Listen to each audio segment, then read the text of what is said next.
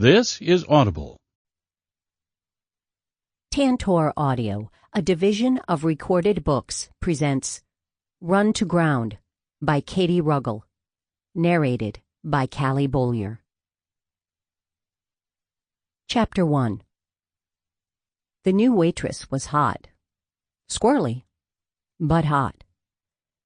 Theo always got to the diner early for the Canine Unit's breakfast and informal roll call. Those 15 minutes before Otto and Hugh showed up usually were, if not exactly peaceful, at least a break from having to hide the mess he'd become. This morning, though, he was distracted by the way the dark-haired stranger kept trying not to stare at him. Since she didn't seem to be bothered by anyone else in the diner, Theo assumed his uniform was making her nervous, and her nerves were putting him on edge. He caught himself watching her 4 times already, and he'd only been in the diner for 5 minutes. A mug thumped on the table in front of him, and Theo turned his frown toward Megan. They had a morning ritual. He scowled. She aggressively delivered his food and coffee. Neither said a word. This morning, as Megan was turning away, Theo was almost tempted to break the silence.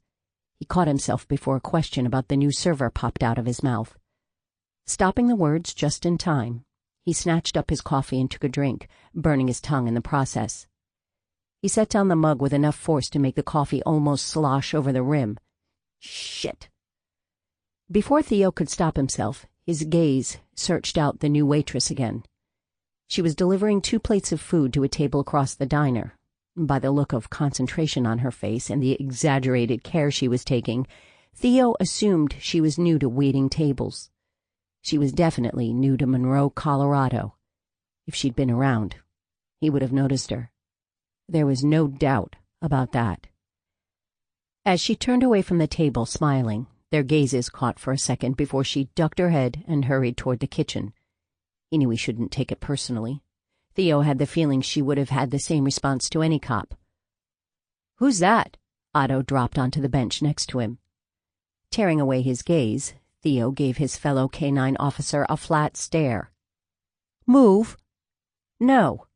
Otto stretched out his legs until his lumberjack-sized boots bumped the opposite bench. "I always sit here." "Just for the past 2 months."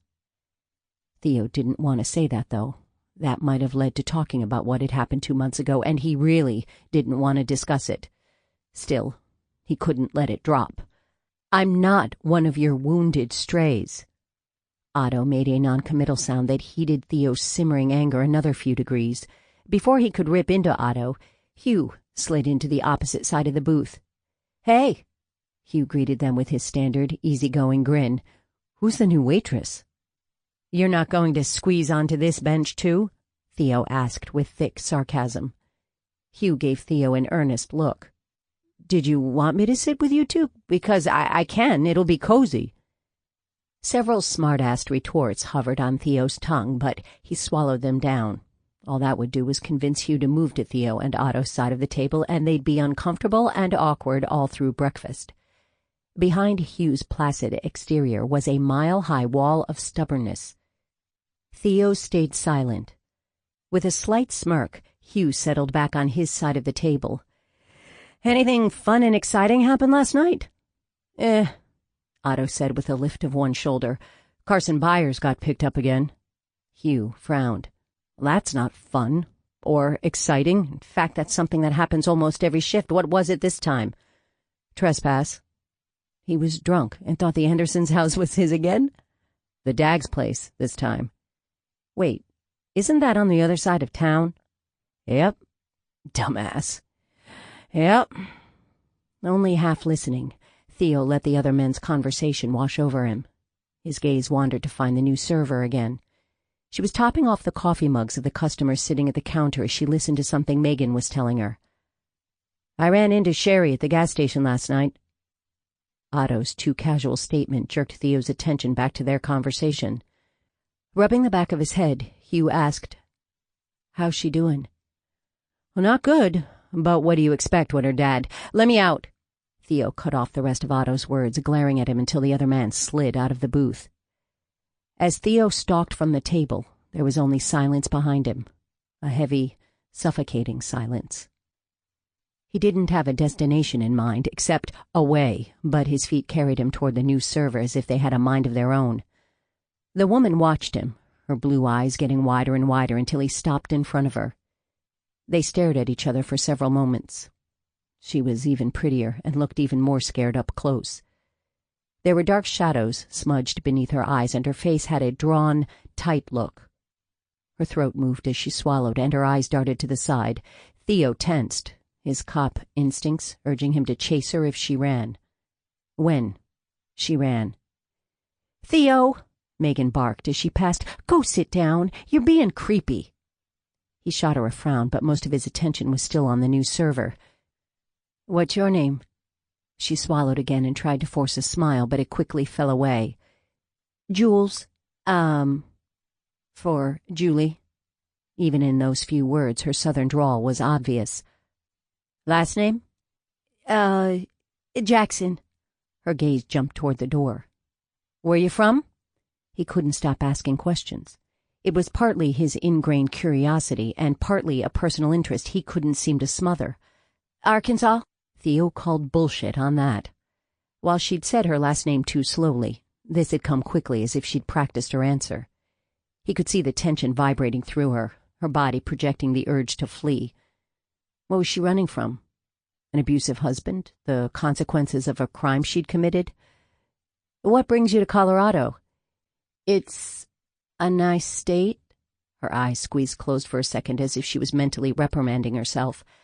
Every glance at the door, every stifled flinch, every half-assed response made Theo more suspicious. "You move here by yourself?" Her hunted gaze fixed on Megan's back, but the other server was occupied helping a little boy get ketchup out of a recalcitrant bottle and didn't see her silent plea. "I should get back to work." "Wait." Without thinking, he reached for her arm. "Theo?" Hugh stood right behind him, and Theo's jaw tightened as his hand dropped to his side. Why did they feel a need to watch him like he was a ticking bomb? "Food'll be here soon." Theo didn't want to return to the table, didn't want to eat, didn't want to talk about Sherry or anything else. What he did want was to find out more about the new, pretty, squirrely waitress whose name may, but more likely may not, be Julie Jackson. Jules. He was tempted to send Hugh back to the table without him, but what was the point? All she would do was keep lying, badly. Later, in the squad car, he'd run her name, although Julie Jackson from Arkansas would produce enough hits to keep him busy for months. He'd give it time. They were at the diner every morning. He'd have plenty of opportunities to try to get information, assuming she didn't skip town first. Ignoring his screaming instincts, his curiosity, his interest, he gave a short, reluctant nod and returned to the table. He could wait. Still, it was hard not looking back. Chapter 2. 1 week earlier. "Mr. Espina." Jules's voice cracked on the last syllable.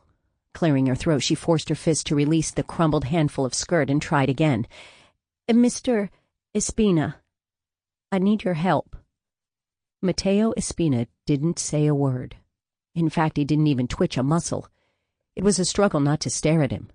He was just so different than his brother that it was hard to believe the two were related. For over 3 years, Jules had worked for Luis Espina, and she'd never, ever been this nervous. Luis was a chatterbox who wore a constant, beaming, contagious smile on his round face. His brother, on the other hand, was all hard lines and angles, glaring eyes and stubble. Even the tattoos peeking from his shirt collar and rolled-up cuffs looked angry. Jules realized she'd been silent for much too long, and she had to hide her cringe. It had been almost impossible to set up this meeting with Mr. Espina, and she was crashing and burning, not even 5 minutes and 10 words in.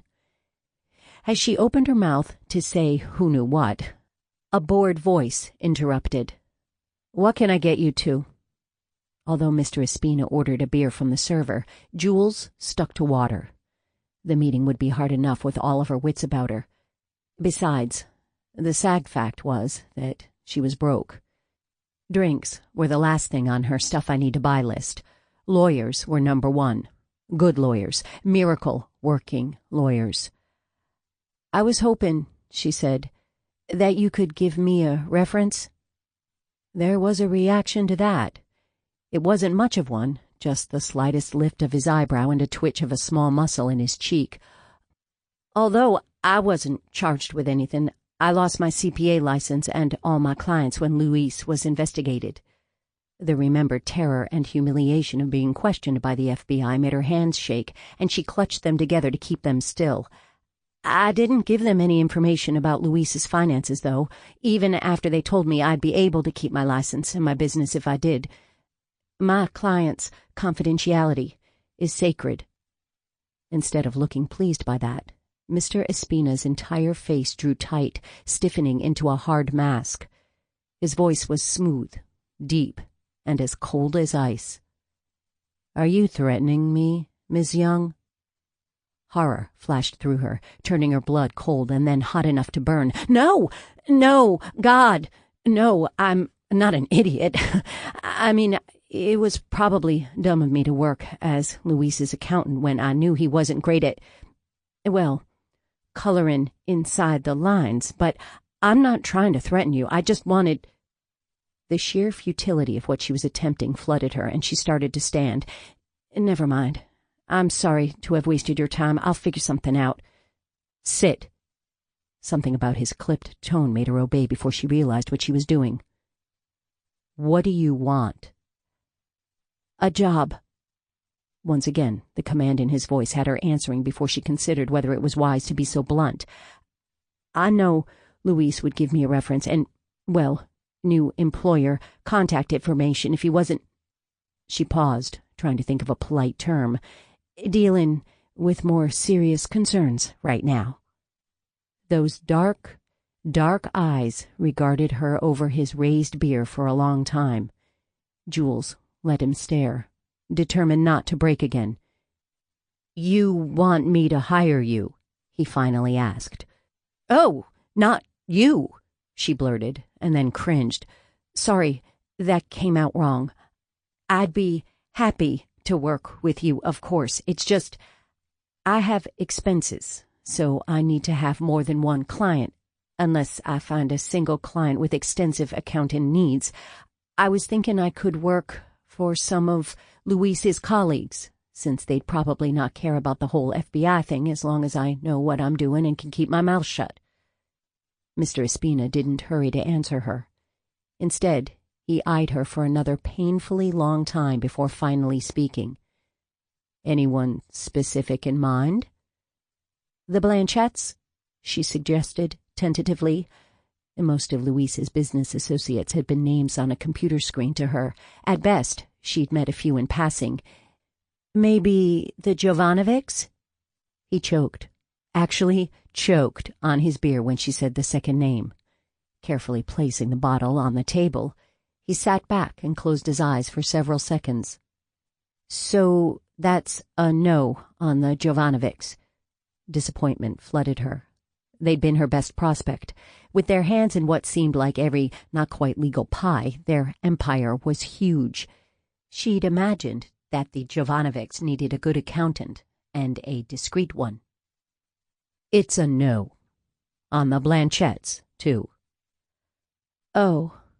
Her disappointment was quickly heading toward despair. "Is there anyone you could recommend?" "No." That single, bald word made Jules's eyes burn with threatening tears. She wasn't a crier. Even as a little girl, she'd rarely cried. It was just that Mr. Espina had been her only hope of getting the kind of job she needed to afford the kind of lawyers she needed. Her tough 16-year-old brother had actually cried on the phone with her the night before, cried and begged to live with her. If Sam was breaking, God only knew how bad it was getting for him and the younger kids. This had been her one clear chance to get the money she needed to help them. Staring at Mr. Espina's expressionless face, she felt the last of her dwindling optimism being sucked out of her, leaving Jules hopeless and planless and heartbroken. She bit the inside of her cheek hard enough to shock herself out of self-pity. This wasn't the end of her dream. This couldn't be the end.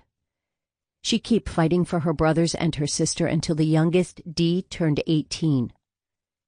Even if Jules was broke and lawyerless, she'd still do whatever it took to get her siblings out of that house. Jules stood as well as she could on shaking legs and said, "Okay. Thank you, Mr. Espina." "Sit." This time, she managed to resist the compulsion to obey and moved until she was standing next to the table. Digging in her purse, she pulled out a crumpled 10 and laid it next to her untouched water. Even though Mr. Espina hadn't been much, or any, help, he had met with her. Also, he hadn't killed her. The least she could do was buy his beer. "Thank you for your help, but I need to go now." She tried and failed to force a smile. "Job hunting to do." She turned to leave. "Ms. Young." Automatic courtesy made her stop and look over her shoulder. "No matter what lawyer you hire, you will never get legal custody of your brothers and sister." Her entire body jerked as if he'd stabbed her. It wasn't only the shock of realizing that Mr. Espina, a stranger, and a terrifying one at that, was aware of her family's situation. She'd never allowed herself to consider that she might fail to get custody. Hearing the words out loud was more horrible than she'd ever imagined. "How did you— What?" she wheezed, her hand pressed to her chest. Mr. Espina gestured toward her recently vacated seat, and she managed the few steps back to the table and plopped down on the bench. Her knees had gone even more wobbly, and she knew she had to sit before she fell. "As you said, you could have made it worse for my brother. I appreciate that you didn't." Her stunned brain didn't register the words for a minute. Confused, Jules stared at him. "Then why aren't you helping me?" "I am helping you." He pulled out his cell phone and tapped at his screen. Even the way he did that screamed aggression. Jules's cell chirped from her purse. Instead of checking the text, she kept her gaze fixed on Mr. Espina.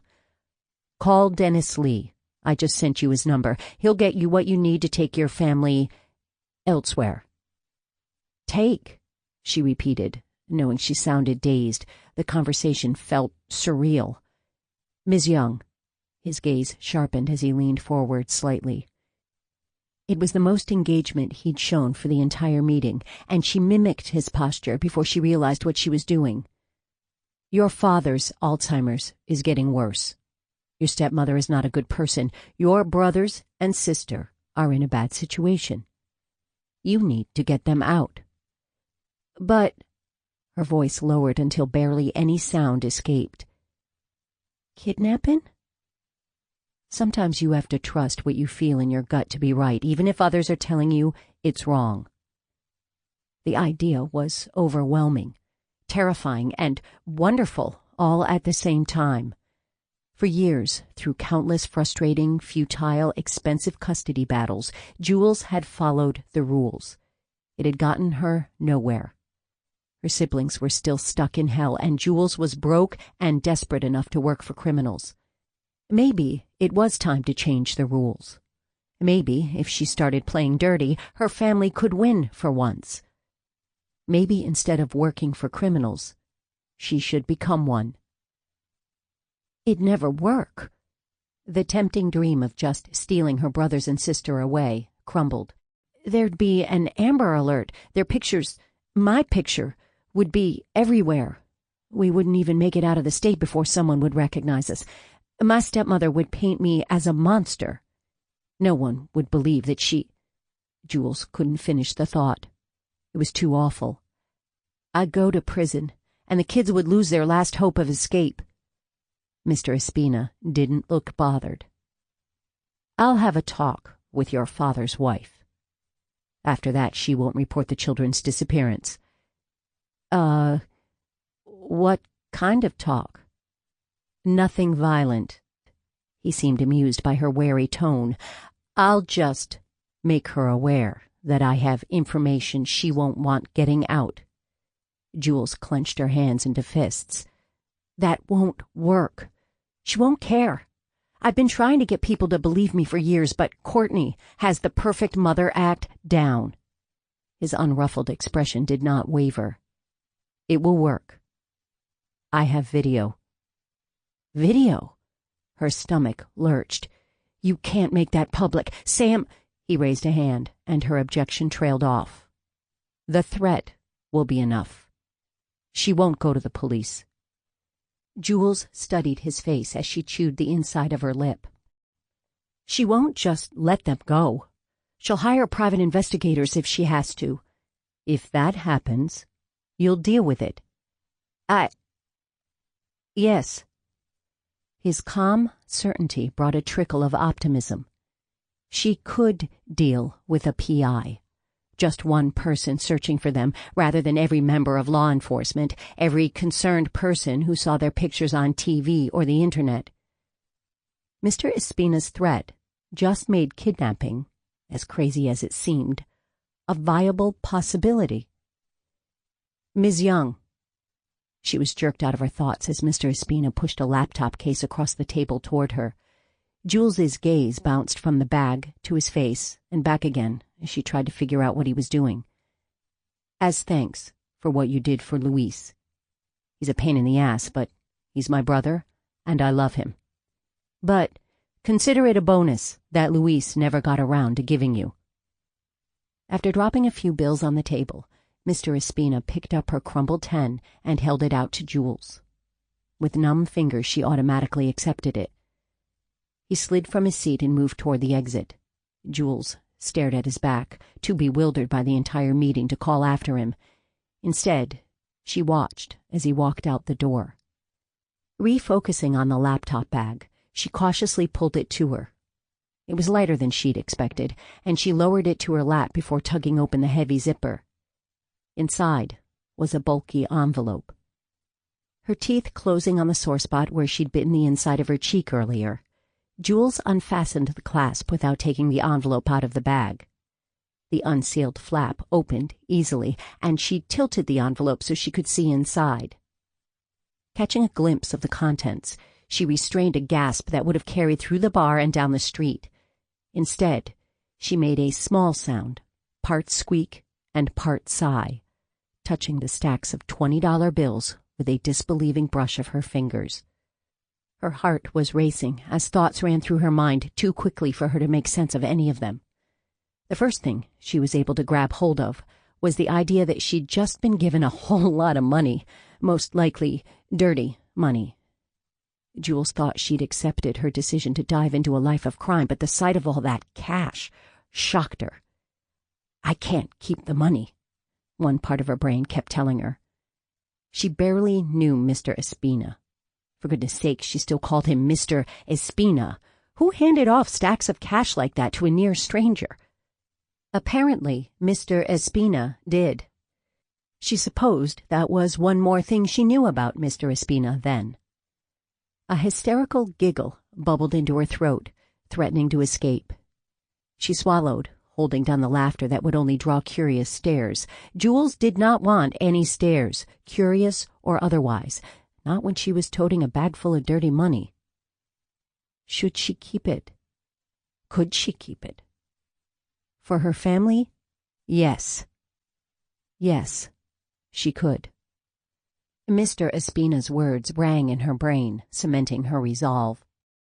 She'd wasted enough time, left her siblings in that hellhole for too long. It was time to do what she had to, no matter how badly it scared her.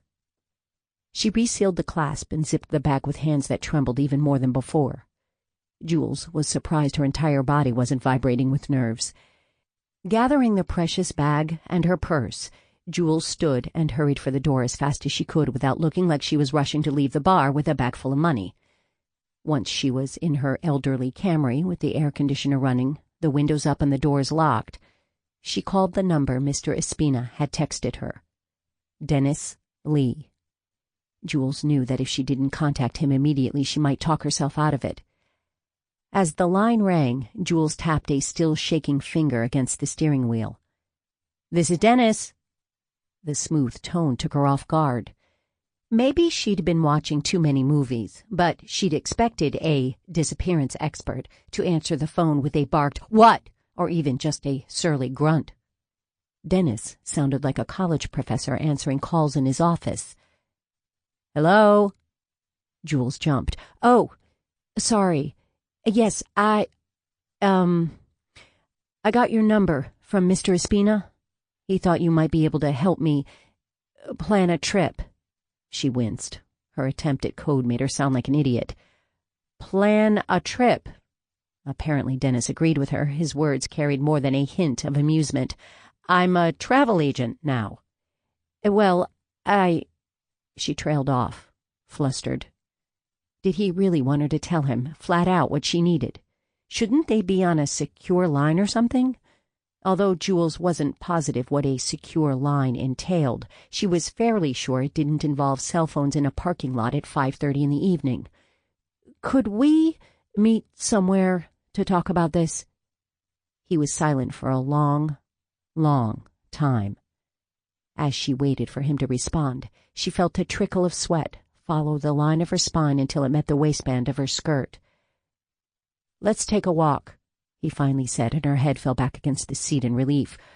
"Are you familiar with Collins Park?" "Yes." Glancing at the digital clock, she did some mental math. Taking the rush hour traffic into account, she'd be able to make it there in about an hour. "I'll meet you by the dinosaurs at 6. "Oh, but—" Her protests fell into empty air. He'd already ended the call. Jules let out a puff of breath and tossed her phone into the passenger's seat. Reversing out of the parking spot, she set her jaw. She was going to do this. All her efforts to follow the rules had gotten her nowhere. She'd never get legal custody, and her brothers and sister needed to get out of that house. If she had to become a kidnapper to make that happen, so be it. This is it. Jules, former lifelong rule follower, was jumping across the line into felonhood. As she flew out of the parking lot, Jules was a bit disappointed that her tires didn't squeal. Chapter 3. Present Day. The cop was back. Jules fumbled with the sugar packet she was refilling as she tried to watch without him noticing. She had to admit he was gorgeous. In her old life, her other life, she might have flirted with him. Now, she looked at the uniform and all she could see was the prison time it represented. She wanted to hide, almost enough to duck into the walk-in cooler and back and not come out until he was gone. Jules's fear of the cooler, however, with its heavy, safe-like door and exterior light switch and horribly claustrophobic feel, was just slightly greater than her fear of facing the hot police officer. "Seriously?"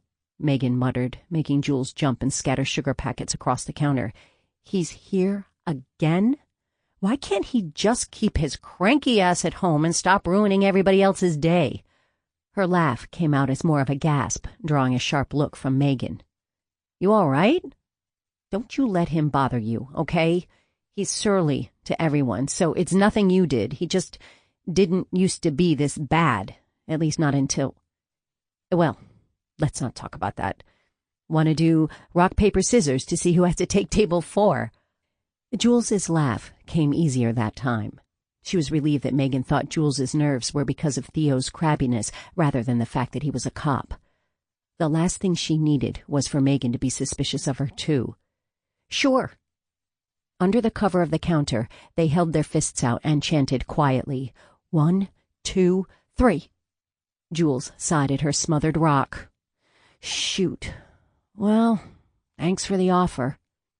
If I were a nice person, I'd take the pissy cop's table anyway."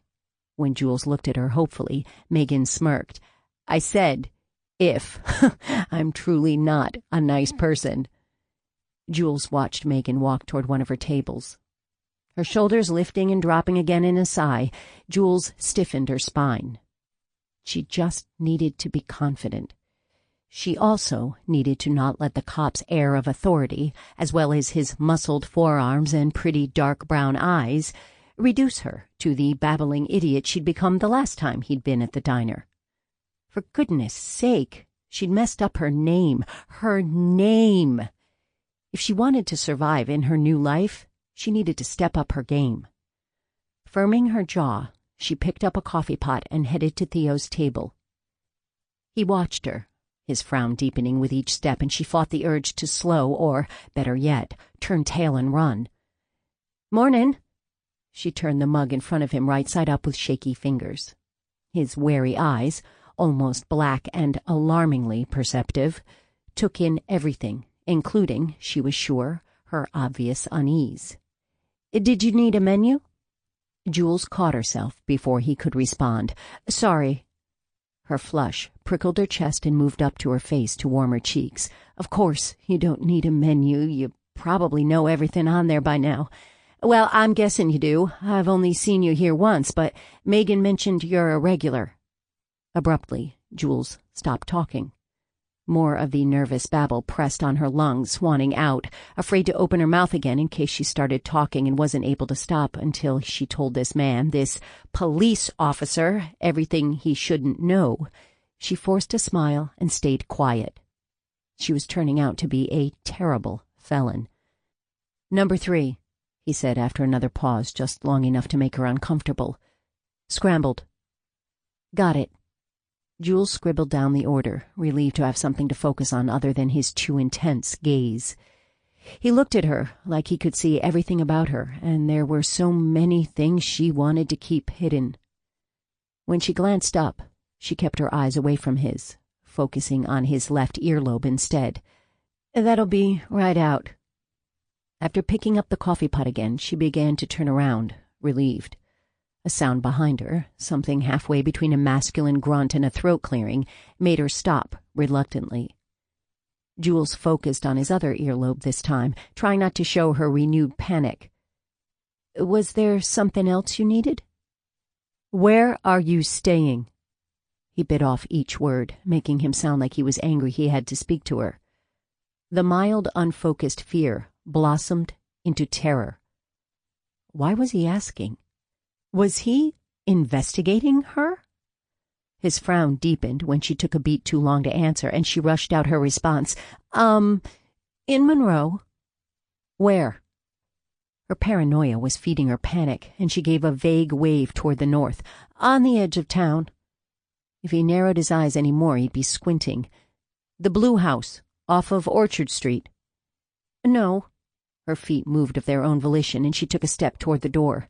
This job was too important for her to run out on her second day, but the cop's questioning was pushing her to the point where she just wanted to escape, paycheck or no paycheck.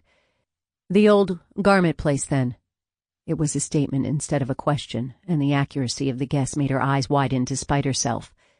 Jules knew fear and guilt must be plastered all over her face. Heard someone had moved in there. Her mind raced as she scrambled to think of the best way to respond, to save this conversation from the quickly approaching crash and burn heading her way. "I'm not sure." She barely caught herself before closing her eyes in exasperation. That was her clever save. "Your address is 32 Blank Hill Lane." Again, he'd said what should have been a question with such certainty that it came out as a statement of fact. "Did you buy it?" "No." Running was beginning to sound better and better. Jules was willing to do pretty much anything to get away from this man, this cop, who knew too much already. "You rent, then?" At her nod, he studied her. She stared back, determined not to say more. Every line in his body was held tightly, from the hard line of his mouth to his forearms to his erect spine. "What brings you to town?"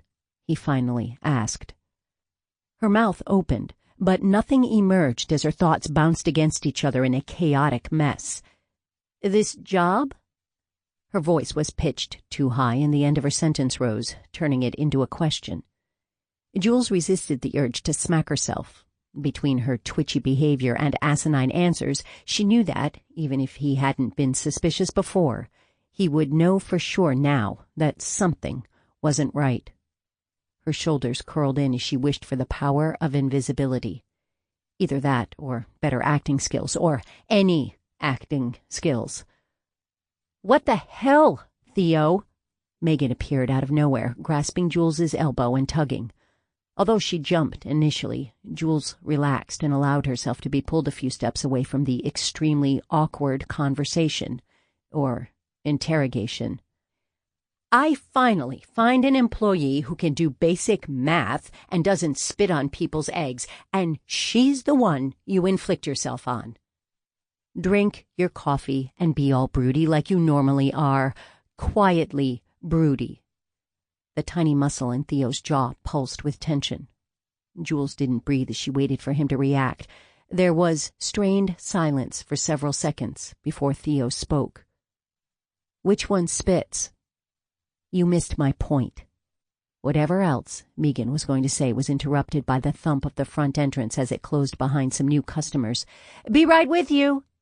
Her gaze never left Theo's face. In turn, he never looked away or flinched. The non-panicked corner of Jules's brain was impressed with both of them. What's up? Another cop came to a stop next to the booth, reaching to gently bump Theo's shoulder with his fist. Although the newcomer was wearing a congenial smile, there was a coiled tension to him. The way he placed his body almost, but not quite, between them and Theo said a lot.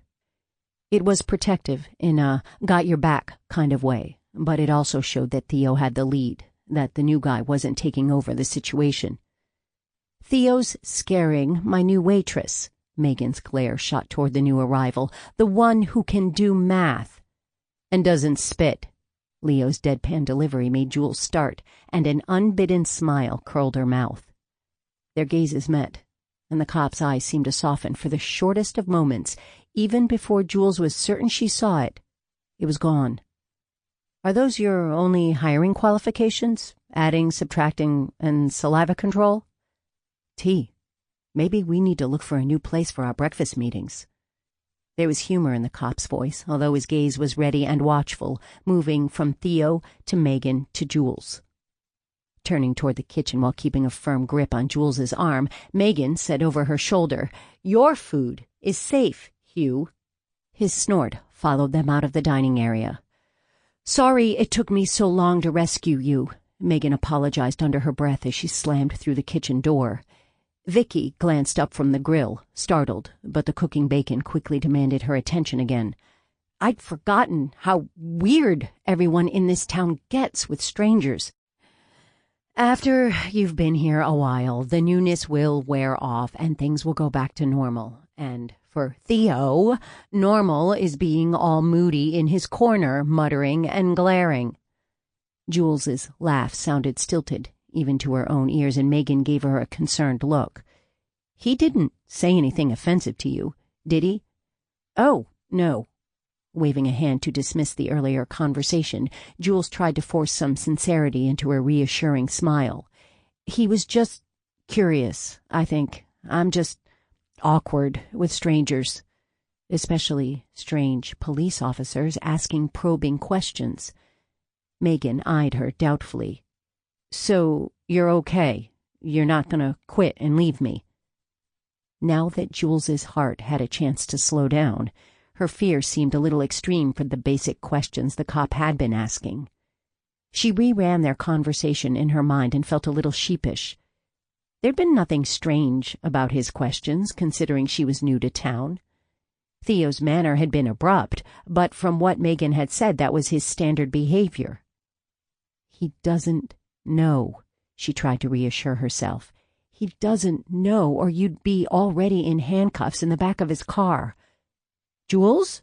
Megan's voice rose. Are you staying? Yanking herself out of her warring paranoia and common sense, she sent her boss a smile.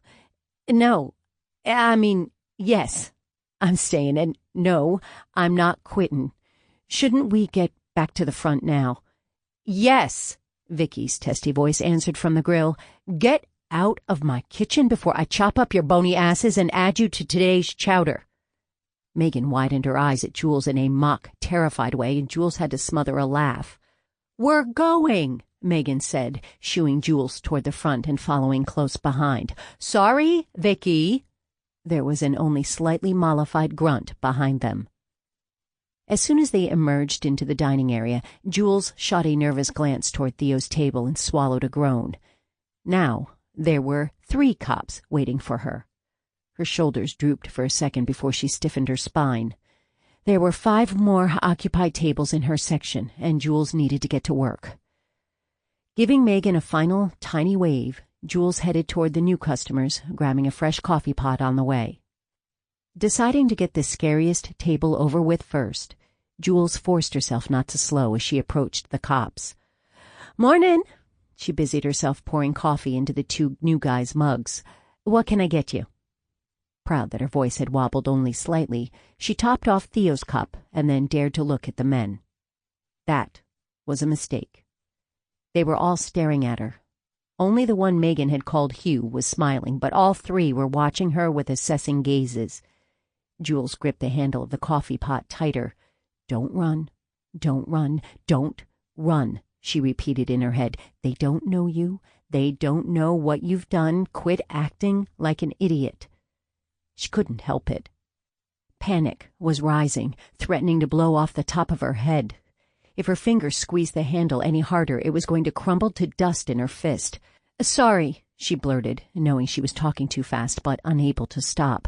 "Let me run and see if anyone else needs coffee, and then I'll put the pot back. I need 2 hands for my notebook and pen since I'm still writing down orders. I'm sure I'll be memorizing them soon, and I'll know what you guys get without having to ask, but everything is new right now since this is only my 2nd day working here, so if you could just give me a minute."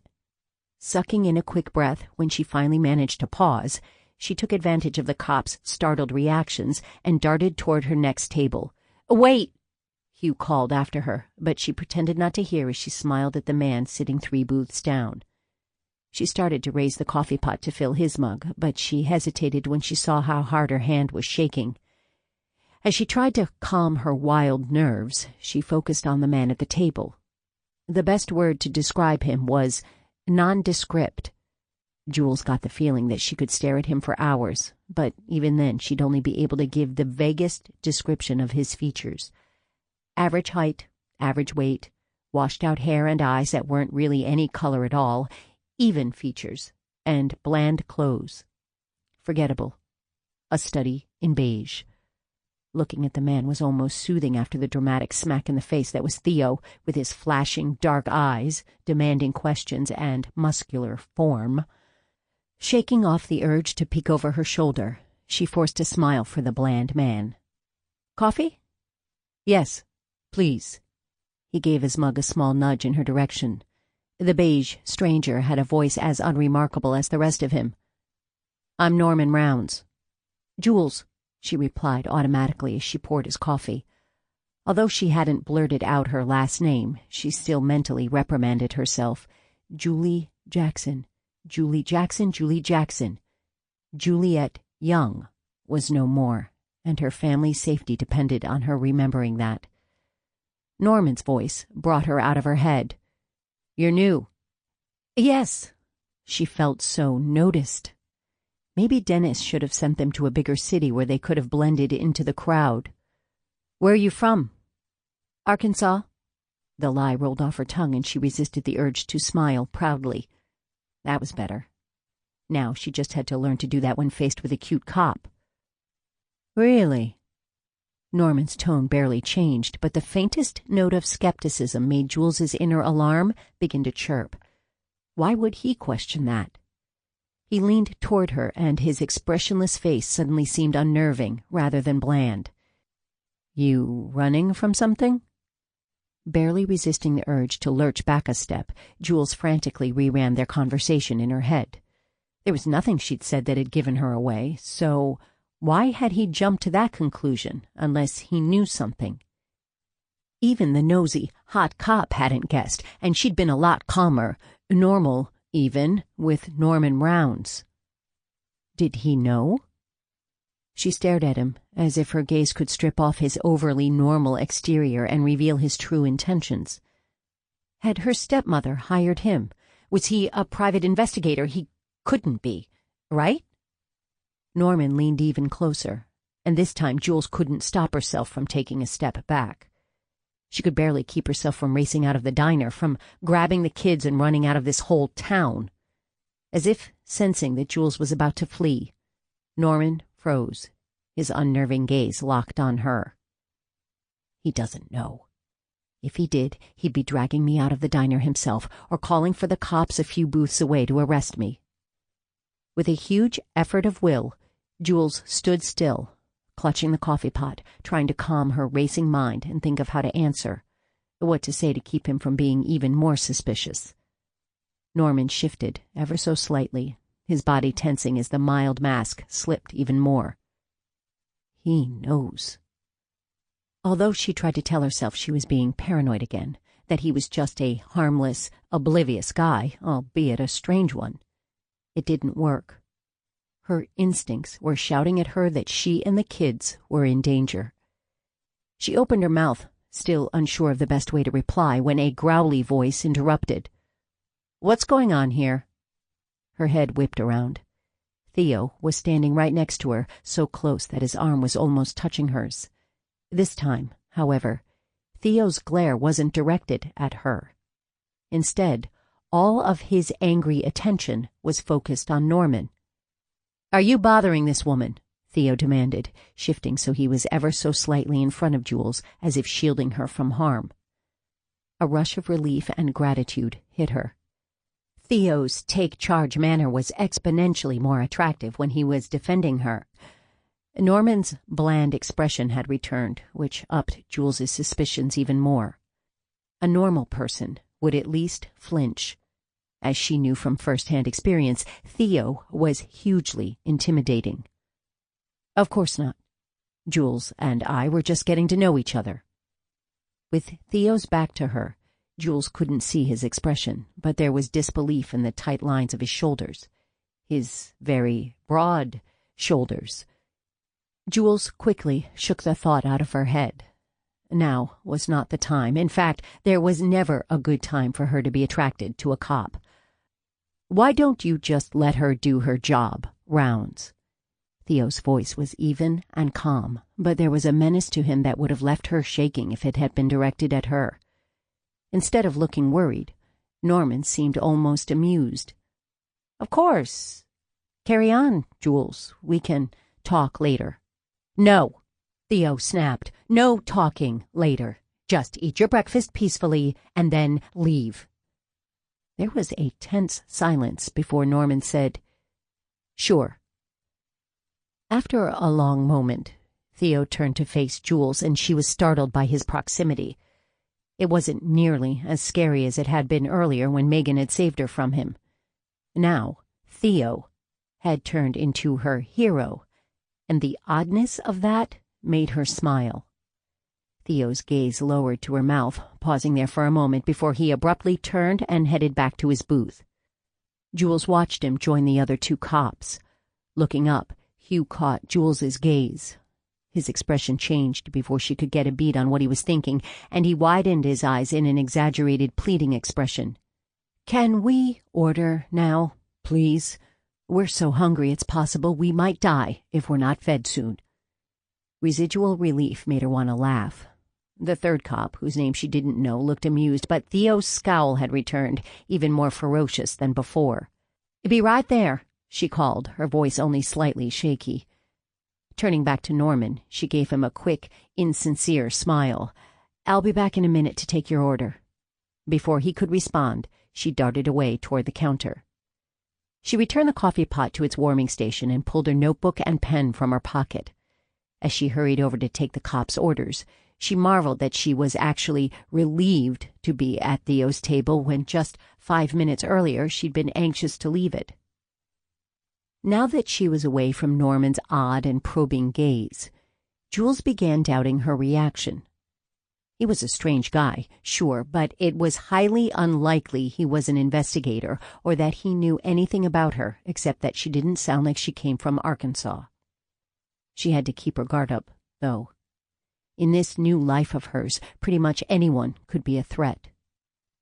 She tried not to glance at Norman 3 booths over as she smiled at the 3 cops, including her crabby, reluctant hero. "Sorry about the wait. What can I get you?" It was all a matter of what or who was the biggest threat. "Viggy, here!" The Belgian Malinois huddled in a forlorn heap on the far side of his kennel. He didn't even turn his head at the command. As Theo stared at the dog, guilt and grief churning inside him, chewing away at his carefully constructed wall of numbness, he resisted the urge to punch the concrete wall dividing the enclosures. "Damn you, Don." Can't really blame him. Hands fisting, Theo whirled to face Hugh. "Just saying," Hugh continued in his calm voice. "He's lost Don. It'll be hard for him to trust that you won't leave him too." Although Hugh pretended to be talking about Viggy, Theo knew the words were directed toward him, were about him. The well-meant but heavily-handed platitude made Theo want to punch Hugh in the throat. Theo should be used to that urge, since he'd been feeling it pretty much constantly about everyone with whom he came into contact for almost 2 months. Closing his eyes, Theo drew in an audible breath through his nose, grasping for calm. It wasn't in him anymore, though. There was no serenity, no peace. All he had to offer was guilt and rage and grief and barely leashed violence. He took a second breath, determined to control it. "I know." That sounded almost calm, although the way Hugh's mouth tucked in at one corner showed that his friend knew Theo was faking it. Giving up on convincing Hugh that he wasn't a raging mess, Theo turned back to the dog. "Viggy?" There wasn't even a twitch of an ear. "Here!" "Calling him isn't working. You need to go get him or he'll just keep ignoring your commands." Although Hugh's tone was even and not judgmental at all, another surge of anger flashed through Theo. He knew too well how Viggy felt, the bone-deep sadness that made it impossible for anything else to matter. If he went and forced Viggy out of his corner, it wouldn't help. It wouldn't bring Don back. It wouldn't make Viggy accept that Theo was his partner now. "No," he snapped. It sounded harsh, so Theo tried again, attempting to moderate his tone for the second time in as many minutes. "Thanks for the advice, but there's no point. The point is that you have to figure out a way to get through to him or you'll never be partners." Partners. His insides flinched. Partners died, leaving Theo and Viggy behind to try to scrape together what remained of their battered souls. Partnerships were overrated. It'd be better, safer, to continue to walk a solitary path. He glanced at the huddled dog, the very picture of misery. Viggy had already figured that out. Why was Theo even trying to bond with the dog? He could never replace Don, especially now that Theo was a hollowed-out, useless shell. Unable to say anything, or even look at Hugh, Theo turned and stalked out of the kennel. Alone. Chapter 4. 5 days earlier. As the school resource officer led Jules to the office, she shivered. Although she tried to blame it on the cranked-up air conditioning, she knew the cold air wasn't the reason.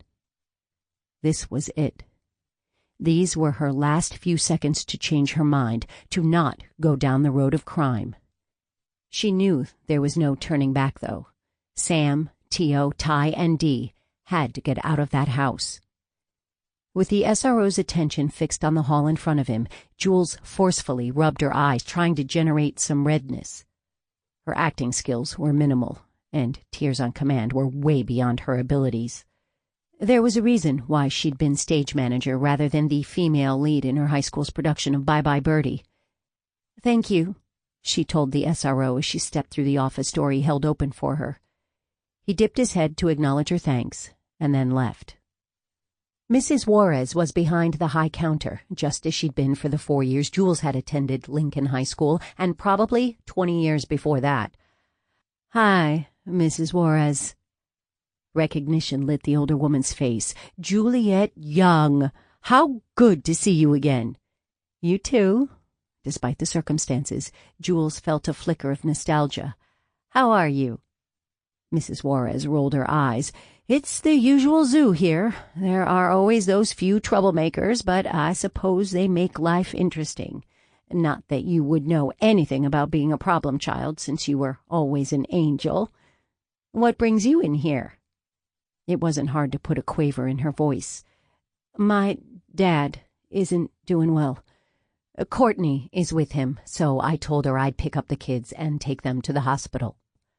"Oh, I'm so sorry."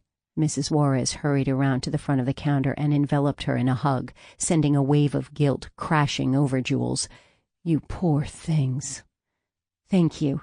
She forced a smile, feeling like the worst scum in the universe.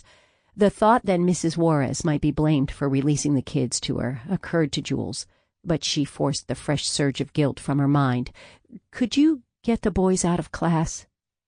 After a final squeeze, Mrs. Juarez released her and bustled behind the counter to sit in front of her computer screen. "Of course. Let's see. Sebastian is in Mr. Hendrick's class, first period. Horatio is with Ms. Garnett and...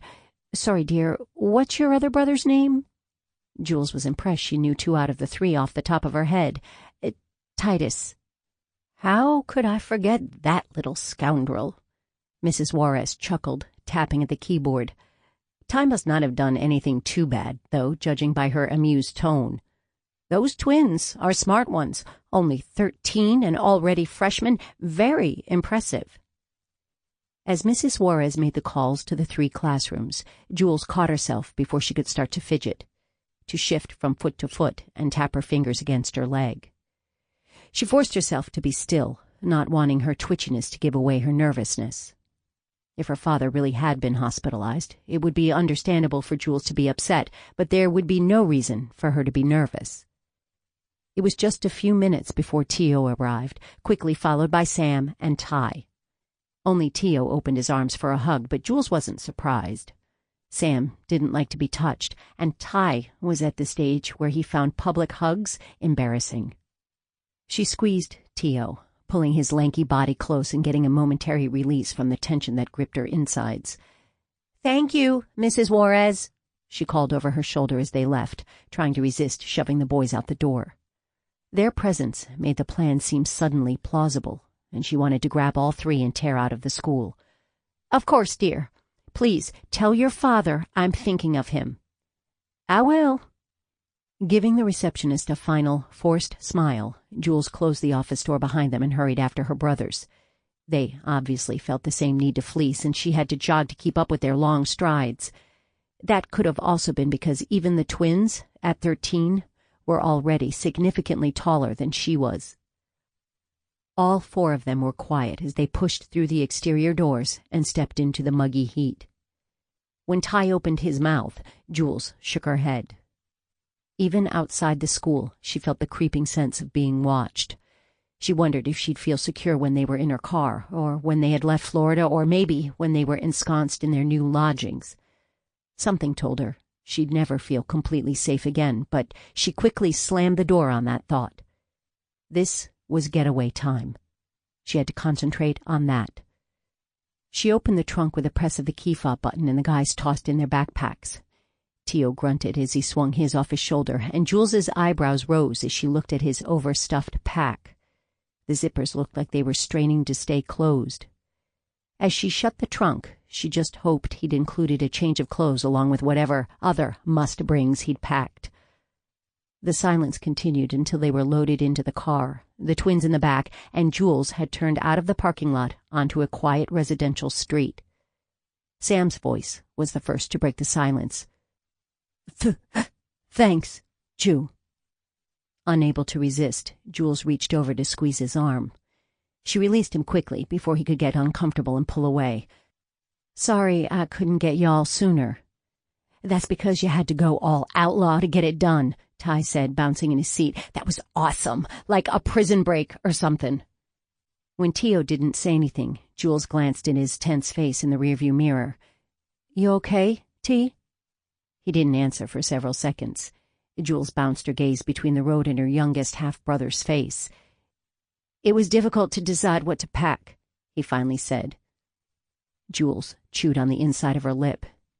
It figured that this would be hardest on Tio since Courtney mostly left him alone. Change wasn't his favorite thing. I know. Are you in the middle of a project? Seed dormancy. I'm working on reducing pre-harvest sprouting. Sorry you had to leave it. Attempting to lighten his mood, she sent him a smile in the rearview mirror. Unless that's what you have stuffed in your backpack. Although she'd been joking, his response was solemn. No, I brought the data files, though. Her stomach lurched. You didn't bring your laptop, did you? Course not, Ty answered for him. We didn't bring any electronics that could be traced. T's stuff is on a flash drive. Oh, and I turned on all our cell phones and hid them on the gator the groundskeeper guy uses. That way, it'll look like we're at school if someone tries to use our phones to track us. Smart, Ty. He shrugged, obviously trying to look less pleased at the praise than he actually was.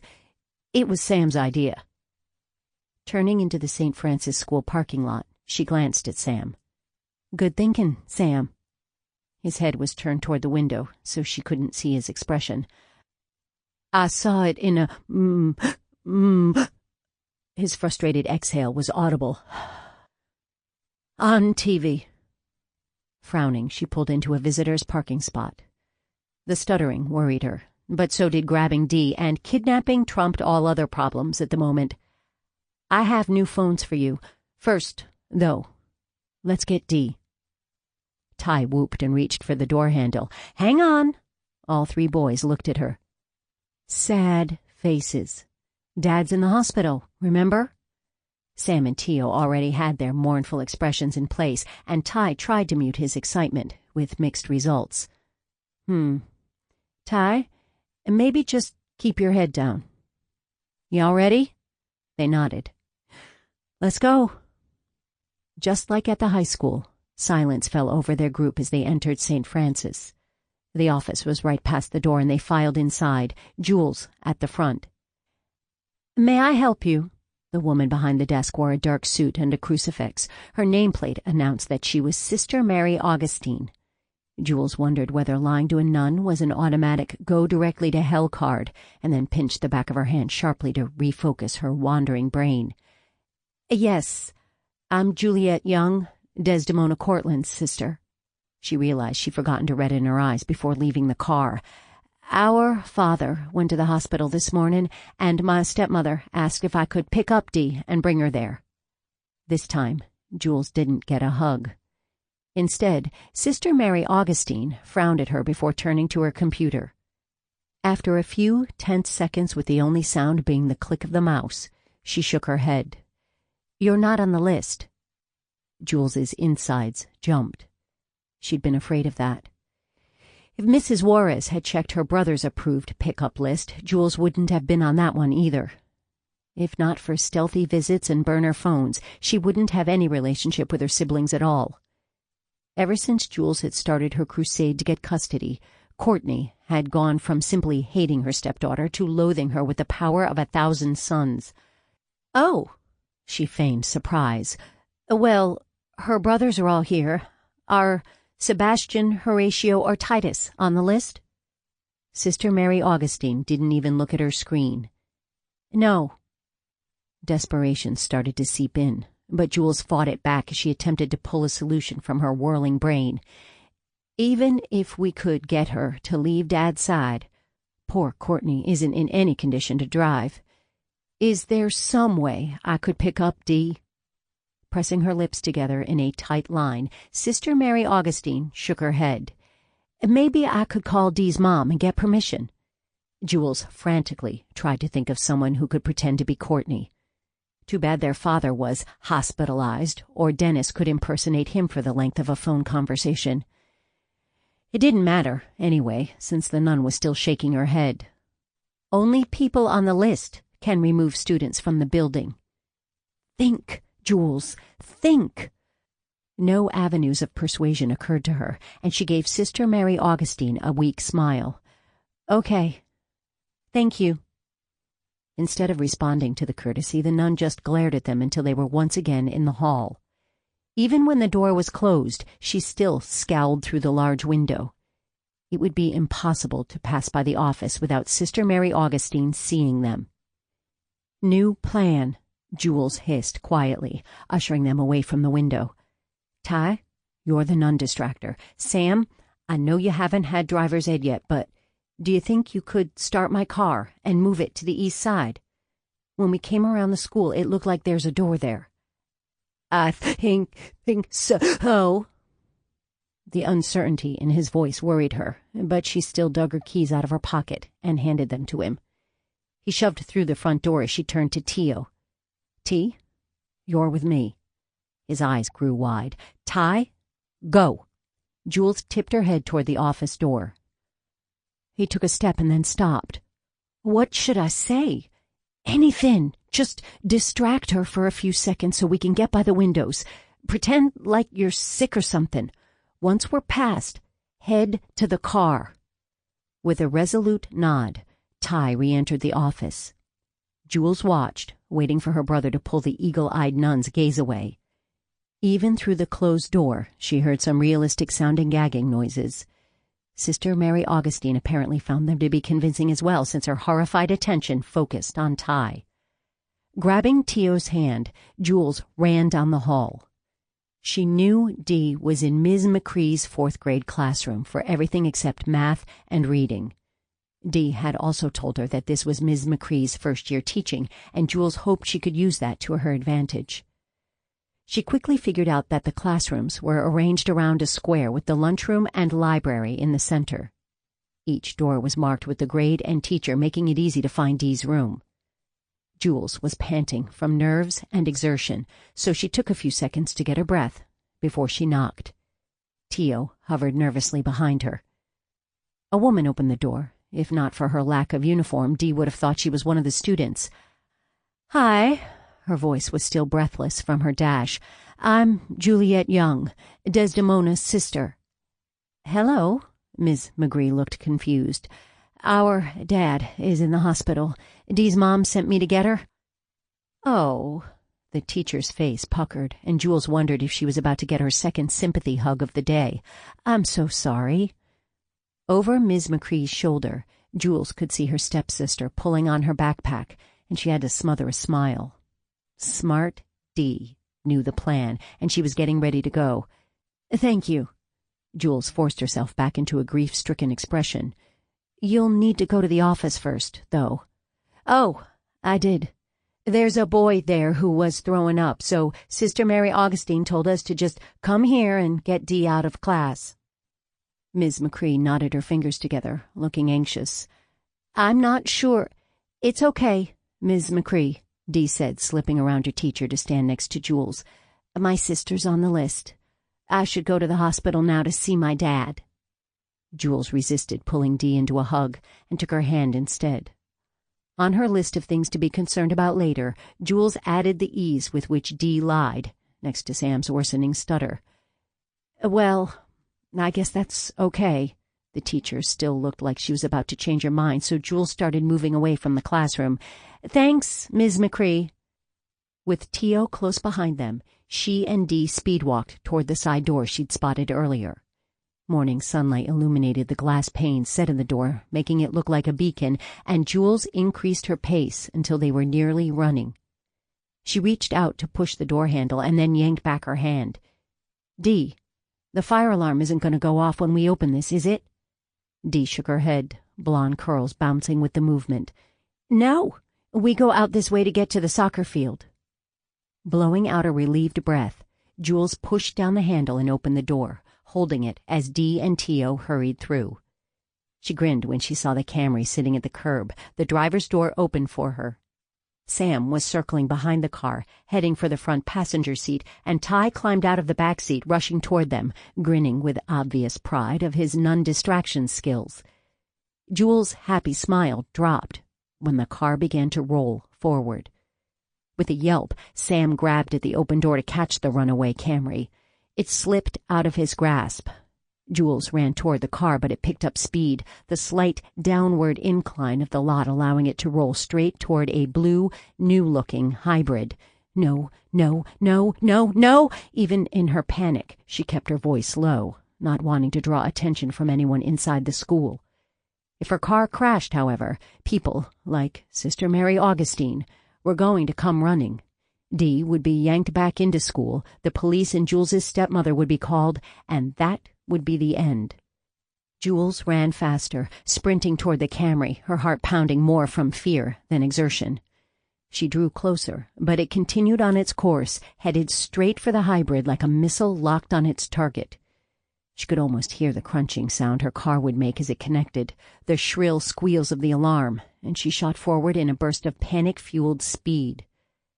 Catching the driver's side door, Jules dove into the car, her foot fumbling for the brake pedal. She hit it hard, and her head jerked forward at the abrupt halt. When she raised her gaze, the hybrid's bumper was hidden by the front of the Camry. The two cars couldn't have been more than an inch or two apart. Sorry. Sam ran up to the still open passenger door, his eyes huge from the scare. Jules imagined hers were pretty wide, too. No problem, she said, sucking in air and forcing her 100th fake smile of the day. With a shaking hand, she reached to pop the trunk. You got it here, and that's the important thing. We can work on your parking skills later. Sam dropped into the passenger seat, as if his legs refused to support him, and Ty climbed into the back. Whoa, was all Ty said. Jules knew he had to have been terrified for him to be robbed of words. Glancing in the rearview mirror, she saw Tio add Dee's backpack to the three already in the trunk. He slammed it closed, and the two of them hustled into the back seat. Jules did a quick head count before backing away from the hybrid. Her whole body was still shaking, and she tightened her hands on the steering wheel in an attempt to hide it. She turned out of the school parking lot, glanced at Sam, and checked the rearview mirror again. Giddiness rose in her, sweeping away the vestiges of her earlier fear. Y'all? All four of her siblings looked at her. We did it! Her laugh was half hysterical, and she quickly sucked it back in before she scared the kids. You have officially been kidnapped. Ty's cheer was joined by Dee and even Tio. Grinning and possibly hyperventilating a bit, Jules looked at Sam. His head was tipped down, but his mouth curled the tiniest bit at the corners. That hint of a smile was the happiest she'd seen Sam in years. It made everything worth it. Jules was a full-fledged criminal now, and it felt good. Chapter 5. Present Day. The call came through just as Theo was about to wrap up his shift. He pivoted away from the locker room door, turning up his portable radio as a surge of relief spread through him. This meant he could delay going home for a few hours. Since his canine partner, Goose, had died of cancer a year ago, Theo's small house seemed echoing and empty, and now, after dawn, his head jerked back as the reminder took him unaware, and he immediately shoved the thought from his mind, forcing himself to concentrate on the dispatcher's words. Repeat, officer requesting assistance at 4278 Green Willow Lane. Booted feet behind him made Theo turn just as Hugh passed him, thumping Theo on the shoulder as he went. What's up? Theo asked, increasing his pace to keep up with the other officer. Wilson spotted a vehicle parked outside the Schwartz compound. Says it looks a lot like the van used by the Golden Sun restaurant robbery suspect. He wants some backup before ringing the doorbell. Theo snorted as they descended the stairs to the underground garage where the squad cars were parked. Don't blame him. Grab Vig before you head to the call. You know how Gordon Schwartz likes to stockpile things that go boom. Resisting a wince, Theo turned toward the kennel on the opposite side of the garage. He took in Viggy's flattened ears and sighed. This wasn't going to go well. As Theo put on the dog's protective vest and harness, Viggy stood listlessly, his tail tucked. A memory hit Theo like a punch to the belly, a flash of Don prepping Viggy the same way 6 months ago, laughing at something Theo had said. For that call, Viggy had been vibrating with excitement, ready to work, so confident and eager and just so fucking happy.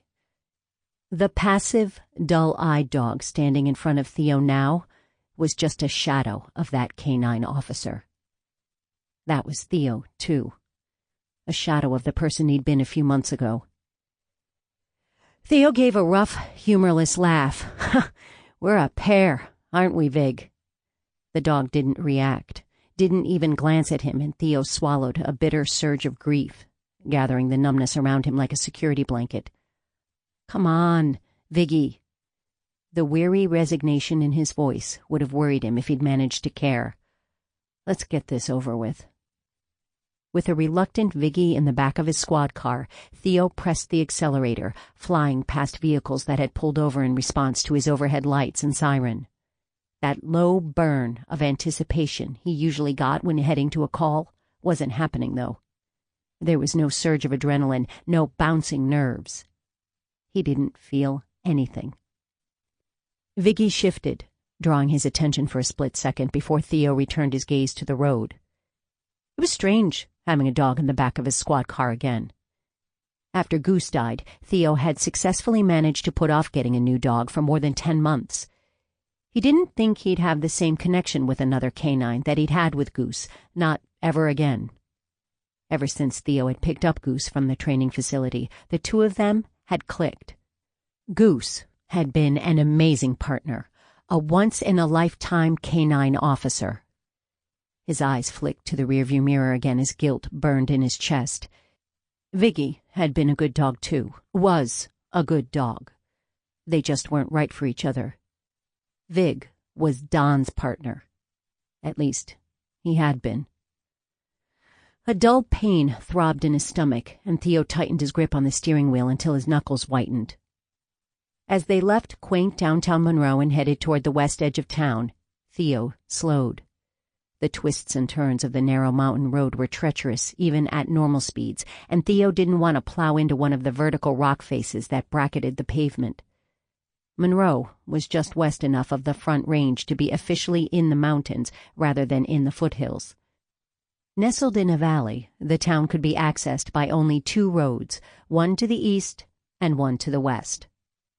As he approached the turnoff to Blank Hill Road, the squirrely waitress popped into his head, again. For some reason, he was thinking of Jules with unsettling frequency. Theo pictured her smile after he told Norman Rounds to back off. It had transformed her face, turning her from pretty to flat-out beautiful. He realized he'd been slowing down, as if he were going to turn toward Jules's house, and he made an annoyed sound as he pressed harder on the accelerator. This preoccupation with Jules had to stop. Despite his resolution, he couldn't help but glance in the side view mirror to catch a last glimpse of the Blank Hill Road sign. Maybe he should swing by after the call was over. After all, he'd be driving right past again. The house she was renting was isolated, and it was obvious she was running from something or someone. He'd do a quick check on her place and then leave. Jules wouldn't even know he'd been there. His breath came out in a huff as he got close to the scene. He needed to stop obsessing. Her suspicious behavior just screamed she'd be trouble, and his life was enough of a mess right now. If only she hadn't smiled at him like that. Theo cut his siren as he turned onto the road leading to Green Willow Lane, but left his overhead lights flashing until he pulled up behind Hugh's squad car. The September sun was starkly bright and warm. Theo automatically checked to make sure the window fan ventilating the back seat was on, and then froze. How many times had he done the same for Goose? Shaking off the nostalgia and grief, Theo strode toward Lieutenant Blissard, the incident commander. As he passed Hugh's car, Lexi, Hugh's canine partner, barked twice. "Bosco!" The lieutenant strode over to meet Theo. "You got Don Baker's dog with you? The search warrants just came through." With a tight nod, Theo turned and returned to his car. Lexi stayed silent that time when he passed Hugo's car. As Theo opened the back door and reached to attach the lead to the dog's harness, Viggy flattened his belly against the floor. Taking a step back, Theo eyed him. Vig was the picture of misery. "I know, buddy," Theo said softly. Every time he looked at Viggy, Theo was hit with a stab of grief. The dog acted exactly how Theo felt. There wasn't time to wallow in their mutual sadness, though. They had a job to do, Their fellow cops' lives depended on him and Viggy doing what they were trained for, even if their hearts weren't in it. "Let's go to work." Although he tried to infuse his voice with excitement, his tone remained flat, as did the dog. "Come on, Vig. Out." Theo pulled on the lead, but Viggy resisted for so long that Theo began to worry he'd have to lift the 70-pound dog and carry him to the scene. "Viggy!" He hauled on the leash again, and the dog reluctantly climbed out of the car. "What's wrong with him?" Blissard asked from just a few feet away. Theo stiffened. He'd been so occupied with getting Viggy out of the car that he hadn't even noticed the lieutenant approaching. Rubbing the back of his neck with his free hand, Theo kept a tight grip on the leash to prevent Viggy from slinking underneath the car to hide. "He's been this way ever since Don—" Theo had to stop when Don's name caught in his throat. "Yeah," Blissard eyed the dog with sympathy. "Think we were all knocked sideways by that." Clearing his throat didn't seem to help move the impediment. "Ready?" he asked gruffly, wanting, no, needing, to change the subject. "Let's do this." Theo squared his shoulders and walked up the weed-choked two-track that led to the compound gates. The sun lit the ever-present mountain peaks towering over the trees, turning the whole scene into a postcard. Holding back a cynical snort, Theo glanced behind at a plodding Viggy. The two of them were as far from a picture-perfect pair as they could get. With a sharp shake of his head, Theo tried to refocus. They just needed to pull themselves together long enough to go in, find the explosives, if there were any, and get out. But he couldn't stop himself from glancing back at the lackluster dog again, feeling an echoing pang of emptiness. Yeah, this is going to be bad. "Gordon Schwartz is talking with one of our negotiators.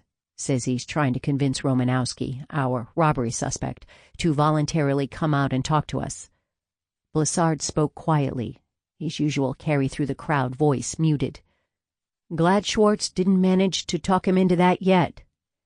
We've been waiting for a while for a way to get a look inside of that place, see what kind of toys our buddy Gordon and his minions have been collecting." Theo grunted acknowledgement before asking, "Any idea what kind of weapons he's got in there?" "No." Lines of displeasure creased the skin between Blissard's bushy gray brows. "We've gotten some unreliable witness accounts that claim his collection is anywhere from a couple of shotguns all the way to a fully stocked armory. Best guess is that it's somewhere in the middle to arsenal range. Schwartz is teetering on the edge of crazy, and I'd rather know what he's got stockpiled before we're involved in a standoff." Theo made a wordless sound of agreement as they approached the closed compound gates. "You're not coming in!" yelled a short, stocky man on the inside of the gate. Theo had seen him around enough to recognize him as Gordon Schwartz. "This is my home. You can't come inside my house without my consent. If you try to break in here, you fascist bastards will be trampling my constitutional rights." Hugh, the closest officer to the fence, raised a hand in a placating gesture even as his posture stayed alert. "You're not in trouble, Gordon. We just need to come inside to talk to Romanowski." "He's coming out." Schwartz glanced over his shoulder, the tension on his face belying the certainty in his voice. "Give me a little more time. I'll keep talking to him, and he'll come out." Blissard strode forward until he was standing next to Hugh. As Theo stopped well back from the gates, Viggy slunk to the end of his leash and sat as far from the compound as he could get, his ears flat and unhappy. "Fuck your warrant!" The yell from Schwartz drew Theo's full attention, and a tense readiness rippled through the crowd of cops. With a whine, Viggy leaned against Theo's hold on the leash, his tail curled between his hind legs. Theo knew that if Viggy weren't restrained, he'd be running back to the safety of the car. It hurt to see how timid the formerly confident dog had become. "It's nothing. It's a piece of paper. You know what piece of paper trumps your search warrant? The Constitution of the United States, and the Constitution says that I have the right to protect my home." A year ago, hell, even 2 months ago, Theo would have been buzzing with adrenaline, alert and ready for whatever was going to happen. Now, He just felt a heavy wave of weariness press down on him. It was just another day, another call, another rotation of the hamster wheel, another chance for one of his fellow cops to get hurt or killed or messed up in the head. His muscles ached with the pressure of his resignation. "Gordon," Hugh soothed, shifting so he blocked an impatient-looking Blessard from Schwartz's view. Theo marveled at Hugh's seemingly endless supply of patience. "We don't want to step on your rights. All we need to do is go in, get Romanowski, and then we'll be off your property." Mrs. Lee was injured in that robbery. With the suspect walking free, she's terrified all the time. We need to bring in the guy who hurt her so she can sleep at night. Don't you think Mrs. Lee deserves that? Schwartz's rigid posture softened slightly, and Theo felt everyone's tension ease. "Yeah," Schwartz mumbled. "I barely know the guy. I'd never hurt an innocent like that, not for money." "We know, Gordon." Hugh reached through the gate and squeezed Schwartz's rounded shoulder. "We're on the same side. The side of justice." Theo clenched his jaw, holding back a sardonic snort at the cheesy graphic novel dialogue. The side of justice. He was going to have to give Hugh so much shit for that later. "You're just going to go in, grab Romanowski, and leave," Schwartz repeated, still sounding wary but much more compliant than he had just a few short minutes before. Cheesy or not, Hugh's superhero speech was working. "That's it." Hugh held Schwartz's gaze steadily. "First, though, would you agree to letting our explosives dog take a sniff around just for the safety of our officers?" His shoulders jerking back into his earlier tense posture, Schwartz shot a furious glare toward Viggy and snarled, "No dog! No way! I know how you people work. You'll come in here, into my house, and plant evidence against me. No one's coming in."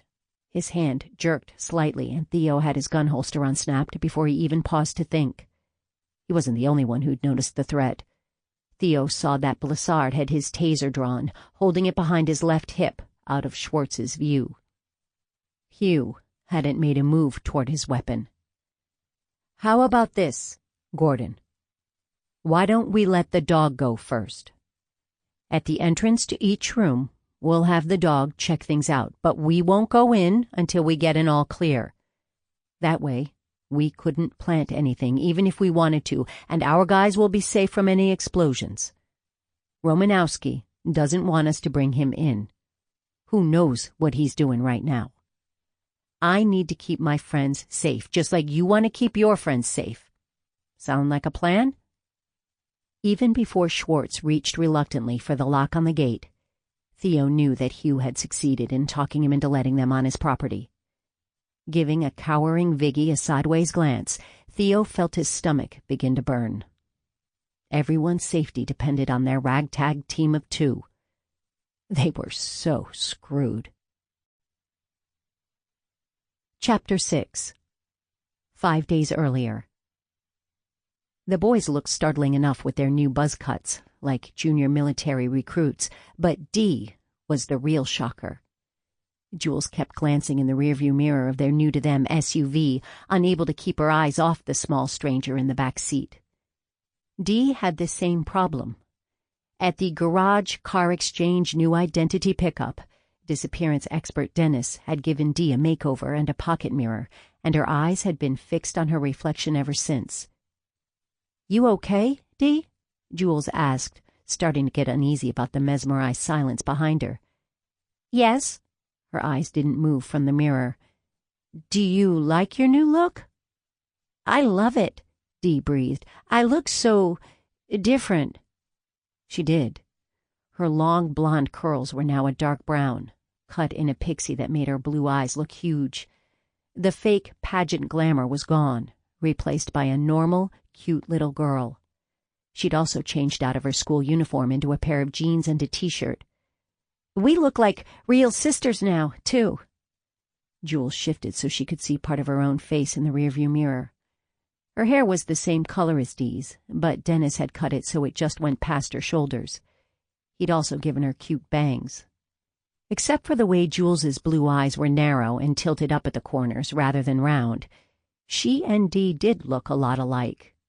"We've always been real sisters, Dee," Jules said teasingly. She passed a semi. "I know," Dee said to her mirror, "but now we really look like sisters." Ju? Sam's abrupt tone made her tense. Glancing behind her, she knew what he was going to say even before he could force it out. Cops. The highway patrol car was right behind her. Even though she knew the cruise control was set at 2 miles per hour below the speed limit, she still had to resist the urge to slam on the brakes. "Don't be an idiot, Jules," she muttered. "Just stay calm." Without touching the brake pedal, she signaled and moved into the right lane in front of the semi. The patrol car moved over as well, staying behind them. As if he'd sensed the tension in the car, Ty woke from his doze with a snort. "What's going on?" "Cops behind us," Tio said tightly. "Shit! Language!" Jules snapped. "Seriously?" Ty gave a short laugh. "I think cops on our tail deserves a shit or two, maybe even a fuck." "Swearing is a bad habit." Realizing she had a death grip on the wheel, Jules forced her fingers to relax. Her siblings couldn't know how close to blind panic Jules was. What if Mr. Espina hadn't had that talk with her stepmother? Worse, what if he had threatened her with exposure and Courtney had called the cops anyway? Were the kids' pictures plastered over every TV and computer and phone screen from Tampa to Seattle? Her breath caught in her chest, suffocating her, and she made herself breathe normally. Hyperventilating while driving was a bad idea. She shoved her frantic worries into the back of her brain and tried to sound as calm as possible, which wasn't very calm at all. "Especially when your little sister is sitting right next to you." "Sorry, Dee," Ty muttered. "It's okay. Courtney swears a lot more than you do." Choking back a mostly hysterical laugh, Jules asked, "Why did you call her Courtney?" "You're seriously asking that now?" Tio interjected before Dee could answer. "When there's a law enforcement officer following our getaway car, especially since Courtney most likely knows by now that you took us out of school, so it's highly probable there is a warrant out for your arrest on multiple kidnapping charges." Each word was precisely enunciated, which was typical of Tio when he was scared. "If I don't relax," Jules said through her teeth, "then I'm going to do something stupid, like hit the brakes or jerk the wheel or, I don't know, roll down the window and flip off the nice cop behind us. I need you to cut me some slack right now." "Sorry." He sounded young and subdued, and guilt rose in Jules for snapping at him. "Go ahead, Dee." "I've forgotten the question," Dee said in a tiny voice. Jules's eyes flicked to the rearview mirror again. Instead of looking at the occupants of the back seat this time, she checked out the squad car. It was a reasonable distance behind them, and the lights weren't flashing, both positive things. All she had to do was not screw up and draw attention to them. I asked why you called your mom Courtney." "I don't know." Dee was quiet for a few moments. "She just seems more like a Courtney than a mom." Despite the situation, Jules had to block a laugh that wanted to escape. "True. She seems more like a bitch than a Courtney," Sam muttered. Now it was even harder not to laugh. "Sam! Language!" "You need to give Sam points for truthfulness, though," Ty said. Jules couldn't stop a snort from escaping. "Don't make me laugh, y'all, or I'm going to go full-on hysterical and won't be able to drive." A glance in the mirror showed the highway patrol vehicle still trailing them. "Should I take the next rest stop exit?" "What if he follows?" Ty asked. "We'll have to stop at the rest area, or it'll look like we're just trying to dodge him." "You're right." Her hands had tightened again, and she peeled her fingers off the wheel before settling them loosely back in place. "Let's keep going, then." As the SUV and its escort continued down the interstate, they all went silent. Jules's gaze flicked to the rearview mirror again, and she froze. The trooper was right behind them, close now. Trying to keep her breathing steady, or at least not start praying out loud, Jules had to force herself not to stare. As close as he was, he'd be able to see her jerky glances, each nervous movement just screaming, "I'm guilty!" Every time her eyes disobeyed and strayed to the mirror, she caught a glimpse of her siblings' pale, frightened faces. Her breathing grew jerky despite her efforts at staying calm as she waited for the cops' overhead lights to flash, for the siren that would force her to choose, pull over or run. As terrifying as the thought of trying to outrun the police was, the alternative was scarier. She'd go to prison, and her sister and brothers would return to that house. That wasn't an option. If the troopers' lights went on, they were running. Every muscle in her body contracted, tighter and tighter with each dragging second until she was quivering with tension. When she saw the sign, the ramifications didn't penetrate for a few seconds. As soon as she grasped what it meant, she laughed, and the sudden sound made Sam jump. What? He growled. "Welcome to Tennessee, Jackson family!" Behind them, the patrol car had switched lanes and slowed, preparing to turn onto an access road across the median. Comprehension eased the tension on Sam's face. "I get it," Ty almost yelled. "State Patrol!" Everyone laughed, relief making them giddy. When Jules finally got her breath back, she had to brush at her watering eyes. "Am I going to feel like that every time I see a cop?" she asked. "If so, I vote we go somewhere without a police force." "Where's that?" Ty asked. "Canada?" Reaching over Dee's head, Tio punched his brother in the arm. "They have cops there, dumbass. Haven't you heard of Mounties?" "Language! We can't say dumbass?" It was Ty who protested. "I won't have a name for most of the people I know." "You won't know them any more." Everyone went silent at the reminder. Jules fought the urge to apologize for stealing them away from their friends, reminding herself they'd agreed it was for the best. "Worth it," Ty said, echoing her thoughts. "Totally," Dee agreed. "Now I don't have to pretend to be friends with Taylor Biggins." "That obnoxious girl from the pageants?" Jules asked, vaguely remembering Dee mentioning Taylor's explosive tantrums. "Yes. Why would you have to pretend to be friends with her?" Jules noticed her arms were shaking, probably from keeping her muscles tense for so long. "From what you've told me, I would have run whenever I saw her." "Mrs. Biggins does the best hair." Dee's voice was matter-of-fact. "Courtney said I had to be friends with Taylor or her mom would drop me, and then I'd get stuck with Mrs. Papadopoulos, and she burns me with the curling iron when I don't sit still."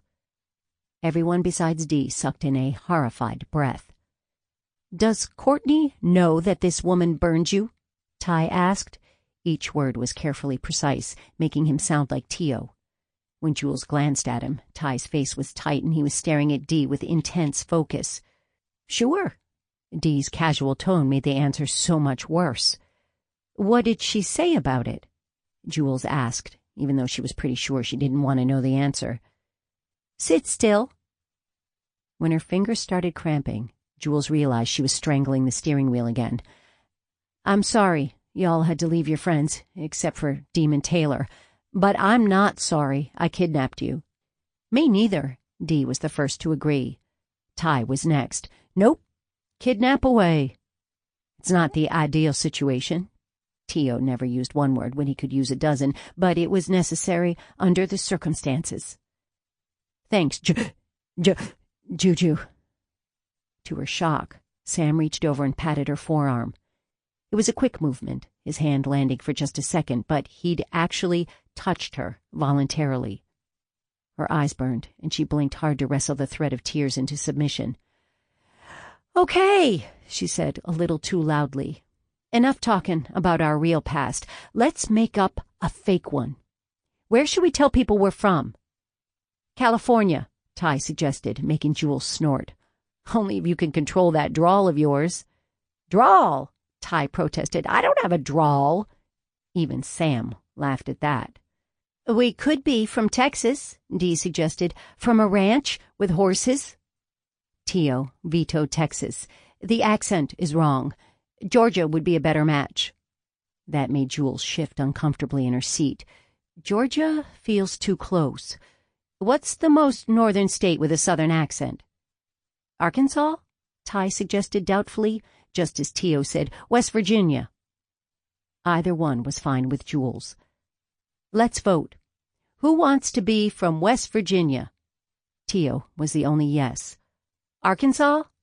Ty, Sam, and Dee all gave their enthusiastic approval. Arkansas, Tio repeated disdainfully. Really? Y'all want Arkansas to be our homeland? I think it's good, Jules said. I could be wrong, but I think fewer people would be familiar with Arkansas than West Virginia, which means less chance of someone catching a mistake if we make one. Tio gave a deep, long-suffering sigh. Fine. Can you hand me the atlas? The Pathfinder they traded for the Camry had come equipped with an actual paper atlas. Until this trip, Jules hadn't used a paper map in years. Pulling it from under his seat, Sam handed it over. What are you doing, T? Dee asked, leaning toward him so she could see the atlas, too. Research. There's not much I can do without access to the internet or books, but at least I can learn some Arkansas geography. Good idea. Why don't you check out our new hometown while you're at it? There were a few moments of silence before Tio asked, Where are we going? Jules snorted. Took you all long enough to ask. It was enough that we were leaving, Ty said, and the others made sounds of agreement. So, where does this bus make its last stop? Excitement fought with nerves as she thought about the place they were going to make their new start. Monroe, Colorado. Chapter 7. Present Day. What in the holy fuck did you do to Don's dog? Uneasy silence followed Blissard's words, broken only by Gordon Schwartz's low snicker. Theo focused on the ugly green tweed couch, clenching and releasing his right fist as he tried to contain his anger. It would be bad to hit Schwartz, and probably even worse to take a swing at the lieutenant. His gaze slid to the gap between the couch and the wall where Viggy had wedged himself as soon as Theo had released him with a command to search. No part of the dog was visible from Theo's position. Guilt and frustration coiled in his belly. Viggy had been the best explosives detection canine when he'd been partnered with Don. With Theo, Viggy wouldn't even search a room. I didn't do anything, he gritted, his churning emotions morphing into rage that coated his words despite his best efforts to control it. Don did that. Blissard made a scoffing sound. What are you talking about? That dog was an explosive-seeking missile when Don was his partner. There wasn't anything wrong with him before. Exactly. Staring at the couch was not helping the fury that wanted to erupt like lava, burning everything in its path. Theo met the lieutenant's critical gaze. There wasn't anything wrong with the dog until his asshole partner ate his own gun and left Viggy alone. Blissard flinched, his head jerking back like Theo had punched him. After his initial shocked look faded, a brick-red flush darkened the lieutenant's face. He opened his mouth but then closed it again after shooting a glance at a fascinated Schwartz. Later, Blissard muttered, and Theo answered with a nod that was more of a shrug. After all, what could the lieutenant do to him? Write a letter of reprimand? Take away Viggy? Theo never really had him anyway. Suspend him? At this point, he didn't know if he'd care if he lost his job. There was really no way Blissard could punish him. Theo had already lost everything that mattered. Turning his back on his glowering lieutenant, Theo walked to the couch. Since he knew calling Viggy wouldn't work, he crouched down next to the sofa. Viggy, who'd mashed his too-thin body into the space between the back of the couch and the wall, panted nervously. Come on, Vig. By reaching his arm as far as he could into the narrow gap, Theo was able to hook his index finger around the leash and draw it toward him. The sight of the crouched animal, the dog that, just 2 months ago, was brimming with confidence and eagerness to work, sent a spike of sorrow into Theo's heart. Let's go home, officer. Viggy raised his head at the word home, his expression alert for the first time in 2 months. Instantly, Theo felt like an enormous dick. To Viggy, home was Don. There was no way for Theo to deliver on what he'd just promised. Grief coursed through him, even as he wanted to punch a hole in Schwartz's drywall. With an audible exhale, Theo stood and pulled Viggy out of his hiding spot. A thump and the sound of running boots made him jerk around and reach for his gun. Blessard was already in the hall, shouting, "Police! Romanowski, stop and drop your weapon!" Feet pounded up the stairs as the lieutenant ran after Romanowski, and half a dozen other cops followed. Theo was halfway to the door, determined to give chase, when a jerk on his arm brought him to an abrupt halt. Viggy. He stared at the crouched dog, all his instincts and training shouting at him to back up his fellow officers. But looking at Viggy, Theo knew he couldn't do it, couldn't force the dog into the line of fire. Viggy was already traumatized. It wouldn't take much more to break him beyond repair, if he wasn't already. A movement in his peripheral made Theo snap his head around to see Gordon slinking toward a hall, a pistol in his hand. "No!" Theo dropped the leash and moved to block Gordon's path. Grabbing the barrel of the other man's gun, Theo disarmed him with a quick upward twist before Schwartz realized what was happening. "You can't take my gun!" Gordon's eyes bulged with fury. "It's my constitutional right to carry that gun." Dropping the magazine into his hand and opening the slide by feel, Theo kept his eyes on Schwartz. "I'm not taking it." He tucked the pistol in one cargo pocket of his BDUs and the magazine in another. "I'm just holding on to it for you. You'll get it back when we leave. If all the paperwork checks out," Theo thought. "Take a seat." Although his mutinous expression didn't lighten, Gordon sank down on an overstuffed recliner.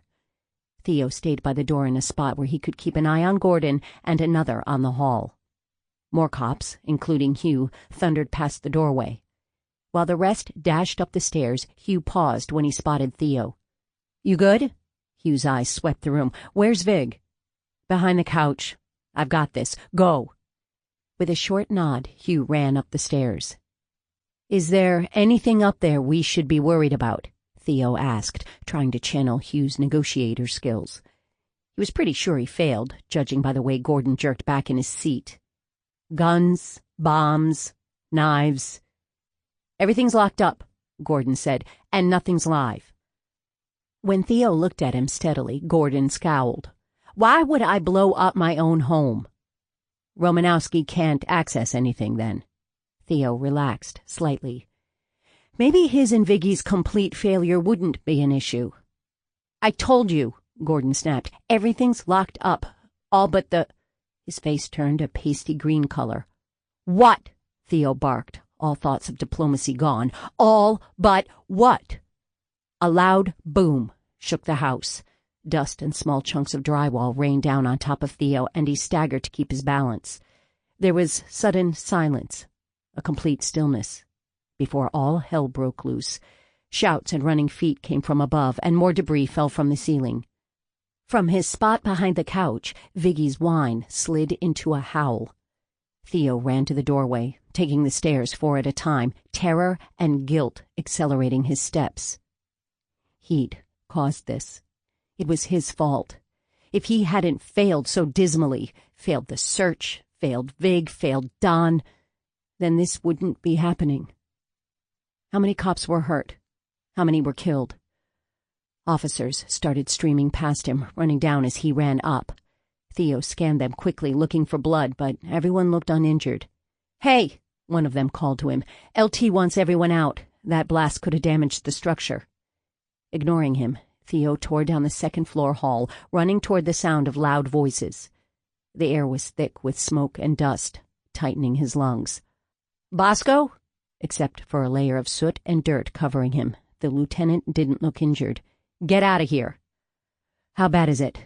Theo asked, his gaze raking the officers past him. "Where's Hugh?" Before Blessard could answer, Hugh emerged from the doorway at the end of the hall, supporting a cuffed and dazed-looking Romanowski on one side, while another officer held his other arm. "Out!" the lieutenant bellowed. "Everyone, out!" Now that he'd seen that no one was obviously injured, Theo remembered Viggy. He'd left him alone with Gordon Schwartz. Flying down the stairs as quickly as he'd run up them, Theo rushed into the living room to find Gordon, still white-faced, sitting where Theo had left him. "That wasn't my fault," Gordon said. "If someone's hurt, it's not on me." "Get outside. The house isn't safe." Theo scanned the room, vaguely registering that Gordon had followed his command. All his attention was fixed on finding Viggy. He spotted the end of the leash protruding from behind the couch. "It's over, Vig," Theo said quietly, crouching next to the couch. Viggy was shaking so hard that the couch vibrated. "Let's go." The dog didn't move. Dust sifted from the ceiling. They needed to get out. He pulled on the leash, sliding a resisting Viggy across the floor until Theo could reach him. Theo knew there was no way Viggy would walk out of the house on his own. Wrapping his arms around the canine, Theo lifted him. Viggy stiffened as his paws left the ground. "Shh," Theo soothed. "I've got you." After a moment, Viggy went limp. Theo carried him out of the house and through the gates. "Is Vig okay?" Hugh called from where he stood by the lieutenant. "No, he's not okay. We're not okay." "He's not hurt," Theo answered, his voice rough. Everyone else was quiet, subdued, as Theo carried Viggy through the crowd of officers toward his squad car. Theo kept his gaze locked in front of him and let the numbness take over. Chapter 8. 4 days earlier. Cliffs towered above them to the left and dropped away on the right. Jules tapped a nervous rhythm on the steering wheel, hating that she was going 25 miles under the speed limit because the curvy mountain road into town completely freaked her out. At least the sun was high in the sky, so everything was well lit. Vaguely, Jules recognized that the view was beautiful. The craggy mountains surrounding them furrowed with evergreens and aspens until the bare, blue-gray peaks poked out above the tree line. She couldn't really appreciate the scenery, though. All she could do was concentrate on not driving her family off a cliff. 4 or 5 cars were stacked up behind them, so Jules steered into a pullout and stopped to let them pass before entering the westbound lane again. To add to her humiliation, one of the vehicles that passed her was an extra-long RV. Another was a semi. Ty snorted. "You're driving even slower than—" "I know, Ty. Thanks," she interrupted, trying not to snap. Her sleepless night and driving marathon, capped by this treacherous mountain road, had drained her reservoir of good-natured comebacks and robbed her of her patience. Once she passed through a gap in the rocks barely wide enough for the 2-lane road, houses and shops appeared, and the speed limit dropped to a much more tolerable 20. The kids were quiet as they looked around. "It's small," Ty said in a neutral voice. Silence filled the SUV until Jules asked, "Is small good or bad?" There was a silence as they considered the question. "I haven't decided yet," Theo finally said, and the others made sounds of agreement. "Fair enough." Jules was too tired and, at the same time, too wired to have any kind of first impression of their new town. "Sam, could you be my navigator?" Sam picked up the handwritten directions. Turn right on Brideswell." "We passed Brideswell several blocks ago," Theo said. With a sigh, Jules flipped her turn signal so she could go around the block and head back toward Brideswell. She was pretty sure this road trip would never end. After the first false start, the directions were clear and they found the right street number attached to a crooked mailbox. The deeply rutted driveway seemed to go on forever, twisting this way and that, the pine branches reaching out to brush against the pathfinder. The closeness of the evergreens dimmed the sunny morning, and Jules's simmering anxiety rose to a boil. As she turned left, avoiding exposed tree roots and rocks that threatened to grab the tires, the trees thinned, and the house came into view. The place had been white a long, long time ago, but all the exterior paint had faded to a wind-stripped gray. The front porch looked a little cockeyed, and the area in front of the house resembled a sparse hayfield rather than a lawn. A small, lopsided barn stood a short distance from the house. Dee, sucked in a breath. "There's a barn, Jules. Can I get a horse?" The question barely penetrated as she tried to take in the huge amount of work the house would require. Going from a shoebox of an apartment to this, there was no way. She wasn't handy enough for this house. "Can I?" Judging from the increased excitement in her little sister's voice, she'd taken Jules's hesitation for actual consideration. "Let's try to keep ourselves alive for a while, Dee, before we start adding dependents, okay?" Parking in front of the sagging porch, Jules braced herself and got out. It was warm, but dry, nothing like Florida had been. She slapped at a stray fly, managing to smack her own ear but missing the bug. As her siblings piled out of the SUV, she circled to the rear hatch. Movement helped. If she'd stood staring at the wreck of the house, she would have sat on the ground and burst into tears. Tossing the computer bag strap over her shoulder, she passed the backpacks to their rightful owners, the weight of Tio's bag almost taking her down. Sam reached past her to grab her suitcase, and she gave him a smile of thanks. "I thought you said no computers." Ty frowned at the case resting against her hip. "This is just the bag," Jules explained, "and instead of a laptop, it holds all our brand-new paperwork. Plus," she dug out a keyring and dangled it in front of him, "the house keys." Ty snatched the keys from her hand and ran to the porch steps, Tio close behind. "Careful!" she called out, cringing as their shoes clomped noisily on the aged wood. "That doesn't look too stable." To her surprise, neither boy fell through the porch floor as they grappled to see who would be first inside the house. After watching to make sure the porch could hold her brothers, Dee made her way carefully up the steps after them. Sam kept pace with Jules, and she turned to him with a smile that was only partially forced. Dilapidated as it was, the house was theirs, hers and her family's.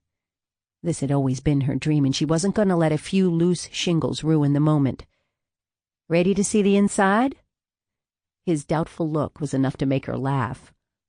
Always conscientious Dee had closed the door behind her when she entered the house, so Jules grabbed the doorknob.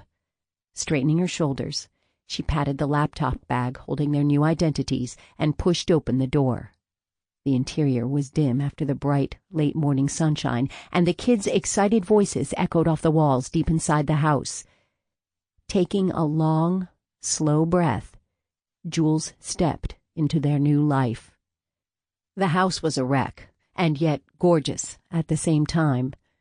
Jules took a step farther into the entry and tripped when her toe caught on an uneven floorboard. Unbalanced, she grabbed the ornate railing that edged the staircase, steadying herself.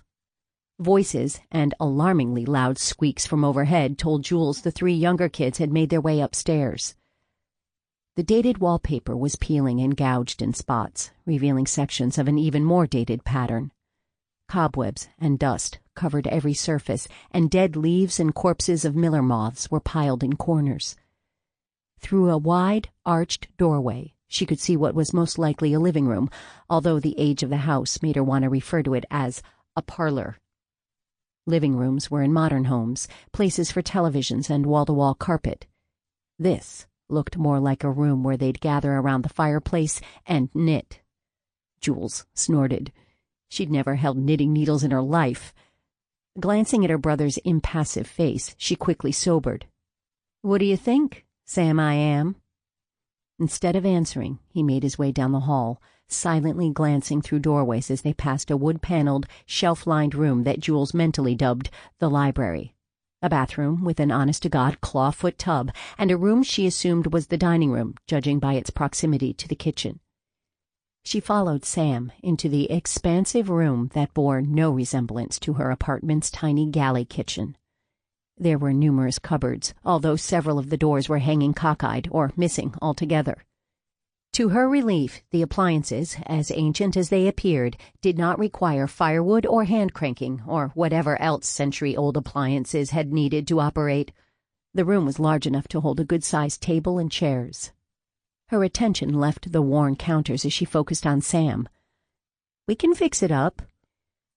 Pushing away the doubting voices in her head that were screaming at her, telling her that she had no clue how to even start, Jules tried to fake optimism. A little paint, some, nails. It'll be like, well, maybe not new exactly, but better. Definitely better. Juju. To her surprise, the corners of Sam's mouth were twitching up again. It's perfect. No amount of fake cheer could keep her forehead from wrinkling in confusion as she glanced around the battered kitchen. Perfect? Yeah. His smile grew, loosening the permanent knot in her stomach just a little. Come on, we better get up there before the kids claim the good bedrooms. She couldn't stop herself. Rushing forward, she caught her brother in a hug. As soon as she felt him stiffen in her hold, she released him. You're the best, Sam, I am. His face flushed. He motioned her toward the hallway. Yeah. There really were no good bedrooms. The upstairs was chopped into oddly shaped spaces with no apparent rhyme or reason. Several had slanted ceilings following the angle of the roof, creating areas where Jules, as petite as she was, couldn't even stand upright. What they lacked in quality and size, however, they made up for in quantity. She counted 6 rooms, but no second-floor bathrooms, to her dismay. Sam followed the twins' voices down the hall, disappearing into one room as Dee popped out of another and ran toward Jules. Jules! Dee breathed, her face glowing. There's another upstairs, and you know how you get there? How? A secret staircase! Her dramatic whisper increased to a shriek by the end. Grabbing Jules's hand, Dee hauled her to what appeared to be a linen closet. When Dee yanked open the door, an impossibly narrow stairway was revealed. See? I see. Jules peered through the gloom that covered all but the bottom few steps. A shiver ran through her as she thought of all the things that could be lurking in the ancient attic. Mice and bats and skeletons, possibly serial killers. She fumbled just inside the doorframe. Is there a light switch? If not, there was no way she was squeezing herself into that narrow, dark space. Is there electricity? Teo's voice asked from behind them. Jules turned to look at him. Do you mean, is the electricity turned on, or is there any electrical wiring in this house? There's electricity, Dee answered for him as she reached to where Jules had been fumbling before. See? It's buttons, though, not switches. The skinny staircase was illuminated by the harsh yet dim glare of a bare bulb. Jules exhaled with relief. At least there was power in this old wreck of a house. Dennis must be paying the bill. Would he expect her to change the bill over to her name? If so, it'd be the first test of her fake identity. Her throat felt like it was closing. Reaching up, she tugged at the V-neck of her shirt and coughed, trying to clear the imaginary impediment. What's Sam's huff of an exhale was short and impatient. What's the matter? Too late. She dropped her hand to her side. Nothing. He just gave her a look and waited silently. Ty joined them, and all her siblings grew solemn as they watched her. Nothing, she said with more force. I'm just thinking of everything we need to make this place livable. Beds, Ty said. Jules held back a cringe. She hadn't even thought about that. A TV? That was Dee's contribution. Dishes? A computer? Oh, and the internet. That'd be another test of her identity, and more monthly bills. Food? Ty's voice held the same longing that Teo's had when he'd mentioned the computer. Soon? Please? I'm starving? A horse. She rolled her eyes at the last offering, trying to fight down her panic.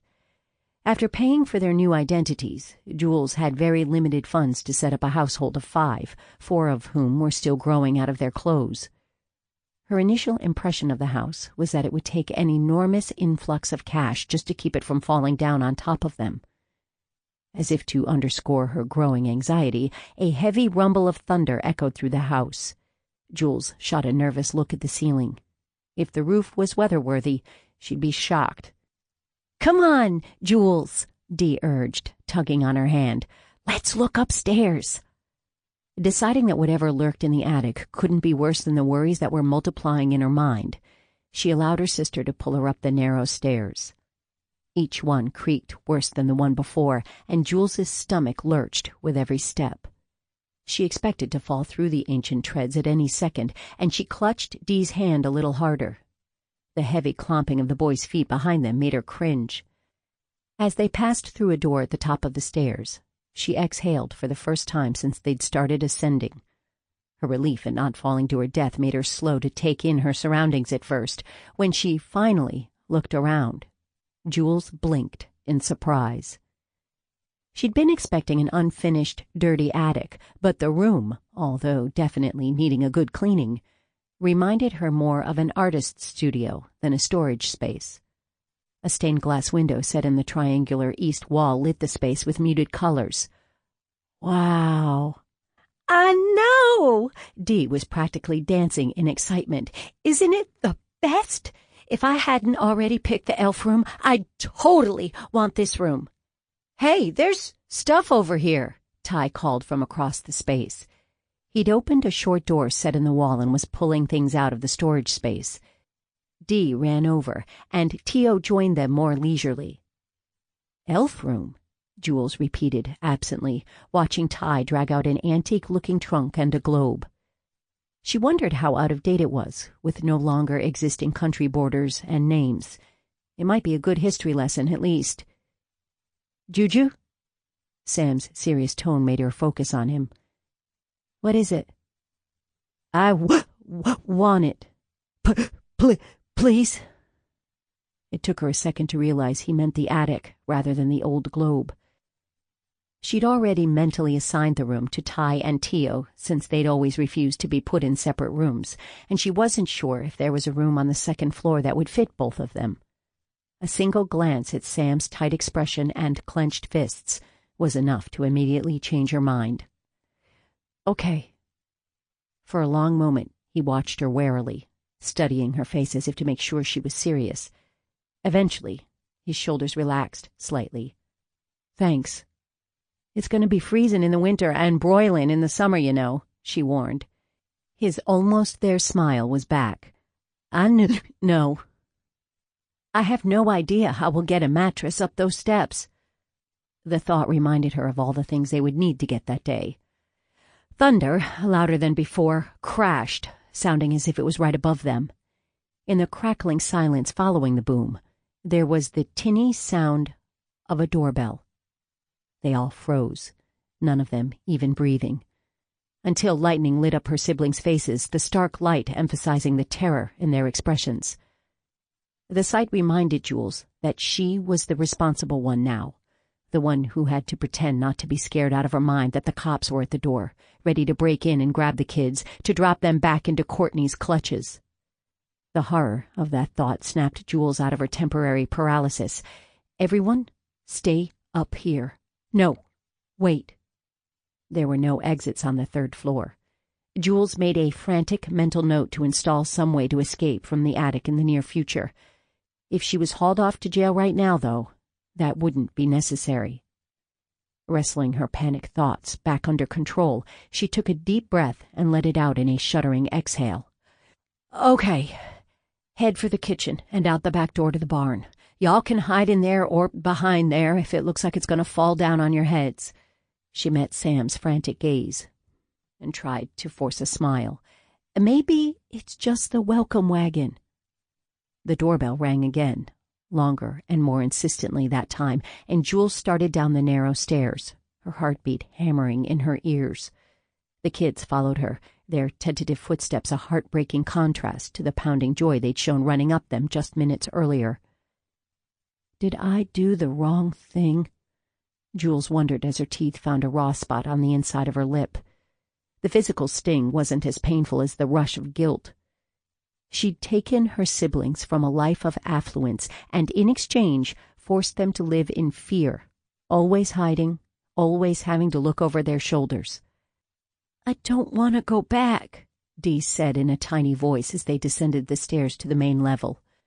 You won't. The resolute way Sam said the words without a stutter erased Jules's doubts. Courtney might have been able to give them material things, but they'd have a better life with Jules, even if it was a life on the run. At the base of the stairs, Jules turned toward the front door and then paused, looking sternly over her shoulder at the scared-looking group. "Whatever happens, you stay hidden. Got it?" The younger three nodded, looking worried, but Sam sent her a tight-lipped frown that promised nothing. The doorbell rang for the third time, and she waved them toward the kitchen. Only when they disappeared through the doorway did she start to walk toward the front door, each step slower than the one before it. The dirty, stained glass panel running the height of the door revealed just the vaguest of outlines. Jules could tell that whoever was out there was big, very, very big. She hoped the dim interior of the house hid her from whatever giant lurked on the porch, waiting for her to answer. Taking a deep breath, she let it out as she stretched up onto her tiptoes so she could see out of the peephole. Jules blinked, her lashes brushing the door, and the figure on the porch came into wide-angle focus. She stopped breathing, stopped thinking. All she could do was stare. The cops were here. She'd barely gotten the kids to their new home, and she'd already failed her siblings. Her knees went watery, and her vision was strange, putting a gray film over everything, including the officer's nightmarish face, distorted by the peephole glass. The world rocked a little, and she had to take a step back to catch her balance, cutting off her view of the cop. "This is it," she thought. Nausea flooded her, and she swallowed hard. Her brain spun with images of jail and the kids going back to Courtney. No! The complete unacceptability of the idea cleared Jules's mind. There was no way she was going to allow that. A heavy fist landed on the wood of the door, pounding several times, startling Jules and sending her skittering backward. Her heels hit the bottom stair, knocking her off balance, so she sat heavily on one of the steps. As her heart pounded in her ears, Jules gripped the banister spindle and tried to think. Should she reveal herself, walk outside and accept her fate, allowing Sam and the kids time to escape? Or should she not answer, delaying the inevitable? If she was arrested, Jules doubted the kids would run. Well, they probably would run, right toward her, trying to defend their sister. She'd keep quiet, then, ignoring the knocking and the doorbell. It might not give them much time, but maybe Dennis could find them somewhere else, somewhere that was actually safe, somewhere the cops weren't at her door within minutes of her and the kids' arrival. The thumps on the door stopped, and Jules held her breath. Was the cop leaving, or was he going to get reinforcements? The shadow behind the glass shrank and then disappeared altogether.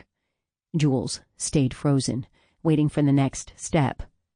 More footsteps on the porch, a voice from a megaphone telling her to surrender, the door splintering after a hit from a battering ram. Instead, there was silence. For several long, long moments, all Jules could hear was the rasp of her anxious breaths. Then there was the rough roar of a diesel engine turning over. Confusion knotted her eyebrows. That didn't sound like a squad car, or even a squad SUV. That was a truck. A big one. Pushing off the stairs, she took quiet, cautious steps to the door. The figure was gone, but a large object remained on the porch. Squinting, she tried to make it out, but the peephole didn't give her a good enough view. Biting the inside of her lip, she slowly, soundlessly turned the lock and opened the door a crack. Jules peered out, just in time to see the rear of a florist's box truck trundling down the driveway. Her gaze dropped to the object on the porch. It was a potted plant, wrapped in a bow with a card attached. Her laugh rang out, and she clapped her hand over her mouth to mute the sound. Flowers. What she'd thought was a cop had actually been a delivery driver, complete with dark blue uniform. Her heart drummed against her ribs with residual adrenaline, and she couldn't stop laughing into her muffled hand. The delivery truck rounded a bend and disappeared from view.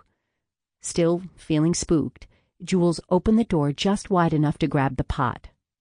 Once she'd secured the front door behind her, she brought the plant into the kitchen and opened the attached card with shaking fingers. Irrationally, she half expected the flowers to be from Courtney, a sort of "I've got you" kind of mind game. When she saw what was written on the card, Jules's lungs finally relaxed enough for her to take a breath. Welcome to your new life. Dennis. Chapter 9. Present Day. Theo stared at the package of steaks in his hand. He didn't know why he was even considering them. It wasn't like he'd suddenly have the initiative to dust off the grill, fill his propane tank, and actually cook anything. He'd grab something from the diner, like he always did, or he'd just wait until tomorrow at breakfast. It wasn't like he felt hungry anyway. Impatiently, he returned the package to the cooler. The only reason he was at the grocery store was because he wanted to delay going home. The quietness made it harder to keep from dwelling on everything. His cart had exactly one item in it, a chew toy for Viggy that Theo had picked up from the sale display by the door. He quickly looked away. It'd be a waste of money. Viggy wouldn't touch it. The aisle suddenly seemed too small, making it hard for Theo to breathe. Needing to get out of the store, he turned his cart abruptly before jerking to a sudden stop. He'd almost crashed into another cart, a cart steered by a certain startled-looking, squirrely waitress.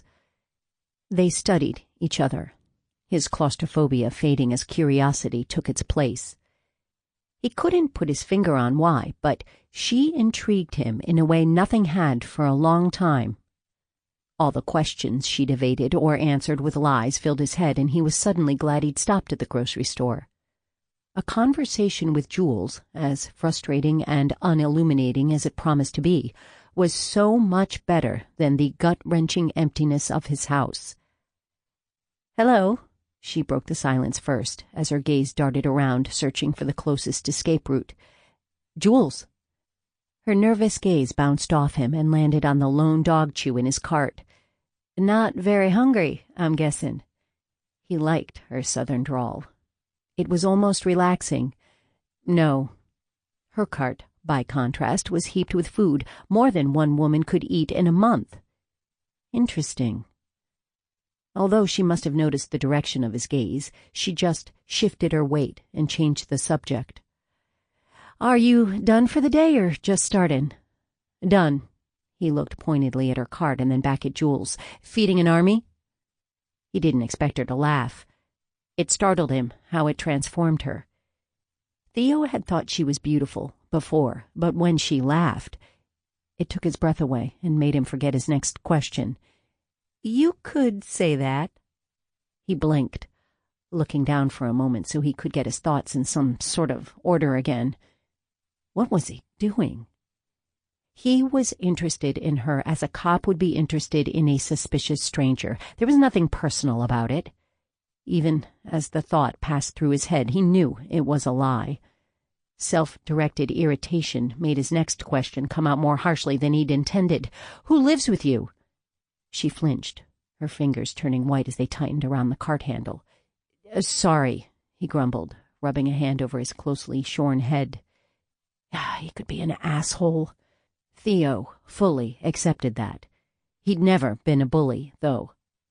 Jules blinked, her grip on the cart easing. "Did you just apologize?" Her accent gave apologize a few extra syllables, making the corner of Theo's mouth twitch. Oh, she really was cute. Then her shocked tone penetrated, and he scowled again. "Yeah?" He was capable of basic courtesies. At least he used to be. "Why's that so surprising?" She studied him again, but it seemed different this time, more thoughtful. "You just don't seem like a huge apologizer." "I'm not a huge one."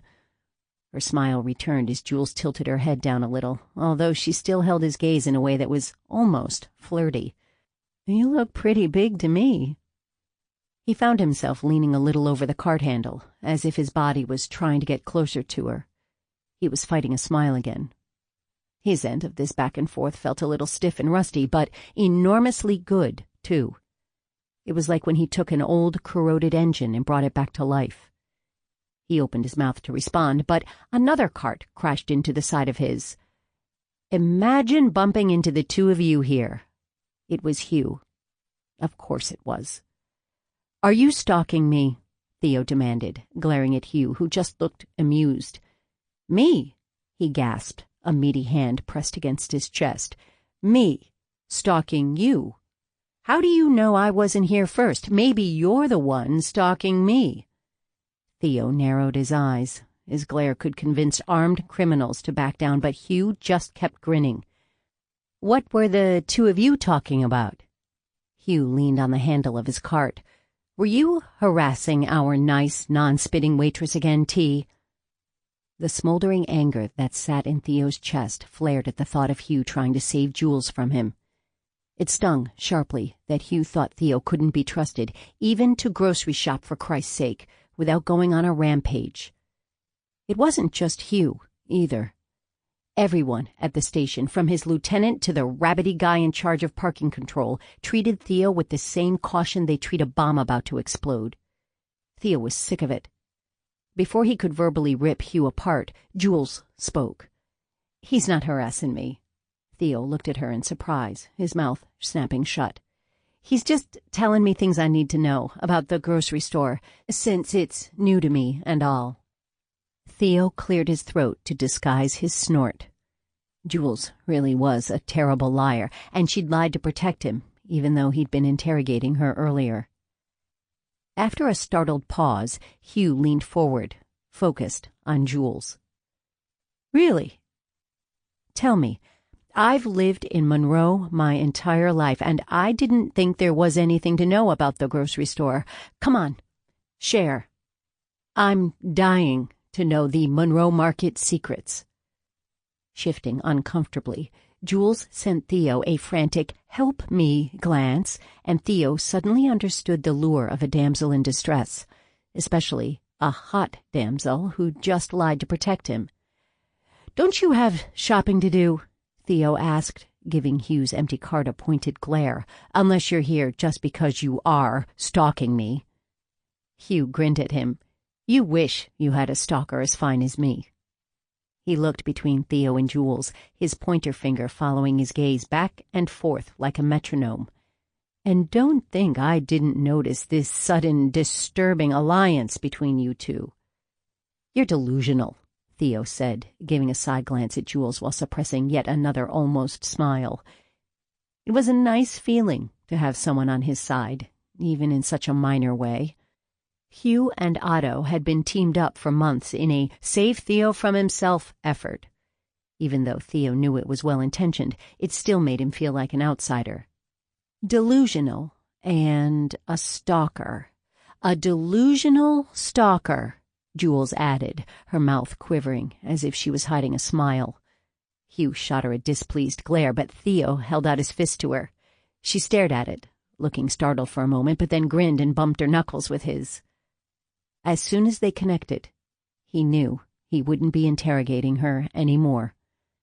He was still curious about Jules, intensely curious, but his interest had changed when she'd come to his rescue. He didn't just want to figure out what the squirrely waitress was running from. Theo wanted to know her, to learn the little silly things about her, like why she needed all that food and what she did when she wasn't at the diner and how she looked first thing in the morning. The last thought made him swallow hard. "My frozen stuff's melting, guys. I better run." With that, she backed up her loaded cart, did a U-turn, and headed for the registers. Theo watched her go. "Thought you didn't like the new waitress." Theo turned toward his partner, narrowing his eyes. "Quit stalking me!" He shoved his cart down the aisle away from Hugh. "I was shopping, you egotistical bastard!" Hugh yelled after him, the amusement in his voice making Theo clench his jaw and flip him off. Hugh's laughter followed him through the store. Even that irritation couldn't keep Jules from his mind, though, despite his almost empty cart and Hugh's presence and still not having anything to eat for dinner. Theo was glad he'd gone to the grocery store after his shift. He'd made an ally. A hot one. Theo was staring at his bedroom ceiling when the howling started. It was a low whine at first, barely catching his notice. As usual, Theo was spending the hour between 2 and 3 a.m. rerunning the last few days before Don's death. Sometimes he'd play the what-if game. What if Theo had said this, or what if he'd done that? Tonight, he was replaying the hours and minutes, catching every single clue he'd missed now that it was too late to do any good. The high-pitched sound increased in volume, and Theo raised his head before letting it thump back onto the pillow. "Stupid dog. Useless dog," he muttered, but guilt and his innate sense of fairness wouldn't let that stand. Stupid me. Fucking useless me. As galling as it had been to hear, his LT had been right. Viggy had been a great dog and a great officer when he'd worked with Don. Theo was ruining him. He wasn't just useless, he was destructive. It was sheer luck that no one had been seriously injured in the explosion at Gordon Schwartz's house. Everyone would be better off if Officer Theodore Bosco wasn't around. The whine amped up to a full howl, as if Viggy was providing a soundtrack to Theo's self-loathing. The neighbors would be calling dispatch soon, and then Otto would be making a house call. Before, Theo would have just gotten a cranky phone call, but the guys had been worried about him since Don had died. Although the rational part of Theo's brain understood why Hugh and Otto had been acting like anxious mother hens for the past couple of months, he still felt smothered. Every "Are you okay?" made him want to punch someone, hard and repeatedly. He didn't know what to do with this kind of anger.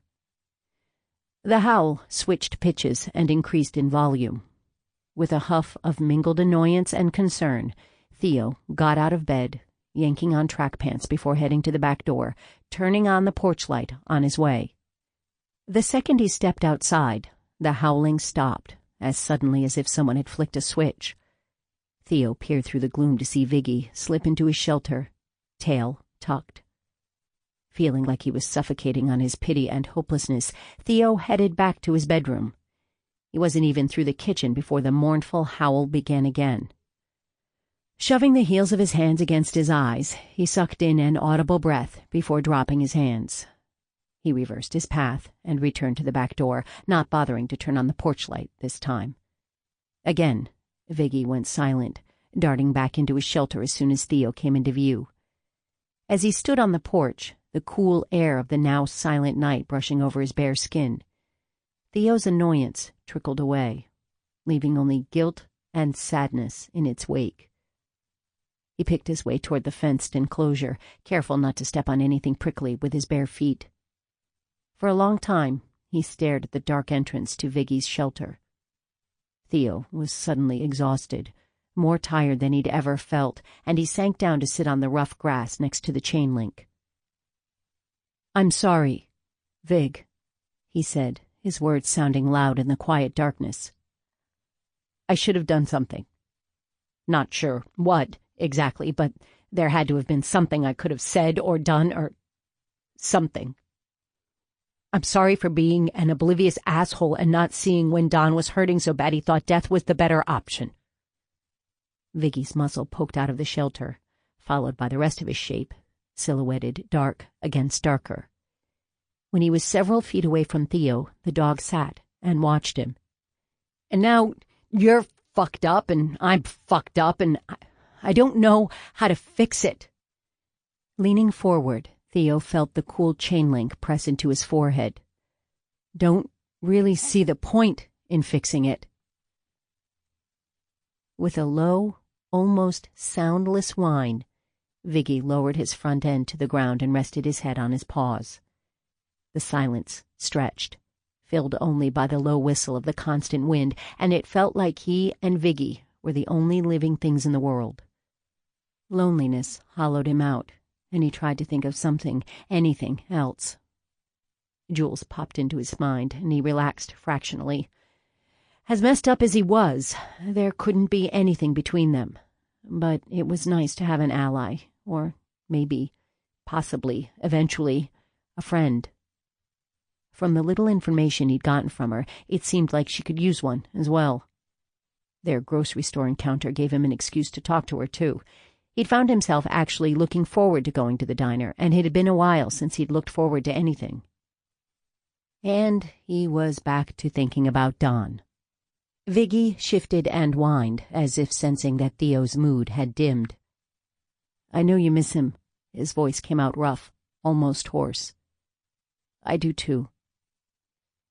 They sat together quietly until the sun turned the sky orange and the neighborhood began to wake. Only then did Theo stand and stiffly walk toward the house to get ready for another shift. "This is a bad idea." Viggy didn't respond, not even to shift positions in the back, and not that Theo needed confirmation that this was indeed a very, very bad idea. It had been a long, frustrating shift, and he needed to go home. Despite knowing this, he couldn't stop himself from turning into the rutted driveway leading to the old garment place, the one currently occupied by a squirrely yet extremely hot waitress. He told himself it was his duty to check on her, to make sure she was okay in that remote, ramshackle house. As scared as she was, Jules was obviously running from something, and the thought of what possible danger she could be in made him grind his teeth and push a little harder on the accelerator.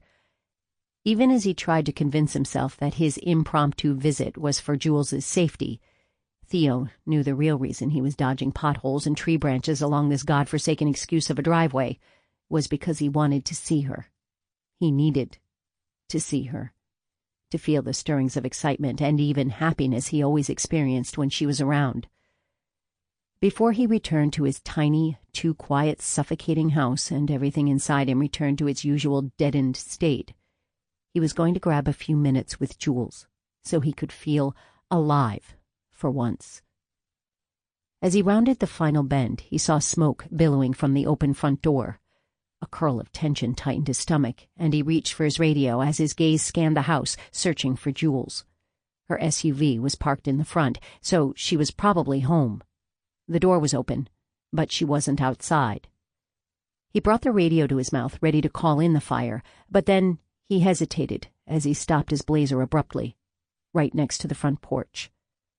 This close, the smoke was much less alarming than it had appeared at first glance. In fact, the haze coming from the house was rapidly dissipating, thinning to almost nothing. Theo decided to check things out before he brought fire and med and everyone else running to what might be a false alarm. Stepping out of his SUV, he hooked the radio to his belt, sending a quick glance toward Viggy. Before they'd left the station, Theo had rolled the passenger window most of the way down to give the dog some air. Although it was a warm day, the house and surrounding trees shaded the vehicle. With the window lowered, Viggy wouldn't overheat in the few minutes it would take for Theo to figure out what was going on at Jules's house and quickly leave. Assured of Viggy's safety, Theo turned away from his blazer and climbed the front steps. The porch was old, and each riser gave an alarming, high-pitched creak as it took his weight. It was eerily quiet, especially considering the wide-open door and the smoke. Theo had second thoughts about not calling in the fire. Both times at the diner, Jules had acted scared. What if whatever, or whomever she was trying to escape had caught up with her? Jules could have been attacked or injured or taken.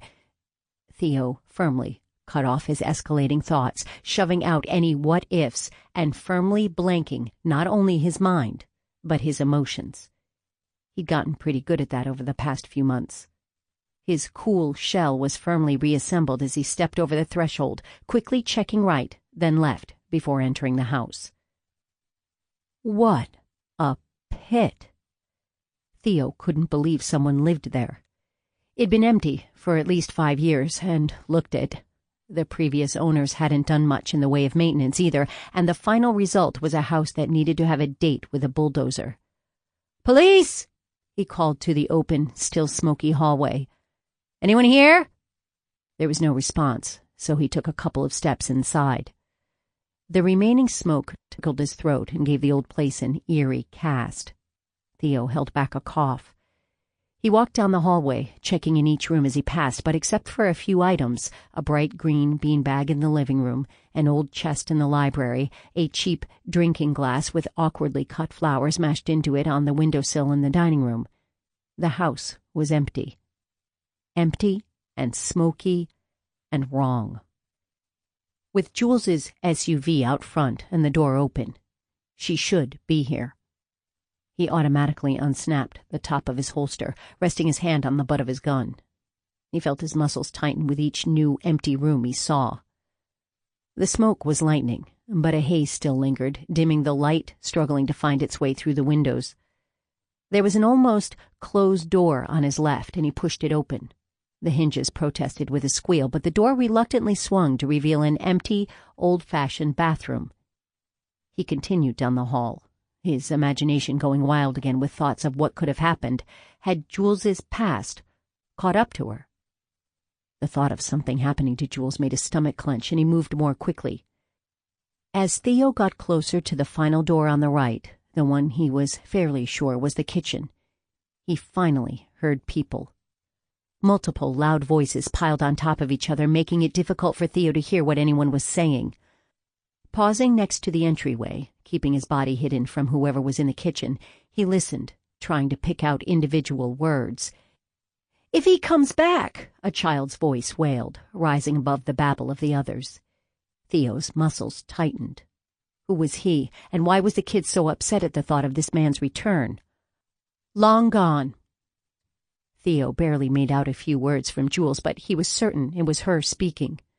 The rest of what she had to say disappeared into the cacophony of sound, and the short phrases Theo was able to pick out only confused him more. Someone mentioned an ignition point, and the child shrieked something about making someone homeless, and another person stuttered in a deep male voice about cleanup. Theo frowned, the term cleanup leading him to think about corpses. All his earlier fears for Jules rushed back, and he couldn't hesitate any longer. Theo surged into the kitchen. A small crowd of people, young people, huddled around the ancient stove, ignoring the light stream of smoke that still drifted from it. No one was looking at Theo, and he immediately dropped his hand from where it had been resting on the butt of his gun. The sight of all the kids made him feel a little sheepish for overreacting. "What's going on?" The entire group jumped as if he'd given them an electric shock, all of them turning to stare at him with expressions that ranged from fear to wariness. Upon closer observation, he confirmed that they were kids, ranging in age from 10 or so to late teens, the oldest being none other than his squirrely waitress. Her hair was caught in 2 braids, and a smear of black ran across her right cheek. Even smudgy, she was hot.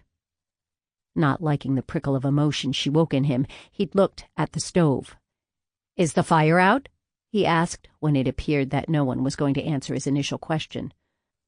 When they still didn't say anything, instead staring at him stock-still and wordless, Theo shifted his weight impatiently and reached toward his radio with the hand not holding his gun. "Do I need to call in the fire department?" "No!" several of the kids, including Jules, chorused in unison. He kept hold of his radio, since the threat of fire seemed to have brought everyone back to life. Theo could sympathize with their reluctance. Sometimes, a lot of times, firefighters could be a pain in the ass.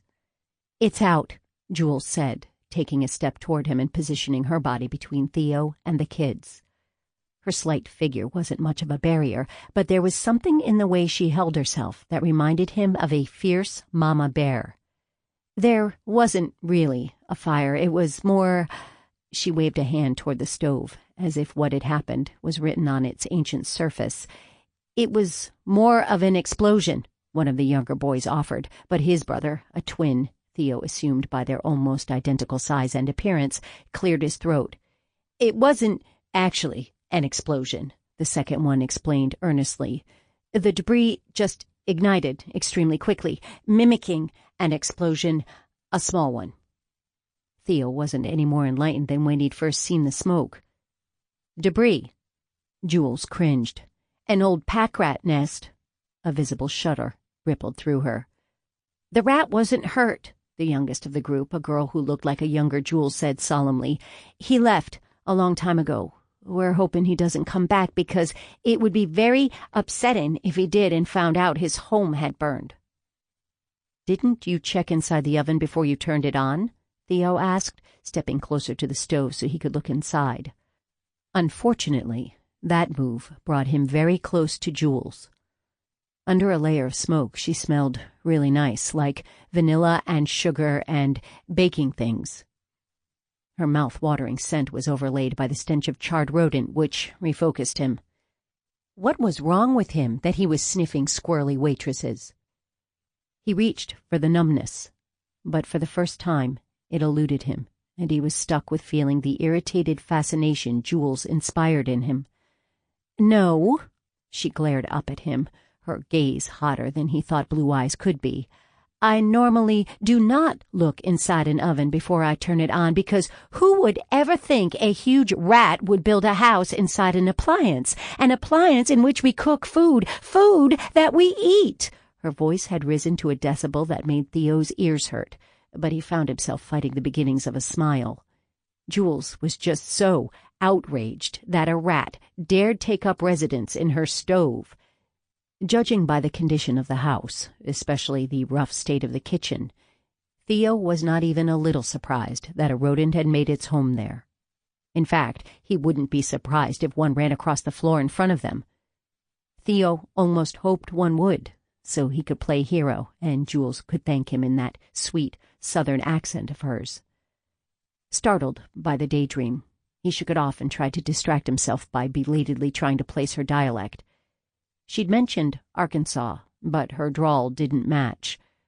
"Where are you from again?" he asked. It was only then he realized his question would have seemed random and abrupt. Her surprise morphed into that same hunted look she'd had at the diner, and he swallowed his disappointment at the reminder that she was hiding from something. Hiding, and apparently dragging her family along with her. "Arkansas!" all of them chorused. All except the hulking oldest boy, who protectively stepped closer to Jules, watching Theo warily. Theo narrowed his eyes. Their quick, in-unison answer just screamed that it was a lie. Something was not right about the Jackson family, and Theo felt an itch to investigate, an itch that had been dormant until he met her. He pushed back the urge, biting off questions he wanted to ask. Jules had stood up for him, and he decided to back off and trust that Jules had a good reason, a good, ethical reason for running. It was hard to let go, not only because of his raging curiosity, but also because he wanted to know more about Jules. He wasn't sure if this was a good thing or not. If he opened himself up again, he was stepping down the road to heartache. Feeling nothing was easier, less painful. In fact, it was probably smart to leave this jumpy, lying little family now. Before he could escape, the little girl's eyes lit up. "A dog!"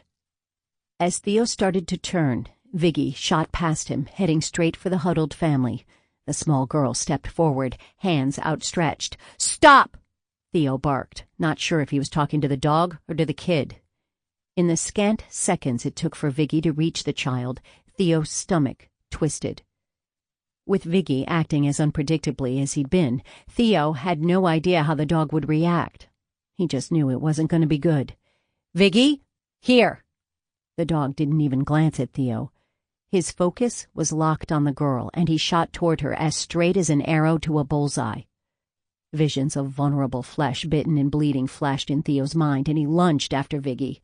His fingers brushed the harness strap across Viggy's back, but the dog scooted out of reach, twisting around the little girl's legs, stretching up to lick her face? Giggling, the child crouched down to the dog's level, using both hands to scratch his ruff. It took a stunned moment for the dog's action to sink into Theo's brain, for the lack of screams to register and the roar of blood in his ears to ease. The other kids, unaware of Theo's earlier terror, circled around the girl and dog, reaching to pet Viggy, who rolled onto his back to get his belly scratched. Theo took a few breaths, still feeling the rush of adrenaline coursing through him. It had been a while since he'd felt anything, and his current state of alertness felt uncomfortable, but also kind of, well, good. He closed his eyes for just a second, enjoying the flow of blood and the hard beat of his heart. It felt like his body was finally thawing after being frozen for a long time. "What's his name?" Reluctant warmth filled Jules's voice. Theo's heart rate increased a little more, and he frowned, his eyes snapping open. "Quit Lusting after the squirrely waitress, he told himself firmly. His body didn't listen. "Viggy." "He's your dog?" the little girl asked, smiling up at him from her place on the floor next to Viggy. "I'd like a horse, but a dog would be good too. We can't get one yet, though. Jules says we need to focus on keeping all of us alive before we get any dependents." An audible inhale from Jules caught Theo's attention, and he looked at her sharply. What about the girl's statement had upset Jules?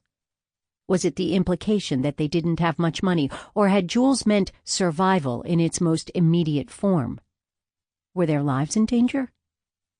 He examined her face closely, but Jules flushed and dropped her gaze to the dog. "Is he?" the little girl urged, and Theo's focus shifted to her again. "He's my—" he paused just a second. "He was my friend's partner." The oldest boy looked up from his position crouched by Viggy's head. He'd been scratching the dog's upside-down ears, and his hand paused as he spoke for the first time. He's a police dog?" "Yes." Viggy waved a paw, urging the teen to continue, and Theo gave an amused grunt. The blissed-out dog, sprawled on his back with his tongue hanging out, was a completely different animal than the stressed, unhappy creature he'd been since Don's death. Theo felt a twinge of gratitude for the family who'd returned the dog to his previous self, even if it was only for a minute or two. One of the twins regarded Viggy with interest. "Is he trained to find drugs, then, or does he chase after the bad guys and take them down?" For the second time in as many minutes, Theo felt the foreign urge to smile. He managed to contain it. "Explosives. And the second one. He's a dual-purpose dog." "He sniffs out bombs? Awesome!" Theo's gaze slid to Jules, and he saw she was regarding him thoughtfully. "Did you need something?" she asked. The question confused him at first, random answers bouncing around in his head. There were so many things he needed. He needed peace. He needed Viggy to get over Don's death. He needed to get over Don's death. Theo might even need Jules. He knew he wanted her. "What? Why are you here?" Feeling caught, he rubbed a hand over his mouth before answering. Even that extra couple of seconds didn't give him time to think of a good excuse for his presence, so he just blurted out the truth. "I wanted to check on you." She flinched, and Theo grimaced. That hadn't come out right. "Your house is isolated," he tried explaining, searching for the right words that would erase her hunted look. "You're out here alone." "Great." Now he was sounding like a psycho-stalker. "I just wanted to make sure you were safe. He shifted uncomfortably. I was worried." After regarding him in silence for a few awkward seconds, Jules smiled. The fearful, timid waitress he'd met at the diner was nowhere to be seen, and he found he couldn't look away. The sight of Jules and the kids and a happy Viggy made his lungs tighten, and he forced his head to turn toward the stove again. The smoke had stopped, and it was past time, for Theo to go. He opened his mouth to tell Viggy to heel, but he closed it again. The dog's normal reaction was to ignore him and curl into a miserable ball, and a part of Theo, a rather huge part, didn't want this family to see that. "We better go." He focused on the younger girl. "Do you want to help bring Viggy outside?" "Yes." Her face lit, and she jumped to her feet. "Come on, Viggy." She ran out of the kitchen, the twins following. Theo watched as the dog bounded after the kids, his tail up and wagging hard.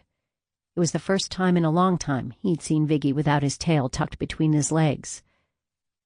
"Thank you." At the sound of Jules's voice, Theo turned from the now empty doorway. "For being so nice to them." Theo blinked. He'd been nice? "I'd really like to get them a dog," she continued, speaking faster. Her drawl and quick speech blurred her words until they were almost unintelligible. "It's just that, as you can see," she waved at the oven with an unconvincing laugh, "we have so much to do with the house and getting the kids started at school and with my new job and everything. It's just better that we wait to get a pet. That's what I meant about not wanting to get a dog right now. You know, what Dee said that I said, and I'm so babbling right now, so I'll just be quiet." Her words ended abruptly, and she stared at Theo, her panic returning to an almost visible flood. Theo was a little disappointed. He hadn't missed the squirreliness. Plus, her rambling monologue had just convinced him that the reference to survival hadn't meant merely food and shelter. This family was in trouble. "Dee?" "Yes, Deirdre." She took a quick breath as if she was about to launch into another speech. When the oldest boy, the only one who hadn't run outside with Viggy, shifted slightly closer to Jules, she closed her mouth with an audible click and gave Theo a strained, closed-mouth smile. Theo's gaze shifted to the teen. "What's your name?" "Sam." There was no stutter that time. Theo met his eyes and the boy looked back. There was something in his stance, a hidden flinch, a sense that he was torn between running and throwing a punch that was troubling and familiar. Theo had seen something very similar when he'd interviewed abuse victims. Theo's gaze moved to Jules. Although he could have been mistaken, could have been influenced by this stupid attraction he was fighting, he was pretty sure she wasn't the abuser. The protective attitude Sam had toward her didn't fit. "You're all siblings?" "Yes." Jules's chin tilted in a slightly belligerent way that Theo noted with interest. The gesture made him pretty sure her answer wasn't entirely truthful. "And the twins' names?" "Tyson and Thomas." Her entire body was braced, as if she was waiting for a blow. After regarding her silently for a moment, Theo took a step back and gestured toward the doorway to the hall. "I should get Viggy." Exchanging a quick glance, Jules and Sam walked out of the kitchen ahead of Theo. Sam gave Theo a few worried looks over his shoulder, but Jules kept her gaze fixed ahead, her spine a little too straight. Happy, excited shrieks greeted them as they walked through the still-open front door. The three younger siblings had found a fallen tree branch and were playing fetch with Viggy. The stick was so long it threatened to bowl over anyone in the dog's path, and the kids had to dodge away, laughing. Jules sighed audibly. "Same I am. We're going to have to get them a dog, aren't we?" Despite her long-suffering tone, she was smiling, and Theo found it hard to pull his gaze from her face. Tense and serious, Jules was beautiful. Happy, she was more than beautiful. Theo forced himself to turn toward Sam, who made an amused sound that wasn't quite a laugh. Both were watching their younger siblings with the same expression, a look that Theo had a hard time interpreting. There was love and worry and a ferocious protectiveness, and so much more written on their faces, their emotions so naked and raw that Theo felt like a voyeur. He cleared his throat and glanced at the kids playing with the Malinois. Viggy really was acting like a different dog. No, that wasn't right. He was acting like the dog he used to be. The usual grief and guilt started to twist in his gut again, and Theo turned abruptly toward his SUV. Only after he raised the back hatch did he turn back to the family. "Viggy!" His voice was too harsh. Theo knew that even before Viggy's tail dropped from its happy carriage and tucked between his legs. "Load!" As the dog cowered, the kids went silent. Regret flooded Theo, filling him with a caustic burn that was all too familiar. Theo clenched his fists and took a breath, and then another. It was one thing for Hugh or Otto to see the mess Theo and Viggy had become. For whatever reason, Theo didn't want these kids to have to witness the wreck Don had left. He especially didn't want Jules to know. Why he cared what she thought was beyond him, but he couldn't help sending her a sideways glance to see how she was reacting. Although her smile had disappeared, Jules didn't look scared or upset. Instead, she was looking back and forth between Theo and the dog with a thoughtful expression. "He doesn't want the fun to end," she said lightly to her siblings. "Why don't y'all help get him into the car?" Once again, she was saving him. The kids immediately dove into the game, running toward Theo's blazer while calling Viggy to follow.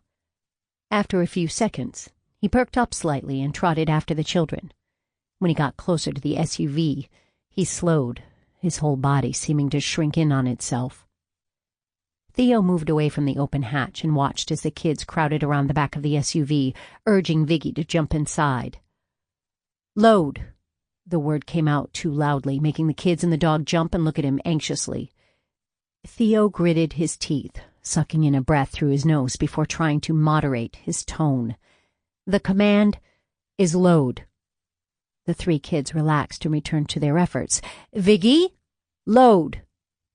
Reluctantly, as if Viggy was just as loath to return to the reality of grief and loss as Theo was, the dog jumped into the rear compartment. One of the twins, Tyson, Theo was fairly certain, lowered the hatch door. The ease with which these children had gotten Viggy to relax and play made Theo envious. At the same time, it raised a flicker of hope that the dog would someday be the happy, confident Viggy he used to be. "Thank you." His words were stiff, but they were lucky he'd managed to say anything at all. Theo felt his lungs tighten. This family, the hot waitress and the dog-whispering children and their not-quite-hidden flinches, was starting to wake something inside of him. His emotions were bleeding through the armor he'd built to contain them, and it was making it hard to breathe. He needed to leave. After a single step toward the driver's door, he paused. "The stove fire is under control?" Jules grimaced. "Yes, all that's left is the cleanin'. Have it checked before you try to use it again." The suggestion came out more as an order, but Jules didn't look offended.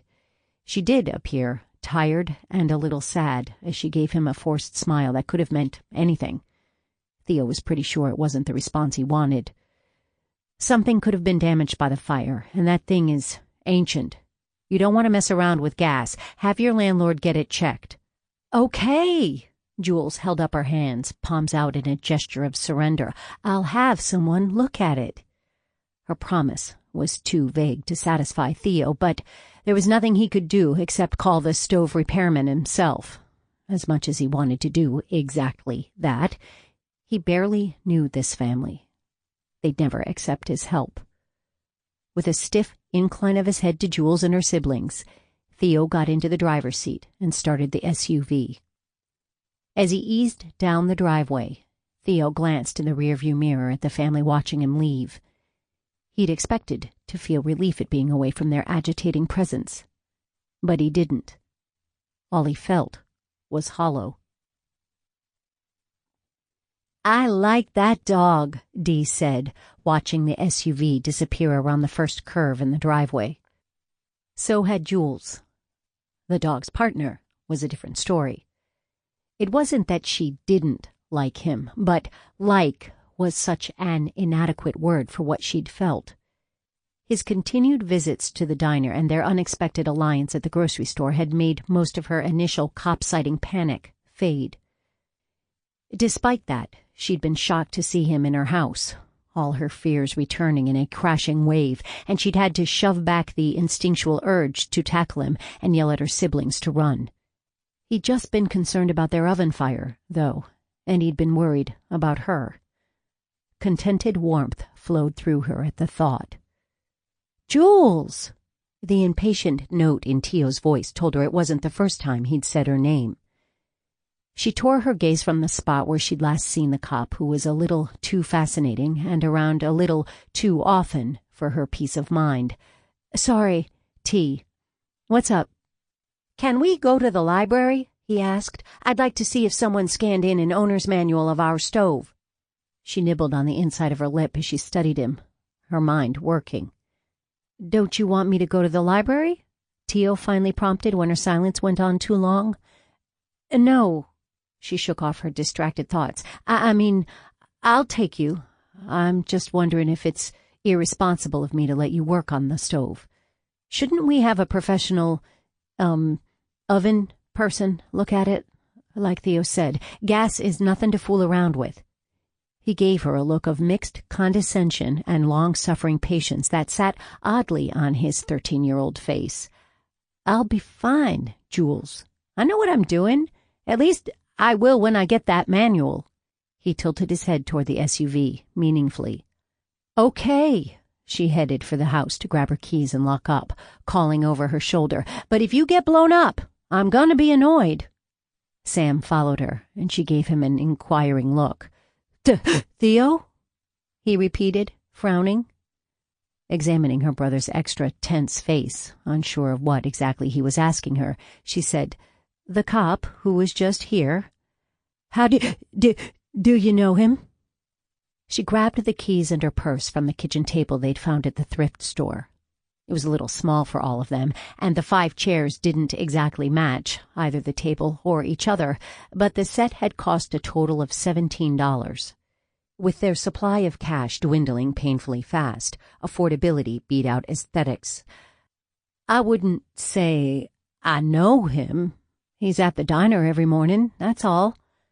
But you call him Theo." She was still confused.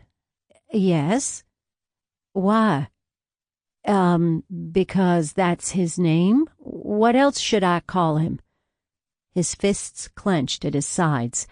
How about officer or guy who can arrest you for kidnapping?" "Sam." Her voice was soft, and she resisted the urge to squeeze his arm. As tense as he was, the last thing he'd want to be was touched. "It's okay. He doesn't know." Maybe.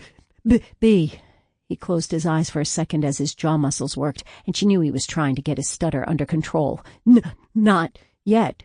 But he could find out." She stared at him helplessly, unable to deny what he'd said. Theo could find out what she'd done, who they were, everything. "If he does, we'll run." It was weak, she knew, but it was all she could say to reassure him. Sam didn't look at all reassured. Do you like him?" "What?" The word came out a bit screechy, and she winced inwardly as Sam's frown deepened. "Of course not. That'd be crazy." "It would be crazy." His grim tone made her drop her eyes. Maybe she'd thought about him a few times, and not in a he-could-arrest-me sort of way, but anyone with a pulse would indulge in a few daydreams when confronted by a man that good-looking. That'd be bad, Jew." "I know. Really bad." "I know." Her response was barely more than a sigh as a tiny hope she hadn't even realized she'd been harboring slipped away. It hit her that this was her life now. Until Dee was 18 and the threat of Courtney was gone, Jules couldn't date, couldn't have any close friends, couldn't get attached to anyone. If people got close, they'd ask questions. Jules had to be ready to take off at a moment's notice. Loneliness crept up her throat, making it tight, but she swallowed the self-pity. It was worth it. Getting the kids away from Courtney was worth the sacrifice. She met Sam's worried gaze and held it steadily. "I know, Sam." No matter how hot and protective and gruffly kind he was, Theo was also a cop, and she was a criminal. Jules had to stay away from him, no matter how hard that may be. Chapter 10. What was wrong with him? Theo huffed out a humorless laugh as he slid out of his solitary booth and tossed down enough cash to cover the lunch he'd barely touched. A better question would be, what wasn't wrong with him? Megan lifted her eyebrows as he passed her on the way to the door. To his relief, she wasn't curious enough about his unusual lunchtime appearance to ask him why he was there. If she had asked, he wouldn't have had an answer, at least not one he wanted to share. It was the squirrely waitress's fault. He'd gotten used to seeing her every day, but their usual breakfast had been canceled when the traffic stop for a broken taillight turned out to be a wanted meth dealer in a car he'd stolen from his ex-girlfriend. Jules hadn't even been working, unless she'd been hiding in the kitchen the entire time he was there. That was a definite possibility, since he'd acted like a complete ass every time he saw her. But not seeing her made him cranky. Well, crankier than usual, and that made him even more pissed that he was allowing an almost stranger to determine his mood. He shoved the door a little too hard as he left the diner.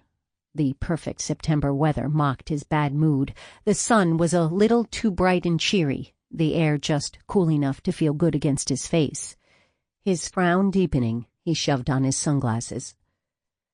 A familiar Volkswagen Jetta was parked next to his squad car. It took him a few seconds to remember who the VW's owner was. When it finally struck him, his step faltered, and he had the cowardly urge to duck back into the diner. It was too late, though. She was already headed his way. "Hey, Theo!" Sherry Baker, Don's daughter, attempted a smile, but it collapsed before it was fully formed. Theo couldn't even manage that much. Instead, he gave her a stiff nod. "Sherry." That was all he could say. If he tried anything else, and "I'm sorry for your loss," or even "How are you?" his guilt and grief would choke him before he could get out more than a word. To his surprise, Sherry didn't look offended. The last time he'd seen her had been at the funeral, where she'd been so angry, so devastated, trying desperately to find someone to blame, someone besides her father. Theo had accepted every accusing glare, knowing he deserved that and more, so much more. Don had been his friend, his mentor, his brother. Theo should have known, should have at least suspected. What kind of self-involved bubble had he lived in that Don's misery had escaped him so completely? Except for the downward cast of her mouth, Sherry looked like she always had before. Her blonde hair was washed and brushed, pulled back in a neat braid, and her sundress looked new. The woman in front of him bore little resemblance to that pain-racked mourner at her dad's funeral. Now she just seemed quietly sad. Oddly enough, Theo felt a jolt of envy for that sign of straight-up grief.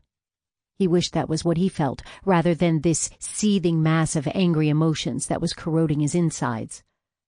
"How's it going, Theo?" How was he supposed to answer that? "Quite shittily, thank you for asking. I've even managed to fuck up your dad's dog. How are you?" Swallowing the words, Theo twitched one shoulder in a shrug.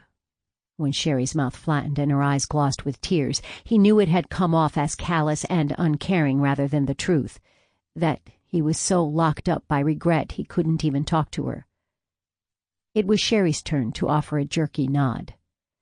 "See you around, Theo."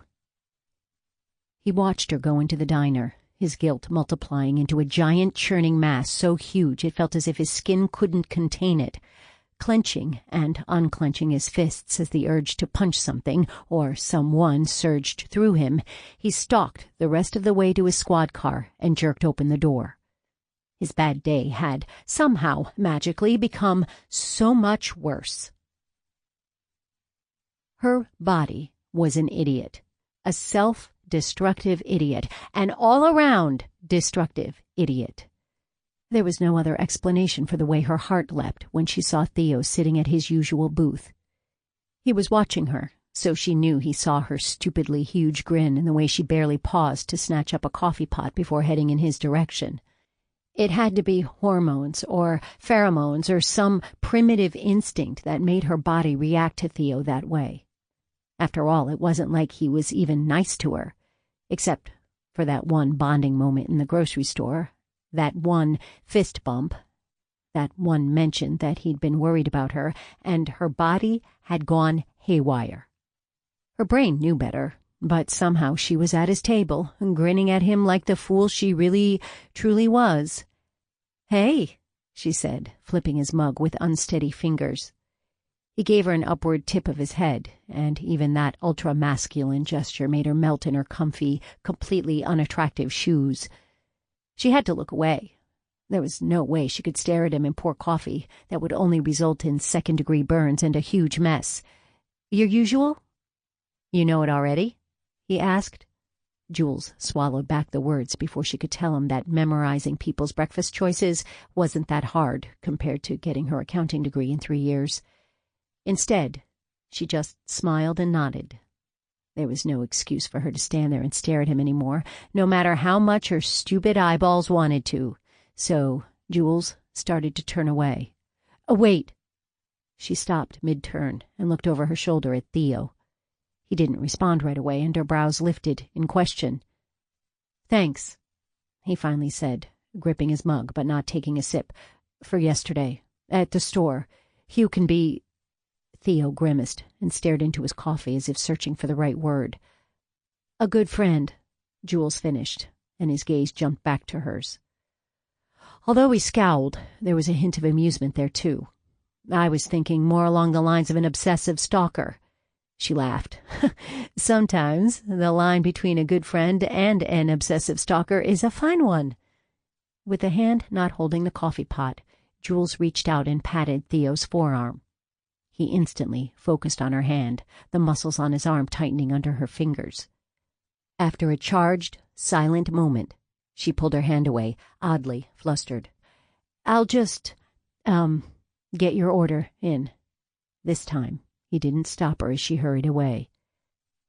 After returning the coffee pot to its station, she rushed into the kitchen. Pressing her hands to her face, she felt the heat of her burning cheeks and bit back a groan. Blushing, smiling, touching his arms, could she have made her budding interest in him any more obvious? Theo must have thought she was an infatuated idiot, and she was beginning to worry that he wasn't wrong. "Need something?" Vicky called from her spot by the grill. "Yes, some dignity, maybe some pride, definitely some self-control. Nope, just taking a second. Oh, and Theo wants his usual." "Got it." When no insults or threats followed, Jules looked at Vicky curiously. She seemed to be in an unusually non-abusive mood. "Before you go, would you mind grabbing another flat of eggs out of the walk-in?" Jules tried not to make a face. She hated going into the walk-in cooler. She'd hated small spaces, especially small, dark spaces, ever since her father had remarried for the 4th time when Jules had been a shy 15-year-old. One of Courtney's favorite punishments had been to lock Jules in one of the linen closets. Most of the time it had been only for a few hours.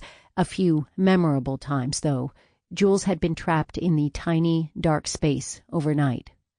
Although she'd mostly gotten over her claustrophobia in the years since she'd escaped from the house, something about the cooler made all Jules's old fears flare to life. She had to suck it up, though. There was no way out of going into the cooler unless she wanted to sound like a big baby. "Sure."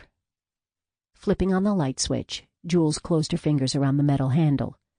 After taking a breath, she hauled back on the door. There was a brief hesitation before the heavy door released its seal and swung open, releasing a gust of chilled air. Jules shivered, although it was more from nerves than the cold. She glanced over her shoulder and caught Vicky watching her. As soon as she saw Jules returning her gaze, Vicky focused on the grill, whistling tunelessly as she poked at some hash browns. Jules frowned, but turned back toward the cooler. The longer she stood there, dreading it, the longer it was going to take. She needed to just go in, grab the eggs, and get out. Jules stepped into the cooler, reluctantly letting the door close behind her. In 3 quick strides, she'd reached the egg boxes lining the bottom shelf. Crouching, she eyed the top of the container and sighed. The box was taped shut, but she didn't want to go get a utility knife and have to return to the cooler. Instead, she just picked at a corner of the packing tape until she could pull it up and off the top of the box. As she reached to open the flaps, everything went dark. Jules froze. Her whole body flushed cold and then hot, and her fingers went numb. She couldn't feel the cardboard under her hands anymore, and she lost all sense of direction, all sense of balance. It was as if she were underwater, unsure of which way was up. Her legs gave out, and she sat down hard on the cold, tiled floor. "There. I felt that." She pressed her palms against the floor next to her hips, increasing the pressure until pain darted up her wrists into her arms. Strangely enough, She was relieved by the discomfort. It grounded her. It made her feel like she was rooted to the floor rather than floating in the dark space. She heard someone gasping, short pants of air, and Jules realized the sound was coming from her. Even though no one else could hear it, she was embarrassed by how pathetic she sounded. She was much, much too old to be scared of the dark. "It's just a power outage," she whispered, her voice coming out unsteadily, her words interrupted by her shallow gulps for breath. "The door is right there." Her eyes blinked, trying to adjust to the absolute blackness, and a light green glow caught her attention. At first, she thought it was nothing, just a blob of false light caused by her squeezing her eyes shut too tightly, but the green shape was there each time she opened her eyes to stare into the darkness. Finally, she realized it was the glow-in-the-dark emergency release handle. Her relieved breath came out too close to a sob for comfort. Vicky would never let Jules live it down if she came out of the dark cooler crying. Her head still spun from fear in the dizzying darkness, so Jules crawled toward the green glow, her apron catching between the hard floor and her knees. She'd made it. The emergency release knob was right at eye level, and Jules forced herself to stand.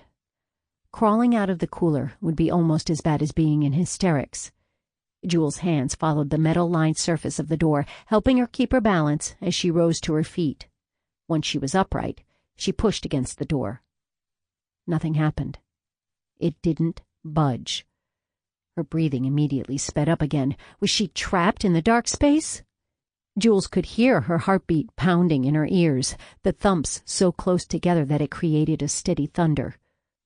Cold pressed against her like a living thing, filling her lungs with each rapid, futile inhale. There wasn't enough air. Each breath felt tight and empty, and she panted faster, trying to suck in oxygen. "Stop it!" she snapped at herself. "There is air." Fighting back the panic, wanting to take control, Jules forced her breathing to slow. Gradually, her heartbeat followed enough for her logical brain to begin working. Maybe the door automatically latched in a power outage. She twisted the emergency release knob one direction and then pushed against the door again. Nothing. She tried the other way. The door remained stubbornly closed. Jules pushed and pulled and finally yanked so hard that the handle came off in her hand. She stared at the green, glowing, useless object in her hand and then burst into tears. "Help!" she screamed, the panic rushing in and taking over. There were no rational thoughts left in her brain, just the desperate need to get out of the cooler. "Get me out!" She pounded on the door, but its thick construction muffled her hits, so even she could barely hear them. She wasn't going to get out. She'd be trapped in that shrinking space for hours, even days, until she died of hypothermia. No, she couldn't do it. Couldn't be stuck in this tight, airless blackness for even one more second. Forget hypothermia. Her heart was about to explode in terror. Bracing her hands on the door, she shoved with all her might. It didn't budge. Immobile and horribly still, until suddenly the door was gone and everything was blindingly light and she was falling. Theo caught her. Jules wasn't sure how she knew, but she did, the instant his arms wrapped around her and her face pressed into his uniform shirt. It was stiff with starch, and a button pressed hard against her cheekbone, but she never felt anything better. His hand cupped her head, pulling her tighter against his chest, and his other arm wrapped around her back. It took a few seconds for Jules to realize that Theo was shouting, "You're a fucking psycho!" Her head jerked back at that. She might be a kidnapper and a criminal and a liar, but she thought it was extremely unfair of him to call her a psycho. And when she managed to focus her tear-blurred eyes on Theo's face, though, he wasn't looking at her. Jules followed his glare to Vicky, who was just a few feet away, doubled over with laughter. Jules blinked a few times, trying to tear herself free of the panic that still wanted to cling so she could figure out what was going on. "Come on, Theo," Vicky finally wheezed, wiping her eyes. "I was just joking around. God, that was hilarious. When I pulled the same trick on Megan, she just sat on a crate of potatoes and played on her phone until I got bored and walked away." Theo snarled. What's going on?" Hugh burst into the kitchen with Megan at his heels. Theo's being a fun wrecker again." With a final hiccup of laughter, Vicky turned to the sink and started washing her hands. Megan looked at Jules, then the walk-in cooler door, then Vicky, and, understanding, washed over her face. She groaned loudly. "Vicky, Theo's right. You are a psycho. Did you do the whole turn the lights off and hold the door shut thing on poor Jules? You know she's scared of the walk-in." "That's what made it so funny." When everyone just glared at Vicky, she threw her hands in the air. "You guys are no fun." Megan turned to Jules. "Are you okay?" "Yeah." With everyone's eyes on her, embarrassment was starting to set in. It didn't help that Jules realized she was still leaning against Theo's very muscular chest. His hand was smoothing circles on her lower back, and she would have been very happy to stay there for the remainder of the morning. At that moment, resting against him, Jules gave in. It wasn't just attraction. She was way too far gone for that. This was a huge, unmistakable, unignorable crush. She liked Theo a lot. When Megan and Hugh began to look more curious than concerned, Jewel forced herself to take a step back out of Theo's tempting hold. He resisted for a fraction of a second, but then let her go. "I'm fine." Her quivering voice turned her words into a lie. "I just don't like small spaces." "Are you going to quit?" Megan asked, shooting an angry look at Vicky, who didn't seem to notice. She'd returned to her grill and had started whistling again. "I'll stay, if you promise I'll never have to go in there again." Jules jerked her thumb toward the cooler.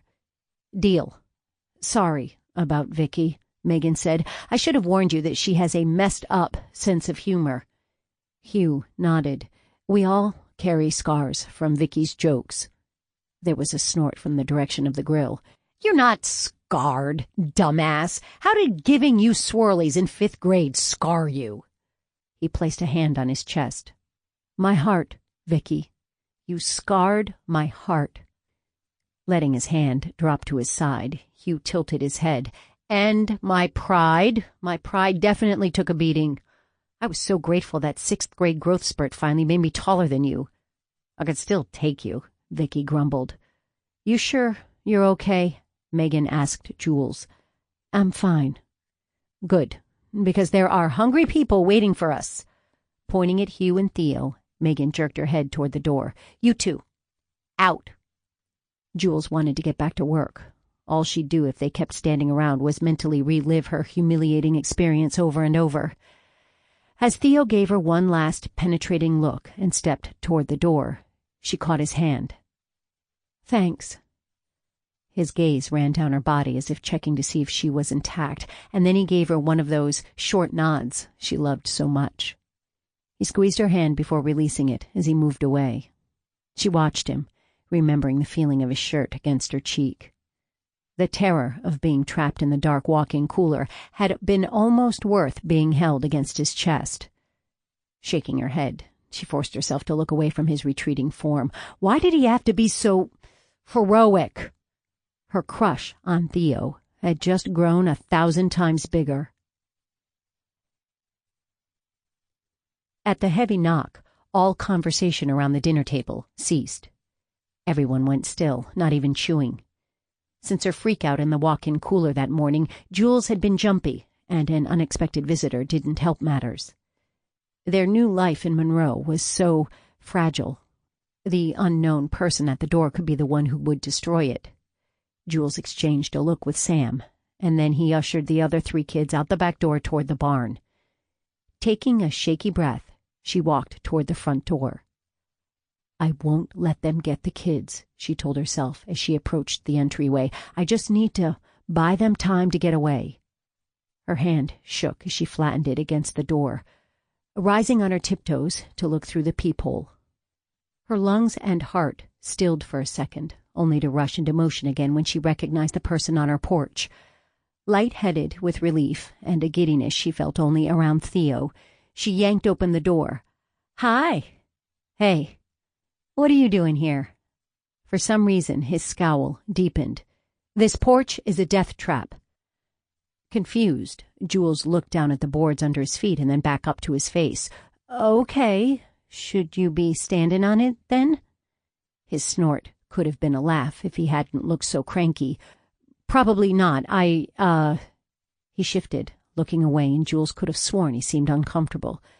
But he was Theo, and from what she'd seen, Theo wasn't ever uncomfortable. Angry, yes. Hostile, sure. But uncomfortable? This was a first. "I brought some boards and my tools." When she just stared, even more confused, he gestured toward the porch floor. "To fix it." "You're gonna fix our porch?" "Yes." "Why?" "I told you, it's a death trap." He shifted impatiently, and the wood squeaked under his boots. "You could fall through, or one of the kids could get hurt." As she looked at him, a wave of strong emotion washed over her. He was there to help, to do something she couldn't, to protect the kids, to protect her. She felt like she'd been treading water since she'd met with Mr. Espina, trying desperately to keep them all from drowning. And now Theo was there, offering her a hand. It was just a porch, but it was help, and it made her feel so much less alone. Stepping forward, she wrapped her arms around his chest and hugged him hard. He stiffened, letting out a surprised grunt, but she held on, pressing her forehead against his worn T-shirt. Tears of gratitude rushed to her eyes, and she blinked hard, trying to keep them contained. Releasing him, she stepped back, giving him a shaky smile. "Are you crying?" "No. It's just a porch." "I know." Her smile stretched bigger, even as her eyes filled again. "Thank you." "I'm not fixing it if you cry," he threatened, making her laugh. "I'm going to go get the kids," she said with a final sniffle. Theo glanced toward her SUV, probably thinking she had to pick them up. "Where are they?" "Oh, just playing, in back." She forced her brain to get back on track. Just because he was fixing her porch didn't mean she could slip up and reveal that they were hiding in the barn. "Did you want me to keep them out of your hair?" He shrugged. "They can help."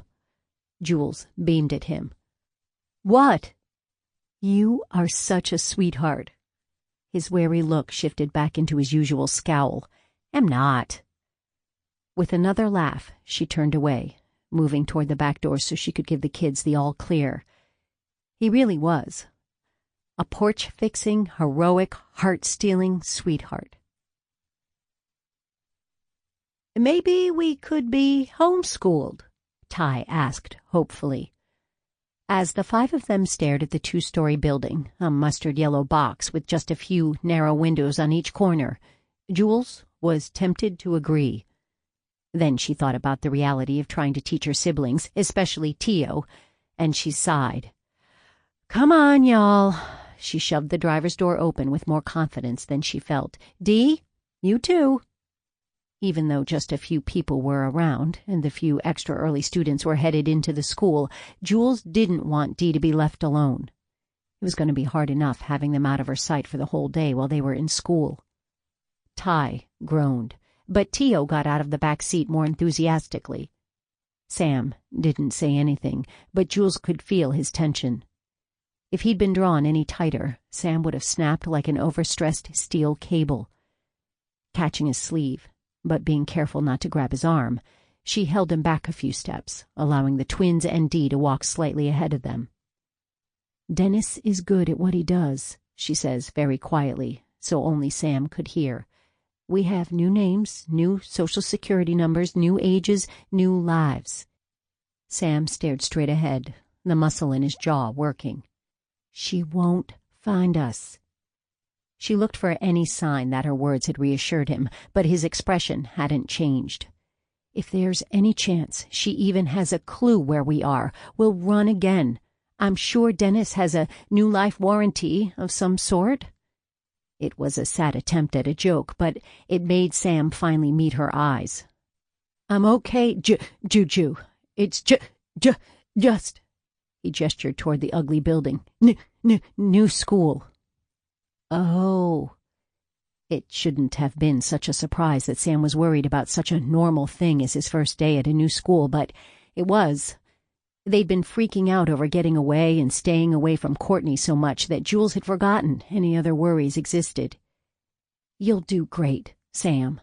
All the work will be old hat to you. If anything, you'll be bored." Sam came as close as she'd ever seen to rolling his eyes. "Sure, Ju." The twins and Dee waited at the main doors for Jules and Sam to catch up. Feeling like a parenting failure, she asked, "Are you nervous about starting school, Ty?" "Nah." His shrug was a hair too nonchalant as they passed through the door into the dimness of a hallway. "I'm not scared. Not that excited about getting homework and stuff, but school is school. Kids are kids. Some are nice and some are assholes." "Language!" Tio looked at her seriously. "It is the most appropriate term for some people in our demographic." Since she couldn't really argue with the truth of that, Jules changed the subject. "What about you, T? Any first-day jitters?" The look her brother gave her was completely uncomprehending. Why would school make me nervous? For him, school had always been his safe place. "Good," she said. A sign that said office pointed to the right. "That's—" Her attempt at a pep talk died as they turned the corner. There's one reason to be nervous about school," Sam muttered under his breath as they all came to a startled halt, all except for Dee. "Viggy!" she called, lurching forward. Grabbing a handful of her shirt, Jules caught her little sister just in time. "Dee, Viggy's working," she whispered, excitement making her stomach buzz despite her efforts at staying calm.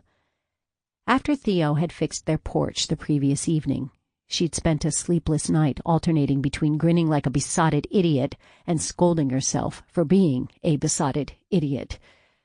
At around 3 in the morning, she'd resolved to try her best to avoid Theo so her crush on him would fade.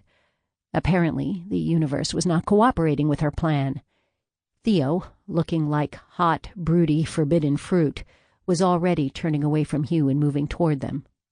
Vicky was trying to plunge forward to get to Dee, and Theo's arm strained, his biceps bulging under his uniform shirt as he held back the dog.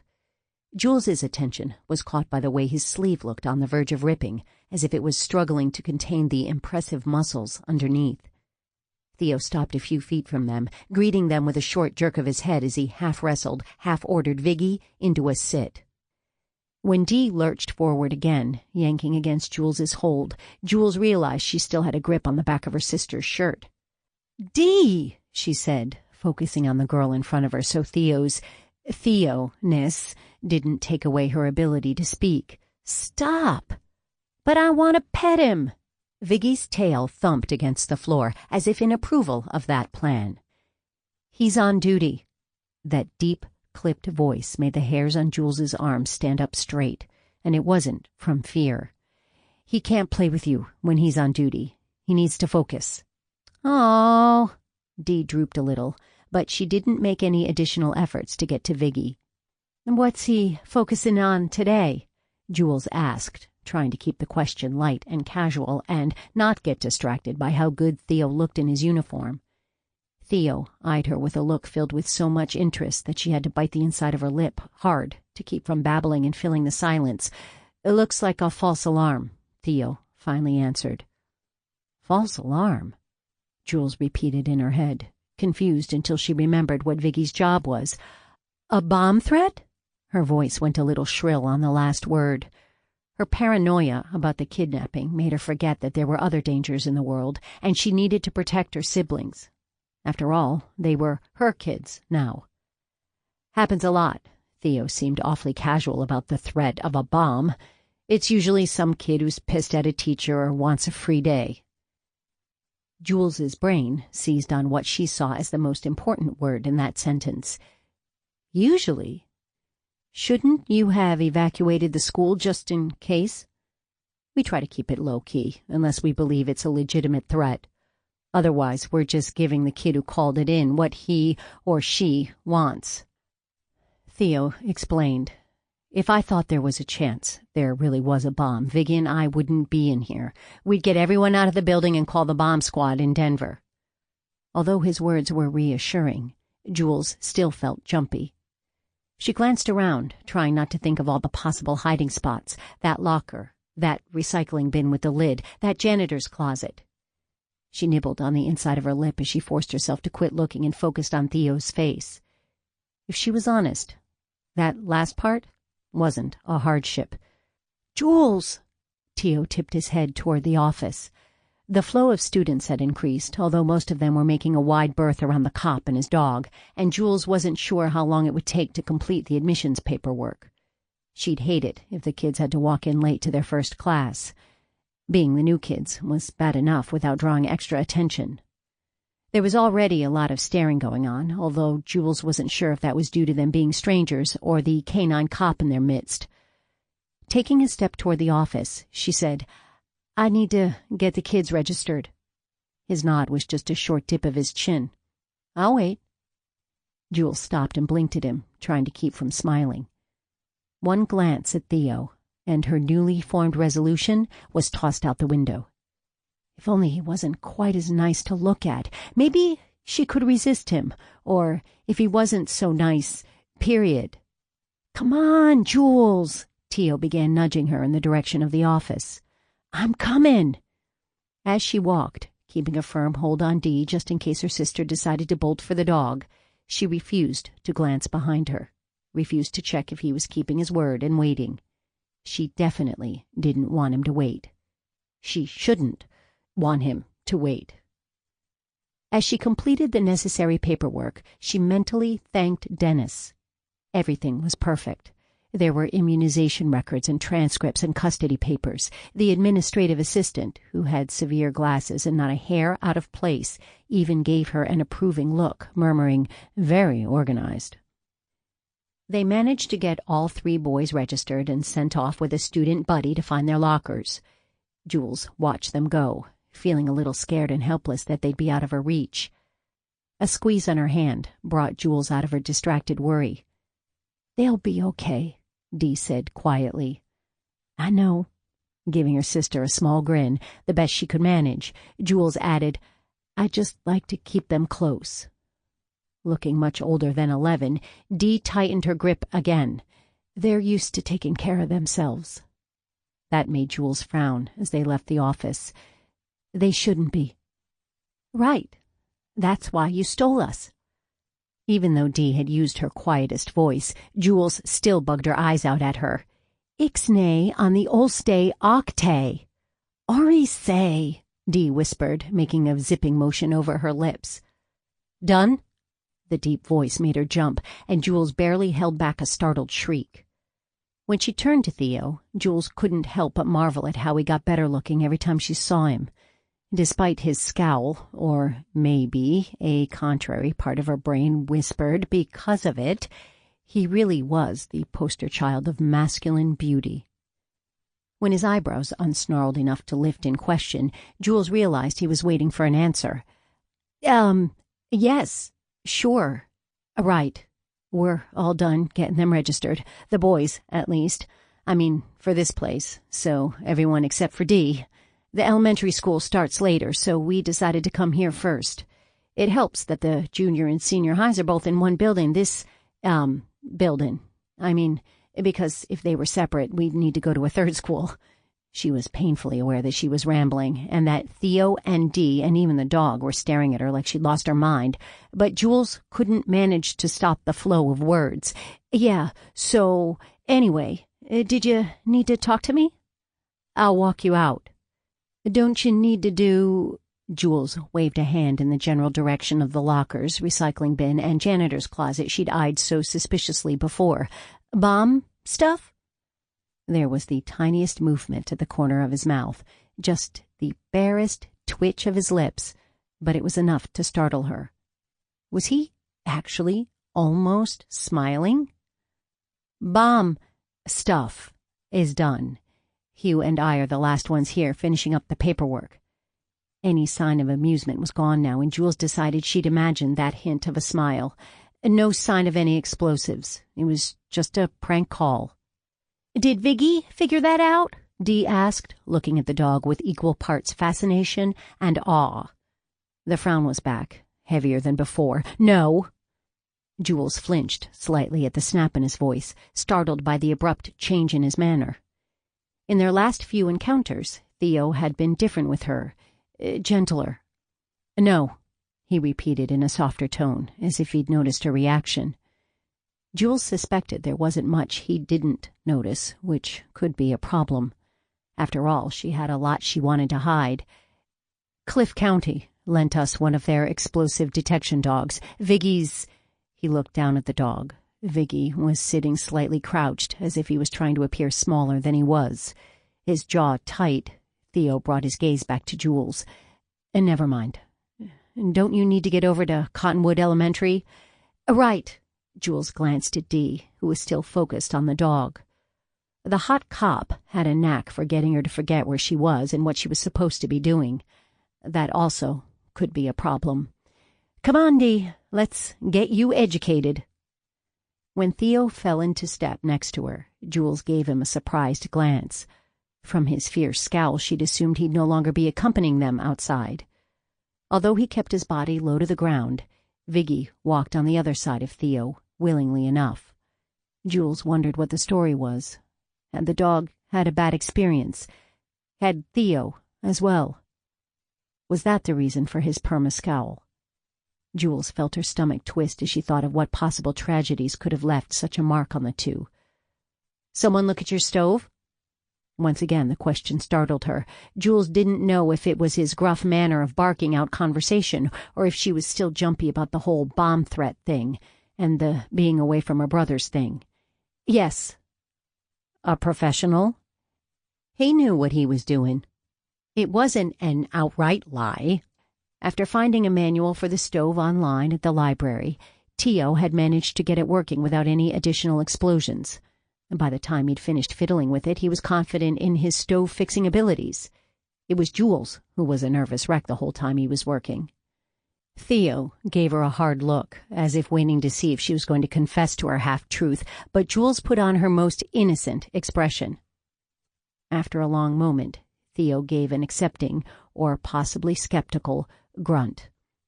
Taking a few long strides, he reached the door first and held it open for her and Dee. Jules blinked against the morning sun until her eyes adjusted. Florida had been sunny, but Colorado was even brighter than the Sunshine State. She figured it was something to do with the altitude or the clean mountain air or something.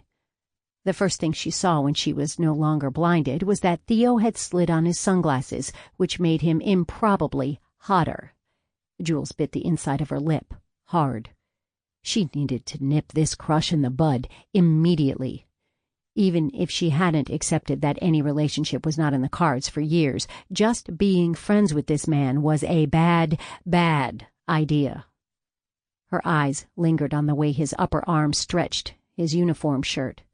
It took all her willpower to rip her gaze away and refocus on Dee, who was humming to herself, skipping a few feet ahead of them, happily oblivious to the fact that her older sister was being an idiot.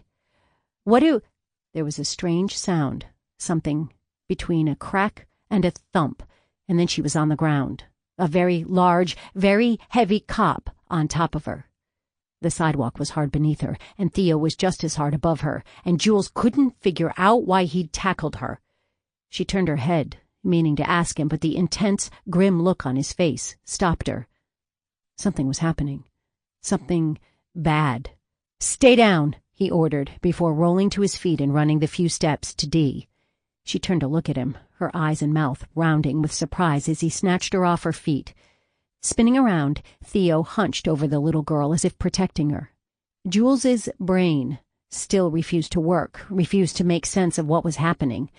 The sound came again, louder this time. A sharp pain bit into her calf, and she twisted to stare at the spot.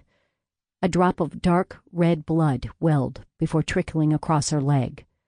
Her gaze darted from her injured calf to a hole in the asphalt walkway just inches away. There was a hole in the sidewalk. A bullet hole. The sight finally knocked her brain back in gear, and she knew what was happening. Someone was shooting at them. Chapter 11. "Dee!" she cried, the words scraping against her throat. Before she could do anything other than lie there, stunned, Theo was running back toward her, carrying Dee with an arm around her middle.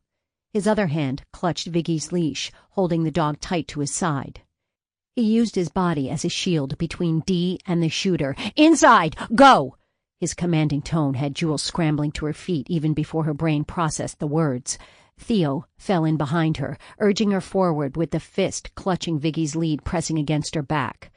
Although she knew she was running, moving as fast as she could go toward the door, Jules's legs felt so slow, nightmare slow. Her breath caught in her chest as she sprinted toward the school entrance, trusting that Theo would be right behind her, keeping Dee safe.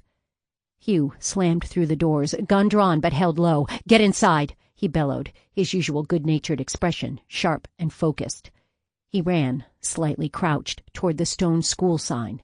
Taking cover behind the monument, he scanned the area behind them, squinting against the bright sun. The entrance grew closer, although it still seemed agonizingly far away. Her breaths clawed their way out of her throat in rough heaves, and Jules couldn't stop her brain from picturing a bullet tearing through Theo's broad yet vulnerable back and into Dee, sweet, lovable Dee.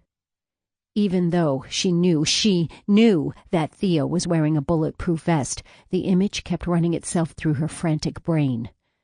They were only 5 strides away from the entrance, then 4, then 3. Hope began to trickle into Jules, even as each gasp for air caught in her lungs like a sob. They were so close. Dee would be all right. She had to be all right. Jules repeated in her mind like a mantra, "Dee will be safe, Dee will be safe, Dee will be safe." Just 2 steps away now. Jules reached for the door handle, ready to jerk it open, when the glass panel next to the entrance exploded into an opaque cobweb of shattered glass, the safety film the only thing keeping it from spraying them with fragments. Jules automatically jerked away, her back bumping into Dee and Theo. "Shots fired at the high school!" Hugh's voice barked from Theo's radio. "Inside!"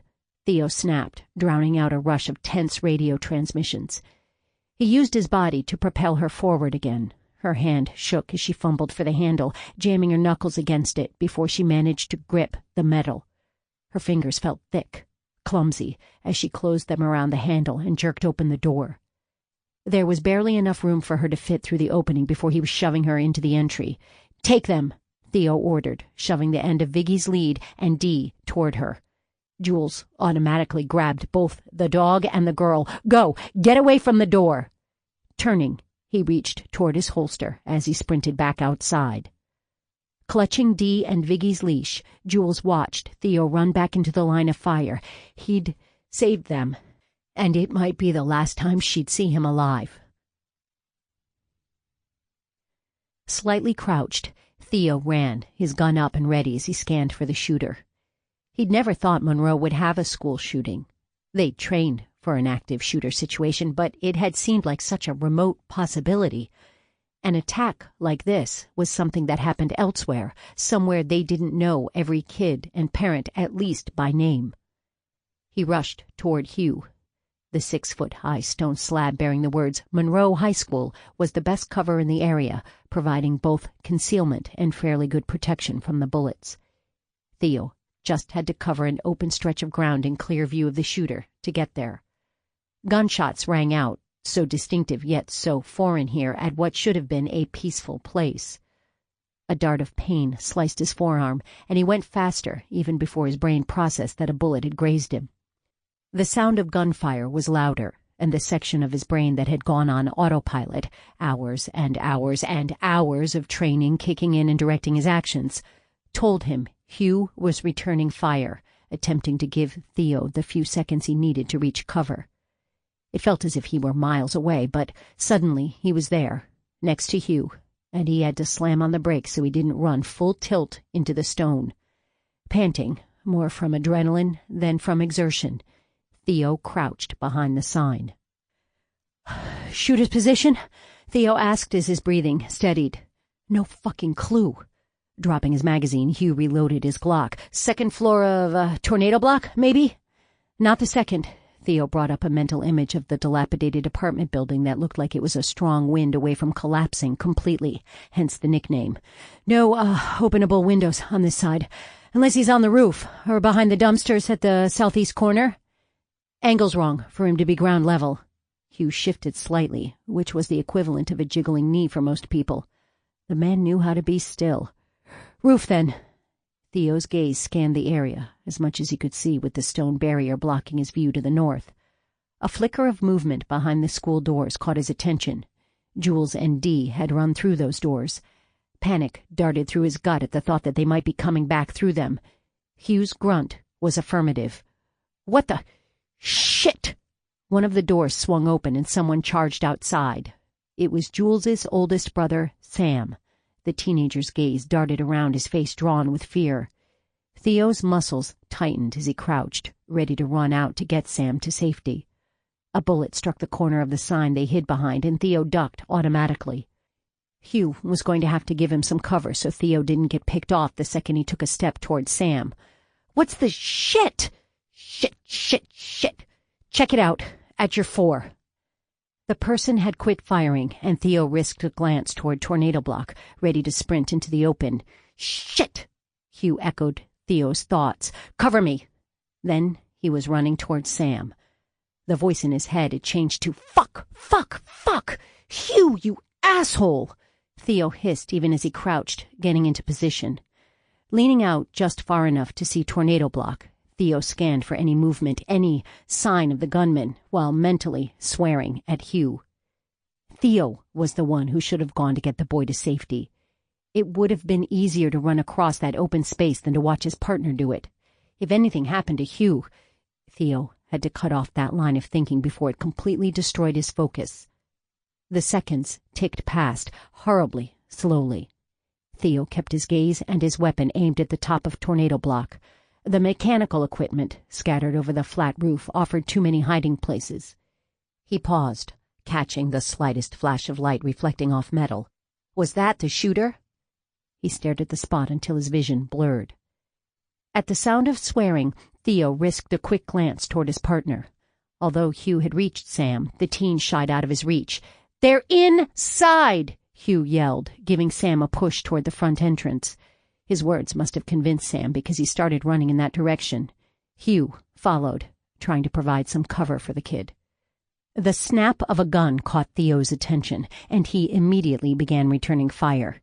He aimed where he'd seen the reflected light and pulled the trigger. There was a slight movement on the other side of the rooftop condensing unit, and Theo lined up his sights on the new spot before shooting again. A quick glance showed that Sam had reached the entrance and was ducking through the door. The glass above him shattered as a bullet connected with the pane. Theo expected Hugh to follow the boy inside, but he didn't. Instead, Hugh turned and ran back toward Theo. "Hugh, you dumbass!" Theo hissed as he pulled the trigger again and again, trying to provide whatever cover he could for his partner. His partner, who should have stayed in the safety of the school rather than risk returning to Theo. In his peripheral vision, Theo could see Hugh getting closer, could hear his rough breathing and running steps hitting the ground. Theo's attention was focused on the shooter, however, and he pulled out another magazine from the holder on his belt and did a tactical reload. It took barely 3 seconds before Theo was shooting again. Just a few steps away, Hugh gave a startled grunt. Theo turned and saw his partner fall, a surprised expression on his face. It felt like all the air had been punched out of Theo's lungs, as if the bullet had slammed into him, right along with Hugh. Without thinking, before he could even regain his breath, Theo was there. Jamming his pistol back in its holster, Theo grabbed fistfuls of Hugh's uniform shirt and pulled. The heavy form didn't want to budge, but it finally, grudgingly, started sliding across the grass. Theo took one backward step and then a second, dragging his partner toward the safety of the sign. A bullet hit the ground just inches from Theo's foot, debris showering his pant leg. Another clipped the sign, digging a chunk from the stone. There was a tearing sound as his seam in Hugh's shirt gave way, and Theo shifted his grip, hooking his hands under Hugh's arms instead. Hugh was using his right leg to help, pushing it against the ground. Another bullet hit the ground close, too close to Hugh's leg, and Theo took several rushing steps back, not stopping until all of Hugh was behind the sign. Dropping Hugh's shoulders, Theo scanned his partner's sprawled shape, looking for where the bullet had hit. It didn't take long to find. The navy material over his thigh was soaked with blood, and a small hole punctured the center. Theo pulled out his pocket knife and lifted the wet fabric away from Hugh's skin before slicing through his uniform pants, cutting and ripping until the wound was exposed through the enlarged hole. Blood flowed from the wound, and Theo felt a familiar pressure in his chest that stopped him from breathing. He pressed a hand firmly against Hugh's thigh as he grabbed his portable radio from his belt. "Officer down!" There was too much blood. It leaked out around Theo's palm as his other hand fumbled to manage his radio with fingers that felt clumsy and thick. Had the bullet struck the femoral artery? Jesus! He prayed it hadn't. "Copy. Officer down." There was the slightest of quavers underneath the dispatcher's calm tone, and his words came a little too quickly. "Unit number?" 5674. Theo's thumb, slippery from blood and sweat, slid off the talk button, cutting him off in the middle of his transmission. God damn it! He adjusted his fingers around the radio, unintentionally pressing down harder on the wound with his other hand. Hugh groaned, and Theo immediately lightened the pressure. "Sorry, buddy." He'd pulled back too much, though, and a gush of blood poured from the wound. His teeth clenched so tightly that his molars squeaked together. Theo pushed his palm hard against Hugh's leg again, forcing himself to ignore his partner's yelp of pain. Turning back to the radio, he repeated his unit number before saying, 5633 has been shot in the thigh. He's bleeding heavily and needs medical. Copy. Negative. Lieutenant Blissard's sharp voice broke in before the dispatcher could say anything further. Meds staging until we get word from the emergency response unit that the scene is secure. Glancing down at the blood coating everything, way too much blood, Theo swallowed a growl. The shooter had been silent since Hugh'd gone down with the startled grunt. The stone sign offered some cover, but it also blocked Theo's view of anything except a chalk-white and blood-red Hugh. Negative on that negative. He needs med here, now.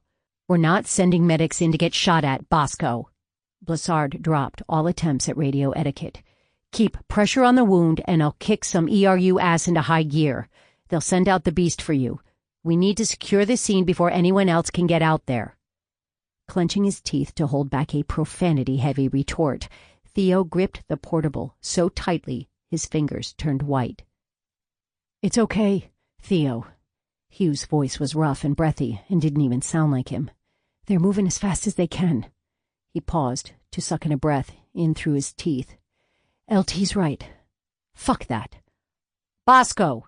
Blissard growled, but Theo had already reclipped the portable to his belt. He'd need both hands for this. Bosco! Dude! Hugh gave a gasping laugh as his eyes started to close. You're in so much trouble. Wake up, Theo barked. Come on, you lazy ass. I need you to do some of the work.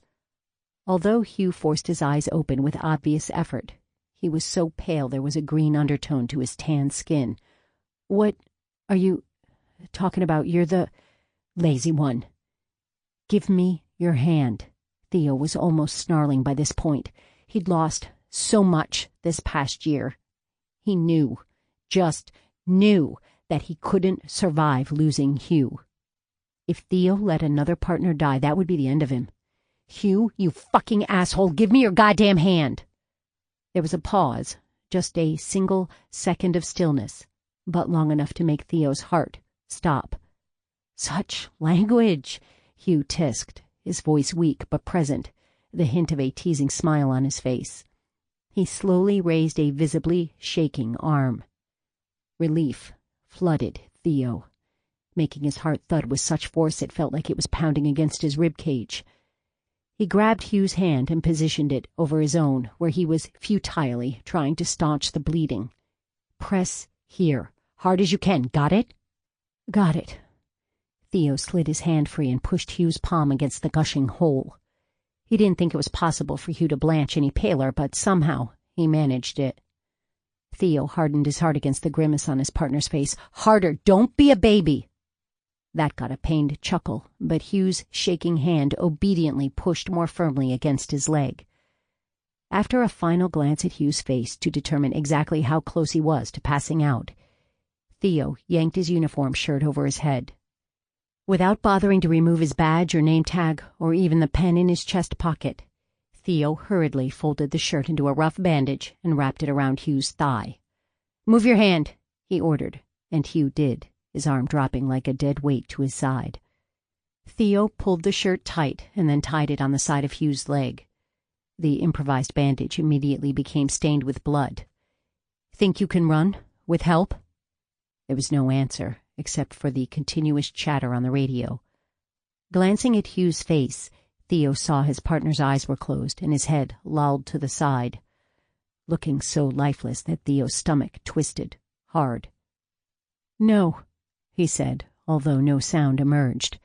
It felt like he had the wind knocked out of him. Shaking off his terror that Hugh wasn't just unconscious, Theo gritted his teeth and rolled his partner onto his stomach. Kneeling by his head, Theo hooked his arms under Hugh's and stood, grunting with effort. "You're a big bastard," Theo muttered, his voice gritty with effort. All that bulk was dead weight, too, making him feel even heavier. Theo winced at the term dead. "Knock it off," he muttered as he bent, taking Hugh over his shoulders in a fireman's carry. As he straightened, Theo took a second to steady his burden before blowing out a hard breath. "Ready, buddy?" Hugh didn't answer. "Me neither." Despite that, Theo stepped out from behind the safety of the sign. He couldn't run, not while wearing his 200-plus-pound partner like a cape, but he moved as fast as he could. Each step felt exposed, every foot he covered in the seemingly endless space between him and the cluster of emergency vehicles made him want to duck back behind their stone cover. Why had he thought this would be a good idea?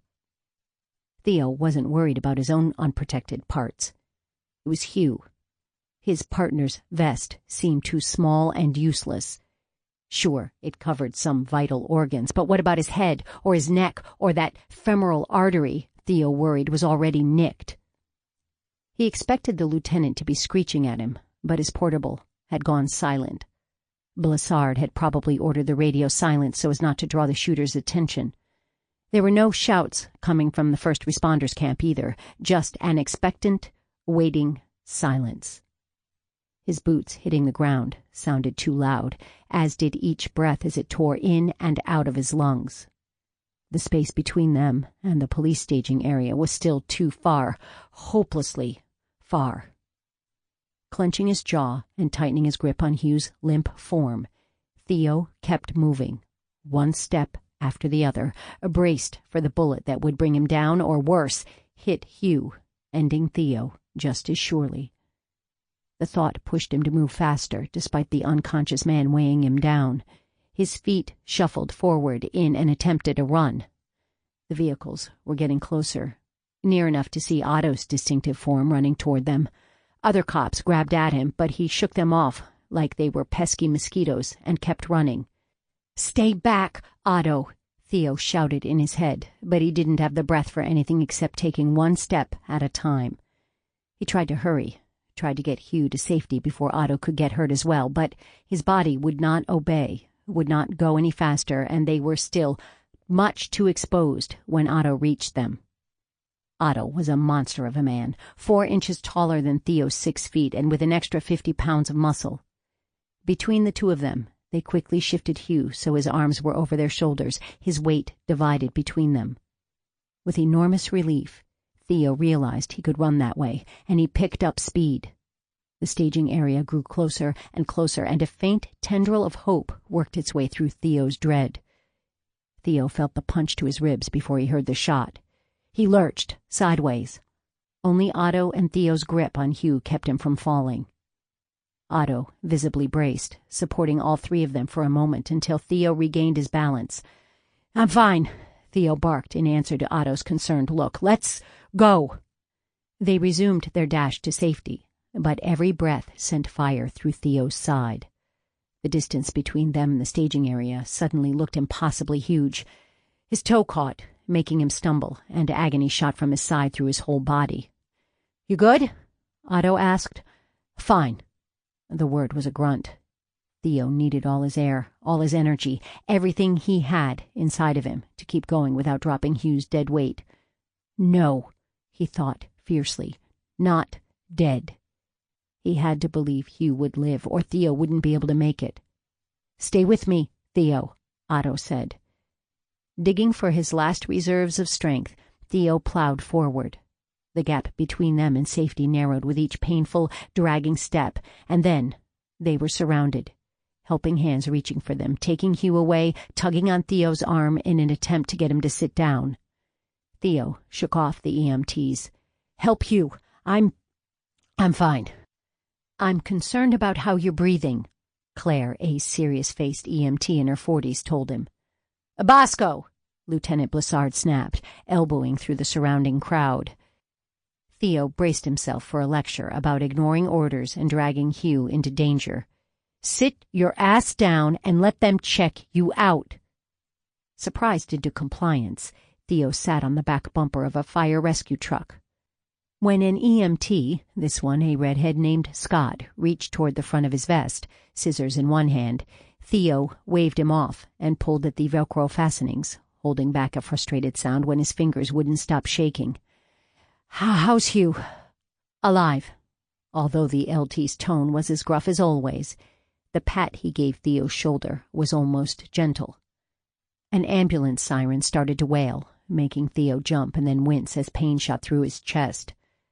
Claire and the lieutenant exchanged a concerned look, and Theo held back an annoyed snarl, mentally cursing himself for showing his discomfort. "That him?" Theo asked when the ambulance had gotten far enough away that the siren wasn't deafening anymore. Frustrated by his fumbling fingers, he yanked at the vest, but all he achieved was an agonizing jolt through his ribs. The lieutenant made an affirmative sound as he reached to help remove Theo's protective vest. Theo started to protest, but swallowed his words as another shock of pain made all his muscles tighten. He wanted to skip the exam and go right to the get to the hospital part so he could find out the latest on Hugh's condition. "Where the hell is ERU?" Even as Theo growled the question, he spotted a convoy that included the emergency response unit's armored vehicle snaking its way toward their staging area. Lieutenant Blissard pulled the last Velcro strap free so the vest opened like a clamshell, freeing Theo. Although the cool air felt great with just a sweat-soaked T-shirt covering his chest and back, his ribs gave a vengeful throb, as if the vest had been containing some of the pain. Theo bit the inside of his cheek as he struggled to keep his face expressionless. When Scott reached toward his T-shirt with scissors, this time Theo allowed him to cut the fabric. Putting his arms above his head to finish undressing seemed next to impossible. "Better go debrief," the LT muttered, but he didn't move as the T-shirt was stripped away.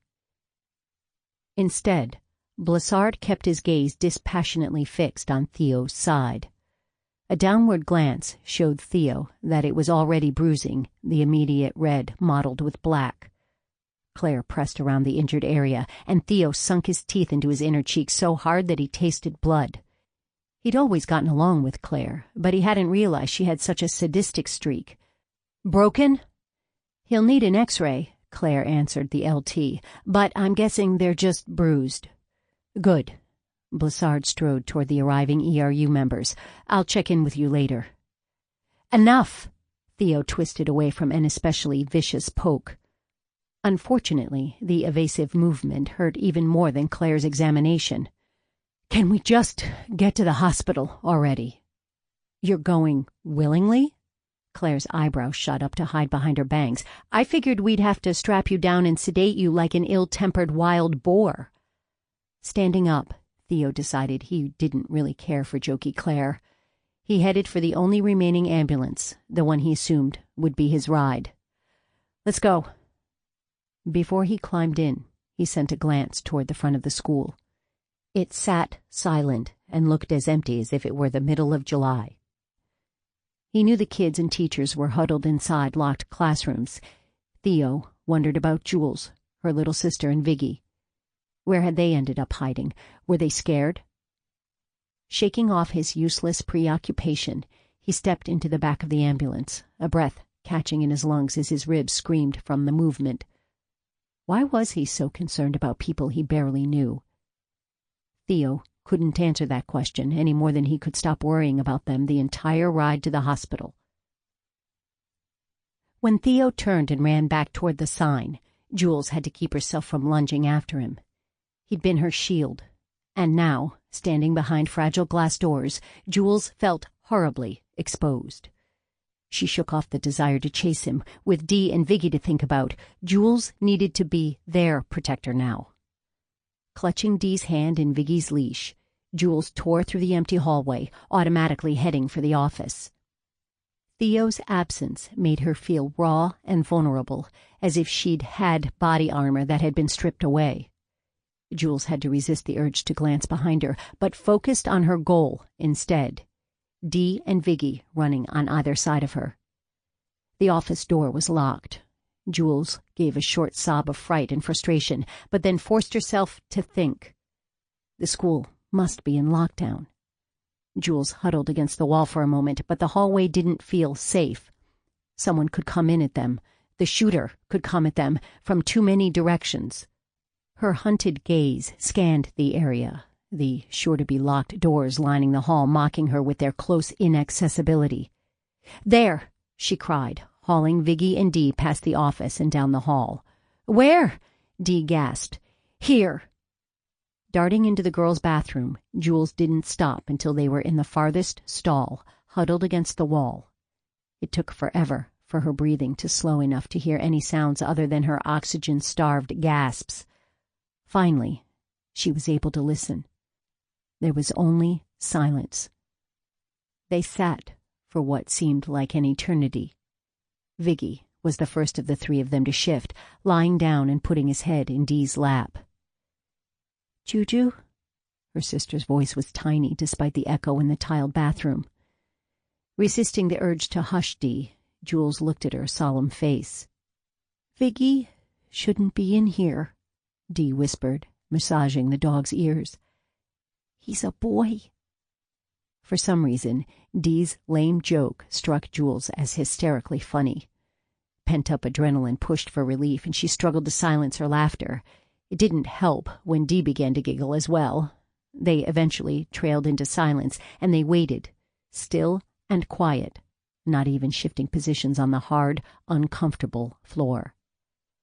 After what felt like hours later, a loud tone sounded over the PA system, making all three of them jump. Dee let out a tiny scream, and Viggy lifted his head. A few minutes later, small sounds came from the hallway outside. The noise gradually grew in volume until it sounded like a normal high school between classes, with an added note of anxiety that Jules attributed to the lockdown. Blowing out a shaky breath, she climbed to her feet and offered a hand to Dee. It was over. They'd survived. As Jules' brain processed this news, her legs went a little rubbery with relief. Niggling worries remained, though, growing until she couldn't ignore them. Were Theo and Hugh okay? And who had just tried to kill them? Chapter 12. Even lying in a hospital bed, Hugh looked enormous. The only sign of his brush with death was the greenish-pale cast to his skin, and that was mostly hidden under his tan. Theo scowled down at the sleeping man. For some reason, Hugh's oddly healthy look bothered him, made Theo feel like the whole nightmare hadn't happened less than a day earlier. "What you doing, creeper?" Hugh rasped without opening his eyes. The amused quiver at the corner of Hugh's mouth pissed off Theo even more. "You gonna smother me with a pillow or kiss me like I'm Sleeping Beauty?" Silently, Theo turned to leave, but Hugh caught his arm before he could step away from the bed. When Theo reluctantly turned back around, he saw Hugh's suggestion of a smile had turned into a full-fledged grin. "Come on, man." Hugh's voice still sounded rough, but it was definitely amused. "I'm in the hospital after almost dying. There was lots of blood and everything. This is the one time you have to be really nice to me." At the mention of blood, Theo went cold. He was immediately back there, trying to hold back the flood that trickled through his fingers, draining Hugh's life away. Theo stared at the IV stand next to the bed, focused on the half-filled bag of clear liquid. All his fear and helplessness tangled together in his stomach, but Theo squeezed his hands into fists and stomped the emotions into bits until all he felt was the usual rage. "Theo!" Hugh's tone wasn't joking anymore. "Fuck off," Theo muttered, attempting to turn away again, but Hugh's fingers tightened. It would have been easy to free himself of Hugh's grip, but there seemed something so wrong about taking advantage of the other man's weakness when he was in the hospital, when he had nearly died. Theo's throat tightened, restricting his breathing. Hugh gave his arm a little shake. "Why are you pissed? I figured you'd be happy. Okay, so maybe not happy, since the whole dancing on a mountaintop thing really isn't your style, but at least mildly content that I'd survived. It was thanks to you I made it. If I'd lost much more blood—" Hugh finished with a wordless squeeze right below Theo's elbow. That grip felt like it was at his throat. Despite its good intentions, despite its gentleness, that hand was strangling him. Theo barely managed to force out a lie. "I'm not pissed." Hugh actually laughed. It was the shadow of his former laugh, but it was still a laugh. Theo stared harder at the IV stand, rubbing his hand against his skull, back and forth across the short strands of hair that were just long enough not to be bristly. "Liar. You're in a constant state of pissed off. What's wrong?" "What's wrong?" Theo repeated. The sheer ridiculousness of the question forced him to finally fix his glare on Hugh. "What's wrong?" "Yeah." That touch of humor was back, and Theo wanted to punch it out of him. "Besides this mess, of course." He gestured to his blanket-covered form. Theo opened his mouth, the angry words rushing into his throat, but then he clamped his lips together without letting them fly. His rage wasn't logical. If he tried to explain it, to yell at Hugh for laughing when he'd almost died, the way Don had died, the words wouldn't make any sense. Swallowing the tirade that wanted to spill from him, Theo just muttered, "That mess is enough." His smile fading, Hugh studied him for a moment. "Yeah, it is. Sorry." Hugh's serious response stole his anger, just blew it out from underneath Theo, creating a void. Other emotions started to creep in, fear and grief and sheer gratitude that Hugh hadn't died. They were overwhelming, stripping Theo raw and leaving him vulnerable. Unable to hold Hugh's gaze for a new reason that had nothing to do with anger, Theo returned to studying the IV. Once again, he had no words. All he could do was give a choppy jerk of his head to acknowledge Hugh's apology, an apology that made no sense. After all, he hadn't done this to himself, not like Don. "So, what's going on? They find the asshole yet?" Pathetically grateful for the change of subject, Theo said, "No. By the time ERU made entry, he was gone." "Shit." Hugh shifted his weight with a stifled wince that Theo pretended not to see. "They get anything? Prints, a witness, a signed confession, a piece of chewed gum, a gun?" The corner of Theo's mouth twitched. Leave it to Hugh to be lying in a hospital bed after being shot and still dreaming of unicorns and rainbows. "One casing the shooter missed when cleaning up. .40 caliber. His face brightening, Hugh opened his mouth, but Theo knocked him off his hopeful horse before he could ask the question. "No prints." His disappointed expression quickly slipped away, replaced by thoughtfulness. "40 cal. I would have sworn he was using a rifle." That had been bugging Theo, too. "Could have been a Kel-Tec." "True." Theo stood, holding back a groan as his ribs and muscles protested the motion after a sleepless night sitting in the very uncomfortable hospital waiting room chairs. "Have to go pick up Vig. Did someone drop him at the station yesterday?" For some reason, Theo was reluctant to talk about Jules. The other guys knew her as the new waitress, but that was it. As odd as it was, Theo felt like Jules and her family were his. Just his. He didn't want to share her. Hugh was waiting for an answer, though, his expression growing more curious by the second. With a silent sigh, Theo admitted, "Jules took him." It took a second before comprehension dawned, quickly followed by a smirk. New waitress, Jules? Hot new waitress, Jules? Theo just stared at him flatly. For some weird reason, that made Hugh laugh. Go for it, man. Hugh chuckled again. Oh, and could you... Before he could finish the sentence, Theo was already pulling a wad of paper from one of the cargo pockets on his BDUs and thrusting it at Hugh. Incident report? At Theo's affirmative shrug, Hugh grabbed it from him. His face lit up like it was Christmas. You're the best. How'd you know I'd want it? Theo didn't bother answering. After working together for so long, Theo had just known. I asked Otto to bring it early this morning. I'll grab copies for you of any follow-up reports as they come in. This is great. Shrugging off Hugh's appreciation, Theo headed for the door but paused before opening it. Thanks, he muttered at the door handle. For what?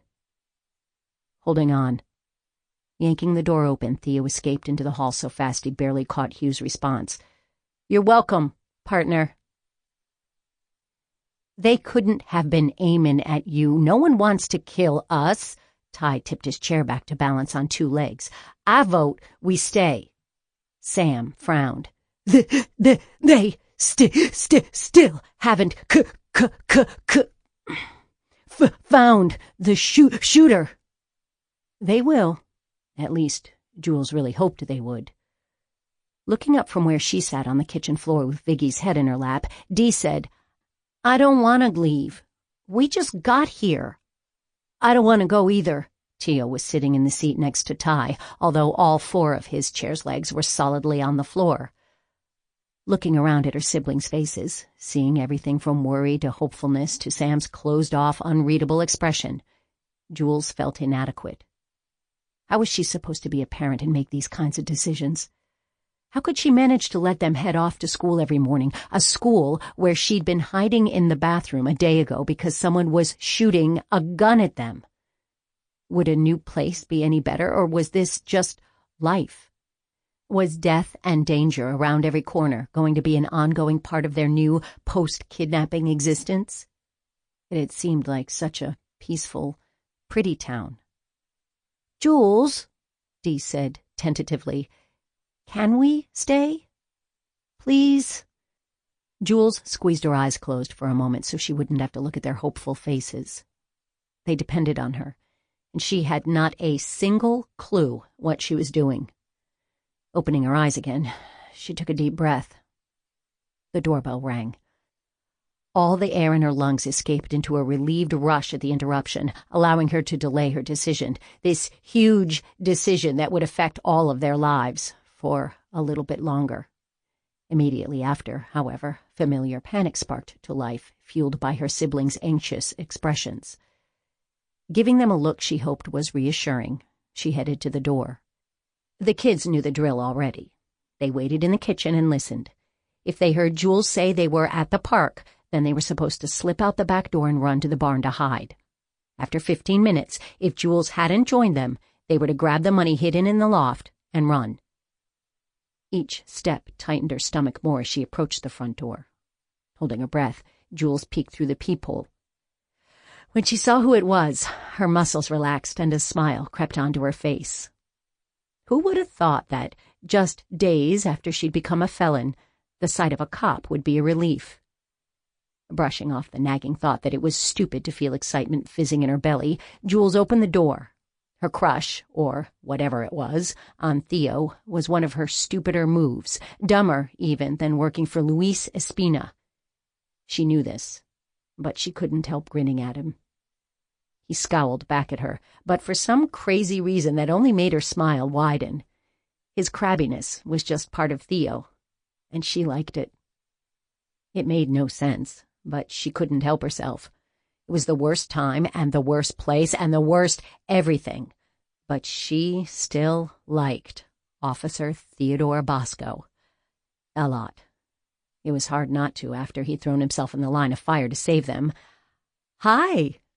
His answering grunt made her beam even as she mentally rolled her eyes at herself. You okay? Her gaze scanned him, wanting to see with her own eyes that he was in one piece. As soon as they'd emerged from the school bathroom, Jules had heard that a police officer had been shot. It had taken a frantic 20 minutes to find out that the injured cop was Hugh, not Theo. To her shame, relief had coursed through her at the news. Although she'd hated that funny, cheery Hugh had been hurt, Jules had just been so glad it wasn't Theo who'd been shot. Yeah, and he did appear to be uninjured. At some point since the shooting, he'd changed out of his uniform into well-worn jeans and an equally broken-in T-shirt. Jules tried to focus on their conversation rather than how very good he looked in civilian clothes. You? Your family? We're all fine, thanks to you and Hugh. How's he doing? The corners of his mouth twitched into an almost smile, well enough to be a pain in my ass. Relief made her laugh a little too loudly. That's good. We've been worried. Thank you for what you did for us yesterday. Appearing a little uncomfortable, he gave a tight nod as his gaze dropped to the side. You saved our lives. Tears that had been hovering too near the surface for the past 24 hours threatened to spill over once again. I was still trying to figure out what was going on when you dragged us back to the school. We could have easily been killed in the time it took for me to realize that someone was shooting at us. If something had happened to Dee. As her breath choked off in her throat, Jules stopped that train of thought, since talking about how much danger her little sister had been in, how close she'd come to dying, was a sure way to lose control of her teetering emotions. So, thank you. It's such a stupid, tiny thing to say when what you did was so amazing, so brave, so huge. He'd been looking more and more awkward as her speech continued until he finally cut her off. Please, stop talking. Startled, she did. Sorry. Theo scrubbed a rough hand over his head. I didn't mean... You can talk. Just stop thanking me. Glancing at her face, he twisted his mouth in a grimace. Sorry. It's okay. She could see how her gushing could have made him uncomfortable. He was just lucky she wasn't hugging him again, because she could barely restrain herself. There was a pause, and Jules realized she'd been keeping him standing on the porch. Oh, sorry. Do you want to come in? Stepping back, she waved him inside. After a minute pause, Theo stepped forward into the entryway. He always seemed so wary, Jules thought, watching him. That, and his cranky demeanor, hid the sweetness she knew was in there. He was so good and strong and heroic and looked really, really nice in his T-shirt. Only when he eyed her did she realize she was staring. You're here for Viggy, she blurted, feeling her cheeks warm and knowing she was probably as red as the lights on top of his squad car. Of course he wasn't there just to see her, to check in after the traumatic events of the previous day. Her smitten mind had turned the situation to fit her daydreams, when he was just running a necessary errand. He's in the kitchen. Actually, everyone's in the kitchen. As usual, he waved for her to go first and then followed her down the hall. It was hard not to let self-consciousness change her gait when she knew he was right behind her, watching her. Any news on the shooter? She asked over her shoulder. None I can tell you. When she looked at him again, slightly taken aback by his abrupt words, he amended his statement. Yet. Her mouth twisted down as she eyed him. So you haven't caught him? Jules figured that if the cops had brought him in, they'd be very willing to share that news right away. If the shooter was still on the loose, it made her decision about whether to go or stay even harder. Theo gave her a steady look, and she couldn't stop her frown from lightening into a wry smile. Fine. You can't say anything yet. Will you let me know when you get the okay to talk? After regarding her for another few seconds, he lowered his chin in the smallest of nods. Not quite satisfied, but knowing that was all she was going to get, she turned back around and continued down the hall. Everyone stared at them when they entered the kitchen. Dee was standing, leaning against Sam, who had an arm around her and his other hand resting on Viggy's head. The dog was pressed against his side. The twins were still sitting, but there was a similar tension in both, as if they were ready to bolt out of their chairs at any second. Theo's here to pick up Viggy, she announced, her voice sounding too loud in the otherwise silent kitchen. still wrapped up in the relief that it was Theo and not someone else, a PI or a different cop or even her stepmother, that she hadn't considered the kids' reaction to losing their house guest. After an extended argument about where Viggy would sleep the previous night, he'd ended up taking over 2/3 of Dee's bed. Now, she braced herself for a tearful goodbye, on Dee's part, at least. Jules had underestimated her sister, though. Her words brought the tiniest of quivers to Dee's bottom lip before she brought herself back under control, forcing a pageant-like smile that looked eerily real, even to Jules. Seeing that mask of a smile, Jules decided at that moment that they were getting a dog. Sure, they were on the run, but how much harder could it be to hide 5 people and a dog rather than just 5 people? Theo looked around the kitchen with the same cautious attention he'd given the entry and the hall, as if he was expecting enemy forces to jump out of the fridge. To Jules's surprise, he didn't make any move to hook up Viggy's leash. "Are you hungry?" she asked, unable to help it. Ignoring the burning lasers of Sam's gaze cutting into her, she smiled at Theo. "I'm not working this morning, so we're eating breakfast together, for once. You're welcome to join us." Seeing the scowl on Theo's face, Jules braced herself for his rejection, but he gave one of his habitual, small, downward tilts of his chin.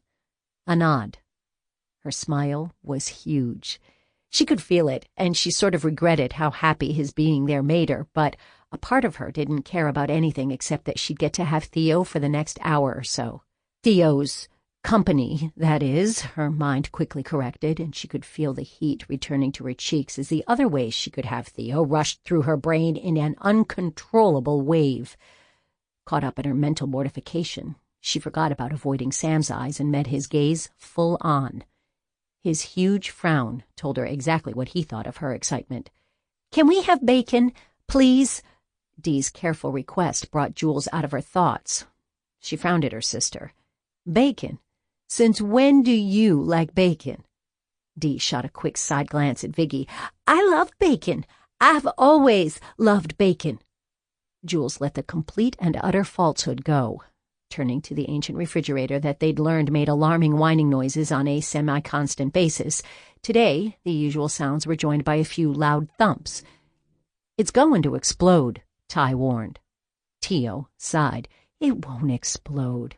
"It sounds like it's going to explode." "It might break," Theo said, "but it most likely won't explode." Pausing with her hand outstretched, reaching for the handle, Jules gave her brother a look. "Most likely?" she echoed. His head tilted to the side, and his eyes got that slightly unfocused look that meant he was doing math in his head. "About an 88% certainty." Her hand still frozen in midair, Jules did some math of her own. "That means there's a 12% chance that a refrigerator will take us all out." Theo waved a hand as if brushing off her concern. "But it's more probable it'll just break, and if it were to explode, it would be minor." "A minor explosion. That's good." "You need new appliances." Theo's gruff voice startled her a little since the explosion discussion had distracted her. "Call your landlord." "I will." Dennis was definitely going to hear about this. He'd promised her a safe place to live, and to her, safe included having appliances that wouldn't explode. Glaring at the avocado-colored surface, she yanked open the door and retrieved the bacon. Sam silently accepted the package from her, taking the opportunity to give her a look when his back was to Theo. Since Jules was facing him and Theo behind him, she kept what she hoped was a bland expression. Sam didn't have to tell her she was being an idiot. Jules was perfectly aware of that fact. "T, you're on egg duty. Ty, please cut up some fruit." She'd learned not to give Ty any task that involved actual cooking, unless she wanted to test the smoke detectors. Again. "Dee, set the table, please." Dee gave Viggy one last belly scratch before standing. "Wash your hands first." Although she headed for the sink, Dee gave Jules a chiding look. "Viggy is a very clean dog." "I'm sure he is." Pulling out a couple of slices of bread, Jules popped them into the toaster. The loaf was already 2/3 gone, she noticed.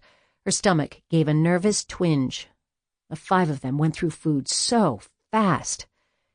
Maybe she could add another few shifts at the diner to her schedule, but I'd rather skip the dash of dog hair on my eggs, thank you very much. Dee laughed and collected the plates. As she set the table, she sang quietly to herself.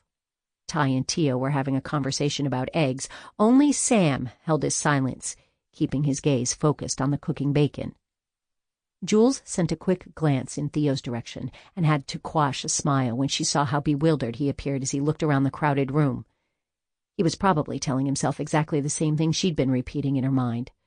This was a bad idea. That was just too bad, though. He was hers for breakfast, and she was going to take all the Theo time she could get. Staying was a bad idea. Theo had no idea why he'd agreed, why he'd even come inside this strange handyman's nightmare of a house, rather than just grabbing Viggy and leaving. It'd been over 24 hours since he'd last slept, and everything was starting to get a disorienting halo. He blinked several times, trying to normalize his vision, but then he gave up. Nothing but several hours in bed was going to fix him. Then why was he here, watching the chaos of this family in their clown car of a kitchen? Jules looked over her shoulder at him and smiled, and he knew exactly why his dumb ass hadn't left immediately. Clearing his throat, he offered, "I can help." She gave him an appraising look from those narrow, too sexy for his own good eyes, and he felt as if she could see his soul-deep exhaustion. Although he expected her to refuse his help, she offered him a plate piled with several slices of toast. "You can butter."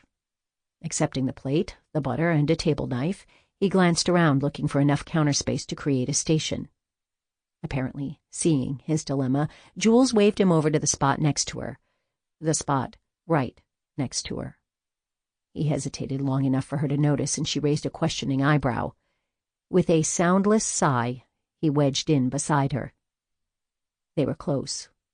So close he could feel heat radiating from her side, could smell her scent, vanilla and spice. He recognized it from when she'd lean in to put his plate in front of him at the diner, and he caught himself moving closer to get a better whiff. "Jules," Dee said, bringing Theo back to the present situation. He jerked back, as far away as he could get from Jules in the narrow space they were sharing, and buttered toast with much more focus than the task required. "If you were an animal, what kind would you be?" Tilting her head as if she was thinking, Jules finally answered, "A bird." "Good answer." Dee sounded pleased. Glancing at the girl, Theo wondered at her resiliency. Just yesterday they'd been forced to run for their lives. Now Dee was cheerily setting the table and daydreaming aloud. Theo was impressed by her ability to bounce back. Personally, he felt more like a deflated basketball. He wasn't sure he'd ever bounce again. Spatula in hand, Theo made a humming sound. What kind of bird?" "A hawk?" "Not a hawk," Jules said definitively, adding another 2 slices to the toaster. "I couldn't eat mice." Dee nodded. "Because they're so cute?" Right." Jules shot Theo a sideways look that made him have to hold back a snort of amusement. It startled him that she'd almost made him laugh, especially after the past grueling hours, and because eating mice is gross. "You're right." Dee paused between placing forks next to each plate to make a face. "So, what kind of bird?" "A robin?" Jules suggested. Ty fake retched. "Ugh! You'd eat worms, but not mice." "Good point." Sending Theo another amused glance, Jules tried again.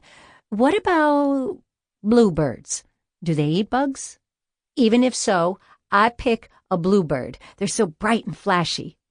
Theo liked how she would look at him, as if they were sharing an inside joke.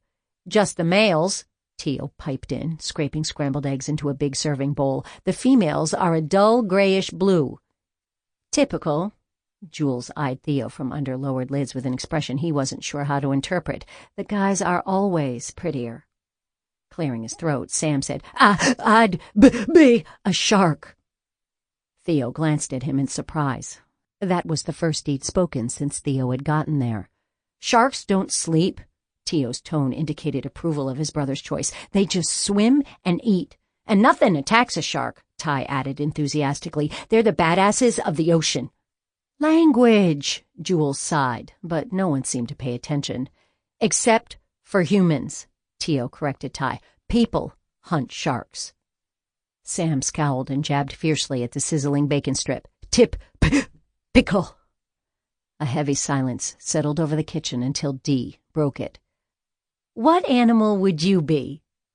When no one answered, Theo glanced at Dee to see her gaze fixed on him. In fact, everyone was looking at him, waiting. His mind blanked, as if he were back in high school and had just been called on to solve a calculus problem. The waiting pause lengthened, became uncomfortable, and he opened his mouth and blurted out an answer without thinking. "A dog." Dee looked satisfied by his response, but Sam frowned. But dogs have no control over where they live or anything. What if you had mean owners?" "I'd bite them and leave." Again the words were out before he'd considered them. At Jules's choked sound, Theo slanted a glance at her, trying to determine if she was offended or amused. Her head was down, focused on the toaster, but he was pretty sure she was fighting a grin. There was no question that Dee approved, judging by the deeply commending look she gave him. Good dog." That made Jules dissolve into laughter. Watching her, Theo felt warmth spread through his midsection. There was something about watching Jules giggle that made him want to keep her happy.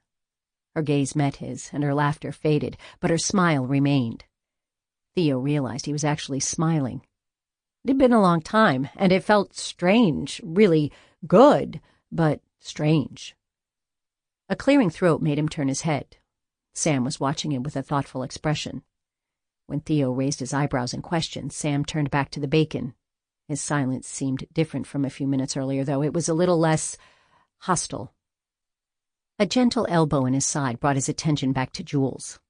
"Slacker," she murmured, tipping her head toward the pile of still-to-be-buttered toast that had collected during the previous discussion. Although he tried to regain his scowl, it wasn't available. Theo settled for giving her a mock frown and resuming his task. The conversation continued, and Theo let it flow around him. The sound of their chatter, the repetitive motion of the butter knife, the sight of Viggy sprawled out near Dee's feet, the knowledge that Hugh was going to be okay. All of those things lulled him, filled him with a sense of something he'd been missing for so long. It was peace.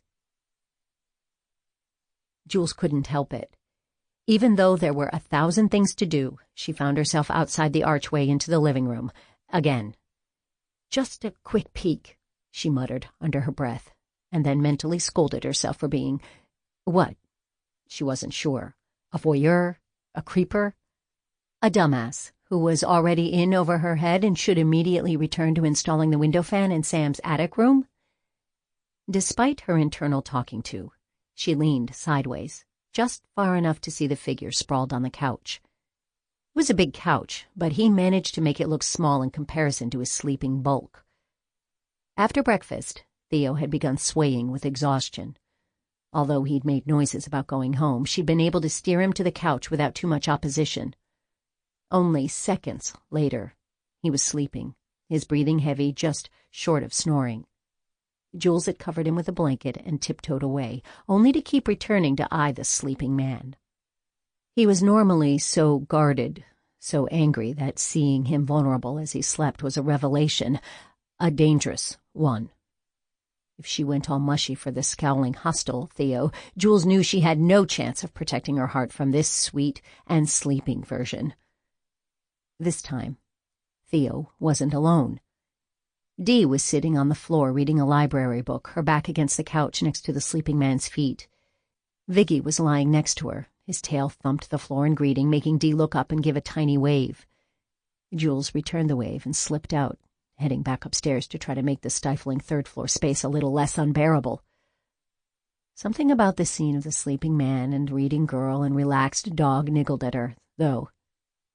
It wasn't just Jules who was getting too attached. Somehow, the idea of leaving Monroe had become infinitely harder. They were all settling in, to the house, to the town, to a local cop who'd saved her more than once and fixed their porch and protected them from flying bullets and answered Dee's childish questions with utmost seriousness and respect. There wouldn't be anything simple about leaving anymore. Jules managed to make it almost 45 minutes before she found herself next to Theo again. Dee and Viggy were gone, and Jules could see them through the window playing in the front yard. Theo had turned onto his side, and the thin blanket Jules had draped over him earlier had slipped off and lay puddled on the floor. Secretly glad of an excuse to get near him, Jules crept into the room, snagging the blanket off the floor. As close as she was, Jules could see the dark stubble shading his olive skin, and her gaze locked on his mouth. When he was awake, his lips were thin, just a slash on his hard face, but sleep softened them. They were surprisingly full, and Jules had a hard time tearing her gaze away. She managed, though, and covered him, although she was tempted to smooth the fuzzy fabric to feel his hard contours beneath the layers of blanket and clothing. Jules resisted. It would be too creepy. Worse, even, than just peeking at him while he was sleeping. As she tucked the blanket over his shoulder, she allowed her hand to smooth it over his upper arm, just once. Her gaze slid over his strong neck and along his jaw, pausing at that tempting mouth and to his eyes, his wide open, completely awake eyes. Heat flared in her face, sweeping over her skin as she realized he'd been awake and that he'd seen her actually groping him. Sure, it'd just been his arm and just the tiniest of pats, but still. She'd stroked him while she'd thought he was asleep. Theo was going to think she was all sorts of stalkery. At least he didn't look angry or creeped out or any other expression that would make Jules think he minded. He just seemed a little bemused and hungry. Really hungry. Jules's breath caught, and she leaned in. It was as if Theo had a gravitational pull that was tugging her closer and closer against her better judgment. Her stomach warmed, and her skin buzzed, arousal and attraction and affection all layered together, drawing her toward Theo and erasing all the reasons she shouldn't be doing this. She felt the hot breeze of his exhale against her lips, and it made her realize she was almost kissing him. Jerking back, she stood on unsteady legs so suddenly that she had to take a step back to catch her balance. As she was pulling away, Theo sat up and turned so his feet found the floor. With a huge yawn, he stretched and stood, making Jules take another step back to put some more space between them. After what had just happened, she didn't trust herself not to hurl her kiss-starved self at him. The silence felt thick as they stared at each other. It was too much. Jules had to do something, and since kissing was out, she went with babbling. "Did you have a good nap? It's been a few hours, so you must have been tired. I mean, I know you were up for a long time to make sure your friend was going to be okay, but..." In the middle of the sentence, Jules realized she had no way to finish it, so she let her words trail off and waited for his reaction. She fully expected him to run away since she was acting like a freak. To her surprise, Theo gave her a tiny grin, more of a twitch of his lips than a smile, but it still warmed her from the inside out. "Thanks." "You're welcome?" Her voice rose in surprise at the end. "I mean, you're welcome to sleep here any time." Her blush, which had been fading, flooded back with a vengeance, although she was tempted to run off at the mouth again, to try to verbally take back the unintended innuendo. Jules knew it would just make it 1,000,000 times more embarrassing. Instead, she changed the subject. "So, Dee is out front playing with Viggy." "I see that." He tipped his head toward the window which framed the little girl and the dog. Theo stretched, and as his muscles popped and shifted, Jules's throat went suddenly very, very dry. "I should go." She wanted to protest, but he didn't need some criminal perving on him, especially when she knew she should stay far away.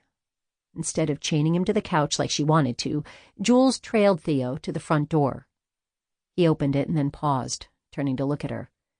Jules waited, her muscles tight in anticipation of what he was going to say. "Thank you, again." "You're welcome, again, and thank you, again, for saving our lives." That tiny smile came again, and then he was walking away. Jules had to bite down hard on the inside of her cheek to keep from calling him back. Chapter 13. "What are you doing here?" Theo scowled at Hugh, who was trying to maneuver into the bench seat across the booth from him. He was making a mess of it, knocking his crutches against the table and finally falling onto the seat in an awkward motion that made him wince. "Me? I'm not the one with a hole in my leg. Are you supposed to be driving?" "I walked." Hugh settled into place and the pain lines on his face eased slightly. "Hobbled?" Hugh flipped him off and Theo raised his eyebrows. Normally, Hugh would have laughed at that. "Didn't they give you pain meds?" "Yeah," Hugh grimaced. "They did. Why aren't you taking them?" It was Hugh's turn to look surprised. "Because they make me puke." "How'd you know?" "It's obvious from your pissy mood. Can't they give you something else that doesn't make you sick?" Hugh scowled. It wasn't a look Theo was used to seeing. On his own face in the mirror, sure, but not on cheery Hugh. "Quit nagging. You sound like my grandma." "Fuck you." Theo couldn't put much heat behind it. Even though a week had passed since the shooting, he was still in a constant state of relief and gratitude that Hugh hadn't died. After that first rush of rage at the hospital, it was hard to get truly angry with him. "You wish." It was Hugh's standard answer, but it lacked the cheeky warmth that usually imbued the comeback. "Where's the new waitress?" "Jules." The correction was out of Theo's mouth before he could stop it. "Right." A hint of familiar humor lit Hugh's gaze. "Jules. So, have you seen Jules around, or is she in the kitchen, reading your stealthily passed note and checking off whether she likes you or not?" To his horror, Theo realized his cheeks were getting hot. "Are you blushing?" Hugh hooted in delight. To Theo's relief and embarrassment, Jules chose that moment to hurry up to the table. His stomach dove and leapt in a disconcerting way, as if Jules was his own personal amusement park ride. That thought heated his face even more. "I'm so sorry." Jules sounded breathless, which made Theo's brain continue down the path it had already stepped onto. "This has been the craziest morning. The kids go back to school today, and Megan called me earlier to tell me that Laura, the waitress who was supposed to work this morning, was sick, so I couldn't drop them off, so my brain is half here and half riding the bus to school with them, and I've already dropped Mrs. McCurdy's eggs and rye toast with just a little butter on the floor, and—" Reaching out, Theo grabbed her hand, the one that had been waving in emphasis, fluttering around like an anxious bird. He gave it a squeeze and received a grateful smile in return. "Hey, Jules." Hugh's voice had an underlying tone of amusement. Although Theo tried to feel irritated about that, he was just happy he wasn't looking bitter and pained anymore. "I'm really, really hungry. In fact, I believe my belly button might actually be touching my backbone." Unable to hold back an amused snort, Theo muttered, "Belly button touching your backbone. If I'm your grandma, then you're my grandpa." Although Jules sent him a baffled glance, she went with it, giving Hugh a mock-concerned look. "That sounds like a serious medical problem. I'm not sure food is going to fix it." "It will. I'm sure of it. The power of belief is strong." She rolled her eyes, but reached over to squeeze Hugh's upper arm. A jolt went through Theo, a jolt he ignored because it felt too much like jealousy for his peace of mind. "Seriously, though, how are you doing?" "Except for those instruments of torture," Hugh gestured toward his crutches, "I'm just fine." When she gave him a disbelieving look, he grimaced. "Better, then." "I'm getting better." "I can't thank both of you enough for what you did." All teasing dropped from Jules's voice as she looked back and forth between Hugh and Theo, "for saving Dee and Sam and me." Her laugh held the thread of tears, and Theo shifted uncomfortably. He hoped she wouldn't cry. If she cried, he'd have to hug her, and then he'd never hear the end of it from Hugh. "Jules?" Norman Rounds called from his booth, distracting her from impending tears and awkward hugs. "Be right there," she responded, giving Theo an apologetic grimace. "Your usuals?" At their nods, she hurried to the beckoning man. Theo watched her go, not even trying to pretend he wasn't enjoying the view. When she reached Norman, however, Theo frowned. "Rounds has been in here a lot lately," he told Hugh in a low voice. Without even looking toward Norman's table, Hugh answered, "Yep, Showed up in Monroe 6 months ago and has been squirreled away in Gordon Schwartz's compound ever since. Well, until lately. I'd caught glimpses of him around town once in a while, but this daily breakfast thing is different. Why the change? No idea. Maybe the bromance honeymoon period's over and Gordon refuses to cook for him anymore. Before Theo could say anything else, Otto dropped into the booth next to him. Why are you here? I just asked him the same thing, Hugh said, giving Theo a mock chiding look. You have another week to go before your mandatory leave is up. It'd be longer if you told the truth about how much your ribs are hurting. I'm not at work, Theo growled. I'm getting breakfast, and he was talking to you. You know, the one with the extra hole? Otto raised a hand, cutting off Hugh's retort. You, he jerked his chin at Hugh, should be at home, and you, this time his gaze fixed on Theo, should also be home. I'm getting breakfast, Theo repeated, a little louder that time. And flirting with the new waitress, Hugh added. Jules. Theo turned his fiercest scowl on Hugh, but it just made his partner smile wider. He held her hand. Otto's eyebrows lifted so high they almost touched his hairline. I know, Hugh said as if Otto had made a comment. We didn't think it would happen, but our little boy is all grown up. Remember when he said all girls have cooties and he'd rather die than kiss one? If he hadn't been positive, Megan would take unholy glee in banning him from the diner. Theo would have climbed over the table and started pounding on Hugh, bullet wound or no bullet wound. Quit trying to distract me, Otto grumbled, although his mouth had twitched at the corners. How'd you get here? Great. Hugh flopped back in his seat dramatically, but then winced, presumably when his leg protested the jerky movement. I have 2 new grandmas now. He walked. Theo answered for Hugh absently, his attention distracted by movement at the stranger's table. Norman Rounds reached out and grabbed Jules's wrist, pulling her closer to him as he spoke rapidly. Theo stiffened. Let me out. Why? Hugh asked while Otto just looked at him. Out! When both men still looked at him expectantly, Theo exhaled, short and sharp, and jerked his head toward the stranger's table. He's militia, and he's touching Jules. After a single glance, Hugh and Otto got to their feet, and Theo rushed out of the booth behind them. Theo tried to move around them and take the lead, but the 2 men formed a wall, even with Hugh swinging uncomfortably on his crutches. Hello, Hugh greeted Norman, who immediately dropped his hold on Jules. Nudging her gently out of the way, Hugh lowered his body into the seat next to the gaping man. Hope you don't mind if I sit here. My leg is throbbing something fierce, and I really need to get my weight off of it. Jules took several steps back, as if she was happy to put some space between her and Norman. Oh, no, do you need anything, like an ice pack or something? I have some ibuprofen in my purse. Now, what am I saying? I'm sure it's hurting more than over-the-counter pain meds could even touch. Is there any way I could help? As Hugh shifted, taking up more of the room on the seat and trapping the still startled Norman in the corner, he gave Jules an entreating smile. Just my breakfast. Please? Of course.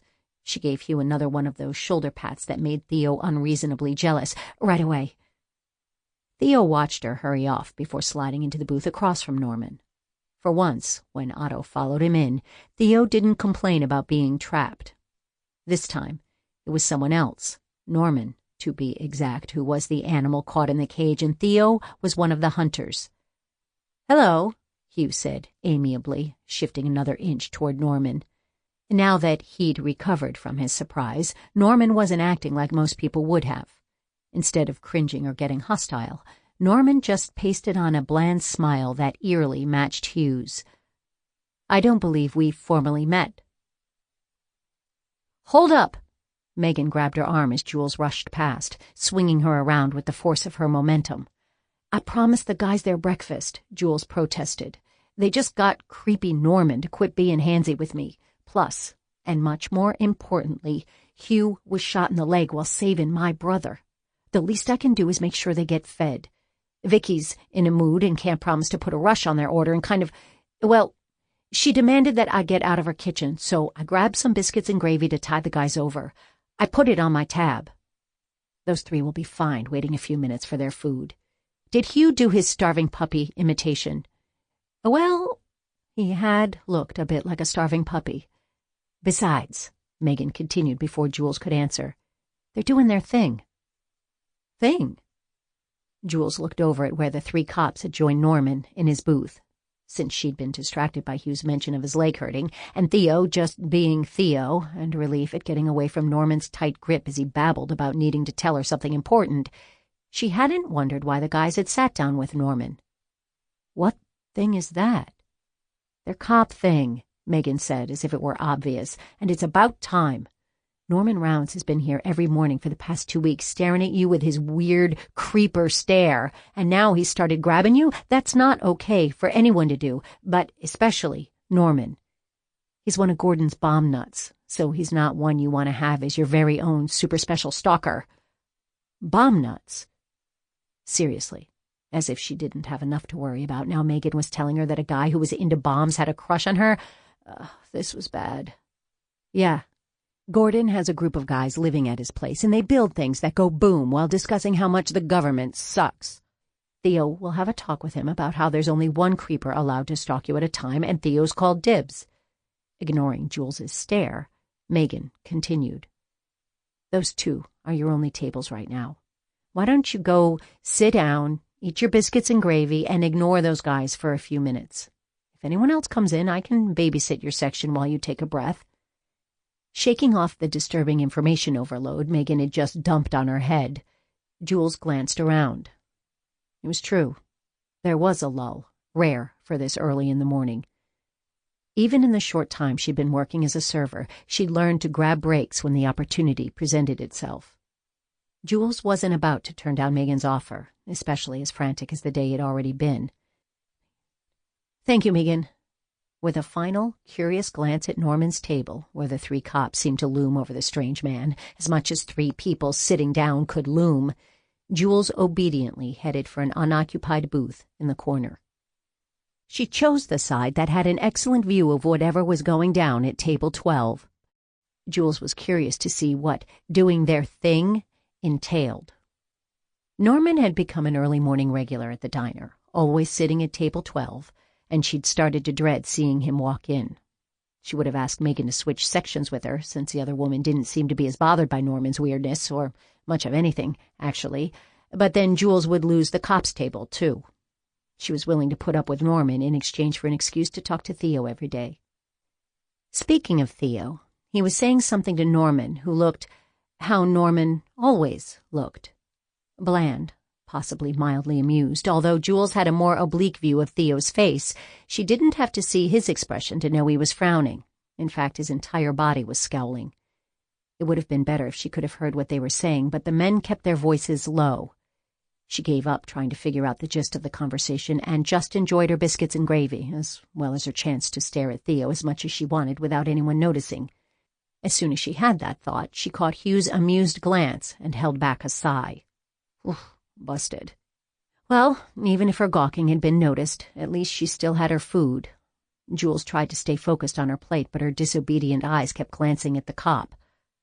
Her cop. Finally, they slid out of Norman's booth and started back to their usual table. When Theo glanced around and spotted her, he reversed direction and headed her way. Her stomach did its usual spin and dive at the sight of him, so big and intense and focused on her, and she put down her fork. With all the butterflies in her belly, there was no room for any more biscuits and gravy. Theo stopped at her booth. Instead of sliding into the seat across from her, as Jules half expected him to do, he sat right next to her, using his muscled bulk to nudge her over. She slid to the right, making room for him, trying not to be too conscious of the heat radiating from his side, or his amazing smell, or the way her heart flapped around like a crazed bird at his proximity. He tipped his head at her abandoned breakfast, and she made a help-yourself gesture. Tugging the plate, which still held the majority of her biscuits and gravy, toward him, he took a bite, keeping his gaze steady on her. There was something so intimate about him eating from her plate, using her fork, the same fork that had been in her mouth, that she felt heat rise in her cheeks and hoped her blush wasn't obvious. Her throat was so tight she knew her voice would sound weird if she spoke, but she also knew she needed to say something. Otherwise, she'd explode. Words were a sort of release valve for her overinflated balloon of a brain. What was... Her voice came out husky, like phone sex operator husky, and her face burned hotter. Clearing her throat, she tried again. What was that whole thing with Norman about? Chewing, he studied her thoughtfully for a long moment before swallowing and then replying, Just getting some answers. Did you ask him why he's so weird? She was blushing hard now, but she couldn't help it. The side of Theo's knee brushed against hers, melting her brain until all she could do was shriek single-word thoughts like knees, touching, or why he only wears beige. Black, I think, would be more practical if you wanted to go monochromatic. Stains wouldn't show on black. No? You don't think black would be better? Why was she still talking? He stopped eating for a moment so he could look at her. His frown seemed to be more confused than angry for once. No, I mean, I didn't ask him. This is a strange conversation. Sorry. His expression softened as he studied her. I don't mind. Jules wasn't quite sure how to respond, and his careful regard was making her jittery, although in the best way possible, so she glanced around as an excuse to break eye contact. Hugh was giving her hungry puppy face from their usual table, while Otto looked on in long-suffering yet tolerant amusement. I should get back to work. Theo followed her gaze to his partner. He can wait. Kids okay with going back to school? The kids? Yes, Jules said with a grimace. I'm the one who's freaking out. They're ready, more than ready. I keep watching for signs of trauma, but they're not there. The kids are sick of me asking if they want to talk about it. Dee finally said she didn't need to, but she would if I needed to. Theo made a sound that might have been a laugh if it hadn't come from Theo. It was so hard not to lock them in the basement this morning so they couldn't get on their bus. This time he choked a little on his latest bite of biscuit. Not that I would do that, especially since the basement door doesn't have a lock on the outside. It's just tough not to keep them home where it's safe. You want to protect them. He said it like it was a good thing, an admirable thing, like she was trying to be a good sister rather than the unstable, clinging to the edge mess she felt like she was right now. Officer Theodore Bosco was a shockingly good listener. Jules gave him a sideways look. Such a short time ago he'd seemed like the enemy. After he saved her life and her sister's life and her brother's life, though, after he'd fixed their porch and said he'd like to be a dog and then snored on their couch. Everything about him had turned in her mind. Now she felt as if he was on their side. That wasn't good. No matter how big a hero he was, he would still arrest her if he knew what she'd done, what she was still in the process of doing. Theo was a good cop. He wouldn't have any choice. I really should be getting back to work. Although she tried to make the words sound casual, Jules must have failed because he gave her a sharp look. She slid toward the opening in the booth that was blocked by his solid form, thinking he'd shift out of her way. He didn't. All Jules accomplished was getting her body close to Theo's. Very, very close. You know, he said quietly, tipping his head toward her so they were the only ones who could hear his words, this doesn't give me much incentive to move. His gaze dropped to where her thigh touched his. Heat radiated from him, warming her entire side, making her want to get closer. Theo's gravitational pull had activated again, drawing her in until their planets collided. Thinking about colliding with Theo made her flush, and she guiltily raised her gaze to his, hoping desperately that he'd missed how she'd just ogled him. By the humor and heat in his eyes, she knew he could read every lustful thought in her head. Jules could feel her face burning in embarrassment, and for other reasons. Megan hollered across the diner, "Quit holding my waitress captive, Theo. Indulge in your bondage fantasies later when there aren't hungry people to feed." There was a bark of laughter from Hugh. Although Theo looked annoyed, he didn't seem to be at all embarrassed. Jules, on the other hand, felt her skin burn from her chest to her hairline. Worst of all were the images instantly flooding her mind. The heat wasn't all from humiliation. There was some excitement brewing there as well. Luckily, Theo was too busy scowling at Megan and sliding out of the booth to notice Jules's embarrassment. Ducking her head, she stood and grabbed what little remained of her biscuits and gravy. Before she hurried to the kitchen, though, she couldn't stop herself from sneaking a quick peek at his face. He wasn't looking at her, Instead, he stared, expressionless, over her shoulder. Jules turned to find out what had put that look on his face, but she moved a little too quickly and bobbled.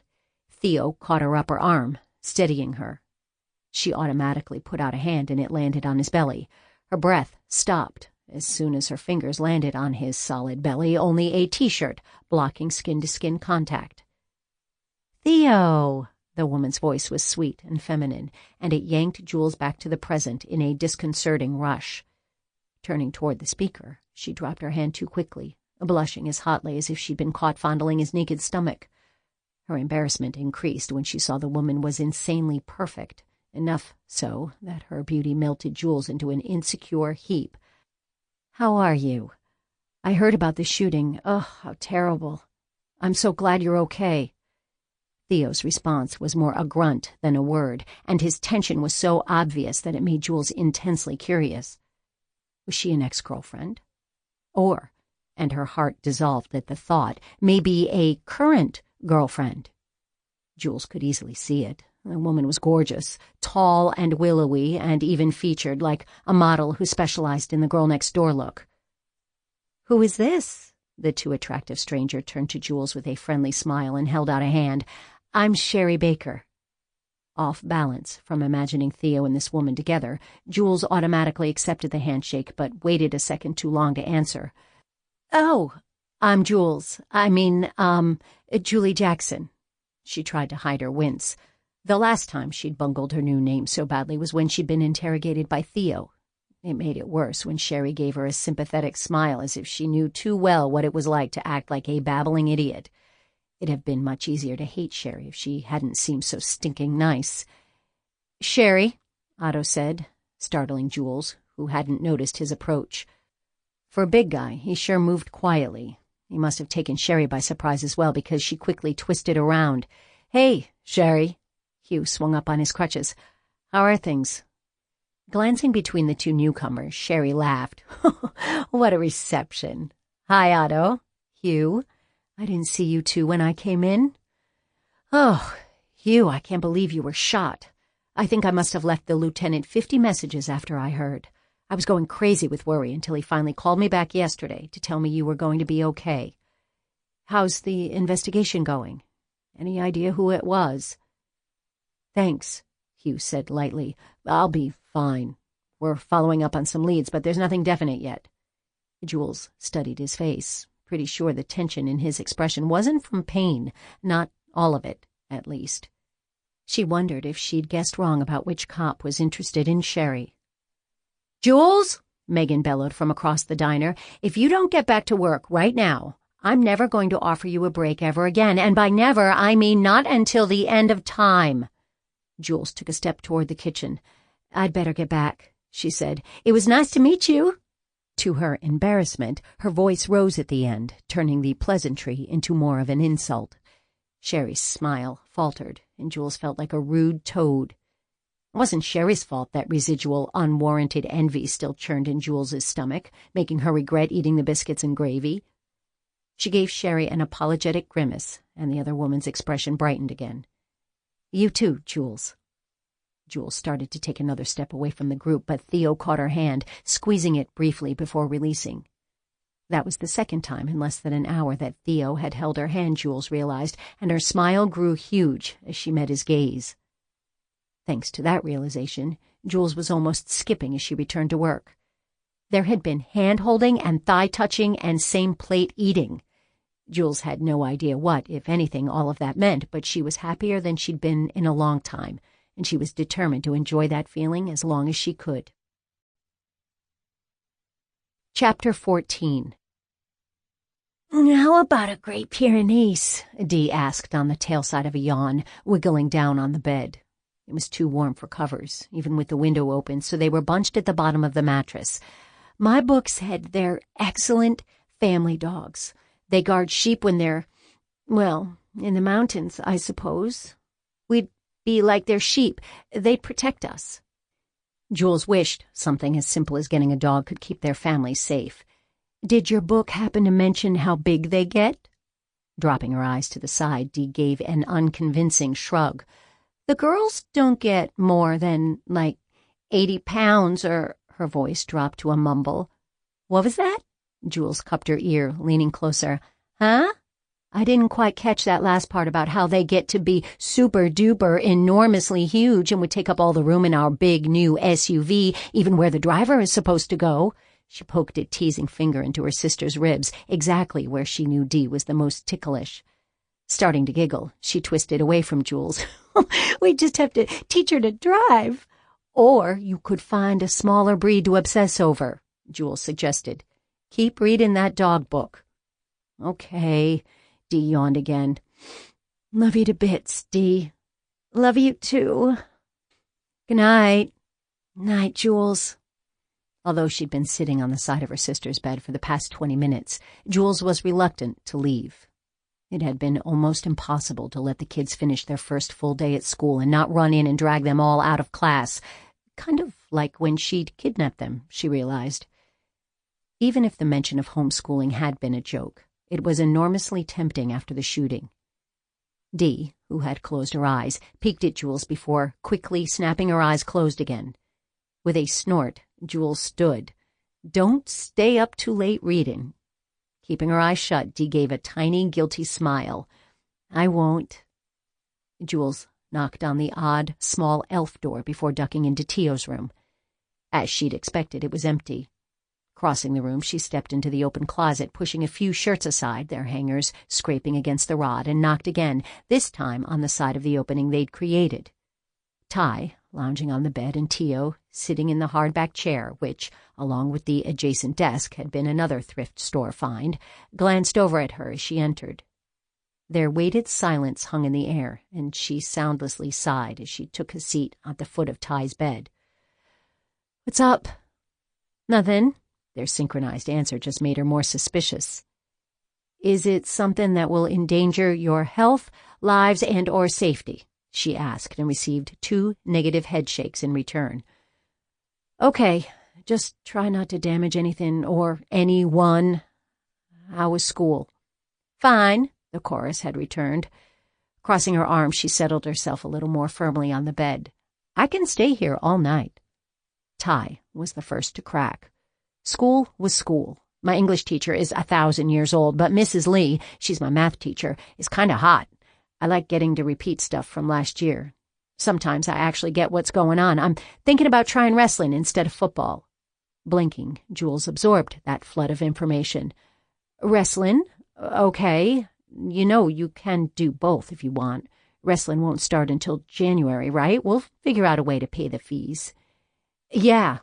The boys shared a private look, and Jules wondered what kind of plotting they were up to. "With everything being all new here and stuff, I'm gonna skip football." "That's probably smart." She turned to Tio. "Your turn, T. Hot math teacher, old English teacher, changes in extracurriculars. Share." "There's a science club." His hushed tone was almost reverent. "That's great, T." A spark of pleasure lit in her chest. She'd drag them away from privileged lives and drop them in a small Colorado town. Except for the shooting, which was granted a fairly big except for, things had been going pretty well for them so far. There was potential for contentment. "How's the teacher?" "He'll be good, I think, although," his mouth twisted a bit, "he's also the wrestling coach." He ducked as a balled-up sock flew at his head. "Hey!" Ty complained, lobbing a second missile at his brother. "Just because someone's athletic doesn't mean he's a dumbass." "Ty's right," Jules said, and then sent him a quelling look, although he could have picked a better way to express it. "Keep an open mind, T, and I'll bet you'll be happily surprised by your teacher. And if he does suck," Ty added, "we'll have the entire wrestling season to get revenge." With a groan, Jules stood. It was too late to start a revenge is wrong discussion, especially since she felt like she'd been beaten by a very large, very heavy stick. She'd resume her attempt to drill morals into her brothers tomorrow. "No revenge," she simply said, and that would have to do for the moment. "Don't stay up too late." "We won't," the chorus was back again. Leaning down, she kissed Ty's forehead before he could wiggle away, and then walked over to give Tio a side hug. "So, you think you can be happy here?" T's return hug was quick, but unbearably sweet, although it was Ty who answered. "We are happy here, Juju." That warmed her heart as she headed for Sam's room. Even though we would have heard the squeaks and thumps and occasional muttered curses as she climbed the narrow stairs, Jules knocked and waited for Sam's invitation before she entered his room. Like Tio, he was sitting at his desk, although he didn't look nearly as happy as T to be doing his homework. "Hey, Sam I am," she said, crossing to flop down in the armchair next to him. "Oh, it's so much cooler in here than it was. That fan is miraculous." "Yeah." He glanced toward the window fan that had cost her skin knuckles and 2 hours of frustration. Thanks for that. It's easier to sleep now. Probably kill some of the noise from the twins below, too." Although he gave her a half smile, he said, "I can't hear much up here." "I'm jealous." Jules studied him carefully. He was so guarded, it was hard to guess what he was thinking or feeling. "How was school?" Okay. Okay good or okay bad, but you don't want to worry me." That brought another crooked smile. Just okay. "Well, okay, then." She grinned back at him. The other 3 seemed to be adjusting well, although the T's are up to something. When are they not?" "Good point."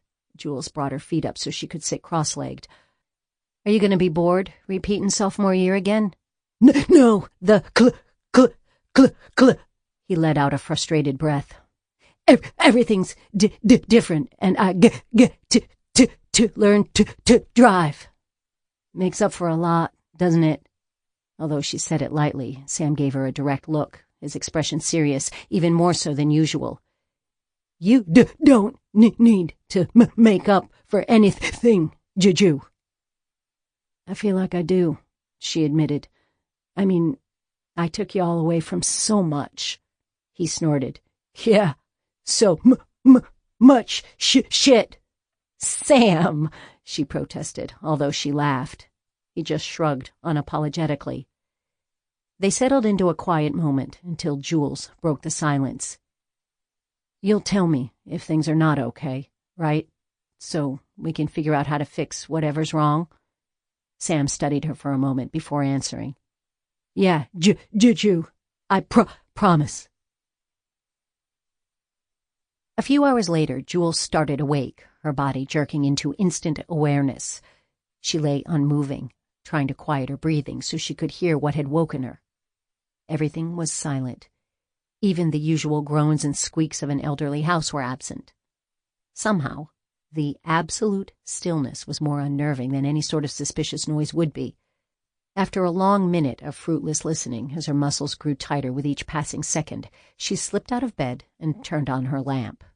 The bedside clock, an old-fashioned thrift store find Jules had loved from the moment she spotted it, showed it was almost 12:30.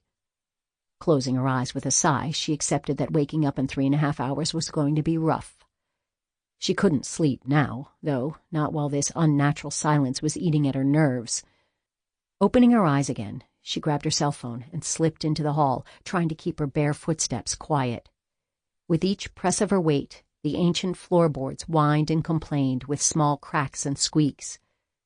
Tiptoeing up to each room, she peeked inside, comforted by the tie, Tio, and D-shaped lumps on each bed. Glancing at the door to Sam's third-floor room, Jules decided against checking on him. The stairs were noisy enough to wake him if she attempted it, and she didn't want to disturb his sleep just because she was having a paranoid moment. Instead, she checked the other second-floor rooms. The nearly full moon streamed into the uncovered windows, making the light spaces brighter, but the shadows deeper. Even her almost silent footsteps seemed to echo in the empty rooms, and Jules kept having to stop to listen, unsure if she'd made a sound or if it came from somewhere else. By the time she crept down the stairs to the first level, her heart was racing and her breathing came fast. "Stop it," she hissed at herself, and then jumped at the loudness of her whisper. The absurdity of that made her laugh quietly, and her heart slowed slightly. Now that the risk of waking her siblings was lessened, she forced herself to walk briskly through the hall to the living room, rather than tiptoe in like a jumpy mouse. Moonlight slanted through the windows, breaking the room into geometric shapes of light and darkness. Familiar objects, the couch, Dee's open backpack, a book on the coffee table, looked foreign in the strange illumination. Drawing herself up, Jules made her feet step into the room, and she checked each shadow, each dark corner, until she was satisfied no boogeymen were hiding in there. In each first-level room, she did the same until she ended up in the kitchen. When she glanced at the door to the basement, her stomach dropped to her feet. There was no way she was going down to the cellar-like, dirt-floored, lit by a single bare bulb, creepy-as-heck basement in the middle of the night. Jules didn't care if there were multiple serial killers taking refuge in the subterranean space. That was how people got their dumb selves killed in horror movies. With a shudder, Jules turned away from the basement door. Through the window above the sink, a dart of movement caught her eye. Startled, she stepped back, but then caught herself. A few weeks ago, she might have been able to avoid checking it out, to run back to bed and hide under the covers. Now, though, she was responsible for 4 other people, younger people, vulnerable people. If something, or someone, was outside, she needed to know so she could decide what to do. Her phone slid in her damp grip, and she switched it to her other hand. Dialing 911, she kept her thumb next to the send button and took a hesitant step toward the window, and then another. When she finally was close enough to see outside, she leaned in, watching for another movement. The evergreens and aspens danced in the wind, their branches lifting and swaying and making Jules wonder if that was the motion she'd noticed. It didn't seem right, so she kept watching, her gaze scanning over the forest and the listing structure of their barn. She'd thought the moonlit living room was creepy, but their backyard was 10 times as scary. There were so many dark spaces where someone could be hiding, so many flashes of movement that Jules was almost positive the movements were the wind in the trees. It was hard to see much from the window, though, much less distinguish what was always there from what might be suspicious. Her teeth caught the inside of her lip as she headed for the back door. "There's nothing there," she muttered. "Just open the door, take a quick look, and then you can go back to bed knowing for sure there's nothing there." The knob was slick in her hand, rattling loosely as it turned. As she pulled open the door, a gust of wind pressed against her, as if urging her back into the house. Setting her jaw, she stepped onto the back porch, and one of the boards creaked under her weight. Closing the door behind her, Jules let her gaze scan the area. With the trees and weeds and even the barn swaying in the wind, finding something, someone, moving in all that chaos seemed impossible. Standing outside of this remote house in this mountain town, Jules felt alone and very, very small. How was she supposed to protect her family when she was jumping at every imagined noise? The task seemed impossible. Maybe kidnapping them had been a stupid move, a destructive move, something that would damage them all. At that thought, she dragged herself out of her gloomy imaginings. She'd done the right thing, the only thing that could have been done. Her siblings had thanked her, and they all seemed surprisingly content in their new, more bedraggled life. It was just the dark and the wind and the strangeness of a new place that was getting to her, making things seem hopeless. She needed to get back to bed, not only because she had to be up in a few hours, but also because the middle of the night was not a good time to weigh major life decisions. Everything seemed heavier in the wee hours of the morning. As she started to turn to go back inside, the movement caught her eye again. Jules whipped around as she strained to focus on the shifting shadow, one that was definitely not a tree branch. She clutched her phone tighter. If she called the police, there would be reports and questions, and her name would almost surely be run through some database. Dennis seemed to be good at what he did, but Jules would rather not test that, not for an unconfirmed shadow on a windy night. Instead of hitting the send button, she held her breath and watched the spot where she'd seen the movement. There it is. Something had moved, a shape that was too big to be a cat or a bunny or any sort of non-threatening creature going about its innocent business in the woods. She'd been so worried about human dangers that she hadn't even considered that Colorado was home to all sorts of predators, including bears and mountain lions, and the shadow moved again. The black-on-black shape moved out of the trees, and Jules jolted, the thought of tearing claws and ripping teeth filling her brain, making her lurch back until her shoulder blades hit the door with a painful thump. As her hand reached for the door handle, the thing, whatever it was, charged toward her. She grabbed for the doorknob, a shriek building in her lungs, but it evaded her fingers, and she was unable to look away from the dark shape plunging toward her. Her fingers smacked against the doorframe, but she didn't feel it, couldn't feel anything except her terror and the scream filling her lungs like overextended balloons. It was so fast, yet she felt like she was bogged down in a slow-motion nightmare. The thing came closer and closer until it lunged onto the porch with her, wriggling with excitement and twisting around her legs. "Viggy?" she croaked, heart still racing. In response, the dog sat on her foot, a bony part of his haunch digging painfully into her instep. The ache brought back her reasoning skills, and she bent to simultaneously pet him and shove him off her foot. "Holy moly, Vig, you scared the stuffing out of me!" As her initial panic settled, a new fear rose in its place. Why was Viggy here? Had something happened to Theo? Jules wished she'd gotten his phone number, although there was no way in Hades she would have been brave enough to ask, even if she could have come up with a good excuse.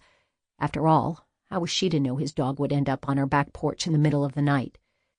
Peering at her phone, she canceled the call with fingers that shook with residual adrenaline. Pulling up her web browser, she found the police department's non-emergency number. When the dispatcher answered, Jules asked hesitantly, "Can you get a message to Officer Theo Bosco?" "What message is that?" "His dog is at my house." As the dispatcher asked for her name and address, all Jules could think about was that the call was being recorded, leaving yet another breadcrumb for their stepmother's investigators to find. She squeezed her eyes closed tightly. It was just one more reason that letting Theo and Viggy into their lives was a horrible, horrible idea. Viggy whined, and Jules opened her eyes. The sight of the dog, looking at her with sweet eyes and his head cocked to the side, made Jules realize it was too late. A certain cop and his canine partner had already implanted themselves firmly into her heart. Swallowing a sigh, Jules gave the dispatcher her address. The phone rang, startling Theo out of yet another daydream about Jules. His first instinct, as nonsensical as it was that Jules was calling him, and a surge of anticipation shot through him as he grabbed for his phone. "Hey, Theo, it's Jackie from Dispatch." Theo grimaced at his own idiocy. Of course Jules wouldn't be calling him. She didn't even have his number. "What is it?" His tone was short from disappointment, and Theo held back a wince. It was a good thing he didn't work nights, or Jackie would have made him pay for his attitude. She would have sent only the worst calls his way, and his shifts would have been miserable until she forgave him, or until someone else pissed her off. Jackie was talking, and Theo forced his attention back to the call. When her words started to penetrate, Theo was startled out of his self-recriminations. "Viggy's where?" Even as she repeated herself, Theo was rushing downstairs and shoving through the back door. Sure enough, Viggy's kennel was empty. "The caller's address is—" "I know it," Theo interrupted, knowing he was being rude again, but too distracted to care. On one hand, it was embarrassing and worrying to have his canine partner escape his custody, but a part of him was glad to have the opportunity to leave his sleepless bed and visit Jules. "Thanks." He headed for his SUV, ending the call after that half-hearted attempt at civility. As usual, for that time of night, the streets of Monroe were quiet.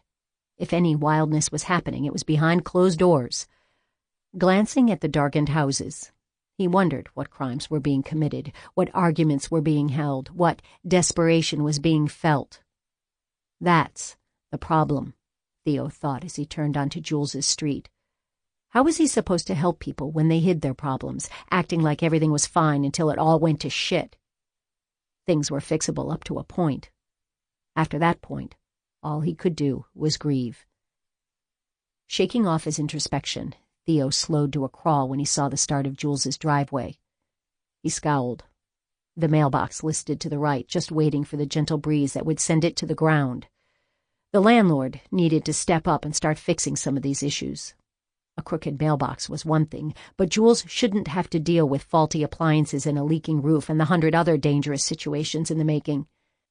At least the porch was no longer a death trap, but Jules and the kids shouldn't have to wait until Leo had time to fix everything around the place. He resolved to get the landlord's phone number from Jules so Theo could give the slumlord a gentle nudge to start some home improvements immediately. He lurched across a final pothole and came to a stop outside her house. The porch light turned on, and the front door opened, the entrance framing a pajama-clad Jules. At her feet sat Viggy, who was looking as innocent as a runaway dog could look. Jules stepped onto the porch, followed closely by Viggy. The dog, his dog, the one that ran off and forced him to visit Jules in the middle of the night, stretched out on one side of the entrance. Closing the front door behind them, Jules took a couple of steps to the front of the porch, closer to Theo. The wind whipped her hair around her face and plastered her sleep shorts to her body in a very enticing way. Theo tried not to look obviously eager as he joined her, but he was pretty sure he failed at that. He did take these 6 porch steps in 2 strides, after all. Once he was standing next to her, Theo was at a loss. Even before he'd disappeared into a cloud of rage, talking to women had never been his strong point. Now, faced with Jules in all her sleep-must glory, Theo had nothing. His mind was a blank. "I thought he was a serial killer," Jules blurted. He was so grateful to her for breaking the silence that it took a second for her words to make sense, except, even then, they didn't make sense. "Who?" "Viggy. You thought my dog was a serial killer." "It was dark," she protested, starting to laugh. "A strange noise woke me up, and then something moved in the trees, so I went outside, and then Viggy ran toward me and scared the holy spit out of me." "The holy spit?" he teased, before the rest of what she told him registered, and all humor left him. "Wait, you thought you saw someone, so you went outside to check?" Jules winced, ducking her head and peeking at him through a silky fall of hair. Theo tried not to focus on how she even made cringing cute. "I know. It was stupid." "Yes." That made her frown. "It wasn't that stupid. I mean, it wasn't really a serial killer. What if I'd called 911? Cops would have arrived, guns blazing, and all for Viggy." No one made him smile as much as she did. No one else made him smile at all. He pretended to scratch his nose in order to hide it. "Guns blazing." Just like that, her temper was gone, and she was laughing again. "Don't you mock my colorful vernacular, Officer Bosco. I just don't think I've ever done anything with my gun blazing. What does that even mean? I'm not sure, but it does sound very dramatic. And unsafe. Yes, that too." Her laughter faded, leaving them in a weighted silence.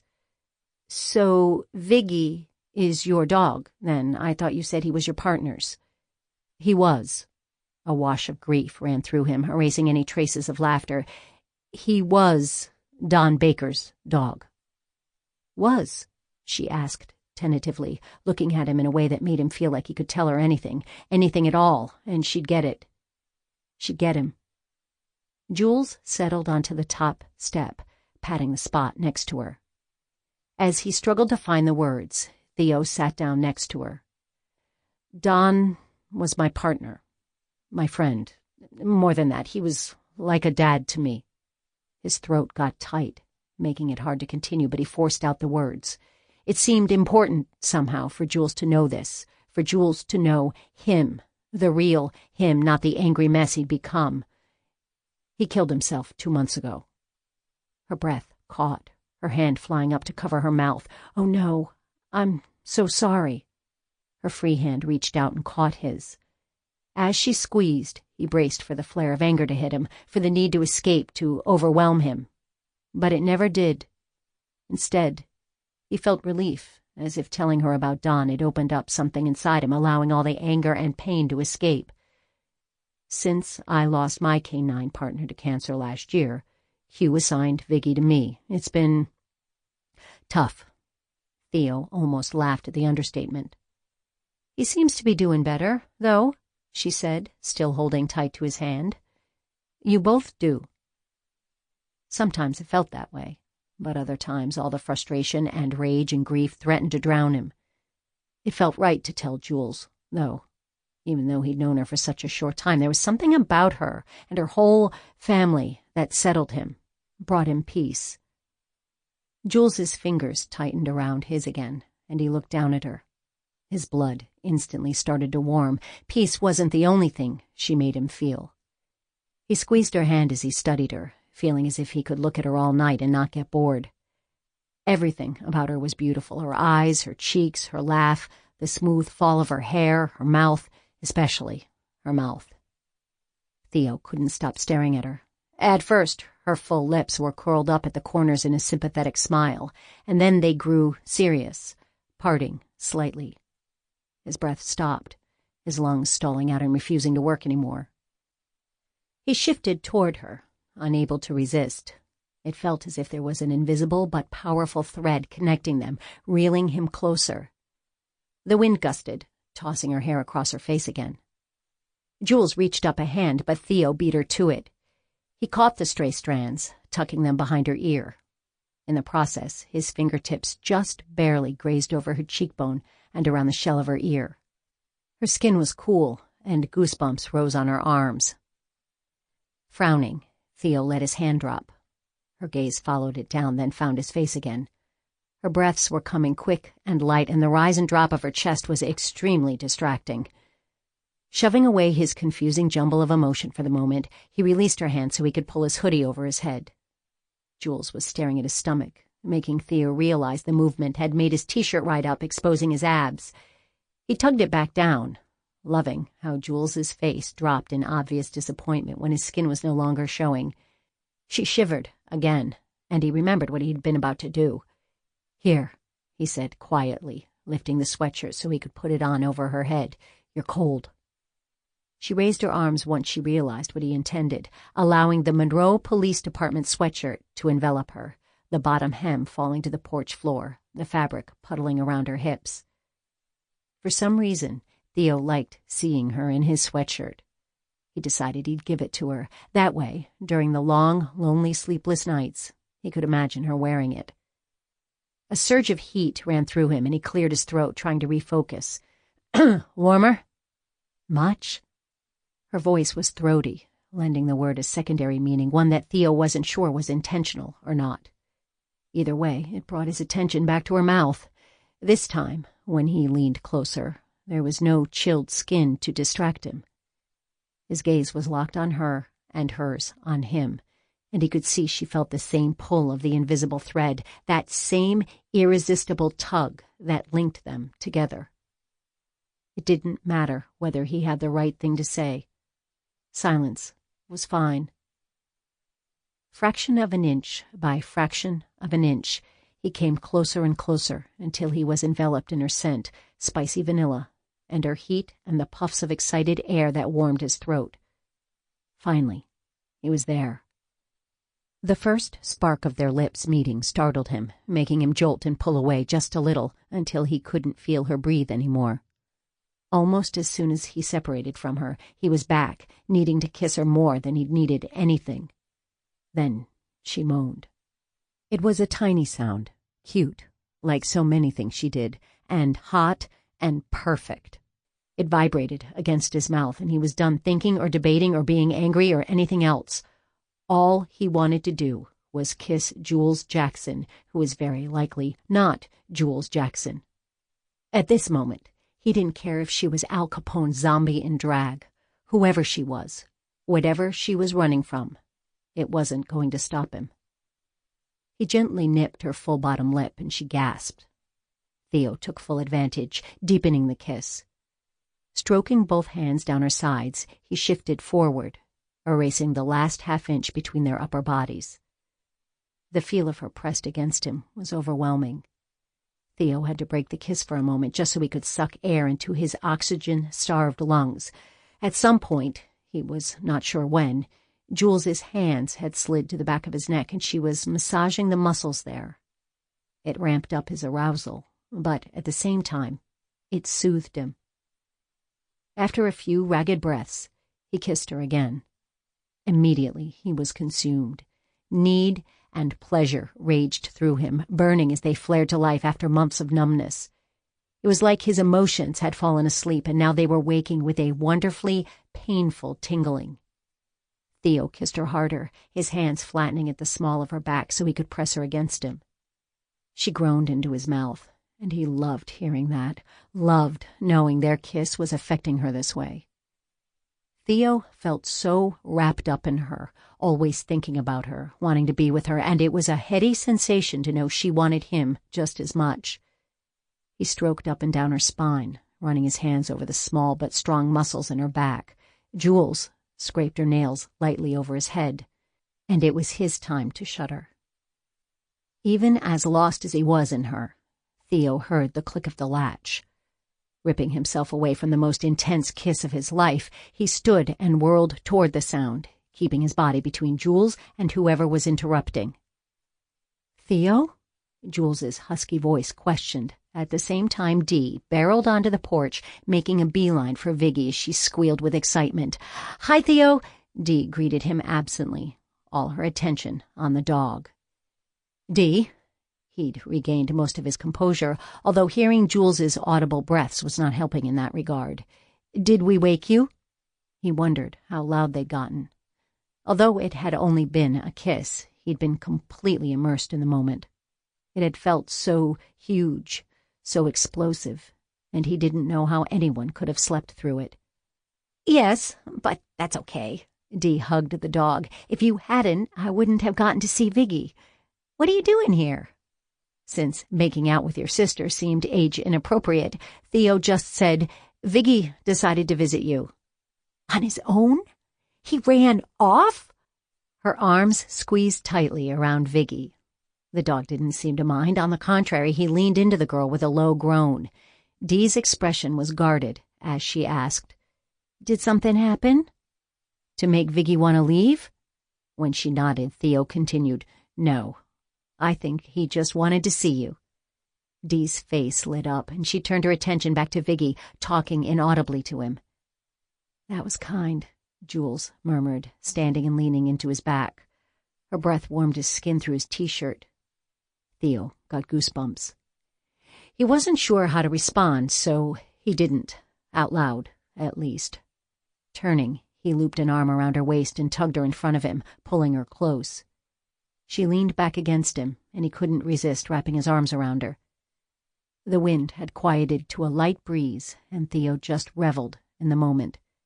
In the warm body pressed to his front, the cool night, the stars that were so bright they almost didn't look real. The constant grief and rage churning in him had quieted for now, and Viggy looked happy. It wouldn't last. For this moment, though, it was enough. Chapter 15.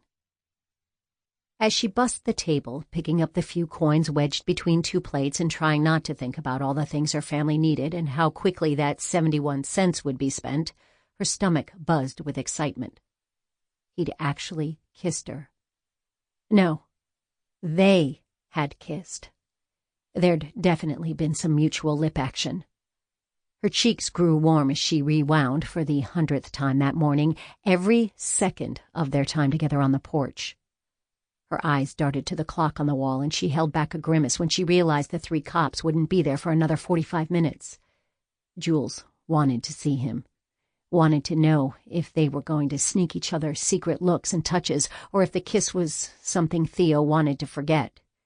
If his gaze would slide right past her, as if it were a normal day and they were normal people and something miraculous hadn't happened earlier that morning. Wiping down a table, she snorted. Miraculous. It had been a kiss. A good kiss. An amazing kiss. But that was all. It hadn't cured cancer or turned water into wine or stopped a plague of locusts. It was a kiss. A toe-curling, brain-erasing, life-altering kiss, sure, but still, just a kiss. A flash of blue uniform had her turning even as the sensor on the door beeped, announcing a customer. Disappointment made her shoulders sag when she realized it was Hugh, not Theo. Guilt quickly followed, and she gave Hugh an extra bright smile to make up for her mental lack of enthusiasm. She liked Hugh, quite a bit, actually. He just wasn't the cop who made her heart quicken. By the way Hugh was charging toward her, though, it looked like she was exactly the person he wanted to see. The crutches didn't seem to slow him down, even when he was forced to maneuver through the tables. His obvious intent made her nervous, and she tried to take a step back, but her calves bumped one of the wooden chairs. She bobbled, hurrying to put her bussing tub down before she dropped it and all its contents. By the time she'd recovered her balance, he was right in front of her. Although he was smiling, there was a determined look on his face that ramped up her nerves. Jules tried to appear like his speedy approach hadn't bothered her, as if she wasn't seconds from tossing the contents of the bus tub at him and vaulting over the table to freedom. "Jules," he said, his sharp gaze taking in everything. Somehow, she just knew that he knew that she was ready to run. "Just the person I wanted to see. Do you have a minute?" "Actually," she rushed out, her voice too high-pitched, "we're really busy this morning. Could this wait until later?" "Afraid not." His smile turned apologetic, but his tone was firm. Whatever this was, Jules was not getting out of it. All the horrible possibilities. He knew who they were, what she'd done, rushed into her mind, weakening her knees, and she sank into the chair behind her. "Sorry, mind if I sit?" she asked belatedly. "Of course not." Leaning on his right crutch, he used his left to push another chair away from the table so he could drop into it. "Good idea." There was a short silence, although it felt very long to Jules. Her gaze darted around again, wishing for a tour bus of seniors to stop by before heading farther into the mountains, or maybe a preschool crowd of teenagers, or even for Megan to come out of the kitchen and yell at Jules to get back to work. Any of those would be acceptable options, all better than waiting to hear what was making Hugh's smile look like he'd duct-taped it on. "So, what's your story, Jules?" The question made her throat seize. Even if she'd known how to answer that question, even if she'd wanted to answer that question, it would have been impossible to speak. Instead, she settled for giving him a quizzical look. At least she hoped it was a quizzical look. Jules was pretty sure it leaned closer toward deer in the headlights. "Come on now." Hugh leaned back, making the chair squeak in protest, and laced his fingers behind his head. The pose brought all the muscles in his arms and chest into stark relief, but Jules didn't really find it sexy. She did find it intimidating. Even with a bullet hole in his leg, Hugh would have no problem restraining her. You randomly show up in a town, jump at every sudden movement, and get a job I'm guessing you're a college degree or two overqualified for. What'd you do? He was watching her closely, and she struggled to keep the panic off her face. Or what was done to you? She fumbled for words, trying to think of the best way to prove him wrong, to turn him off the track he was on before it led him inevitably to a kidnapping in Florida. "I haven't done anything wrong." A judge might disagree, but she felt it, deep in her gut. The kids had needed saving. She saved them. In the weeks since they'd arrived in Monroe, even when facing a school shooting and a falling-down house and a new town, none of her siblings had ever even hinted at wanting to go back to Courtney, to their old life. Jules knew she'd done the right thing. Not that her certainty helped now, faced with Hugh's coolly assessing gaze. "Good," he said. "That makes it easier. Just tell me why you ran, why you're hiding, and I'll be able to help you." For a single, insane moment, Jules was tempted. Hugh was a good guy. He could understand why she had to take the kids, right?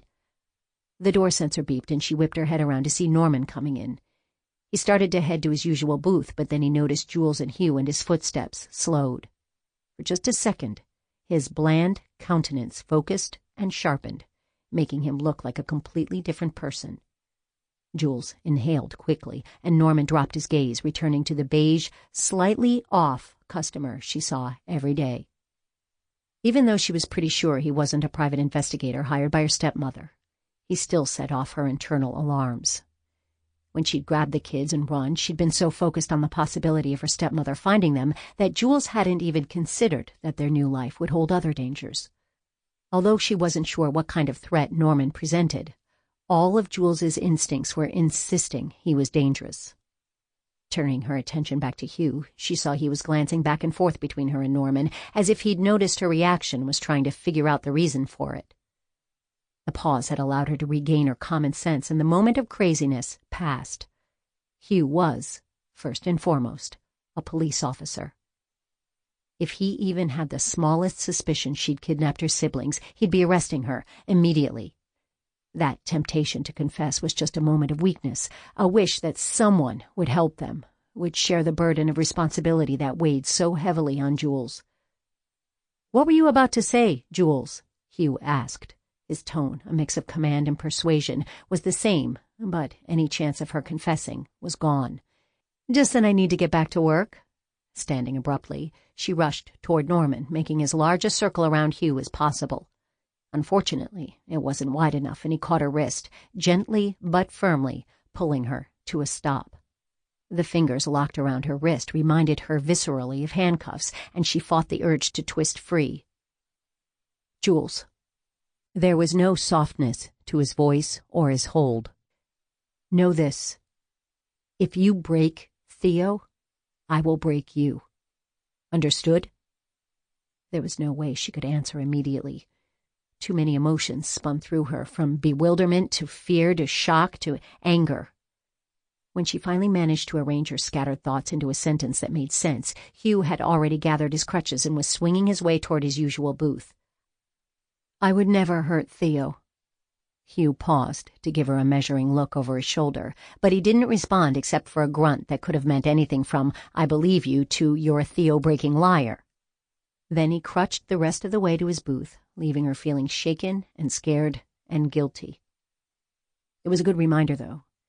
Theo was every bit the cop Hugh was. She was an idiot for even thinking there could be something between them. No more kisses, she resolved. Kissing Theo was like a gateway drug.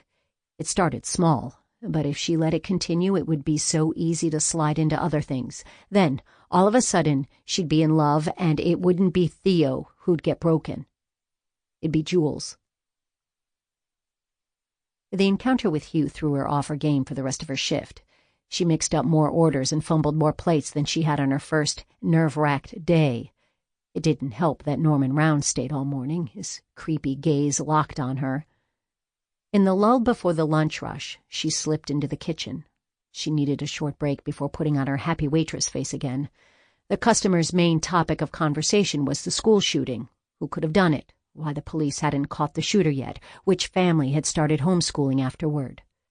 The memory of that awful day still brought bone-deep shivers when she thought of what could have happened, and every mention of it made her relive the horror of that day. Vicky wasn't at her usual spot by the grill. Jules could hear her talking to the delivery guy right outside the propped-open back door. It was a relief to be alone for a few seconds, and Jules leaned against the wall, closed her eyes, shoved away persistent thoughts of Theo, and just breathed. "Hey!" Her eyes popped open to see Norman Round standing right in front of her, and she had to bite back a startled shriek. "What are you doing back here? You're not supposed to be in the kitchen." "I need to talk to you." He took another step toward her, so he was much too close, and she shifted sideways. Norman followed, blocking her against the wall. "Please, go back to your booth." Her gaze darted to the open back door, and she debated calling for Vicky. The cook would probably just think it was funny, though, to watch Jules try to escape from Norman. "Wait," he said, his gaze locked on hers. He was just so creepy. There was a prep sink to her right, blocking her in, so she dodged to the left. Norman blocked her escape again. "Wait, just listen. I need to—" Jules tried to duck around him, but he grabbed her by the upper arms, holding her in place. As soon as his hands latched on, she opened her mouth, ready to scream. "Knock it off, Norman." Sherry Baker's calm voice cut off Jules's shout for help before it could emerge. Dropping his hold on her arms, Norman spun around to face the other woman. "She's obviously not interested. In fact, I think she and Theo are together, and you probably don't want to be pissing him off." "I wasn't—" Norman shot Jules a frustrated look and then stomped out of the kitchen, giving Sherry a wide berth. "Oh, thanks." Jules knew her smile was a little shaky. Shrugging off her thanks, Sherry smiled back. "Norman's harmless, but he shouldn't have grabbed you like that. If Theo had seen—" She rolled her eyes in an exaggerated way. "Oh, Theo doesn't—" She could feel a burning flush creeping up her neck toward her cheeks. I mean, we're not dating." "Not yet." Sherry's smile turned teasing. "I've known Theo a long time, and the way he looks at you—" She fanned her face, making Jules laugh despite her flustered state. "So hot." Despite Hugh's warning, despite Jules's own misgivings, a warm spark lit in her belly. "Really?" "Oh, yeah." They shared another grin. "Now, feed me. I'm dying for one of Vicky's turkey clubs." "I'm on it." As she led the way out of the kitchen, Jules realized that the wreck of a day might have been salvaged after all. She was pretty sure she'd just made her first Monroe friend. It was one thing to resolve to stay away from Theo when she wasn't faced with his broad shoulders and a rare, precious smile. Viggy sat next to him, his tail thumping on the porch boards. It took less than 2 seconds for her to cave, to smile back and open the door wide enough for them to step inside. "We're about to have dinner," she said, unable to keep her gaze from roaming over Theo hungrily. He was in jeans and another hoodie that was identical to the one she'd stolen from him. Although Jules had planned to wash it and give it back, she couldn't bring herself to do either. It was warm, comfortable, and smelled like him, and she couldn't bear to change that or give it up. "Want to join us?" "Yes. It's tuna noodle casserole." As she started to lead the way to the kitchen, she glanced over her shoulder and caught him staring at her butt. Her voice went a little husky. "Just thought I should warn you." "Consider me warned." His gaze slid up her back and their eyes caught. Of course, Jules tripped on the warped floorboard at the kitchen entry. Flushed and flustered, she regained her balance and hurried to the stove, pretending she had to check the contents of a pan. After a moment of staring at broccoli, because who could get breathless about a vegetable, Jules was ready to face Theo again. When she turned, he was right there, his eyes locked on her mouth. She was immediately breathless all over again. He leaned in closer, or maybe she did, until their lips were just a breath apart. Ty and Theo came charging inside through the back door, and Theo straightened, taking a step back. Jules didn't know whether to curse the twins' timing or thank them. "Hi, Jules! Hi, Theo! Hi, Viggy! We're going to get cleaned up," Ty yelled as they charged through the kitchen and into the hallway. The clatter of their feet on the stairs sounded like 1,000 booted soldiers making their way to the second level. "Ah!" Jules complained, rubbing her ear with one hand. "Why was he shouting? I was 2 feet away from him. I think I lost my hearing in this ear." Theo took a step closer again. Taking her fingers in his, he gently pulled her hand away from her ear and leaned in. She held her breath. "Should I test it?" he said quietly, near enough to her ear that his breath touched her skin. Jules shivered. What?" "A test." He leaned even closer. Now she could feel the warmth of his lips. "A hearing test." "This doesn't feel like any hearing test I've taken before." Her voice had gone from slightly rough to full-on throaty. "I'm wondering about its medical legitimacy." "That's because it's a field hearing test." She loved how he played along, understanding when she was teasing, when she was serious. She knew, too, that he wasn't like this with anyone else. Only her. There was something heady about being the one who was able to make serious, angry Theo laugh and joke, only to be used by trained first responders. His voice had lowered to a rumbling hum, and his lips were actually brushing the ever-so-sensitive shell of her ear. "A good thing you're here, then, being a trained first responder and all." Jules knew she shouldn't be flirting, but this teasing version of Theo made it impossible not to respond. "Hey!" Sam's voice brought her off her flirty cloud and back to earth with a thump. On the pretext of getting a serving bowl from the cupboard, she reluctantly eased her body away from Theo's, only then realizing how closely they were standing, with her side almost plastered against his front. "Hi, Sam." She still sounded breathless, and Theo hadn't even touched her, not really. "Homework done?" A crease formed between his brows. Not yet." "Need a hand? I can break out my rusty chemistry skills." No, thanks." He got a pitcher out of the cupboard and started filling it with water from the tap.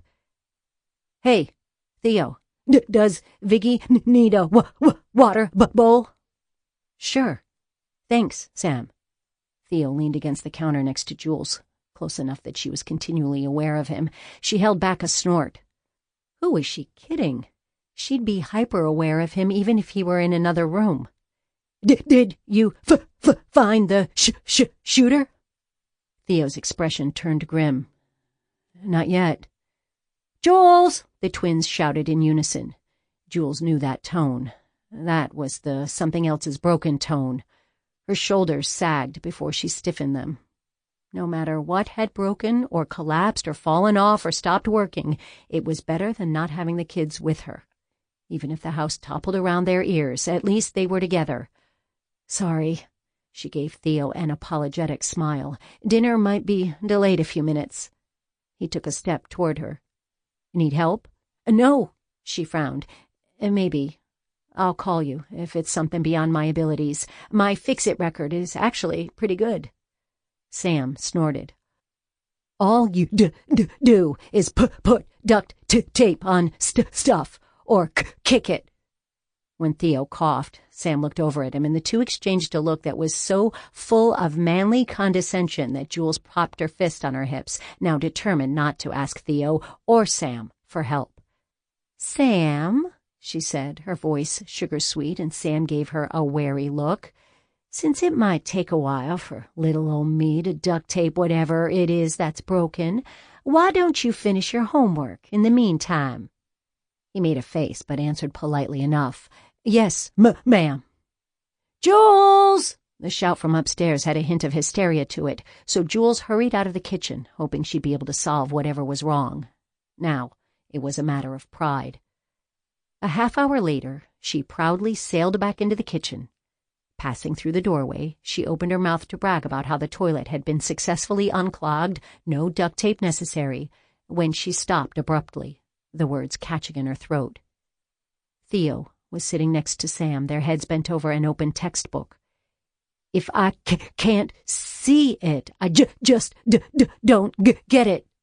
Sam's head was propped on one hand, the fingers working against his buzzed scalp. Theo picked up a pencil and tugged Sam's notebook closer. Here's a hydrogen atom. Here's another one. They each have one electron. Jules leaned against the wall, her heart filled to bursting at Theo's patient explanation. When they share those electrons, they form a covalent bond and become a hydrogen molecule. Sam's rumpled forehead smoothed slightly, although he still looked confused. What makes it a covalent bond? Sharing the electrons rather than just taking them. I'll never remember that. Sure you will. Think of co as in working together, like cooperating or coexisting. Jules's brain instantly supplied a host of other options, such as co-parenting and cohabitation. Feeling warm, she cleared her throat to derail those thoughts, and both of the guys looked up at her. Y'all hungry? Her voice was huskier than normal, although the casserole is probably burnt to a crisp by now. I turned off the oven, Theo said, getting up and crossing the kitchen to turn it on again. It'll need heating up, but it should be okay. Of course he did, because Theo is wonderful.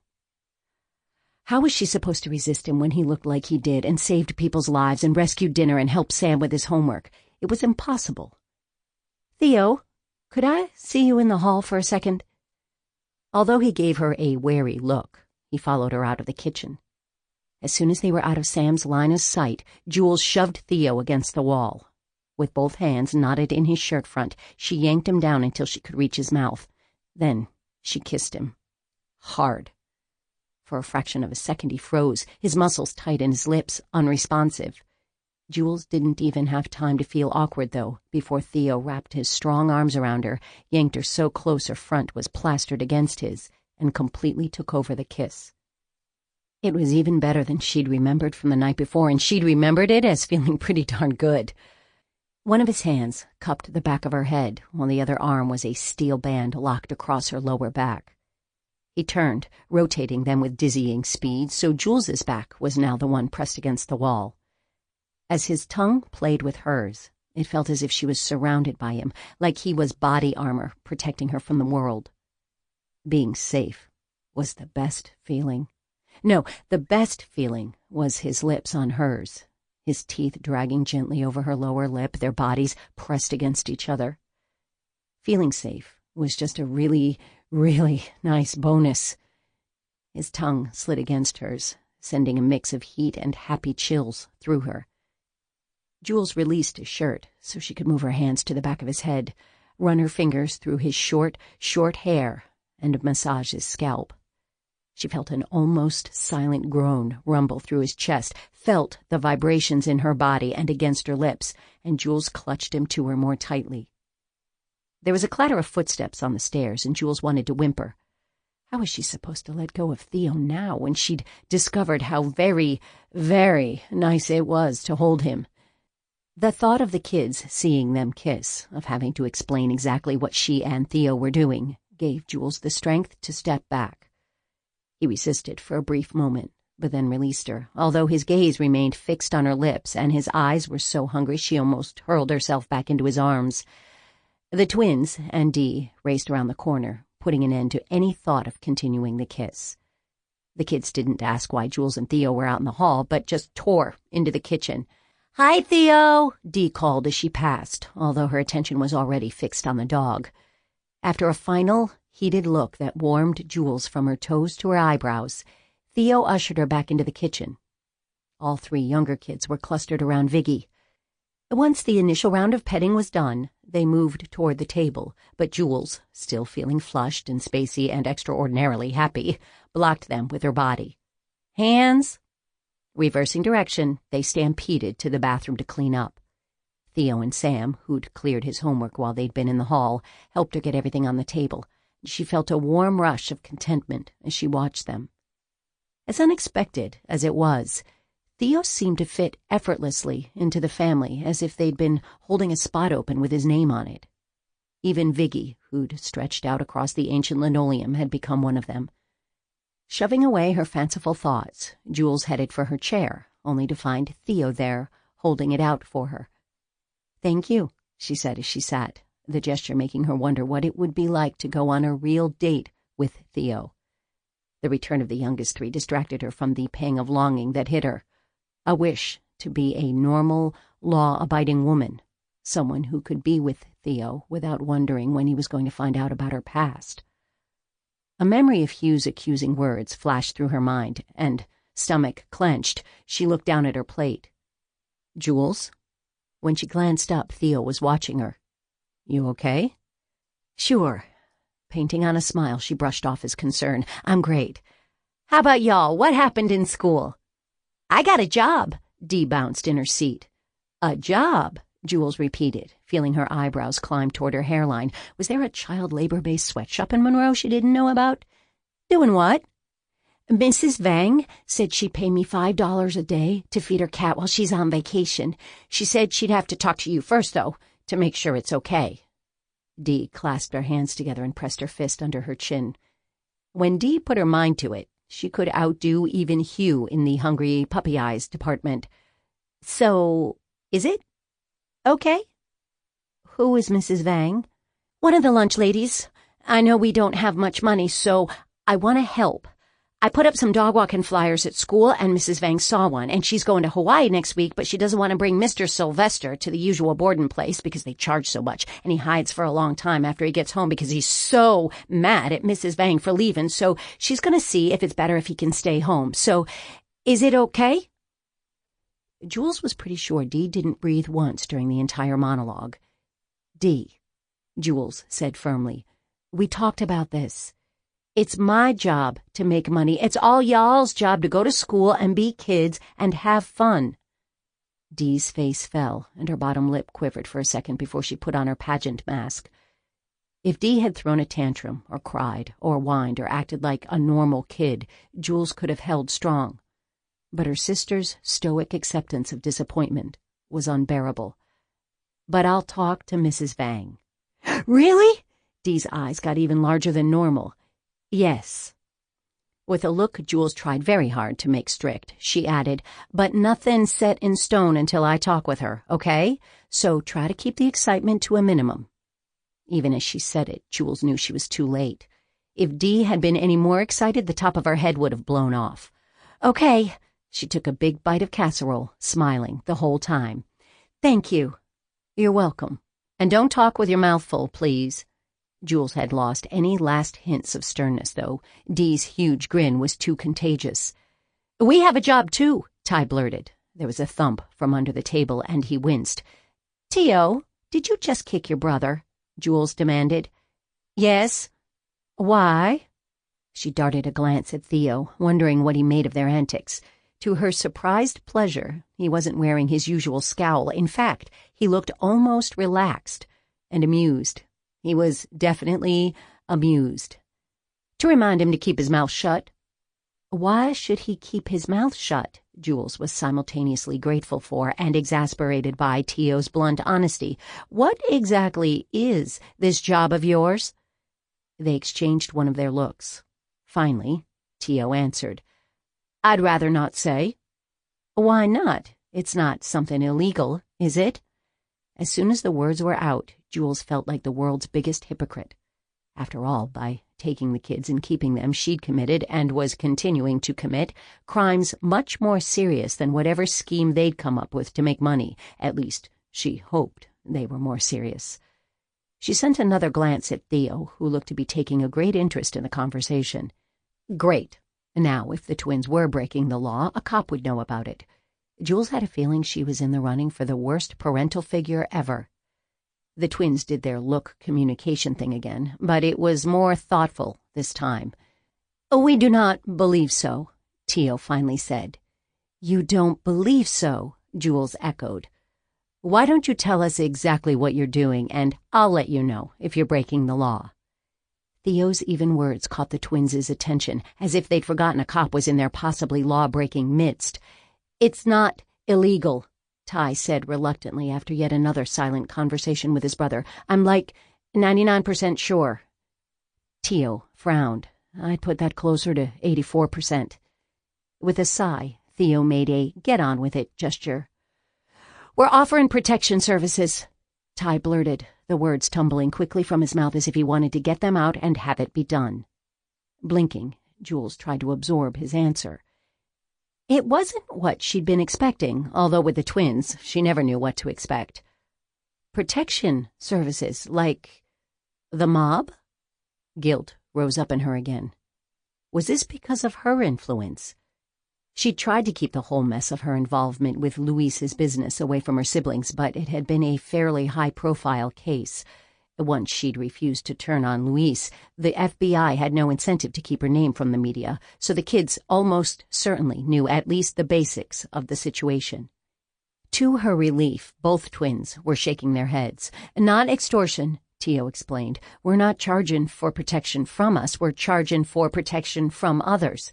It's like an anti-bullying campaign, Ty added, only with punchin'. Punchin', Jules repeated faintly. Just as a last resort, Tio corrected, giving his twin a look. Mostly, we rely on the threat of violence for intimidation purposes. Theo rubbed his hand across his mouth as if he were hiding a smile. Okay, stop. Propping her elbows on the table, having dropped her fork onto her plate long ago, Jules grabbed a handful of hair on either side of her head. Tell us, using easily understood words and phrases, exactly what you are doing. If a kid pays us $50, we make sure he doesn't get picked on anymore. So, basically, Jules said slowly, trying to figure out what the best, most parental response should be, you're hiring yourselves out as bodyguards. Correct. Tio turned to Theo. Hiring personal protection is not illegal, I believe. Theo studied the twins for a long moment before asking, where does the punching fit in? Like T said, just as a last resort, Ty answered a little defensively. Usually they back right off when they hear a kid hired us, and they've always hit first. Well, they tried to hit first, at least. It was self-defense. Isn't there a no-tolerance stance on fighting at your school?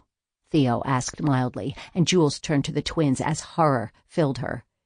You are not going to be kicked out of school, do you hear me? Her accent thickened as her voice rose. We joke about homeschooling, but that's not an option. How am I supposed to teach you two? How am I supposed to teach T anything? He's so much smarter than I am already." Reaching over, Theo gave her arm a gentle squeeze. Her panicked gaze met his, and she instantly calmed. There was something about his steady presence that made her feel like everything would be okay. "We won't get kicked out, Jules," Ty said. "We're careful not to get caught. Besides, the punishment for a first offense is a week of in-school suspension," Theo added, although not nearly as soothingly as Ty. "We'd have to get caught 4 times before we were kicked out of school." Jules's laugh was more than half hysterical. "Great, that's very reassuring." "I like it," Sam said. "They're helping bullied kids." After a final squeeze, Theo dropped his hand from Jules's arm and returned to eating. He looked not at all bothered by the twins' self-employment strategy. "So?" Theo asked him, more with clinical interest than with any anxiety. "It's not illegal, is it?" "Avoid the punching part," Theo said, "and no, it's not illegal." With a satisfied nod, Theo resumed eating. Ty eyed Jules. "Are you going to make us stop?" Sitting back in her chair, Jules regarded him and Theo as she thought. "No," she finally said. "Just please, please don't get kicked out of school." "We won't." Somehow, Ty's assurance wasn't that convincing. "How about you, Sam?" She turned to the only sibling who hadn't revealed an entrepreneurial scheme. "Are you starting up a secret poker club you'd run out of the basement?" "I wish." He frowned and poked at his casserole. "The grocery store, that lawn service place, even the gas station. Everywhere I've applied has said no. My hours are wrong." "Because of school?" Jules asked. Her stomach finally had settled enough for her to handle eating, although cold broccoli wasn't very appetizing. Still, she ate it. They spent too much money on food to waste it. "Yeah." An idea made his eyes light. "Maybe I could." "If you're about to suggest that you drop out of school," Jules interrupted with the iciest voice she could manage, "you better swallow those words right back down again, shove them in a closet, lock them inside, and throw away the key. We'll manage on what I make at the diner." But, he trailed off when she gave him her fiercest look. She'd been on the fence about the twins' bodyguard gig, but on this, she was adamant. "You like dogs?" Theo asked Sam, who gave him a confused look. Sure. I know that Nan is looking for help at Bastien Kennels. Her place is just a couple of miles south of here. It'll be before and after school, so it should work with your schedule." "Yeah?" His face brightened briefly before dimming again. "I don't have much experience with dogs." "Probably won't need it," Theo told him. "It'll be grunt work to start with, feeding and cleaning, mostly. You won't be helping with training or grooming until you've been there a while. Want her number?" "Yes, please." Sam looked tentatively hopeful, although his gaze followed Theo warily, as if he were expecting the job offer to be ripped away at any moment. His caution broke Jules's heart, and she had to look away from her brother so she didn't burst into tears. "Okay." Her voice was slightly rough, and Theo gave her a probing look, which she avoided with great effort. "Now that everyone is employed, or has the potential of being employed, who wants ice cream?" Everyone enthusiastically chorused their requests, except for Theo, who just smiled at her before turning back to discuss details with Sam. Her heart warmed at the rare sight. Despite his profession and his usual antisocial attitude and his friend's overprotectiveness, Jules was glad he was there. Paying $2 for an extra chair at a thrift store had been worth it to have a place for Theo. He belonged there. Belonged to their family. Overcome with sudden joy, she got up to get the ice cream. As she passed behind Theo, she couldn't resist running a hand from one shoulder to another. It was yet another memory she could cling to after they had run again. Run and leave Theo behind. Chapter 16. Bullet wound or no bullet wound, Theo was ready to punch Hugh in the head. No, in the throat. That way, his partner would have to stop talking. Nothing, not even running her license. Theo's jaw ached with the effort it took to unclamp his molars enough to speak. "Drop it." "I'm not dropping it." Of course he wasn't. Theo stood and started to pace Hugh's deck. The rock fell away beneath them, exposing a startling view of the evergreen-studded cliffs that rose from where Lion Creek had worn a fold in the mountain. The rest of Hugh's house wasn't much, but that view from the back deck made developers and real estate agents from all over Colorado knock on his door with offers. Hugh had grown up in that house, and he'd inherited it when his grandparents died. Theo couldn't see him ever selling it. "Are you listening to me?" At Hugh's demand, Theo turned to face him. "No. No, you're not listening to me, or no, you won't run a background check. Both." Hugh looked ready to hurl a crutch at him like a javelin. "Why not? Why not protect yourself? The woman is running from something, that's obvious. Who knows what she's done?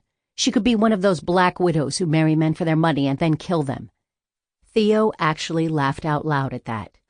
"So she picked blue-collar Monroe rather than Breckenridge or Aspen or Vale to find her next victim, and a cop rather than someone who actually has money? If she's a black widow, she's not very good at it." Although Hugh made a frustrated sound, a grudging smile broke through his scowl. "Fine. So she's probably not planning on killing you for your money. The point is that she's running. Don't you want to know who's chasing her before you get trampled?" A part of Theo, the cop part, was still almost unbearably curious about Jules's past. It was overwhelmed by the much stronger urge to bury his head in the sand and pretend there wasn't a huge, blinking neon sign telling him something was very wrong. If he dug into it and found it was something bad, something he couldn't ignore, he'd be forced to act, and he didn't want to act. He wanted to keep visiting that dilapidated shithole of a house because he was actually starting to like the place. He liked her brothers and sister, liked the way Viggy became his normal dog self around them, and Jules. He more than liked Jules. "You're ignoring me again." "I'm trying," Theo grunted, crossing his arms over his chest. "Why?" True frustration filled the word. "I don't get it. You hate not knowing shit, and now you're living happily in La La Land playing house with this woman who's obviously lying to you. Why aren't you protecting yourself?" Silence hung over them, the only sound the lingering echo of Hugh's words bouncing off the cliff faces as Theo looked at his partner, trying to sort out a rational response in his mind. It was hard to explain, even to himself, this bone-deep assurance that Jules was a basically honest person, that her reasons for whatever she had to do in her past were solid. He didn't need to hear the entire story. Jules was good. There was no doubt in Theo's mind. "It's true that I don't know the specifics of her past, but I'm starting to know Jules. She's kind, and she loves her brothers and sister. I'm not ignoring my gut. It's telling me she doesn't have it in her to hurt me or anyone else, intentionally, at least." It was Hugh's turn to study Theo. Finally, Hugh sighed. "I hope you're right, buddy. I really do." Theo hoped so, too. Something was out there. It was something that had woken her, a forgotten sound or feeling or instinct that had made her eyes snap open at 2 a.m. It was something that had forced her to check all the scary, dark corners of the house until she ended up in the kitchen, peering out into the darkness, watching shadows where shadows shouldn't be. "It's probably only Viggy," Jules told her galloping hard as she eased open the back door. Her heart ignored her, beating even faster. She didn't blame it. It was the probably part that scared her. Sticking her head outside, with most of her body still in the kitchen in case she had to duck inside to safety before slamming and locking the door as quickly as possible, she quietly called, "Viggy! Viggy! You out there?" Everything went silent. There was no crashing of a large dog through the underbrush, no answering bark. Nothing. It was almost like the forest was holding its breath. Even the aspen leaves, which almost never stopped shifting and moving, were still. It was eerie and threatening, and Jules didn't like it. Retreating into the kitchen, she stared at her cell phone screen immediately after turning the ancient deadbolt and hearing it thunk into place. It felt strange calling him, even though it was for a legitimate reason. Still, her fingers shook slightly when she pulled up his number and hit send, and she was pretty sure it wasn't from residual jumpiness about moving shadows. "Jules?" As soon as she heard his gruff voice, she calmed, to the point that she started feeling silly for overreacting. If it wasn't Viggy, whatever she'd seen moving in the trees must have been, if not her imagination, something natural and normal, and no reason to get hysterical. "You okay?" "I'm fine." Even though she felt a little silly about calling him for no reason, it was still nice to hear his voice. Closing her eyes, she pictured his face, pictured him here with her, his reassuring hand squeezing her arm. The last of her anxiety trickled away. "I just thought I saw Viggy in the trees behind my house, and I was wondering if you made a break for it again." "No," he answered immediately. "Vig's here with me. We're on duty." "Oh!" She'd gotten so used to him being off during his 2-week leave after the shooting that she hadn't even considered he might be working. "I thought you were on days, normally." "I am, but there was some shift shuffling happening. Hugh's out, of course, and 3 others are down with the flu. Guess it's going around. Try not to breathe other people's air for a while." She laughed softly as she stepped outside, not wanting to wake any of the house's still sleeping residents. With Theo on the line, all the scariness of the dark shadows and the waiting silence of the trees dissipated. "I'll try. Has it been a busy night, then?" "Yeah." He gave a huff of impatience, and she smiled, imagining his cranky expression. "Just a lot of bullshit calls that keep us running. It's been quiet for the last hour, so Vig and I are parked behind the Suds and Go. I'm trying to get some reports finished up." "You're hiding," she teased. "Trying to. Can't hide from dispatch, though. If they send me a call, I'm stuck." "Poor baby." She smiled again. It was surprisingly easy to talk to Theo on the phone. For some reason, she figured he'd bark a few words at her and then hang up without saying goodbye. "When does your shift end?" 6. "Are you coming to breakfast?" Her heartbeat sped up as she waited for his answer, and Jules knew she was too eager to hear him say yes. Her resolve not to get involved with this cop tended to dissolve as soon as she saw him or spoke to him or touched him or, to be completely honest, thought about him. His voice roughened, not with irritation, but with a certain husky tenderness she'd just started noticing when he talked with her. "Wouldn't miss it." "Good," she whispered, flushing, her face hot even in the cool mountain night air. "I should let you finish your reports." His groan made her laugh again. "Ugh, I'd rather talk to you."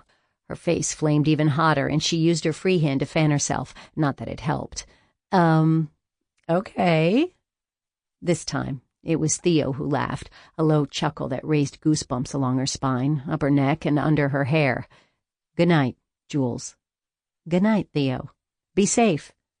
Long after the call ended, she sat smiling at her phone screen.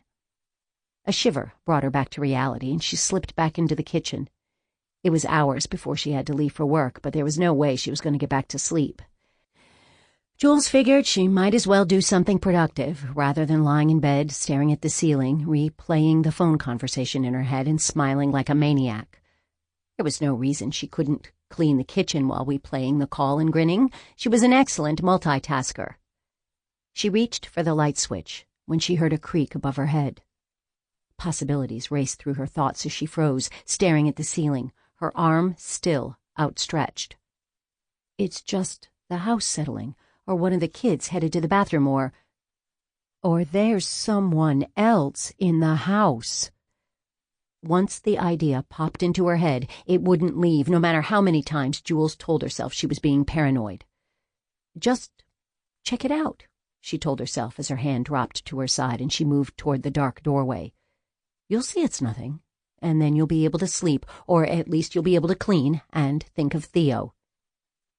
Theo. The reminder made her realize she'd missed something. Viggy was with Theo. If the dog wasn't in the woods, then what, or who, was? Her heartbeat ramped up until it thumped in her ears, masking all other sounds. Swallowing hard, her throat suddenly very dry, she forced her feet to move to the window. Check outside first, then go look upstairs. She peered into the darkness. The moon was half full, but that almost made things worse. The wind had picked up again, and every swaying evergreen tree cast a shifting shadow that overlapped other shadows, creating a moving, layered grid of semi-darkness. After seeing countless crouching boogeymen that morphed into normal, non-scary things like rocks and trees and scrub, Jules gave up. She wasn't going to see anything out back, and she certainly wasn't going to leave the kids and go monster hunting by herself in the dark woods. Turning away, she moved quietly into the hall. The house had its own dark corners and frightening, shadowy pockets, and she realized she was tiptoeing as she reached the stairs. It was silly. She was in her own house, her own creaky, noisy, possibly haunted house, and there was no one there who shouldn't be. Although she drew her shoulders back, determined to believe there was nothing to fear, her feet still touched each stair tread softly, and she cringed at each creaky step. On the second floor, she slipped down the hall, telling herself she was being quiet so as not to wake the kids, but knowing in her heart she was a chicken and a liar. The room right above the kitchen was at the end of the hall, one of 2 unoccupied bedrooms. Jules reached for the doorknob. Even in the dim light, she could see her hand was shaking. Biting her lip, she turned the knob and pushed open the door. The room was empty. Empty and cold. A night breeze blew chilly air through the open window, making the normally limp old curtains billow and cast dancing shadows across the wall. Why was the window open? Her heartbeat hiccuped, and she told herself firmly that there were 4 other people in the house, any of whom could have opened the window earlier that day. Sending a nervous glance at the half-open closet door, Jules took a step toward the window, but decided to check out the closet first. As overcautious as it was, she didn't want to turn her back on a possible hiding spot. The closet door resisted sliding open, but finally yielded, squeaking as it moved along its track. Moonlight filled the space, revealing nothing but an empty closet.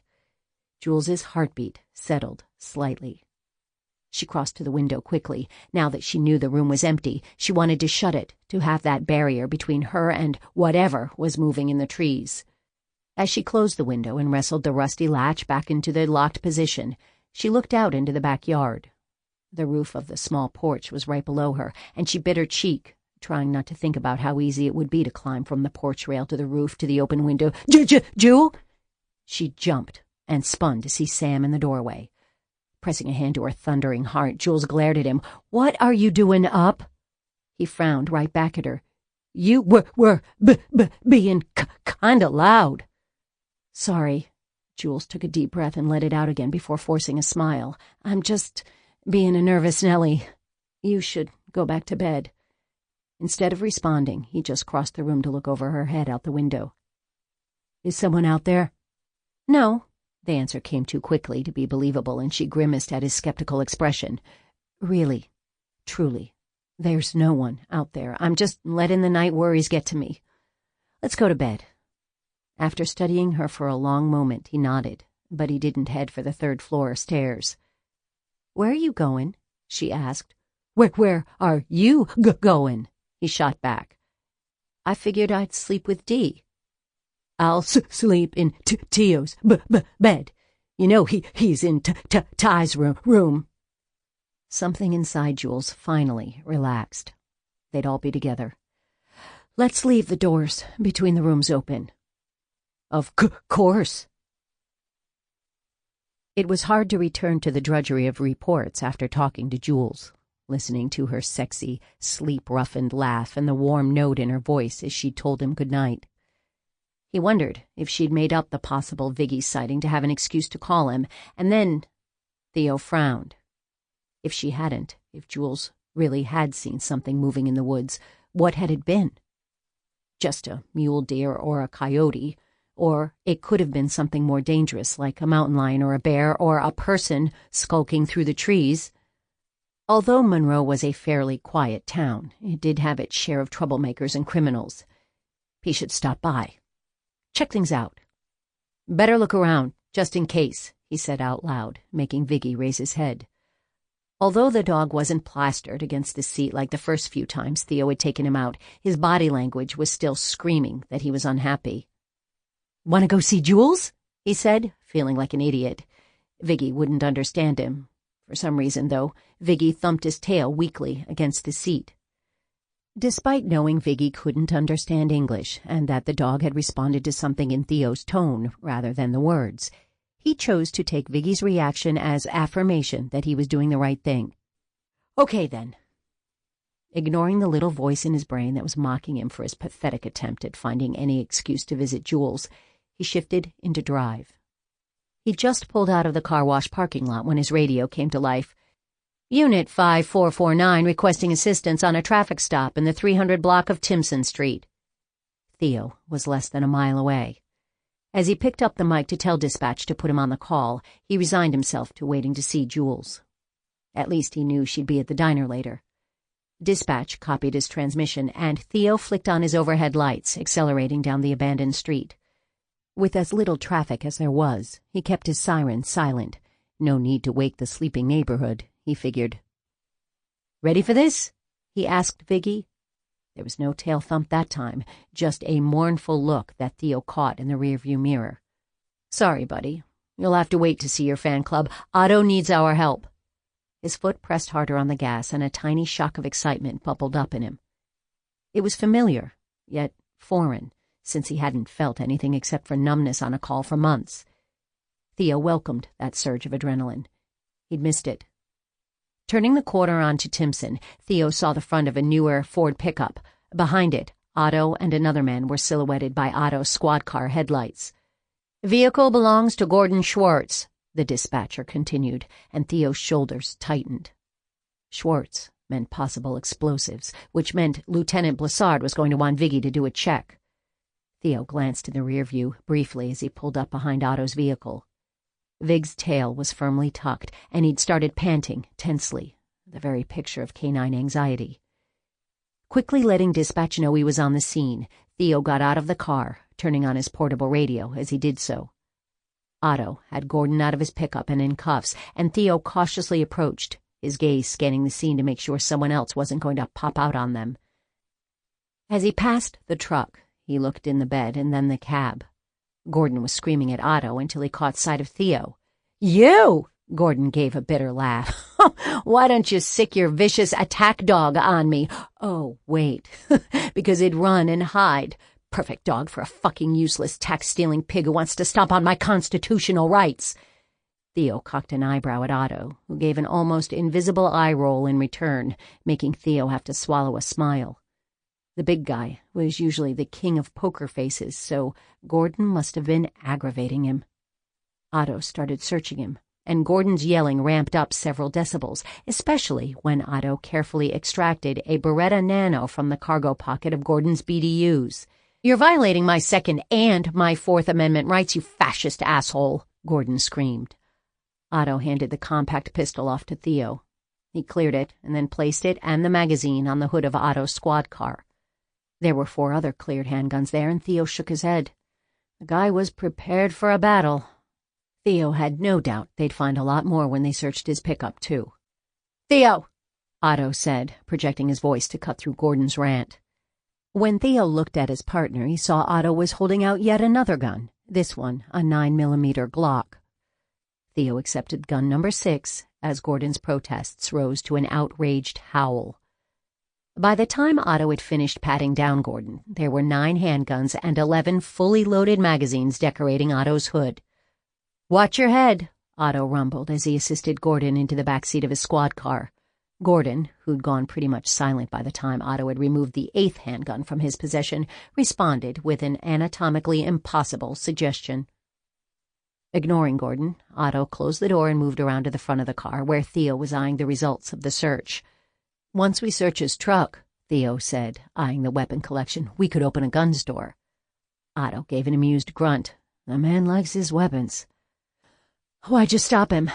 Even as Theo asked, his gaze was moving, peering past the immediate area lit by streetlights and the headlights on their squad cars into the blackness beyond. They were in the closest thing Monroe had to a warehouse district. A boxy building that housed a gymnastics school butted up next to the expansive lot of a landscaping company, and the piles of gravel and decorative rocks cast strange shadows stretching to the 10-foot chain-link fence. Although this was better than being in a residential neighborhood, where the flashing lights would have woken the residents and brought gawkers by the truckload, there was something about the shadowed darkness of the hulking buildings that was making the back of his neck prickle with warning. It started as a suspicious vehicle call, Otto explained. A quick glance told Theo that Otto was scanning the area as well. Apparently, Theo wasn't the only uneasy one. Someone driving by saw Gordon's truck. It was running, but the headlights were off. When I got here, there was someone standing on the left side of his truck talking to Gordon, but they ran off as soon as I pulled up. I approached Gordon, saw he had a pistol in a hip holster in clear view of God and everyone, so I arrested him for brandishing. Otto rubbed his forehead above his right eyebrow. No licenses on any of those guns, and he doesn't have a CCW. Says he doesn't believe in asking the government if he can carry, and he doesn't see any reason to conceal his weapons. There might be a few extra charges to add to the brandishing. Eyeing the extensive collection decorating Otto's hood, Theo asked dryly, "You think?" "Not looking forward to searching that truck." Theo glanced at the pickup. From what he'd seen during his very brief inspection after he'd first arrived, the topper cover bed was filled with junk. The cab had looked only slightly better. "Yeah." "Think Viggy would be up for a quick check?" Otto eyed Theo hopefully. Nope. Although Theo hated to turn Otto down, he was pretty sure Viggy wasn't ready. All a failed attempt at searching the pickup would do was destroy the dog's already shaky confidence. Theo never should have tried to get Viggy to search Gordon Schwartz's compound. It just set the dog up for failure, and Theo felt a surge of guilt at the memory. He hadn't protected his canine partner. He's not ready. Otto accepted it easily. Right before a thump from behind them brought both of their heads around, Gordon had gotten turned around on the seat and was kicking at the window. Both Otto and Theo groaned. "Mind if I run him to jail?" Otto asked, already headed for the driver's seat as he looked over his shoulder at Theo. "I don't want to have to wrestle him into the leg restraints." Theo waved him on. "Go ahead. I'll keep an eye on the truck until you get back, and then I'll help you search." He didn't say it out loud, but the creeping feeling of being watched hadn't eased. Theo wasn't about to turn his attention away from his surroundings to focus on a search, not without someone to watch his back. "Thanks." Otto climbed in the squad car and drove quickly down the street, leaving Theo in the dimly lit night with a terrified dog, looming buildings, and a jumpy sense that he wasn't really alone. Shaking himself out of his hyper-alert state, he returned to his squad car. Grabbing Viggy's leash, he hooked it to the top hook in the harness. Viggy backed up, ready to brace against the forward pressure, his forehead wrinkled with tension. "Come on, Vig!" Theo forced cheer into his voice. It felt easier, more natural this time than it had in a long time. Viggy even cocked his head to the side, and his nervous panting stopped. "Want to play?" At the word play, Viggy's posture eased a little, coming out of his crouch a little. Encouraged, Theo remembered the stuffed toy he tucked into the glove compartment one day when he hadn't been able to stand the sight of it.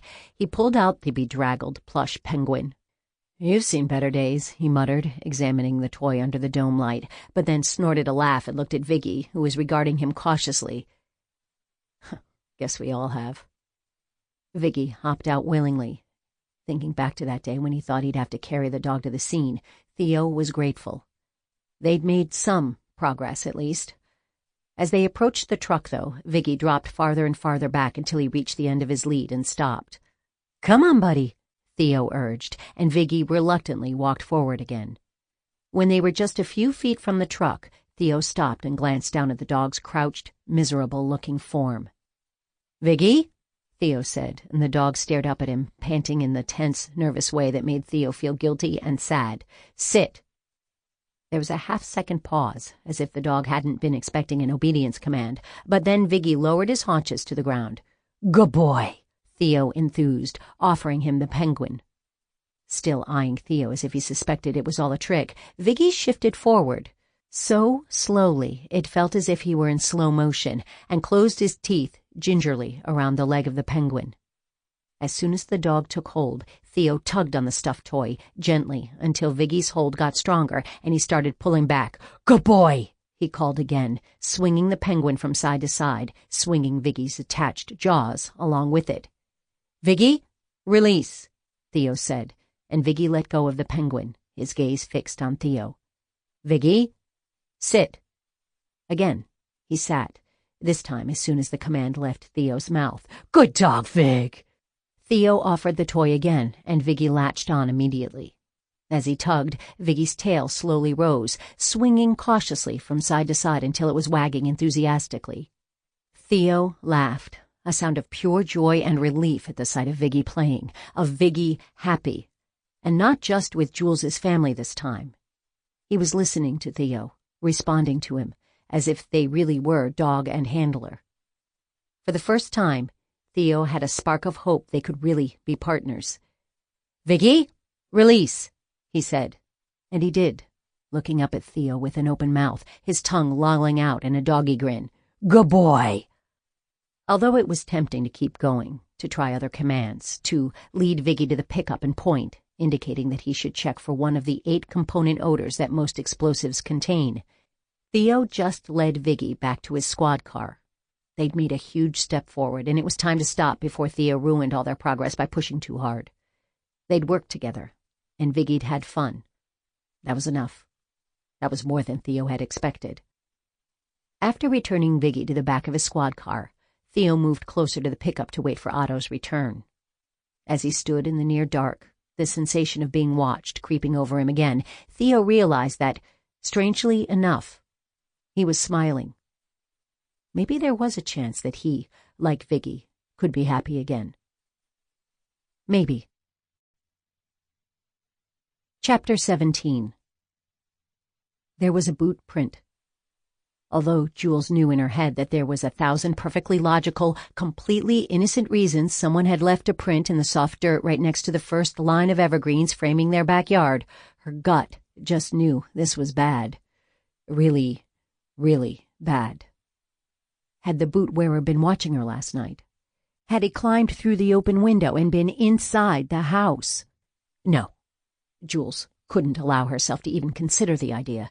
If she did, she'd grab the kids, stuff them in the SUV, and leave. It wouldn't matter where they'd go, though. She'd never feel safe again. She moved around, searching for more prints, hoping to at least see what direction the person came from or went, but the rest of the ground was too rocky or hard-packed or covered with pine needles to hold a print. Jules returned to the footprint and studied it. Should she tell Theo? Even as she thought it, she dismissed the idea. Whoever had left it hadn't committed a crime. The trees weren't even part of her property, so she couldn't even call it trespassing. What are you looking at? Jules shifted so she was standing on the print. Caterpillar. Sam's expression was skeptical, and he walked closer, scanning the ground around her feet. Where is it? I stepped on it. Now she could tell he really didn't believe her. Liar. She laughed and purposefully walked back toward the house, hoping her shoes had scuffed the print enough that Sam wouldn't spot it. He worried too much as it was. Where are the kids? Although he eyed the spot where she'd been standing, he didn't seem to see anything out of the ordinary. Jules's tight shoulders eased slightly in relief. Out front. Good. It's a beautiful day. It really was.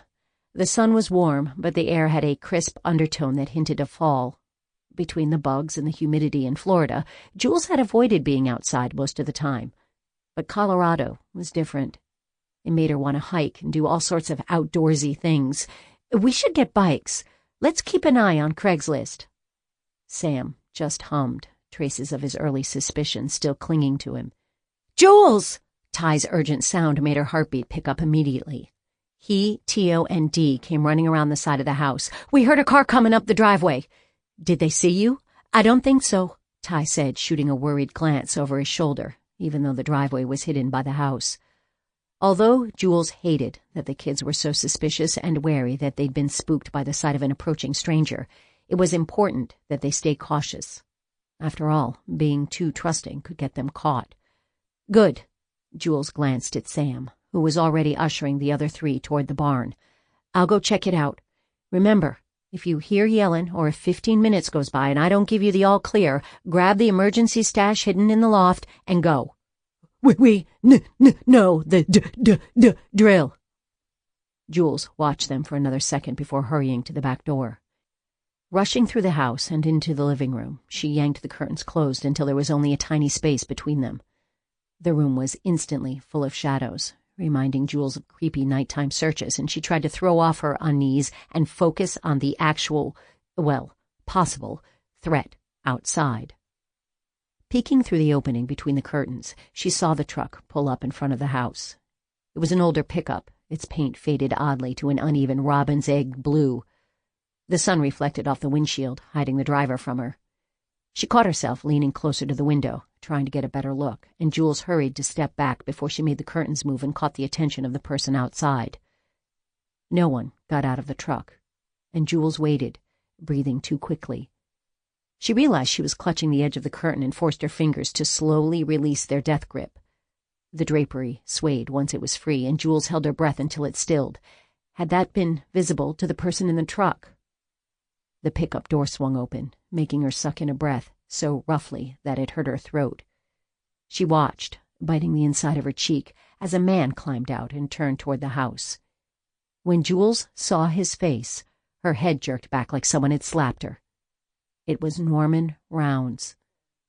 Although he'd seemed weird and grabby and slightly stalkerish at the diner, showing up at her house made Norman 100 times scarier. Why was he here? How did he know where she lived?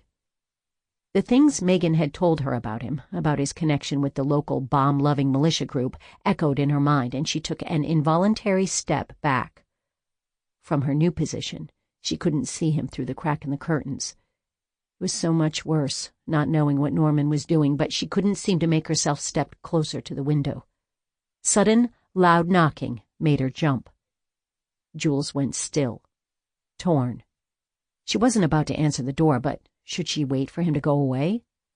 Her SUV was parked behind the house, so he couldn't be sure she was home unless he went around back looking for her. The idea of Norman Rounds prowling around by the barn where the kids were hiding was terrifying. She could call Theo. The idea was so tempting that her hand went to her back jeans pocket where her phone was tucked. What could she tell him, though?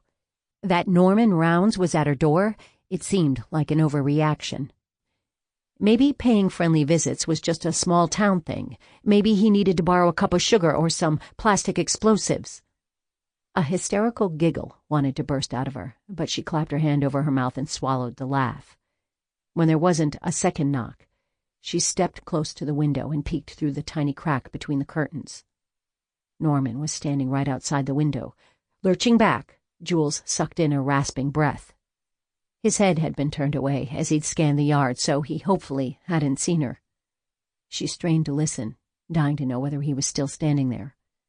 If she looked out the window again and Norman wasn't looking away this time, he'd see her, for sure. After either seconds or minutes ticked by, Jules forced her feet to take her back to the window. She had to know where he was and what he was doing. It was worse to stand there, blind and clueless, than it was to risk him seeing her if he'd not moved from that spot.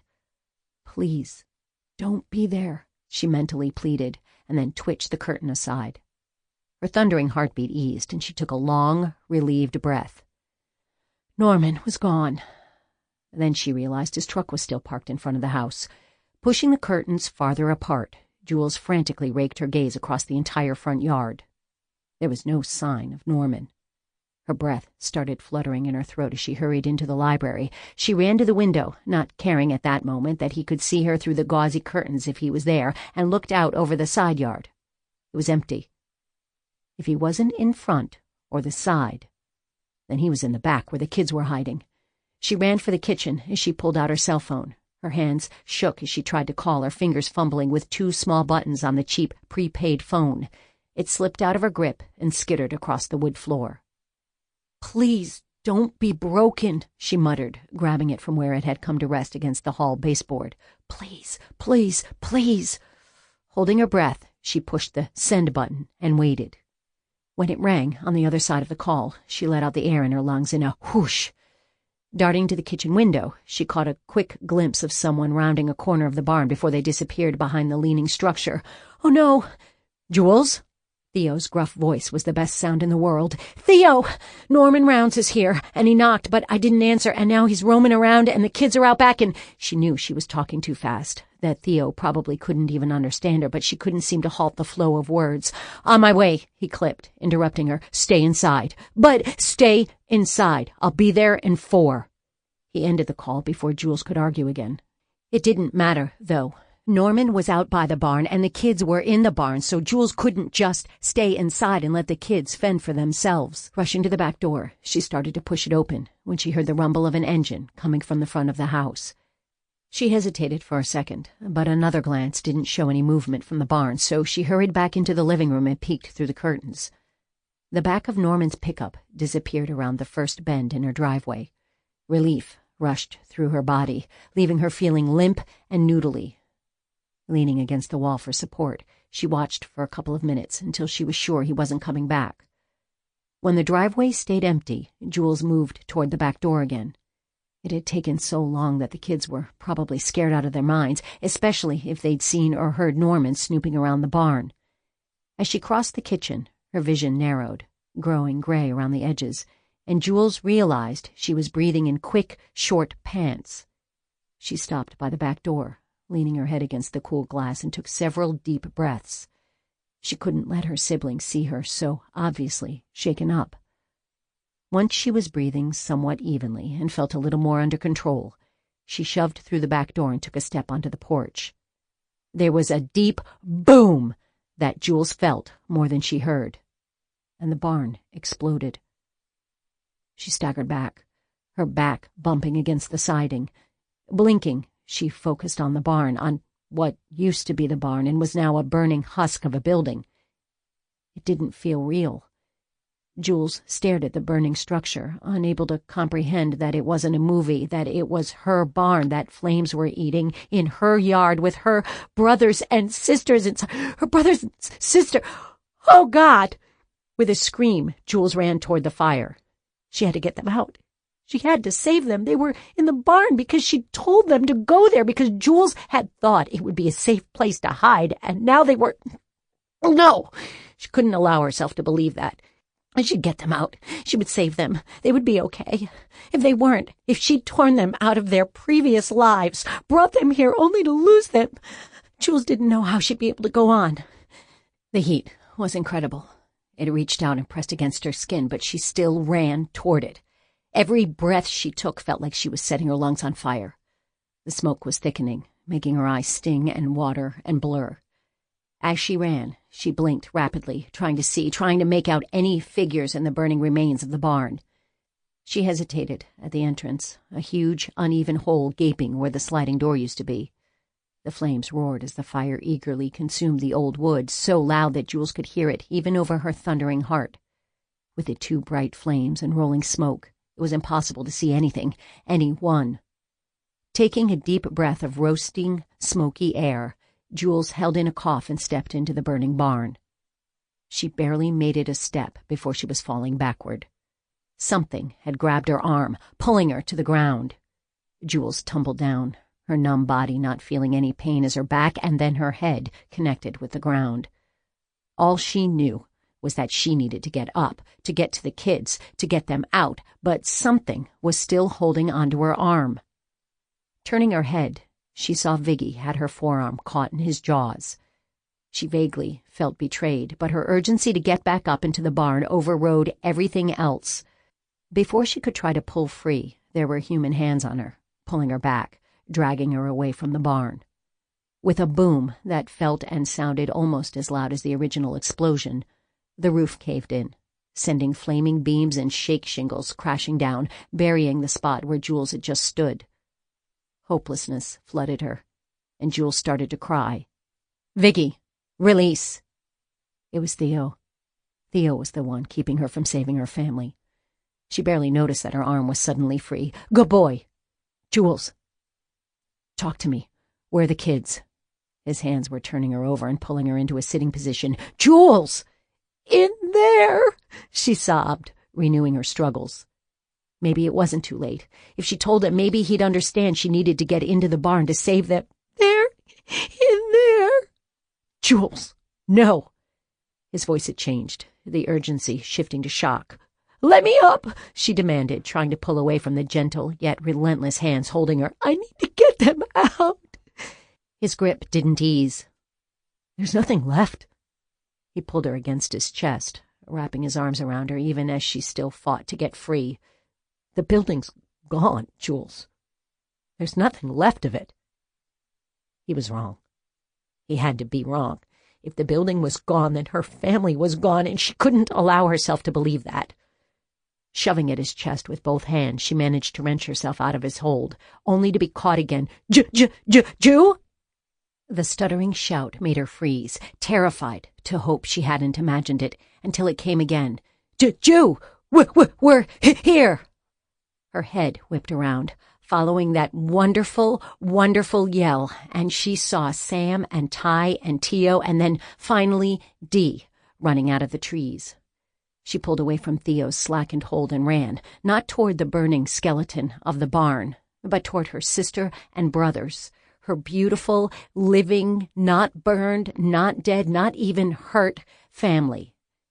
They crashed together, falling as they collided, each one joining until they were in a 5-way hug.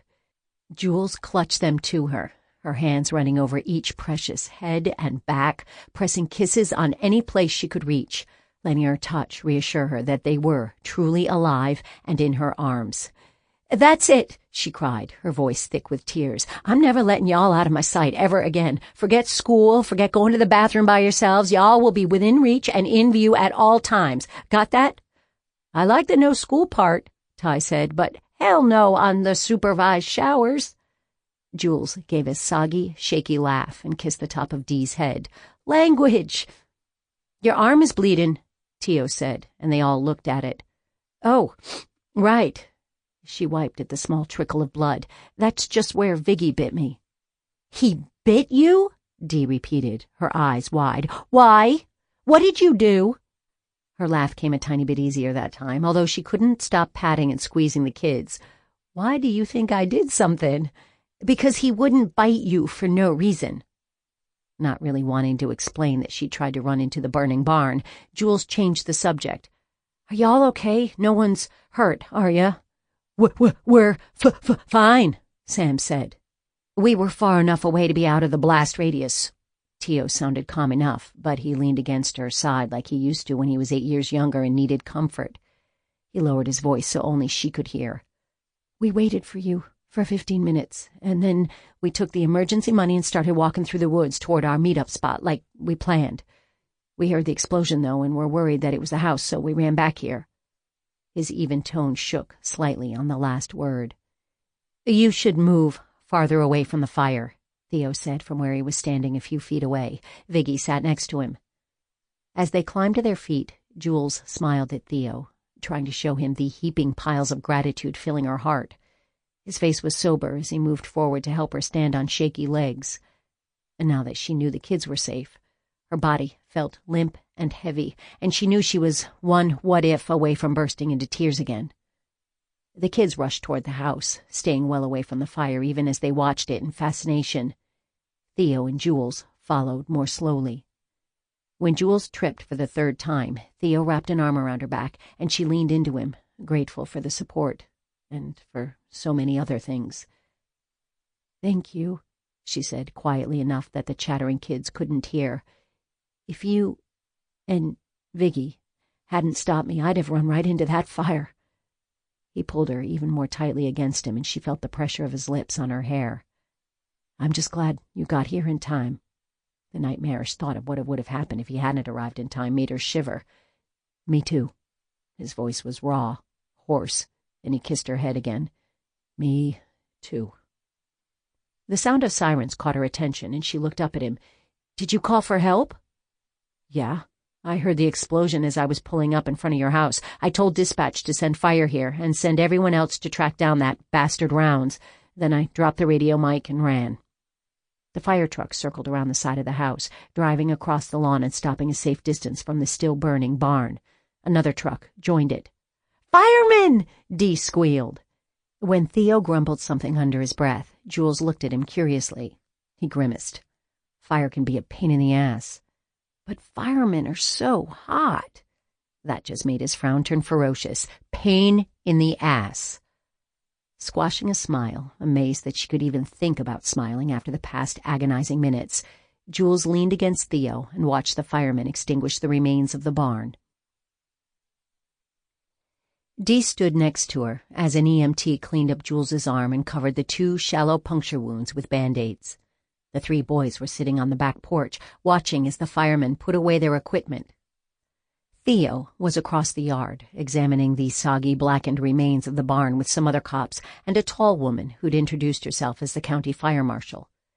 Other officers were searching for Norman Rounds, but he'd disappeared. Theo's lieutenant was working on getting a warrant to search Gordon Schwartz's place, since they figured Norman was most likely hiding out at the militia leader's compound. One of the firemen approached, giving Jules a small but friendly smile. He was a big, burly guy, and despite Jules's fascination with Theo, she had to admit he looked really good in his bunker gear. "Hi," she said. "Thank you for putting out the fire." Her words sounded inane to her own ears, but it had been a long, hard, stressful day already, so small talk was beyond her at the moment.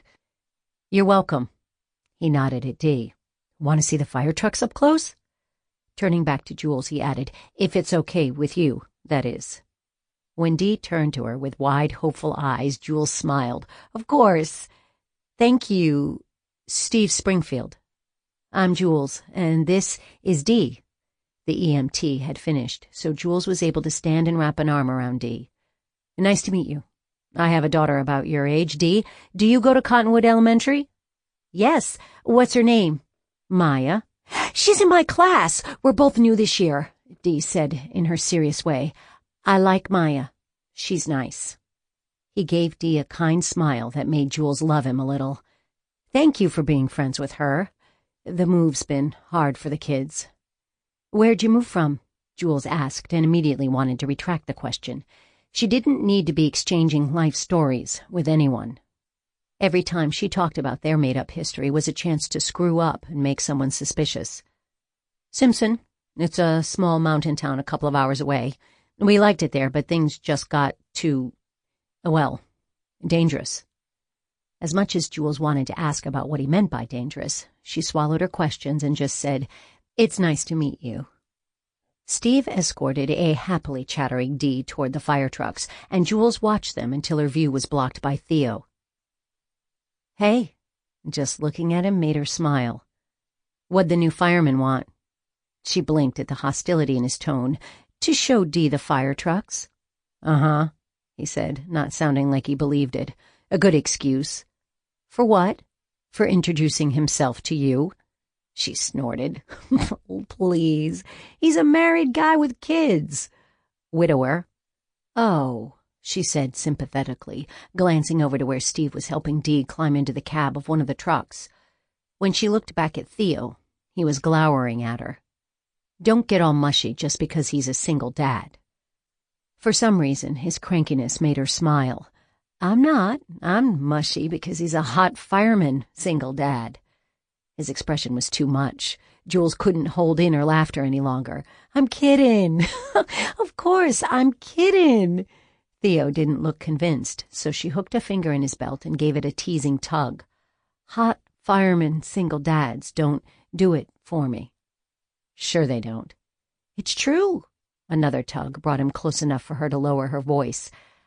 "I have a thing for hot cops. One hot cop in particular." That lightened his cranky frown and made his eyes turn hungry. "Yeah?" As crazy as it was for her to get involved with a cop, it was so true. "Oh, yeah." Except for when a certain cop came for his breakfast, Jules's shift had dragged.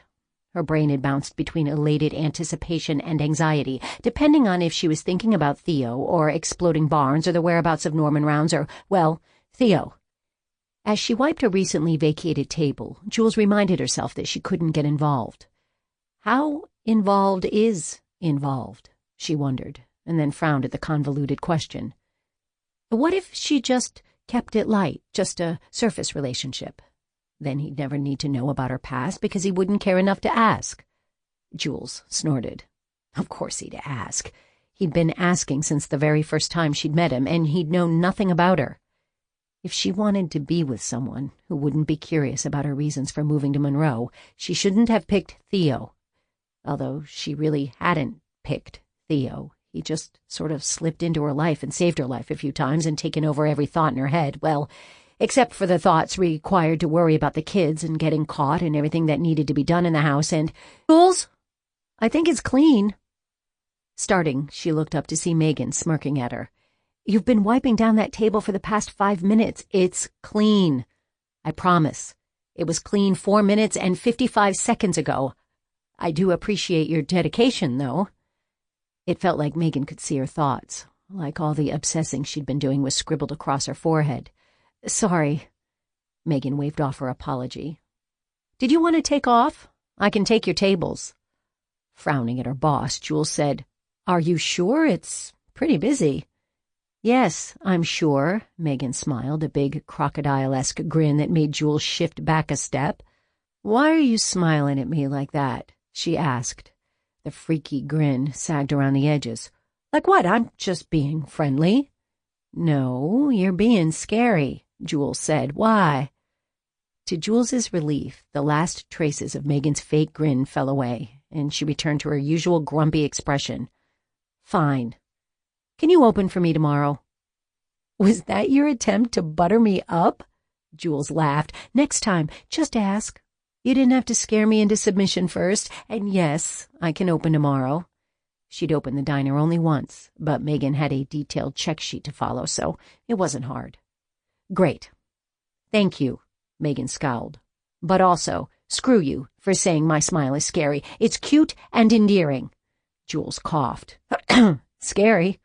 Whatever. Megan turned and headed toward one of the booths where someone was waving at her. Now, go, before I forget my gratitude and retract my offer. Jules opened her mouth, about to tell Megan that she could stay and finish her tables. It had occurred to her that all she had at home was a quiet house that needed a trillion things done to it and her crazy, rampaging worries to stew over. After considering it, she'd rather continue her slow-as-molasses endless shift at the diner. Before she could say anything, the sound of the door sensor caught her attention. When she saw Theo standing there, staring at her with eyes so intense that she couldn't breathe, she decided she didn't need to finish her shift after all. She'd found her distraction from her multitude of duties and worries, and he was stretching the sleeves of his worn t-shirt in a truly beautiful way. All she could do was stare as he got closer and closer, his long strides eating up the distance between them. In no time at all, he'd reached her frozen form. Hey? She swallowed. Hey? It somehow came out both raspy and squeaky, and she tried not to wince. How are you?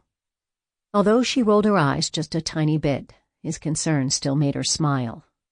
As I said yesterday afternoon, and last night when you called, and later last night when I brought coffee out to the nice officer you had watching my house during your shift, and he asked me how I was, and this morning when you asked, was it 6 times or 7?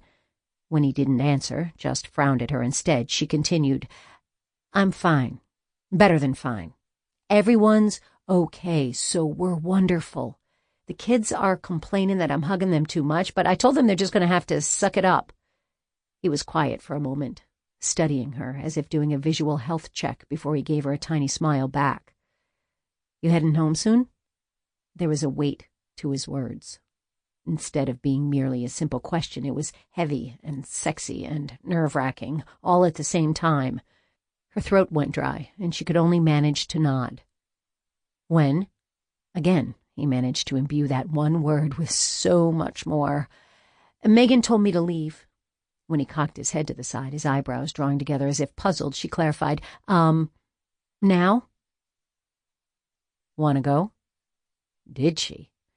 Did she want to go and do all those wonderful and terrifying things his husky tone suggested? Oh, yes. His smile came then. Unlike Megan's, Theo's smile was honest and gorgeous and made her stop breathing. Let's go, then. He reached out and twined his fingers in hers. Between his grin and the hand-holding, Jules was lucky to retain enough presence of mind to grunt out an affirmative sound. That's all she needed, though. before he was tugging her out the door and into the blinding sun. The light shocked some sense back into her. It wasn't quite enough to make her tell Theo to have a nice day and find his own ride home, but it was enough to remind her that she needed to grab her stuff. She squeezed his fingers and tugged her hand free. His expression blanked. It startled her, how all the hope and happiness and anticipation could slip away so quickly, leaving this mask in its place. Jules felt an intense urge to take back the motion, to put her hand in his again and leave it that way forever. The only problem with that idea was that she couldn't reverse time, and also, she needed her stuff. They wouldn't get very far without her car keys. "I'll be right back. I just have to grab my things." Turning away while she still had the willpower, she hurried to the back where she'd put her wallet, silenced phone, and keys in one of the kitchen nooks before she'd started her shift. Her stuff was tucked back far enough in the highest one that no one could see that they were there. As her fingers fumbled for her possessions, she frowned. Had she placed them so far back that morning? It'd been early, before 5, when she'd arrived, so she probably hadn't been completely conscious. Shaking off her unease, she pulled her wallet and keys toward her and then hopped to be able to reach her phone, which had been pushed back the farthest. Quickly, she flipped open her wallet to check that her Julie Jackson ID and the small amount of cash was still there, and her heart settled when she saw that everything was in place. Relieved, she pulled off her apron and tossed it into the dirty laundry bin. Calling out her goodbyes to Vicky and Megan, she rushed toward the front, embarrassingly eager to return to the cop waiting for her. As she hurried through the diner, her gaze fixed on Theo's silhouetted form outside through the door glass, the moment of oddness slipped from her mind. Everything inside her was fixed on the man standing right outside the diner. He held open the door for her, and she slipped past him into the sunshine. Although he let the door swing shut behind them, his feet didn't move. Instead, he stayed in place, his gaze locked on hers with an intensity that put goosebumps on her arms. Finally, she couldn't take it anymore. If he kept staring at her with those hungry eyes, she was going to jump on him in the diner parking lot and give Megan, the customers, and any passers-by a show. "Theo?" When he looked at her, she tipped her head toward her SUV. "Ready to go?" With a clipped nod, he finally moved. Jules couldn't drag her eyes away as he walked toward her. No, he stalked toward her. She shivered happily. When had this happened? How had this happened that this gorgeous man had come to the diner to find her so they could— Her brain ground to a halt as she tried to mentally complete the question. So they could— what? Then he was there, in front of her, tracing his hand down her forearm so he could take her fingers in his, and Jules didn't care what they were going to do. She was just happy to be here, hand in hand with Theo. Looking from their linked fingers to his face, she felt her smile slip away. "When was the last time you slept?" From the looks of it, it had been a few days. Theo raised one of his shoulders in an aggravating half-shrug that didn't mean anything, but she was learning. He often used it to try to dodge a question he didn't want to answer. That meant he'd been awake for a while. A long while. So— She'd automatically headed toward where she'd parked her SUV, and since they were attached at the hand, he'd gone that way as well. "We're taking my car, then?" "Yeah." Theo used his free hand to rub his eyes before sending her a sideways glance that was cuter than it should have been. Apparently, Theo did the guilty little boy look well. "Viggy's at home, and like you said, it's been a while since I've gotten much sleep. It'll be better if you drive." Frowning at him, she said, "You should be home in bed then." "Doesn't help." At her confused look, he added, "Insomnia." "Oh, I'm sorry." There was a moment as they reached her Pathfinder, both pausing for a second, as if reluctant to let go so they could climb in opposite sides of the vehicle. Realizing how ridiculous they were being, Jules tried to tug her hand free with an amused snort. Theo's fingers tightened, holding her captive, and her smile faded as her pulse sped up. For a second, they stared at each other, anticipation gathering around them in a thick fog, but then Theo released her, and the spell dissipated. Silently, they got into the SUV, and they remained quiet for most of the drive. Inside Jules's mind, though, the rush of thoughts was very loud, as if she had an entire fleet of sorority sisters in there who were all trying to give Jules advice at the same time at the top of their lungs. When Theo finally spoke, it was a relief to focus on something other than her spinning thoughts. "I want someone to watch your place again tonight. We still haven't found Rounds." "Okay." Jules didn't mind. Although it was strange having someone she didn't know sitting in her driveway all night, it was a huge relief. If she and the kids had to stay alone in that house with Norman on the loose and mysterious shadows moving in the trees, Jules shuddered. She wouldn't sleep at all. "I'll bring him, or her, coffee and maybe a snack." "Do that." Reaching over, Theo poked her side with a gentle finger. Although she was normally very ticklish, shock kept her from reacting, other than to stare at him. Had Theo actually tried to tickle her? "Right now? Watch the road." "Sorry." Jules snapped, her attention back to the street, but her brain was still whirling. Surly Theo was tempting enough. She wasn't sure if she could handle friendly, teasing Theo without her head and heart exploding. As she turned into her driveway, her breath started coming quickly. After the first curve in the rutted gravel path, they were surrounded by rocks and trees, hidden from everyone. The isolation of the property made her so much more aware of being alone with Theo. It was a good kind of excitement, but that tiny voice in her head, a voice that sounded a lot like Sam, wouldn't shut up about the stupidity of getting involved with a cop. Pulling up next to the house, she turned off the engine. When she peeked at Theo, he looked back with heated eyes, a tiny smile touching his mouth. "Who am I kidding?" She gave a mental sigh. "I'm already involved with a cop." Getting out of the car, climbing the porch steps, unlocking the front door, all the things that were becoming routine in her new life, had a new tension now that she was with Theo. Before she could step inside, he was there first.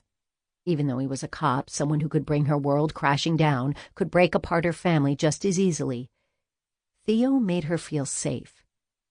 Having him as a wall, a strong, solid wall between her and any dangers that might be lurking in the house, was such an intoxicating feeling that she was afraid she'd already become addicted.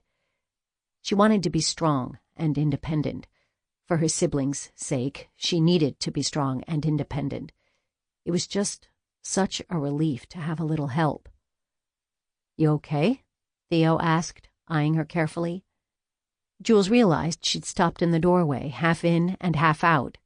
Flushing, she moved all the way inside and closed the door before turning the deadbolt. "Yes."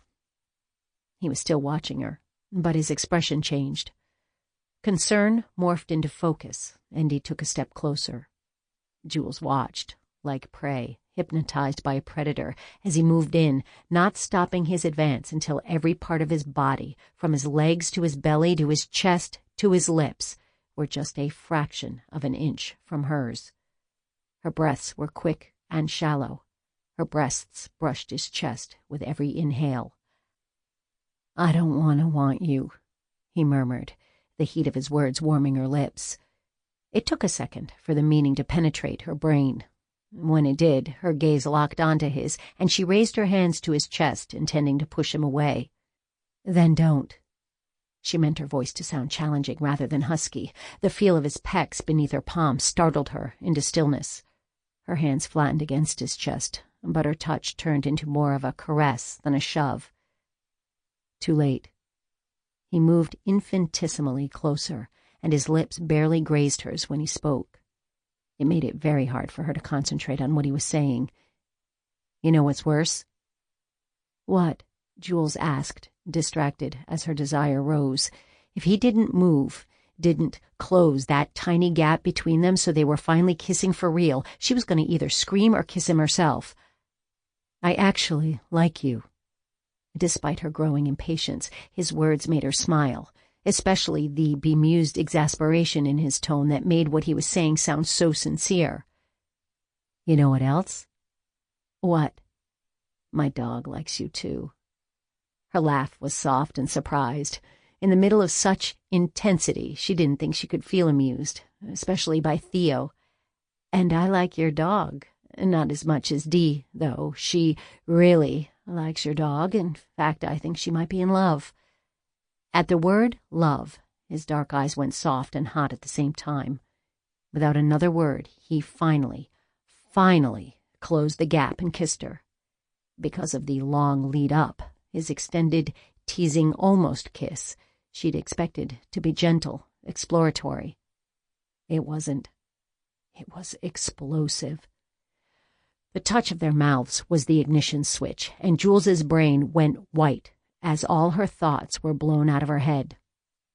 Only Theo remained, his lips and tongue and the press of his body flattening her against the door. She burrowed her fingers through his short hair, pulling him impossibly closer, trying to fall even more deeply into him. With a groan that set off vibrations she could feel down to her toes, Theo snaked one arm around her waist and slid the other over her hip to her thigh. With an effortless ease that Jules, even in her kiss-clouded state, couldn't help but appreciate, Theo lifted her off the floor. Immediately she wrapped her legs around his waist, wanting the pressure and friction of that position. His hands ran up the back of both thighs, kneading and squeezing her hamstrings. With a groan, she pressed closer, locking her ankles behind him and her arms around his shoulders. He leaned his weight into her, sandwiching her between his powerful body and the unyielding door. Her shoulder blades rubbed against the wood panels, an aching pressure that only drove her arousal higher. And during everything, he kept kissing her, and she kept kissing back. Jules couldn't stop. She could barely stand to pause long enough to suck in a quick breath before diving back in for more. In those seconds, it felt as if her physical connection with Theo was more important than her need for air. Pressing his hips even more firmly against her, pinning her securely against the door, Theo released his grip on her legs and caught 2 handfuls of her blouse at her waist. He tugged upward, and Jules untangled her arms from around his shoulders to help. Impatiently, she wiggled and pulled, probably hindering his efforts more than helping, but she wanted the intrusive fabric gone. There was a pop as a button flew off and a tearing sound as his seam gave way, and then her shirt was over her head. Theo tossed it away. Without pausing, he yanked off his T-shirt. He ducked his head to begin kissing her again, but she held him off, entranced by his chest, needing to touch the lightly furred expanse of muscle. As she looked her fill, running her palms across his chest and making him groan and jerk under her touch, Theo reached behind her and unhooked her embarrassingly serviceable bra. As the last barrier between their upper halves fell away, Theo caught the back of her head and yanked her in for another kiss, his mouth taking over hers in that irresistibly bossy way of his she was beginning to know and love. Her breasts met his chest, skin to skin, and she gasped into his mouth at the incredible shock of pleasure that flashed through her at that contact. He continued to kiss her in that all-consuming way, holding her with the weight of his body pressing her into the smooth wood of the door, living hardness in front of her and inanimate hardness behind, as he unfastened his jeans and shoved them down his hips. When Jules heard the crinkle of plastic and guessed it to be a condom wrapper, reality hit her, and she pulled back. Theo went still except for his chest heaving against hers, and he eyed her carefully. Okay. This was it. He was giving her an out, an escape path if she wanted it. If she were smart, she'd take it. Pull away and excuse herself and never see him outside the diner again. The thought brought such a rush of sadness that she flinched. Misinterpreting her reaction, Theo squeezed his eyes closed and gave a short jerk of his head. Okay. When he started to lower her to the floor, though, she clung, her arms and legs tightening around him. What? Her voice was almost nothing, a husky, scratching murmur that barely made it to her ears. He paused, hope reigniting in his expression. Did you want to stop? No. Her answer was out before she could consider it, before she could listen to the nagging, sane voice in her head, the one telling her to put down the hot cop and back away, slowly. No, I really don't. Theo waited another few seconds, watching her expression as if checking to see if she would change her mind. When Jules, her entire body buzzing with arousal, got tired of waiting, she palmed the back of his head and jerked him toward her. Jules tried out the role of aggressor, giving him the same bossy kisses he'd given her, but that didn't last long. With a low growl, Theo took over again, his mouth even more ferocious than before. He must have managed to get the condom on while kissing her, because the next thing she knew, his hands were under her uniform skirt. He shoved her panties to the side, and she cried out as the touch of his fingers lit her up inside. Her hands worked on his neck, kneading the tight muscles as her body strained to get closer to his touch. Then his hands were at her hips, holding her steady as he buried himself inside of her. They both went still, frozen against the front door as her body adjusted to him, to the incredible sensations that he caused. It was that same mix of exhilaration and safety and affection that Theo always made her feel, only more, 1,000 times more. The way he watched her, the way he held so tightly and yet so carefully, as if she was something precious, made her breath catch. Jules hadn't expected to feel this way. Not ever. Now, there was Theo, and he was touching her like he cherished her and making her dream come true, a dream she hadn't even known she'd had. Her heart squeezed with so much love for this heroic man that it was agonizing and amazing all at the same time. As if he couldn't wait any longer, Theo started to move, his hands almost painfully tight on her hips. She clung to him as they found a rhythm, unable to believe what was happening, or how right it felt, or how perfectly they fit together, moved together. The entire time he still kissed her, as if he couldn't stop, couldn't tear his mouth away from hers.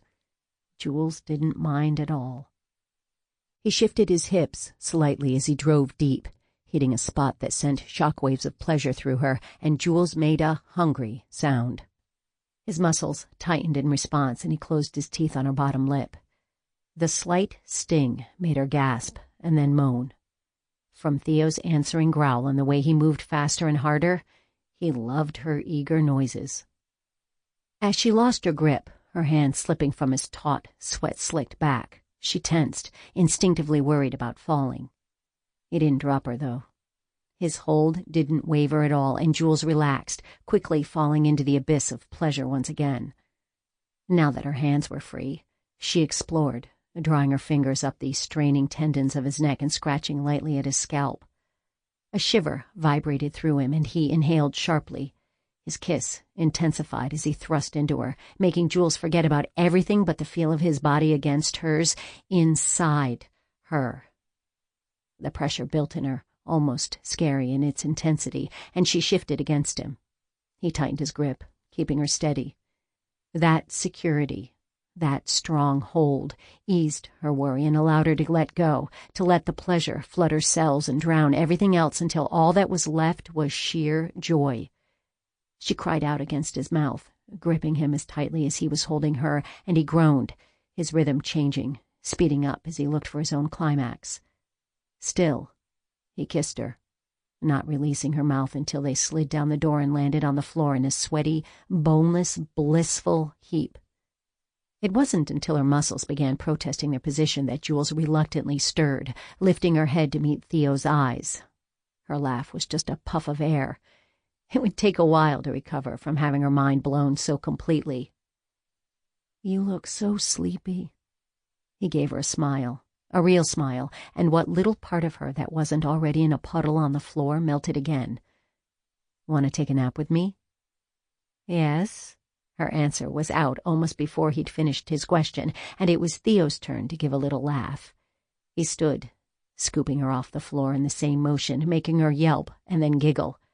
"How are you carrying me?" she asked as he headed up the stairs. "Why aren't your muscles mush? Because mine are mush, mushy mush." She laughed again, giddy, because Theo was holding her and they just had incredible sex, and she felt safe for the first time in a long, long time. He smirked at her. "So you're done, then? We'll have to work on your stamina." When he hesitated at the top of the stairs, Jules pointed in the direction of her bedroom. "My stamina's fine. Excellent. Even. I could go another 5 rounds. I just said that about the mushy muscles so you didn't feel bad if you were feeling weak." He laughed as he maneuvered them through the doorway. Although it was a little rusty, His laugh was the best sound she'd heard probably ever. "Nice of you." Jules tried to respond but couldn't because Theo was in her bedroom. Theo was in her bedroom. And then he took a few strides and tumbled onto the bed with her. Theo was now in her bed. In her bed. Amazed, she stared at him lying next to her. 5 rounds, huh? His smile was sweet and crooked, and Jules's muscles suddenly didn't feel like mush anymore. Chapter 18. "You're happy." Dee's glare was almost accusatory. "I am." Even now, an hour after Theo had left to pick up Viggy and get ready for work, she felt almost giddy. She sang to herself, sang and smiled and stared blankly into the pantry. She was supposed to be thinking about dinner options, but couldn't think about anything except Theo. As silly as it was, Jules was stupidly happy. Why? Why not? Dee considered this. Because the water heater is broken, so we have to take really cold showers? That did dim Jules's happiness. Until she'd actually experienced one herself, Jules hadn't realized how very, very cold a shower could be. She'd figured not having hot water would be annoying, but endurable. It was not endurable. She could stand the spray only for a few seconds before her lungs stopped working. "I'm going to have to call someone to fix that." She dreaded the thought, only slightly less than she dreaded taking another icy shower. Not only would it cut a significant hole in their dwindling supply of cash, but having a stranger in the house felt risky. "Your landlord should fix that," a testy voice said from the doorway, and Jules spun to face Theo. It felt like her blood was carbonated, filled with tiny bubbles of excitement that rose to her brain whenever he appeared. "Hey," she said, trying to keep her giddiness under control. When he smiled at her, though, all her efforts were for naught. "How'd you get in?" "Ty let me in." "Did you forget something?" "No." "Then—" She paused, but Theo didn't fill in the blank. "Why'd you come back? I thought you had a shift tonight." "I do. I wanted to see you first." He held her gaze as he spoke without coyness or shyness or anything except flat-out honesty. She couldn't stop staring at him with what was probably a very silly grin on her face. "Hi, Theo." Thea's voice snapped Jules out of her daze. "Is Viggy here?" "He's in the car." At this answer, Jules realized Theo was dressed for work. She also realized he looked really nice in his uniform, even if it reminded her of why the two of them would never, ever work. "You can go see him if you want." Dee's enthusiastic squeal made both of them wince as she ran from the kitchen, her feet pounding down the hallway in a rowdy, very un-Dee-like way. Jules loved it. "Thank you." "Don't thank me." Theo moved toward her, his smile slipping away as an intense look took its place. "I have an ulterior motive." "Yeah?" Suddenly, inhaling was difficult, which would explain why the word came out sounding so breathless. "What's that?" He was in front of her now, a uniformed wall of muscle and lustful intentions that made the bubbles of excitement in her stomach go a little crazy. "I wanted to see you. Alone." "What?" she teased. "You used Viggy for nefarious purposes? Officer Bosco, how could you?" Easily. Cupping her face in both hands, he lowered his lips to hers. It was immediately apparent that her brain hadn't exaggerated how wonderful this was. He backed her into the curved surface of the ancient fridge, kissing her with an almost frantic edge as if he needed it for his survival. Making a small sound, she pressed closer, her fingers grasping the stiff material of his starched shirt on either side of his waist. She felt like she needed to hold on to something, needed him to anchor her before arousal and happiness launched her into space. Get off of her! At the sound of Sam's voice, she crashed down to earth as quickly as she'd rocketed away from it. Sam swung for Theo, but Theo caught Sam's wrist before the blow could land. He pulled it behind his back and turned Sam, gently but firmly, pressing him against the wall in a motion so quick that it stunned Jules. "Let him go," she said, and Theo did, although he stayed between them. Sam lurched back several steps, and Jules shifted so she could see her brother. He looked stunned and gutted. Theo. Moving around so she could face him, she saw she didn't need to finish this sentence.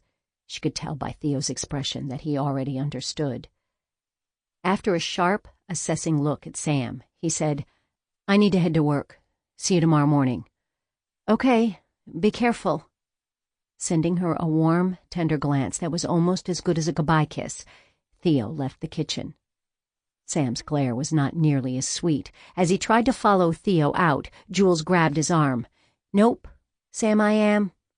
We're talking." Although he didn't look happy about it, he let her tow him to the kitchen table and plopped down in his usual chair. Jules lowered herself into the chair across from him, and they sat in silence for a few minutes. She shifted, not knowing how to begin this sure-to-be awkward discussion. It turned out that she didn't have to. How could you?" The words burst from Sam in an explosive rush. "How could I what?"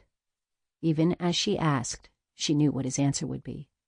After all, she'd accused herself of the same thing over and over. How could she endanger her family's new life by getting involved with a cop?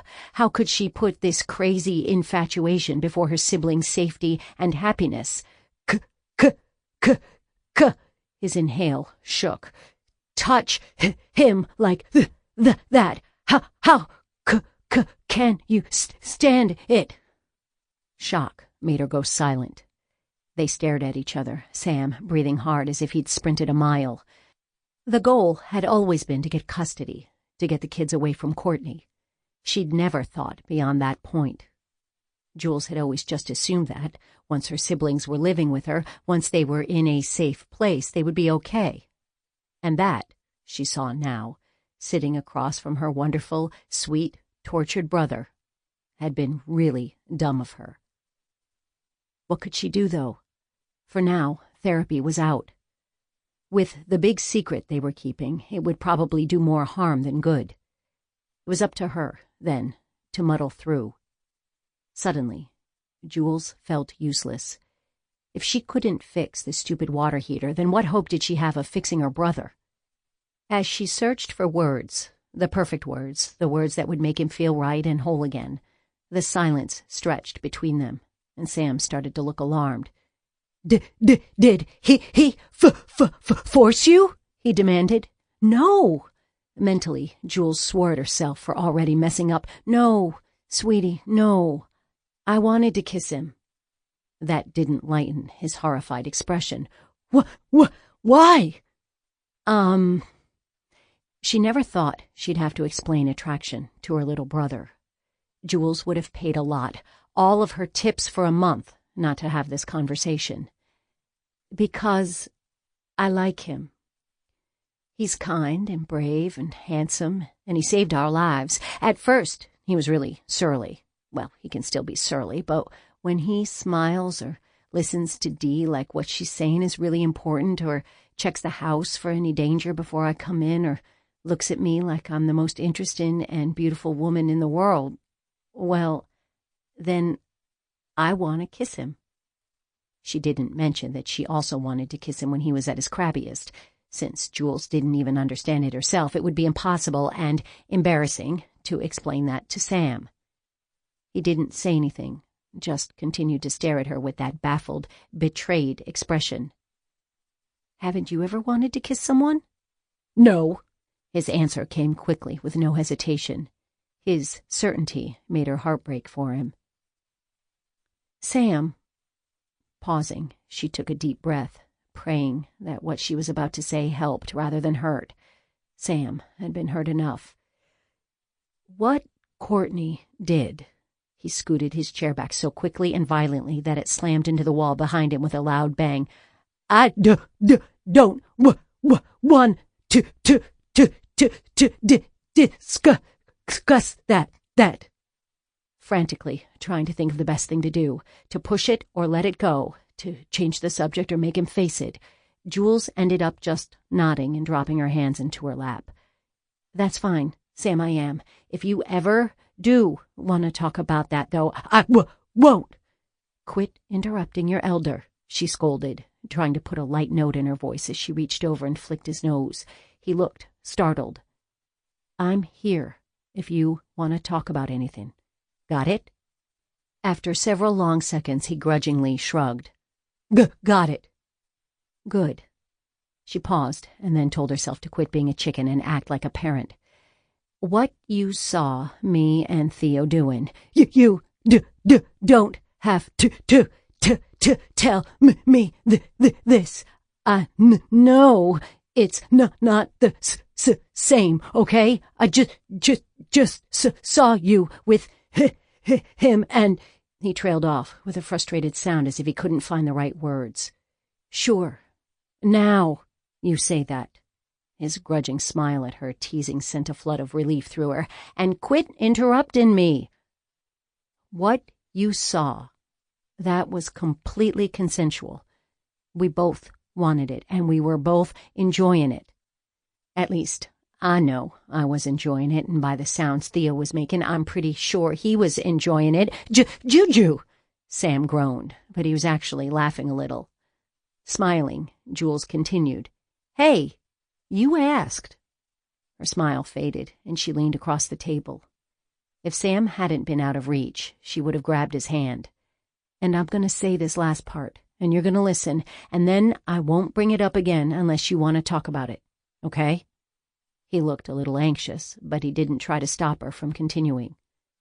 "What you saw just now between me and Theo is not the same thing as what was done to you.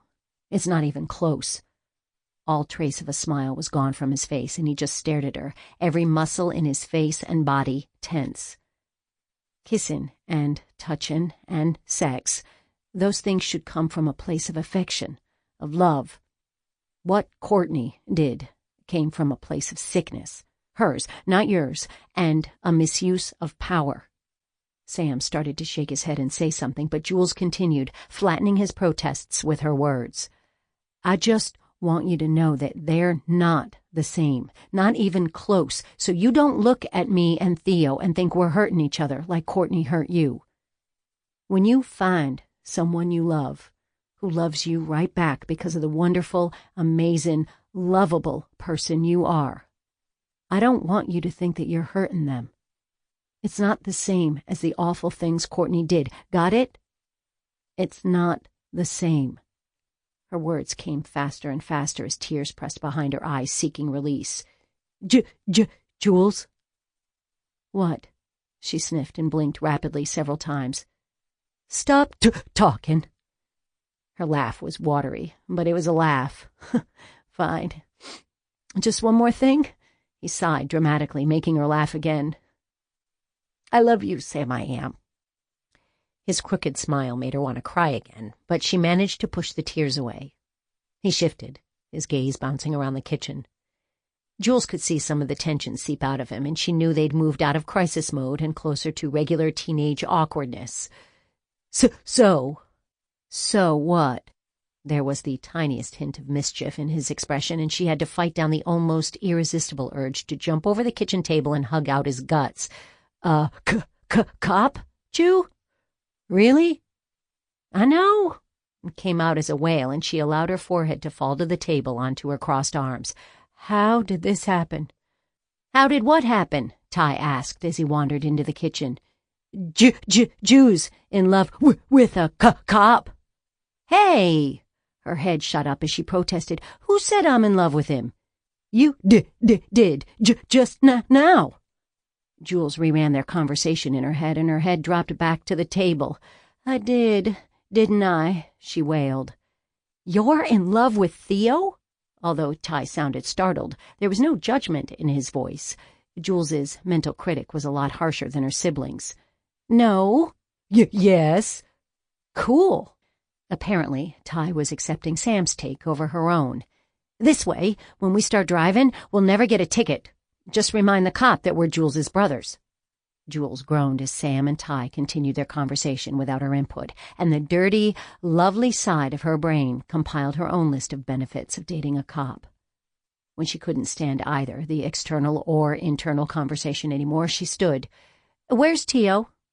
"Library," Ty said through a mouthful of apple. They were getting low on groceries again, Jules had noticed. "He asked if you'd pick him up at 5. Glancing at the clock, she saw it was 5 minutes before 5 and gave Ty a pointed look that went right over his head. Going to grab her keys, she asked, "Is this a recreational trip or is he doing homework?" "Water heater research." Jules groaned. "Oh, I hate when he tinkers with the gas appliances. I should just call a repairman." With a shrug, Ty banked the apple core off the side of the trash can. It fell neatly inside. "He likes doing it. It's a challenge." "A challenge that might blow up in his face," Sam grumbled, but he looked much more relaxed than before. Literally. "Ah!" Jules yelled, covering her ears as best she could with her keys in her hand. "Stop talking about explosions, y'all. The stove, the barn.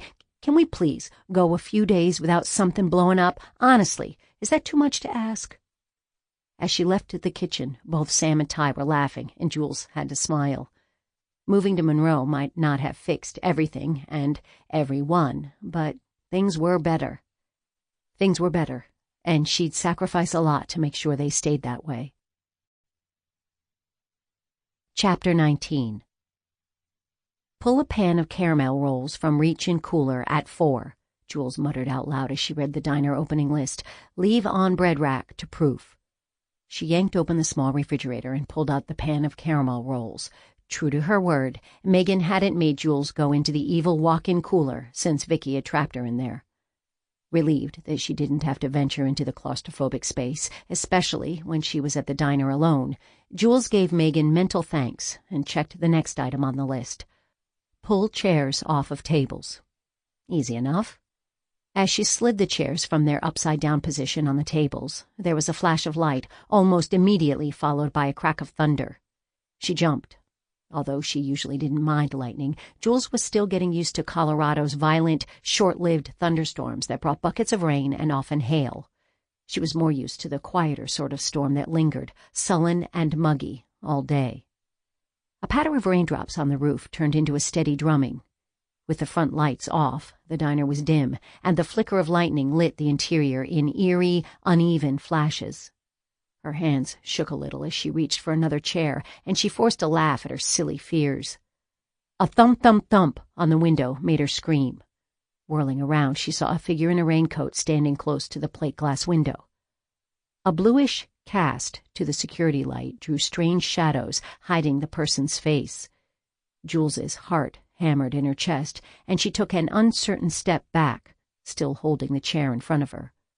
A small corner of her mind told her that she must look ridiculous, like she was trying to imitate a lion tamer, but the rest of her brain was frantically trying to figure out what to do.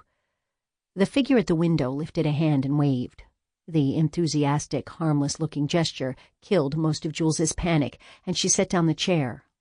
Then the person tipped her head, allowing the security lights to illuminate her face, and the rest of Jules's concern washed away. She knew this person. It was Sherry Baker, Hugh's maybe, possibly, future girlfriend. Sherry knocked on the window again, and Jules realized that she was just standing there, staring at the woman as the rain hammered down outside. Jules hurried over to open the door. "Oh, thank you," Sherry gushed as she hurried inside. She placed a large bakery box on a table, wiping water from its glossy white top. "It's pouring out there. I didn't think I'd find anywhere that was open.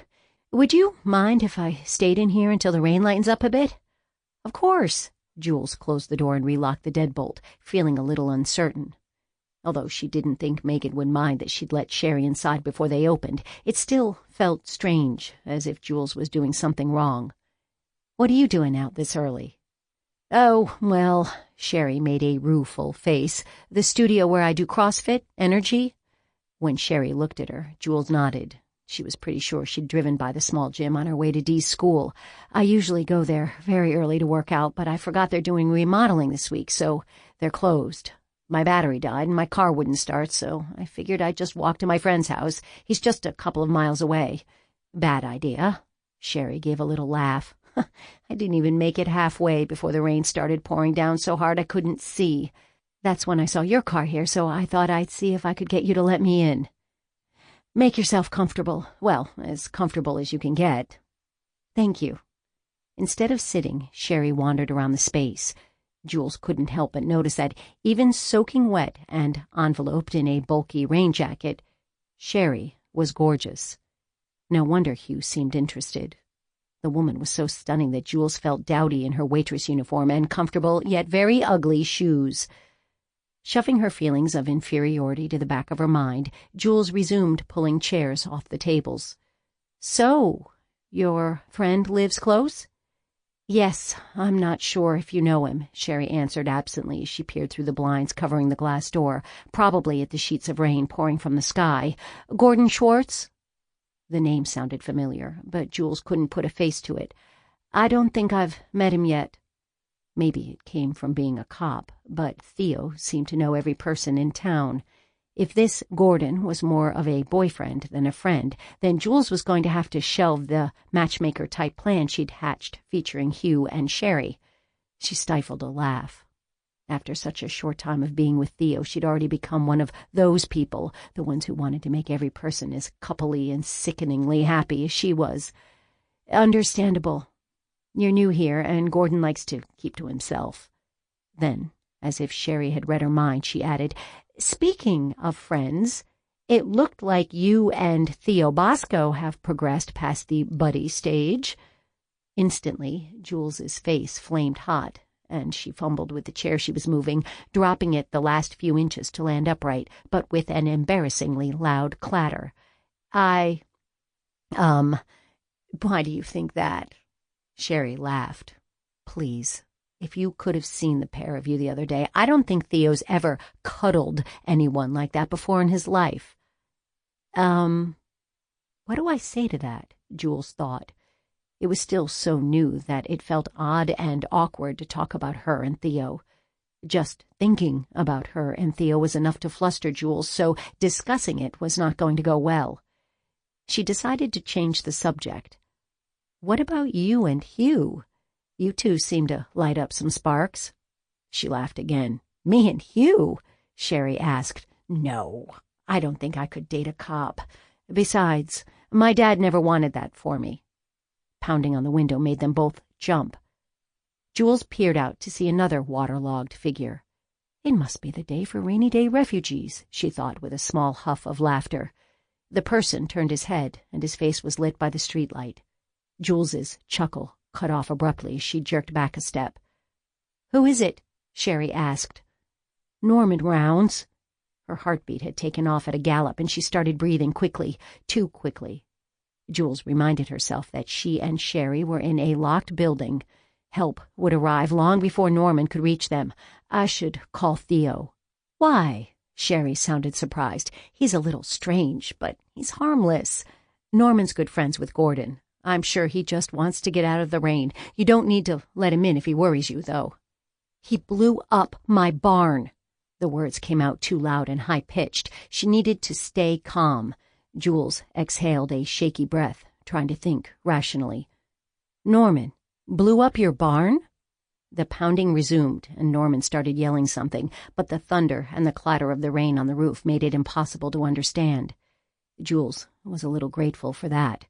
She didn't think she wanted to know exactly what her crazed, bomb-happy stalker was shouting. Eyes wide, Sherry moved back, away from the door. Jules reached for her phone, but her hand brushed her pocketless uniform skirt. Shoot! The word sounded so insufficient for the situation that she almost laughed. Her phone was in the back, and she didn't have Theo's number memorized yet. "I'm going to call 911 on the diner phone."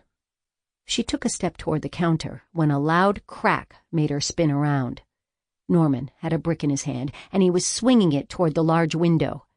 As it connected, Jules let out a shriek, her gaze locking on the small crack that had formed under the blow. How long could the window hold up against his assault? He hit the glass with the brick again, and the sound snapped Jules out of her paralysis. Whirling around, she ran for the phone. Grabbing the handset, she started to dial when a smashing sound made her jerk, her fingers mashing too many of the wrong buttons. Her gaze flew to the window, but except for a few cracks, it was in one piece.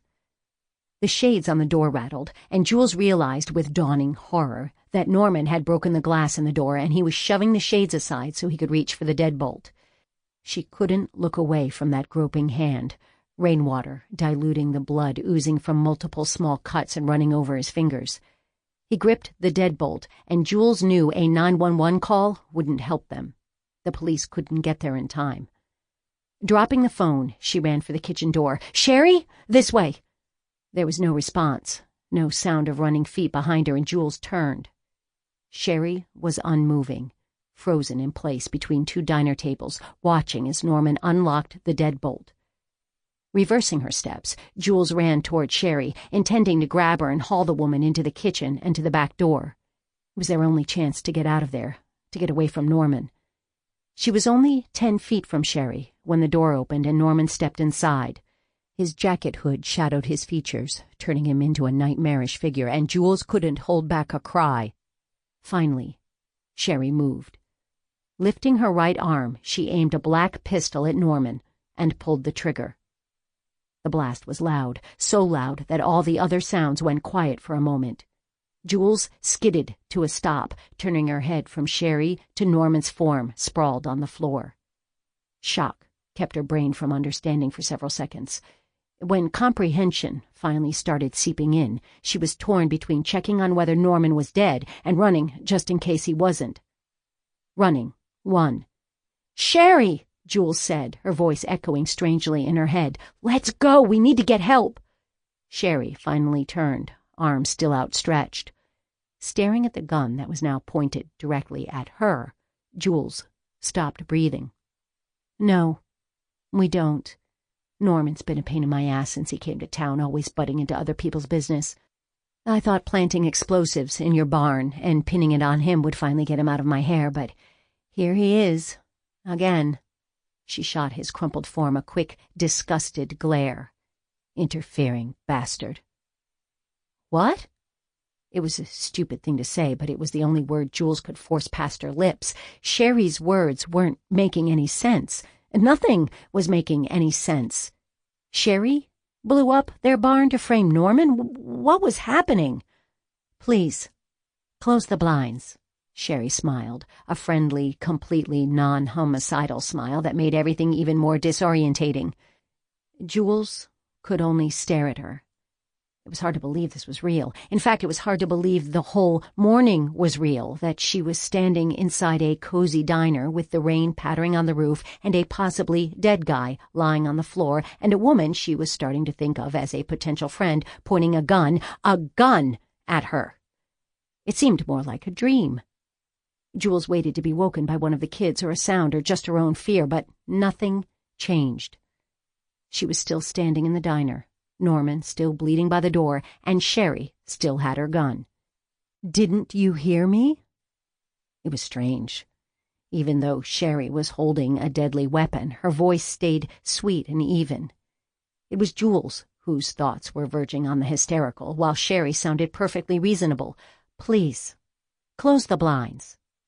Perfectly sane.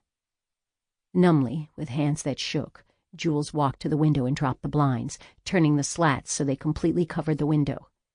She considered trying to leave them partially open so someone could see if they happened to be walking by at 4:30 in the morning, but there was no way to conceal it from Sherry, who was watching her intently from just a few feet away. So she closed the blinds, hiding the two of them from the outside world. "Thank you," Sherry said, and the small part of Jules's brain that wasn't screaming with fear marveled at how polite her captor was. "Now, come this way, please." She gestured toward the back. Jules's knees wanted to fold, to soften and place her on the floor, but she stiffened, forcing her legs to carry her as she walked in front of Sherry toward the counter. It was harder not being able to see Sherry, just knowing that she was right behind her, holding a gun pointed at Jules's back.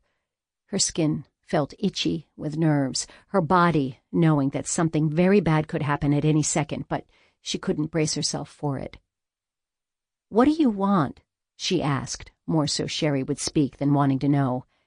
Having the silent, menacing presence behind her was too nerve-wracking. She needed Sherry to talk, to make some sort of sound. At first, it seemed Jules's plan wasn't going to work, but then Sherry finally answered. "I'm never going to get what I want." That was unhelpfully cryptic, Jules thought semi-hysterically. She frantically searched her brain for words, for the right statement or question or argument to make Sherry see Jules as a person, as someone with a right to her life. If she died, what would happen to Sam and Ty and Tio and Dee? It wasn't just fear that was circling inside of Jules, twisting like a cyclone. There was also rage. How dare Sherry threaten to take Jules away from her family? How dare she hold a gun on her? Just a jerk of her finger and Jules would be gone, leaving her sister and brothers to suffer. Again. And Theo. She sharply cut off that train of potential grief.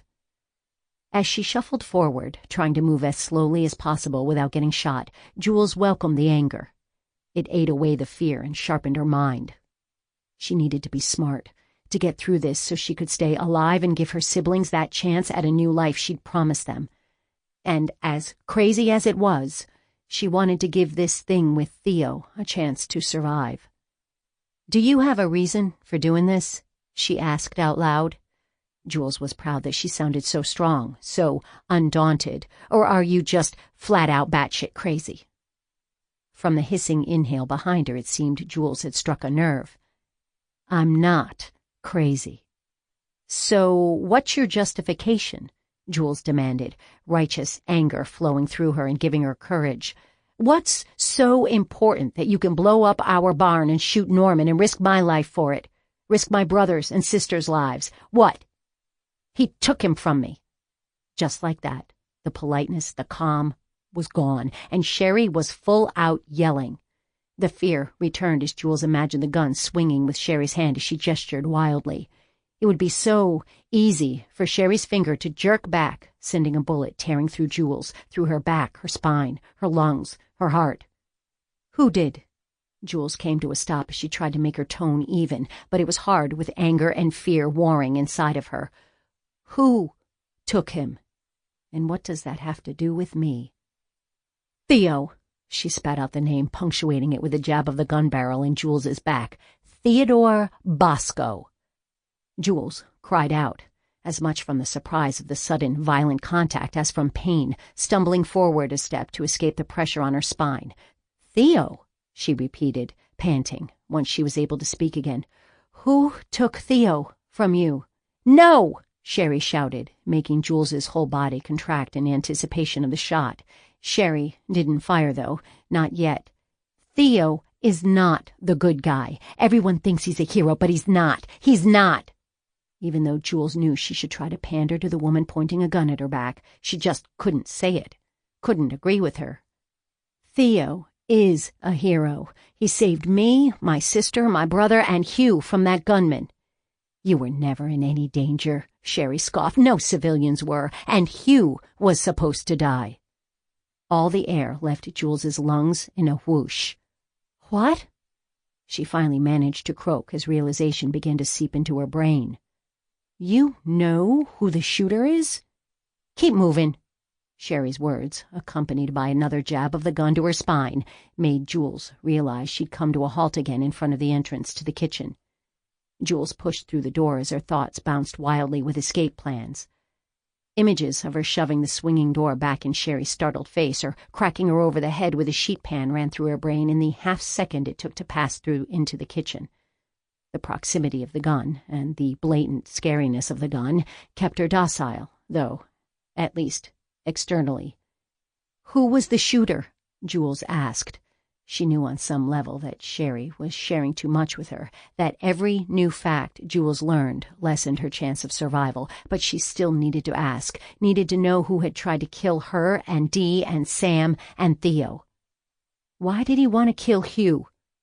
"I didn't want to kill Hugh," Sherry snapped back, and Jules's eyes widened. Sherry was the shooter? Then she realized the silliness of her surprise. After all, Sherry was currently holding her at gunpoint, proving she had access to guns and was willing to use them. "I had to." "Why? Why did you shoot him?" Jules winced inwardly at her confrontational tone, but it was sinking in that this was the person who had endangered all of their lives. The memory of Dee, looking bewildered as someone shot at her, shot bullets at a little girl, rose in her mind, and rage started to take hold again. "He needs to know." The words were so soft that Jules, straining to hear, started to turn toward the other woman. The pressure of the gun barrel against her back made her freeze. She hoped the conversation would distract Sherry, keep her from realizing that they were just standing there. Jules wasn't sure where Sherry was taking her, but she knew it wasn't good. If Jules could delay it, she would. He needs to know what it's like to lose someone he loves. What? Anger for Theo was building, adding to the existing blaze. How can you say that? He's suffered so much already. I assure you he knows perfectly well what it's like to lose someone he loves. Bullshit! That hysterical edge was back in Sherry's voice, but Jules was almost too riled up to care. I'm the one who lost my dad. I'm the one who's hurting, not him. The mention of her dad's death softened Jules slightly. Although Jules's father hadn't died, she understood what it was like to lose a father. After all, everything that had made him her dad had already slipped away. His Alzheimer's had slowly, painfully stolen him from her. I'm sorry about your dad, but Theo, Sherry interrupted before she could finish. He knew. He had to have known. They were together all of the time. What? Jules halted again. She wasn't sure if it was fear or adrenaline making it hard to understand Sherry, but she felt like she'd just been knocked into the deep end of the pool. I don't understand. Who knew what? Theo knew.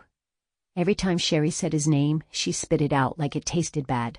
All those months when Dad's depression was getting so bad, Theo must have known something was wrong. He knew, and he didn't do anything.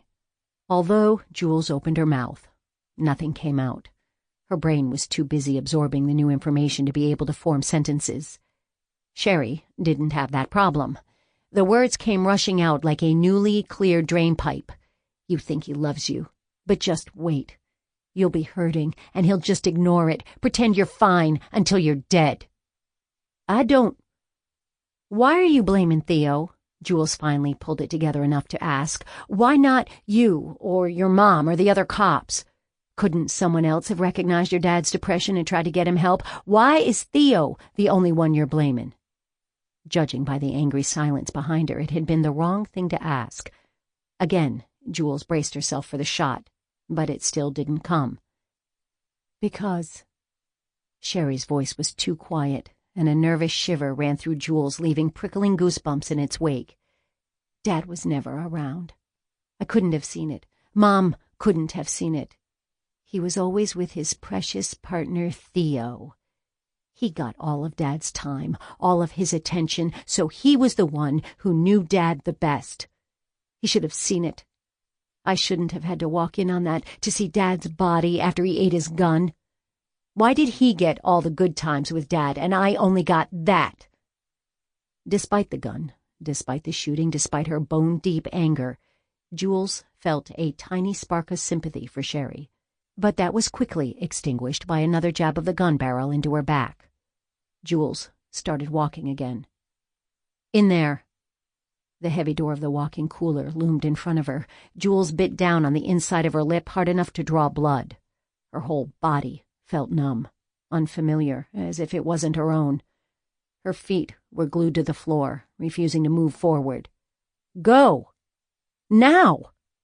The pressure of the gun between her shoulder blades reminded Jules that there were scarier things than going into the walk-in cooler, although her clammy palms and racing heart disagreed. Feeling like she was moving through sludge, Jules moved forward. Her hand shook as she closed it around the handle, and it took another prod with the gun barrel before she was able to yank open the heavy door. The dark space yawned in front of her, reminding her to turn on the light, and she fumbled for the exterior switch. Even with the tiny room lit, however, she couldn't keep herself from stopping just inside the door. Sherry's hard shove propelled her forward until she was as far in the cooler as she could get, wedged in the L of two shelves filled with cases of eggs and milk and bacon. Hands behind your back. As she grudgingly complied, Jules made a last-ditch effort at talking Sherry out of whatever she was about to do. I don't understand what locking me in the cooler has to do with your revenge on Theo. I told you. Sherry sounded impatient as cold metal circled Jules's wrist.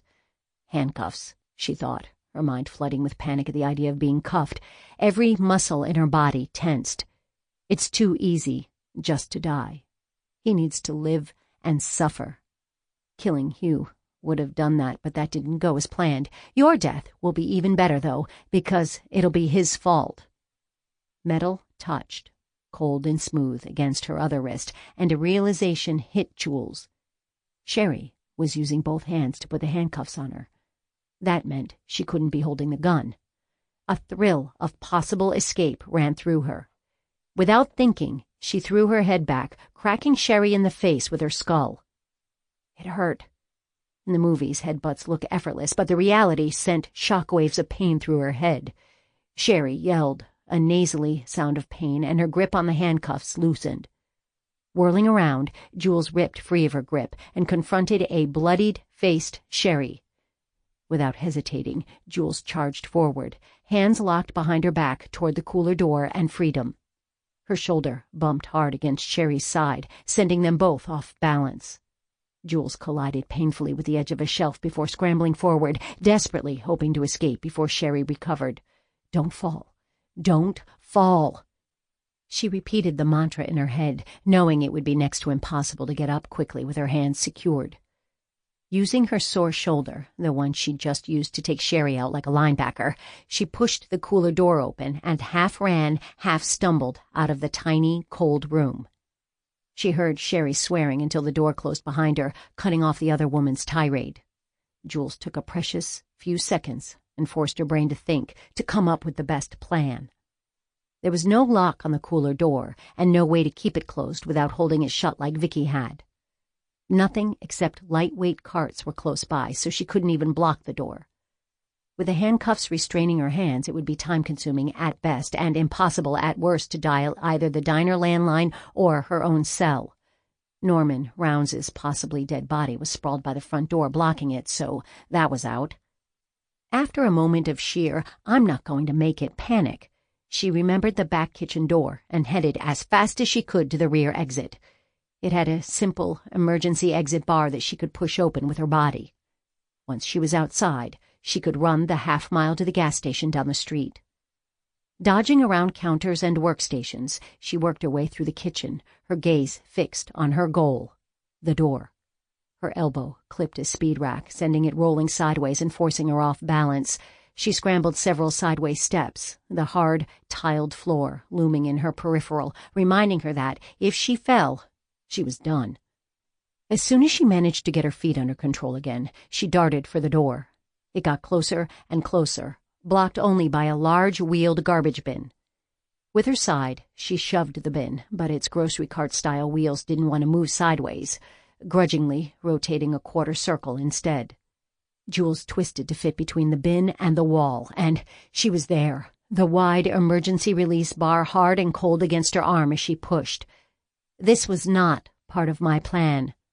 Sherry's voice came from right behind her, and Jules automatically snapped her head around to stare. A dark blur swung at her face. She tried to duck, but it was too late.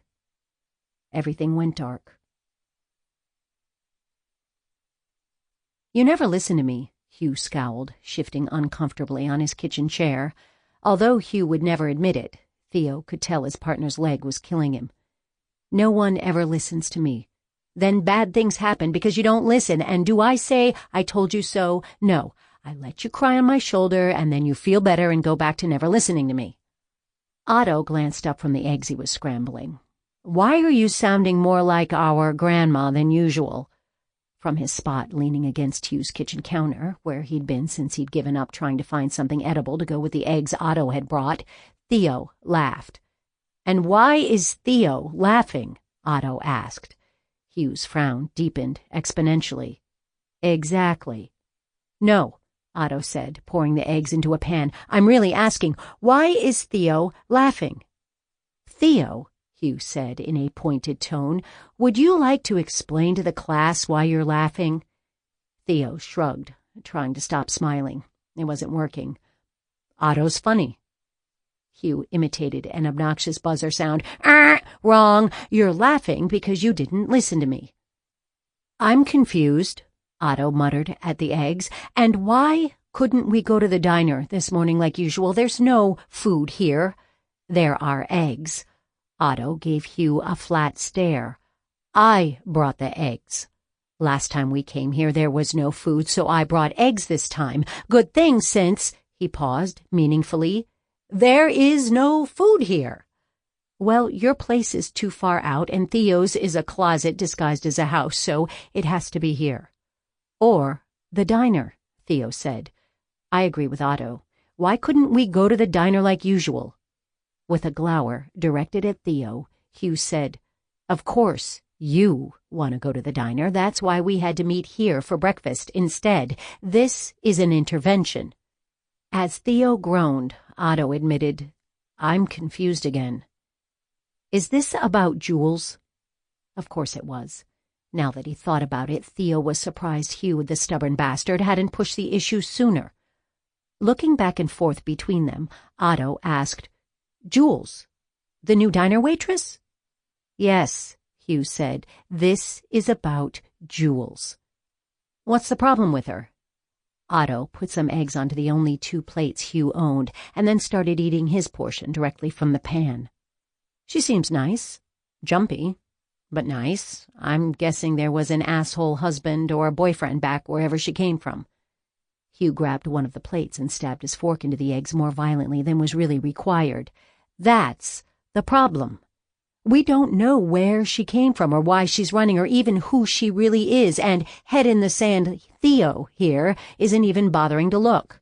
"She'll tell me when she's ready," Theo said, pushing away from the counter so he could grab the last plate of eggs. "But I agree with you, Otto, about your asshole ex theory. One of her brothers shows signs of abuse, too." Now it was Otto stabbing his eggs with unnecessary force. That information had poked him right in his soft spot for kids and animals.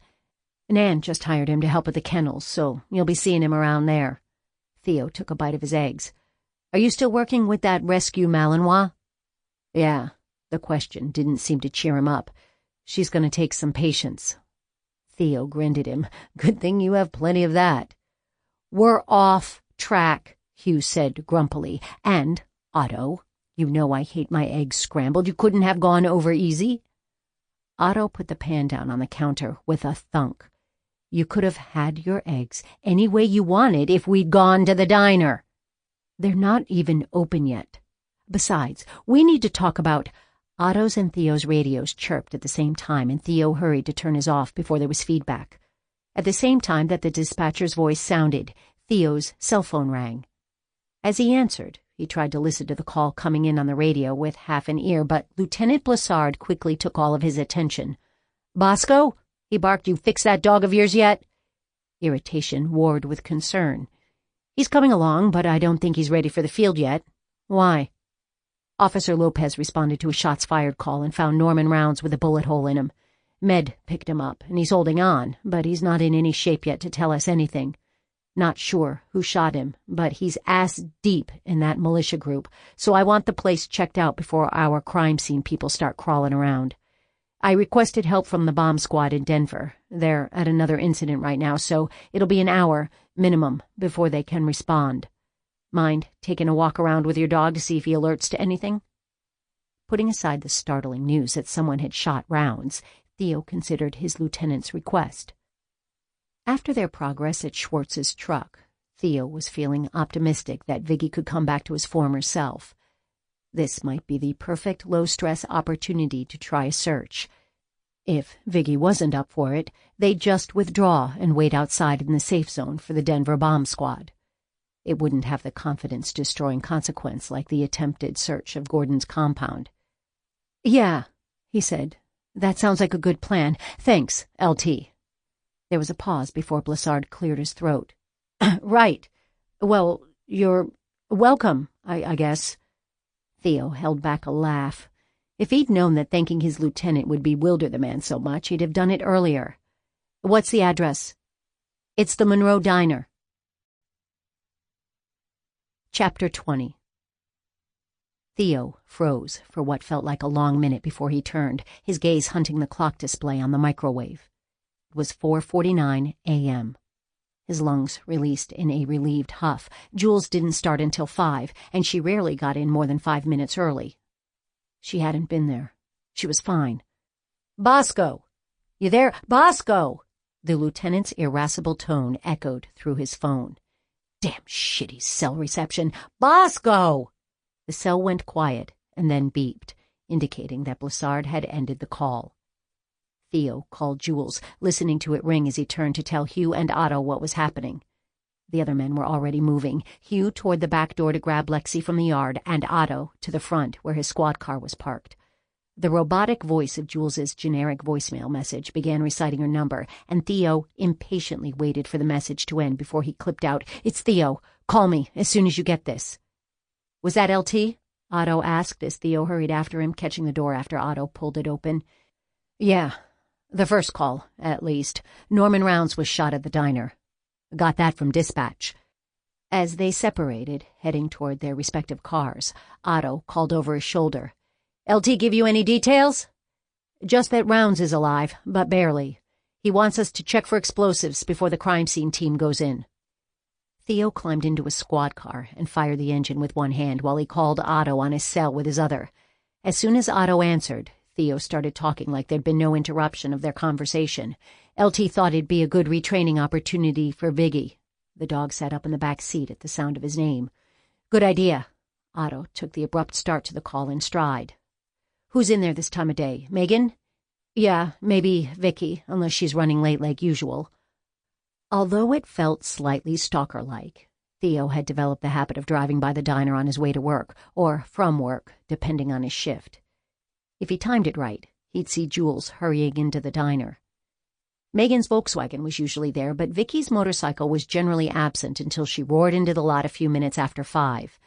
"Not Jules. Not Jules," Theo repeated firmly, trying to reassure himself as much as Otto. There had to be a good reason why she wasn't answering her phone. They would have already evacuated the building, of course, and the lieutenant would have told him if anyone else had been injured. But he hated that she was nearby if there was any possibility of danger. Although he didn't want Megan or Vicky to be harmed in any way either, Theo couldn't stop obsessing about Jules. He'd feel better when he got on scene and was able to see that she was safe. And she would be safe, he told himself as he called her again. Of course she would be safe. He couldn't consider any other option. He just wished she'd answer her damn phone. By the time he'd pulled up to the diner a few short minutes later, he'd left 3 more messages on Jules's voicemail. Before getting out of his car, he shot her a quick "call me now" text and then rushed over to the lieutenant. "Everyone's out?" Theo asked. Blessard gave him a "are you insane" look. "What are you going on about, Bosco? Of course we've cleared the building." "Good." Theo scanned the parking lot as he spoke. The rising sun had painted the sky red behind the mountains, silhouetting the patrol officers working on setting up a perimeter. His words and heart stopped at the same time when he saw the Pathfinder sitting on the far side of the lot.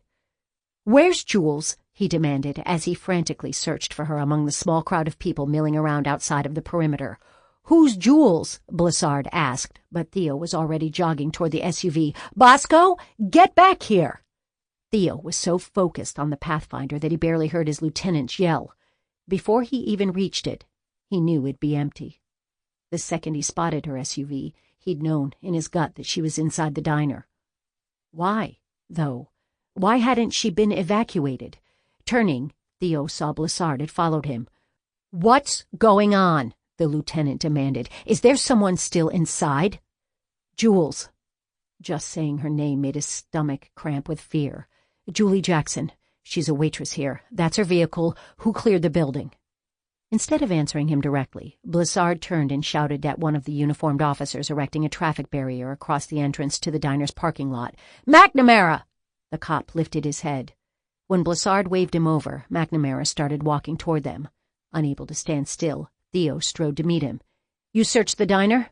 At the other cop's nod, Theo continued hammering him with questions. "Was there a woman in there? Early 20s, dark hair, about 5'4", 125? No, sir," McNamara stammered, clearly intimidated. "No one was in there except Rounds, of course. You checked everywhere, bathrooms, kitchen, closets. Even before he answered, McNamara's shame-faced look told Theo what he needed to know. Well, I looked around and called out. Whirling around, Theo jogged for his squad car. His heart was pounding, and there was a buzzing under his skin. Now what are you doing, Bosco? His lieutenant sounded cranky as usual, but there was a note of worry underlying his voice. Theo had worked with Blissard for years, and his LT knew that Theo was not likely to overreact. In the past few months, the problem had been that Theo wasn't feeling anything, and he faced every situation, dangerous or not, with the same impassive facade. Theo's reaction now was akin to another officer's hysterical screaming, so Theo didn't blame Blissard for his concern. "Grabbing Vig," he said. "If it goes well, he'll let me know if we have any explosive materials to worry about. If it doesn't go well, he'll at least help me search for jewels." Opening the back of his car and attaching the leash snap to the middle ring on the dog's harness, the spot that told Viggy it was time to work, Theo took a breath, trying to steady his breath, and heart and stomach and brain. He likes her. Sounds like he's not the only one. The lieutenant gave Theo a sharp look. "You okay doing this? If you're not up for it, I'll grab someone else. No shame in being too involved to keep a clear mind in the field. That's what your partners are for." Even though Blissard's words were well-meaning and considerate, at least for him, Theo felt a flare of impatience. If there was any chance that there were explosives in the diner, he needed to get in there and get Jules out now. "I'm fine," Theo snapped, and then softened his tone with an effort. "Thanks, LT." Blissard studied him. After a second that felt like an eternity, the lieutenant gestured toward the diner. "Go get her, then." The command released his legs, and Theo grabbed Viggy's plush penguin from the front passenger seat, jammed it into one of his BDU pockets, and jogged toward the diner. As if he knew something important was happening, Viggy trotted at his side rather than being hauled behind. "Please, find it," Theo muttered under his breath, sending the dog a sideways glance. Even though they'd had a breakthrough, they didn't have anywhere close to a solid partnership yet, and they need that to help Jules. "If there's something to find it, and help me find her before something bad happens, please." Viggy glanced up at the sound of his voice, wagged his tail a single time, and then faced front again. Pushing the door open, Theo set his jaw. He'd let Don down when the other cop had needed him, and now Don was dead. He wasn't about to do the same to Jules. Whatever her secrets, there was something between them, something new and exciting and incredible. He was going to keep her as long as he was able, and even a bomb wasn't going to stand in his way. Glass crunched under Theo's boot, and he bent to pick up Viggy so the dog wouldn't cut his unprotected paws. "Here we go," Theo said. Carrying his new canine partner, Theo stepped into the diner. Jules woke with a start, going from unconscious to conscious in one painful jerk of her head. She opened her eyes, but it was still dark. For a moment she wondered if she'd lost her sight, and then reason set in again. She was just in a dark room. A dark, cold room. When she tried to move her hands, she felt resistance, and metal clanked against metal before pain radiated up her arms. A greenish glow across the room was familiar, and she blinked blurry eyes a few times to bring it into focus. The glow-in-the-dark shape was the emergency release handle she'd yanked off when Vicky had trapped her in there. Megan must have fixed it. That, and the cold that had already seeped into her skin and muscles and was working on chilling her bones, made her realize exactly where she was. Sherry had knocked her out, dragged her into the cooler, and handcuffed her to a shelf. Panic started crawling under her skin, and Jules forced it back, taking long, shaky breaths until she could think again. She couldn't allow herself to freak out. All that would do was waste time and ruin any possible chance of getting out of there. Despite her pep talk, she could feel the irrational fear building, pushing against her lungs and not letting her get enough air. "Breathe," she told herself, biting the inside of her cheek until the pain shocked her out of her panic. "There is plenty of oxygen in here. There is nothing to be scared of." Sherry and her gun were gone, and Jules was still alive. The worst was over. Why, though? If Sherry wanted to make Theo pay, why hadn't she shot Jules, killed her? Jules had been unconscious, at Sherry's mercy. Why wasn't she dead? As nauseated as this thought made her, Jules forced herself to think, to figure out what Sherry was planning. Her gaze settled on the cake box, the same box Sherry had brought into the diner.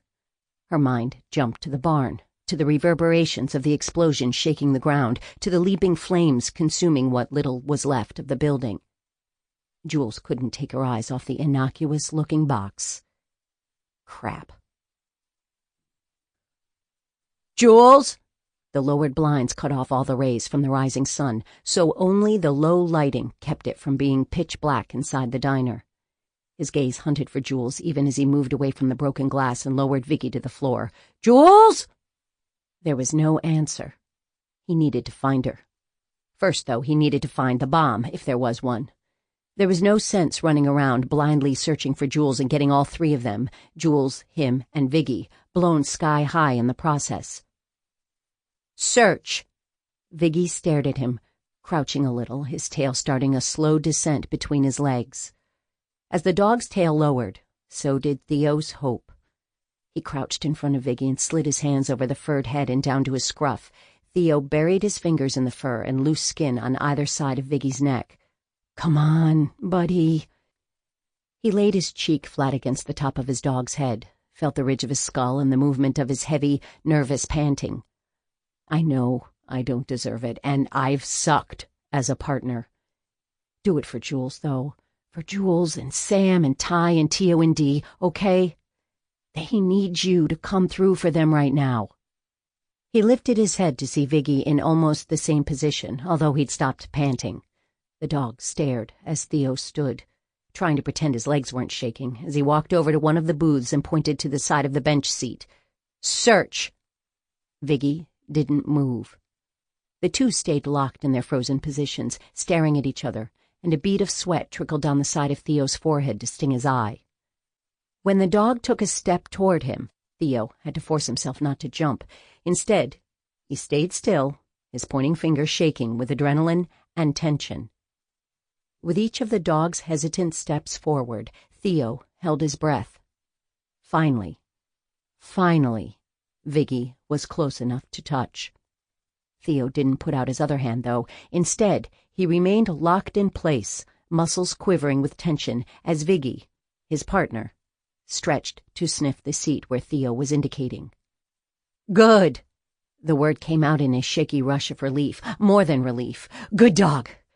Theo moved to point at another spot, this time on the bench across from the first, and Vicky checked it but didn't signal that he'd detected any trace of explosives. Steadily, they moved around the room, searching, and Vicky's tail started to rise, then wag. By the time they'd reached the counter, Vicky was acting like he had when he'd played ball with Dee, a happy dog that loved what he was doing. When Theo moved to point at one of the cupboards lining the wall behind the counter, Vicky didn't follow. Instead, he stayed by the door to the kitchen, looking at Theo and dancing impatiently. Theo didn't hesitate. He shoved open the door and led Vicky into the kitchen. Without waiting for any direction, the dog moved quickly through the kitchen, heading directly for a heavy door in the wall, snuffling along the bottom. It took Theo a few seconds longer to weave through the workstations, shelves, and bins to get to the door. He yanked on the handle. At first, he thought it was locked, but then the heavy door reluctantly released its seal and opened. Cold air flowed out of the small, dark room, and Theo reached for the flashlight on his belt as Vicky rushed inside. "Vicky? Is that you? Theo!" It was Jules's voice, coming from the shadowed corner of the cooler. Utter relief flowed through him at the sound, and he directed his flashlight so he could see her huddled form. He took what felt like his first full breath since spotting her Pathfinder parked outside. "Jules, what are you doing in here?" Hugh's crazy pants no longer possible future girlfriend shot Norman and locked me in here. Although she huffed a laugh, it sounded more than half hysterical.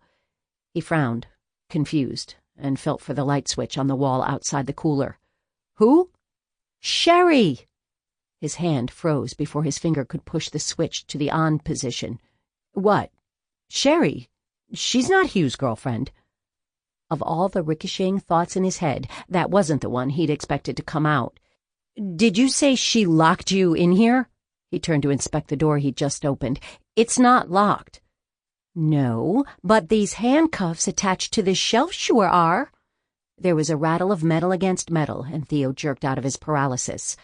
Grabbing a nearby bin, he yanked it over, wedging it against the frame so the door wouldn't close. Let me see, he said, sweeping the beam from his flashlight across the floor in front of him as he crossed to the back of the cooler. As he got closer, he fanned the light across her feet and then her legs, bent in front of her as she sat on the floor. She twisted her face away from the glare of the flashlight. Theo frowned. Viggy was sitting next to her, as he'd expected, but he wasn't focused on Jules. Instead, he was facing the opposite shelf, every muscle in his body alert, staring at a cardboard box on the second shelf.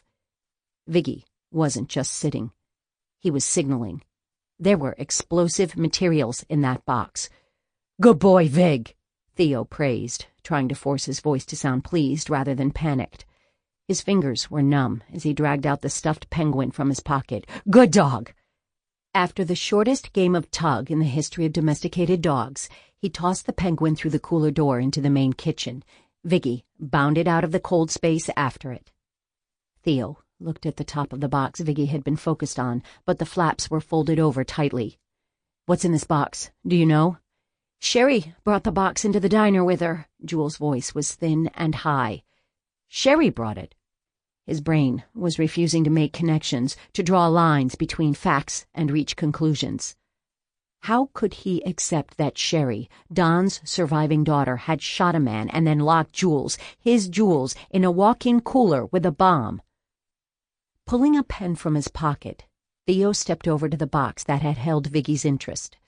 He gingerly lifted one of the flaps, just enough for him to point the flashlight into the box.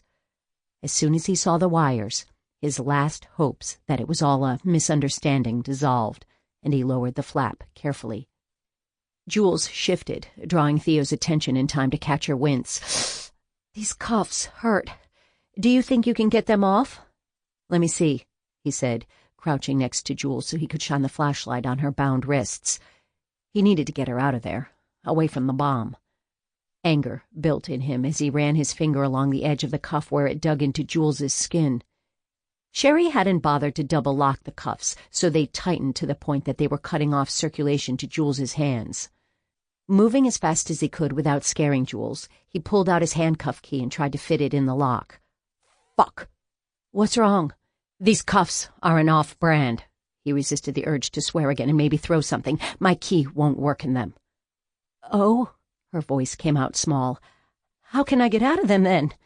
We'll get Fire out here with one of their cutting tools and snip that chain. Once we get you outside, they can work on taking off your new bracelets. He turned on his portable radio. After the initial beep and 2 seconds of silence, Lieutenant Blissard's voice echoed through the walk-in cooler. From his tone, which was just short of a yell, Theo had a feeling Blissard had been trying to reach him for a while. Your status! God damn it, Bosco, turn on your fucking radio and tell me if you're alive or not. Theo rattled off his unit number. Can I get someone from Fire to meet me at the front entrance with some heavy-duty bolt cutters, something that'll cut through a cuff chain? Fire Rescue 1, copies. A new female voice responded over the radio, a siren echoing in the background. We're 3 minutes out. The lieutenant spoke again. I'll send them in as soon as they arrive. Where are you in the building? Negative, Theo snapped, and then repeated more calmly. Negative. Do not enter the building. I will meet you at the front door to get the cutters. After a momentary pause, Blissard asked in a controlled voice, Did the dog find something?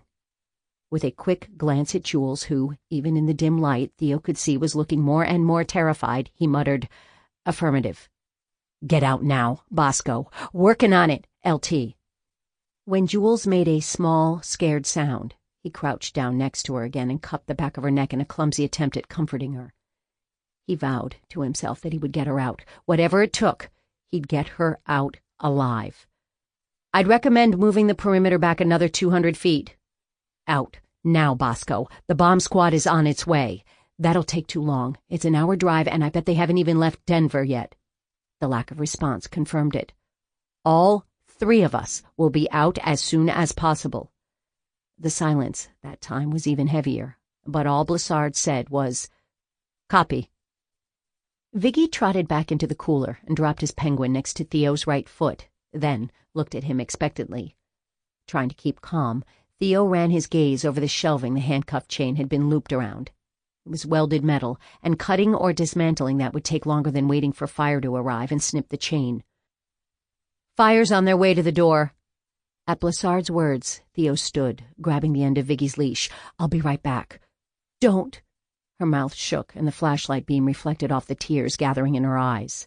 "I have to leave you for just a second," he explained, guilt clawing at him at the misery on her face. "I'll be back as soon as I grab the tool we need." "No," she said, her voice catching on the word. "Don't come back. Leave. I'll wait for the bomb squad. Don't sacrifice yourself for me." In response, Theo took her face in both hands and kissed her hard. "No. That's the stupidest thing I've ever heard in my life. Be right back." "But—" Her words sputtered out behind him as he left, tugging Viggy with him. There were a couple of figures shaped like firefighters in bunker gear silhouetted against the glass door. He lifted Viggy and sprinted for it, arriving just as they opened the door. "Thanks." He thrust Viggy into the arms of one of the startled firefighters and grabbed the long-handled cutters. "Take Viggy and get back." "Wait, what?" The fireman bobbled the dog, surprise keeping him from holding on.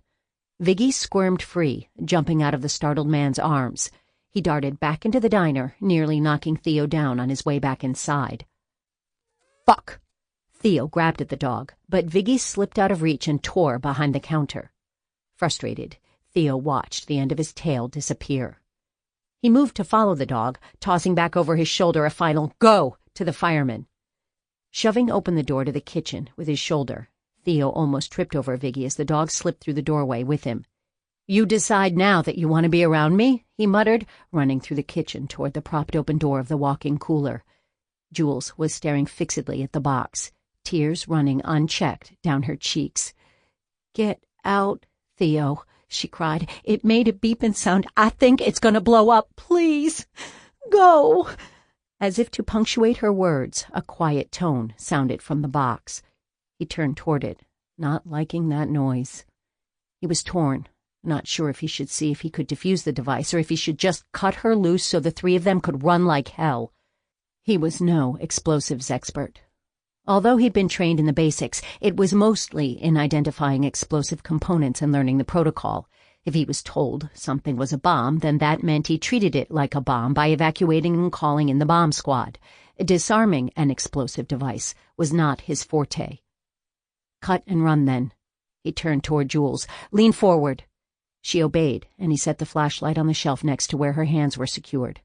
He tried to maneuver the blunt head of the cutter so it could clip the chain, but the way Jules's hands were linked to the shelving made it awkward. "Pull your hands to your left, as far as you can." This gave him another half-inch of chain to work with. Sweat beaded on his face, even in the chill of the cooler. It stung his eyes and made it harder to see, especially in the dim and uneven light. He finally was able to ease the chain into the opening between the bolt cutter's jaws. The box holding the bomb gave another beep, making Jules jump. Her movement jerked the chain out of position. "Jules!" He tried to keep his voice calm, although in his head he was screaming, "Stay as still as possible." "Sorry," she apologized in a small voice, moving her hands back to their original position. He lowered the bolt cutters again, working them around the chain until they were in position. "I'm really sorry if I get you killed, too." "Not your fault." It was his. Once again he'd been blind. Don, Sherry, who else was hiding their true desperation behind an amiable mask? He gritted his teeth as he squeezed the handles together. He'd missed the warning signs, and now Jules and Viggy could die. The chain resisted, and Theo pressed harder, twisting the cutters from side to side until Jules gave a pained yelp. "Sorry," he told her, wiping the sweat from the side of his face onto his shoulder. "I can't get a good angle." "No, I'm sorry." Even in the bad lighting, her face looked too pale, almost green. "I'll stop whining. Try again." Instead, He put down the bolt cutters and examined the chain. There was a small dent, but it wasn't even close to being severed. The cuff around Jules's right wrist had tightened even further, digging deeply into her flesh. A line of dark red blood streaked the metal bracelet. Theo swallowed a torrent of curse words. The cutters weren't working. The way Jules was chained to the shelving prevented him from getting a good angle, one which would allow him to put enough pressure on the chain to cut it. "Plan B," he said, running a gentle finger over Jules's purpling wrist and turning away. He was just going to have to use his rudimentary explosives knowledge and disarm the bomb. No problem. Plan B? Jules sounded a little panicky, but Theo figured she'd earned it. So far, she'd been pretty calm for a person chained in a walk-in cooler with a beeping bomb. "What's Plan B, and how quickly can it get us out of here?" "I'm just going to shut this thing down," he said, still trying to use his calm voice. As Hugh and Otto had both told him many times, however, comforting people was not part of his skill set. "Okay." Her voice was higher-pitched than normal. "That sounds good. Shutting it down would be very good, especially if you can do that before it blows up." "Yeah," he snorted, shocked that he could experience even a second of amusement, considering the situation. "That would be good." Using the same pen as earlier, he lifted the flaps slowly, one at a time. There were so many ways to trigger an explosion. Even removing a cardboard tab inserted in the electrical switch could set it off. Once he'd managed to get the box open, he blew out a slightly shaky but thankfully silent breath. It was a good-sized bomb, homemade by the look of it, and the blasting cap was obvious. This would be simple. All he'd need to do was disconnect the blasting cap and there would be no explosion, at least until the bomb squad took it away and did a controlled blast. He pulled his multi-purpose tool out of his BDU pocket and reached toward the box, but then paused, his hands hovering. The position of the blasting cap bothered him.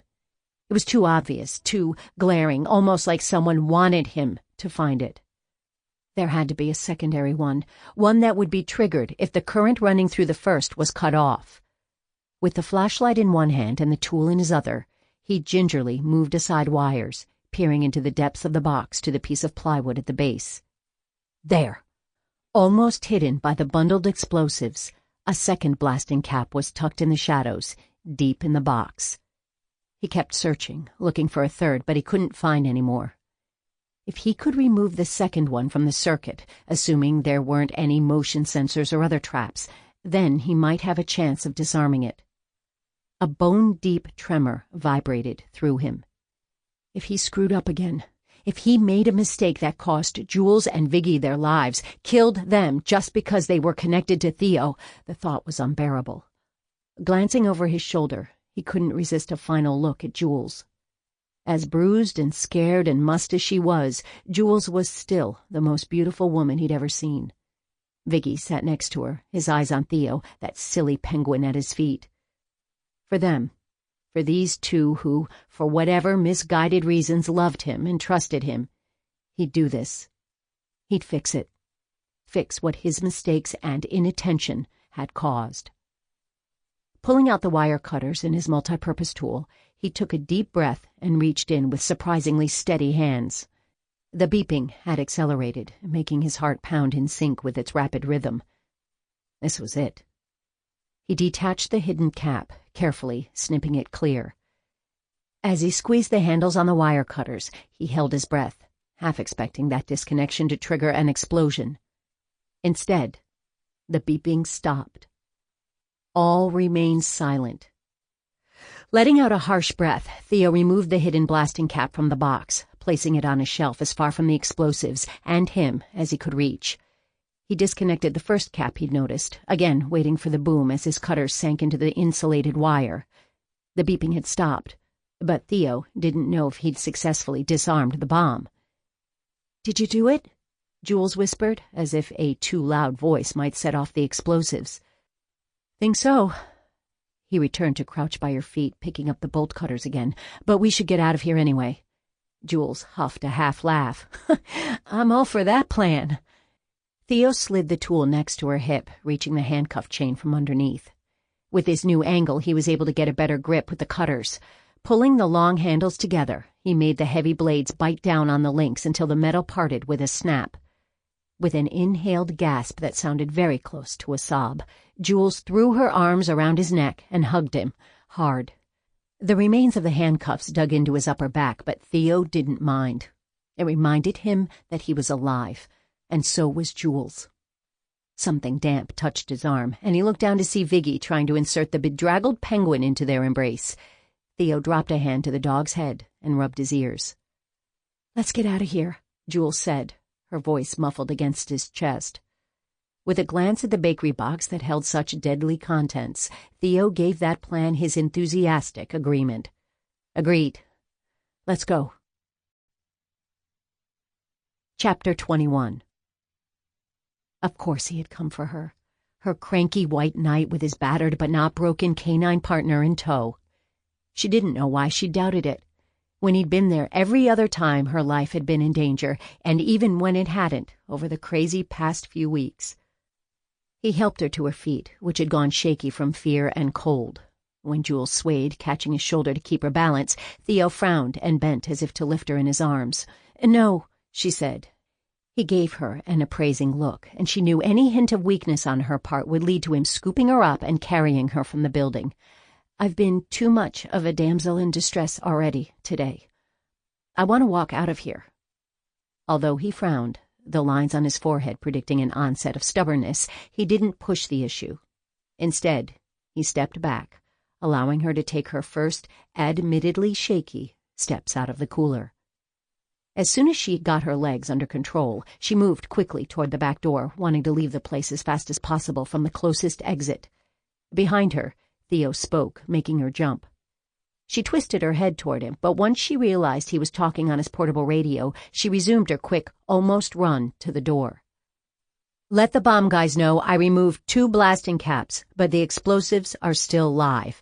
I have Jules, and we're exiting through the north side of the building." The smooth release bar was under Jules's hands again, and she shuddered as she remembered her first escape attempt of the morning. This time, though, nothing was going to stop her. She shoved the bar down, letting her weight carry her forward into the new morning sun. "Wait, Jules!" She tried to turn, but all her momentum was carrying her forward, and she stumbled farther into the alley instead. "What is it?" she started to ask, but her words trailed away as she saw the look on his face. Her gaze followed his, and her stomach cramped at the sight of Sherry stepping out from behind a dumpster only 10 feet away. She held a cell phone in one hand and a matte black gun in the other. A gun pointed right at Jules for the second time that morning. "It didn't work," she said in a strangely conversational tone. "Gordon promised me it would work, but it didn't." With horror, Jules realized the cell phone was some sort of remote control device for setting off the bomb. If Theo hadn't disarmed it, they would all be in pieces. Theo took a step toward Jules. "Sherry, no!" She raised the gun another inch, keeping it aimed at Jules's chest. Looking grim, Theo stopped advancing on Sherry, his gaze shifting between Jules and the gun. She was having a hard time believing the whole situation was real. They'd been so close to safety, so close to being okay, but then Sherry had yanked the rug out from under them yet again. "I don't want to hear anything you have to say, Theo Bosco. If you hadn't been such a selfish prick, my dad would still be alive." Flinching, as if her words had been one of the bullets from the gun, Theo went silent. "You're going to pay, now." Smiling, a vacant, eerie look in her eyes, Sherry slowly unzipped her rain jacket. "They heard you were in danger, so everyone came running. Otto, Hugh, your lieutenant, all the cops who have your back, your family." She almost spit out the word. "Everyone's going to die, and it'll be your fault. Just like it was your fault my dad is dead." Her jacket flapped open, revealing an odd vest strapped around her middle, wires linking cylindrical objects, each tucked in its own pocket. It looked like some kind of twisted fanny pack, but Jules knew right away what it was. Sherry was wearing a bomb. "Like it?" Slipping the gun into a pocket of her open jacket, Sherry turned slightly from side to side as if modeling the explosives. "It was almost impossible to get Gordon to make it for me. He's developed a bit of a crush." Bailing him out of jail just made it worse. I finally convinced him by telling him it would be my plan B, just in case the other bomb failed. It is, in a way. I meant for the first blast to bring everyone running to help, and then I would take all of your buddies out. This way is better, though. Now you know what your selfish actions have caused. Jules sent a frantic glance at Theo. His face was an expressionless mask, but she could almost see his mind working, coming up with possible ways to save her. The thought rang a discordant note. Why did he have to keep saving her? Maybe it was Jules's turn to save him this time. Viggy gave a low whine as he sat, his attention locked on Sherry and the bomb strapped to her body. The sound made Sherry's gaze flicker from Theo to the dog for a fraction of a second, and Jules knew that was what she needed to do. She had to distract Sherry long enough for Theo to act. Jules tried to come up with a more specific plan, but her mind was racing, her thoughts bouncing around like her brain was a trampoline. Still, she had to do something. "It seems like you're the selfish one," Jules forced out the shaky words. Despite her fear, she felt a tiny ripple of pleasure at Sherry's startled expression. "What?" she almost shrieked. "How can you say that? I lost my dad because of him. So you're gonna kill all of these people, these good, innocent cops, these heroes, to get back at Theo? For something he couldn't have prevented?" The more she talked, the less scared and more furious Jules got. "You're gonna take me away from my family, my brothers and sister who depend on me. I'm the only parent they've got." By the time she finished, she was yelling, "He needs to suffer." There was no empathy, no guilt in Sherry's expression. All that Jules could see was self-righteous rage. "He needs to feel what I did." There were shouts at the end of the alley where the entrance had been cordoned off. Otto and several officers Jules didn't recognize were running toward them until Sherry turned slightly toward the oncoming cops. "Hold up!" Theo shouted, and the group skidded to a halt. "She's wearing a bomb." "Everyone back!" Otto shouted. "Back!" "Showtime," Sherry smiled. It was her usual sweet and gentle smile, and that made it even more horrifying. Dramatically, she raised one hand, holding the cell phone. The rough, very rough, beginnings of a plan coalesced in Jules's mind. Although she didn't want to look away, she forced her gaze to focus over Sherry's shoulder. "Too bad that vest isn't going to work." "What?" Sherry's smile faltered, her hand lowering slightly. "Gordon gave you a dud." Forcing a mocking smile, Jules met Sherry's gaze. "The first bomb didn't go off. Why would you think this one will? Besides," Jules nodded at something behind Sherry, "if Gordon thought the bomb was going to explode, would he be here right now?" Sherry's entire body jerked in shock, and her hand, holding the cell phone, dropped to her side. She twisted around to look behind her. Jules started to launch herself forward. At that point, she wasn't sure what her plan entailed. Maybe something fuzzy about tackling Sherry and muffling the blast with her body, but Theo's quiet command brought Jules to a stumbling halt. "Viggy, hold." In a flash of fawn and black, Viggy shot forward, latching his jaws around Sherry's right forearm. Yelping, she dropped the phone. As it skittered across the wet pavement, Theo rushed to grab it, and Viggy pulled Sherry to the ground. "No!" Sherry yelled. "Viggy, stop! What are you doing? You're our dog!" "Not anymore," Theo said, carefully placing the phone into his BDU pocket before heading for Sherry. "He's my partner, now." With a wordless scream of rage, Sherry twisted toward Viggy, snatching something from her pocket. "The gun!" Jules screamed in her head. She'd been so focused on the bomb that she'd forgotten about the gun. "Don't shoot!" Theo shouted, sprinting toward Sherry and Viggy. It felt like the world slowed down as Jules realized Theo wasn't going to reach them in time. He was too far away. The barrel was pointed at Viggy's vulnerable head as he kept his jaws closed around Sherry's arm. Jules lunged toward the pair, her gaze fixed on the handgun. She didn't think about getting shot or whether the bomb would detonate or anything except that Viggy was about to get shot, and she had to stop it. Her body plowed into Sherry's at the exact moment the gun fired with a cracking boom. Just like after the barn exploded, everything went quiet. Dazed, Jules saw the gun spin away from them, skidding across the pavement. She ripped her gaze away from the gun just in time to see Sherry's fist swinging toward her face. There wasn't enough time to push away from Sherry or even to cover her face and protect herself. All she could do was watch as the fist got closer and closer. Cringing, she braced for the blow. It never came. Opening her eyes, Jules saw that Theo was there, that he'd caught Sherry's arm before she could connect. His lips were moving, but Jules could hear only a roaring sound in her ears. Viggy! The gun had gone off. Had Jules been too late to save him? Dreading to look, so terrified of what she'd see, she twisted her head to the side. Viggy was standing next to them, no bullet wound in sight, his tail wagging madly, his tongue lolling out in the happiest of doggy grins. A wave of utter relief crashed over Jules, and she burst into tears. Suddenly, the world snapped back into place, and Jules could hear again, Viggy barking excitedly, and the distant sound of sirens, and Theo snapping out orders to a silent Sherry.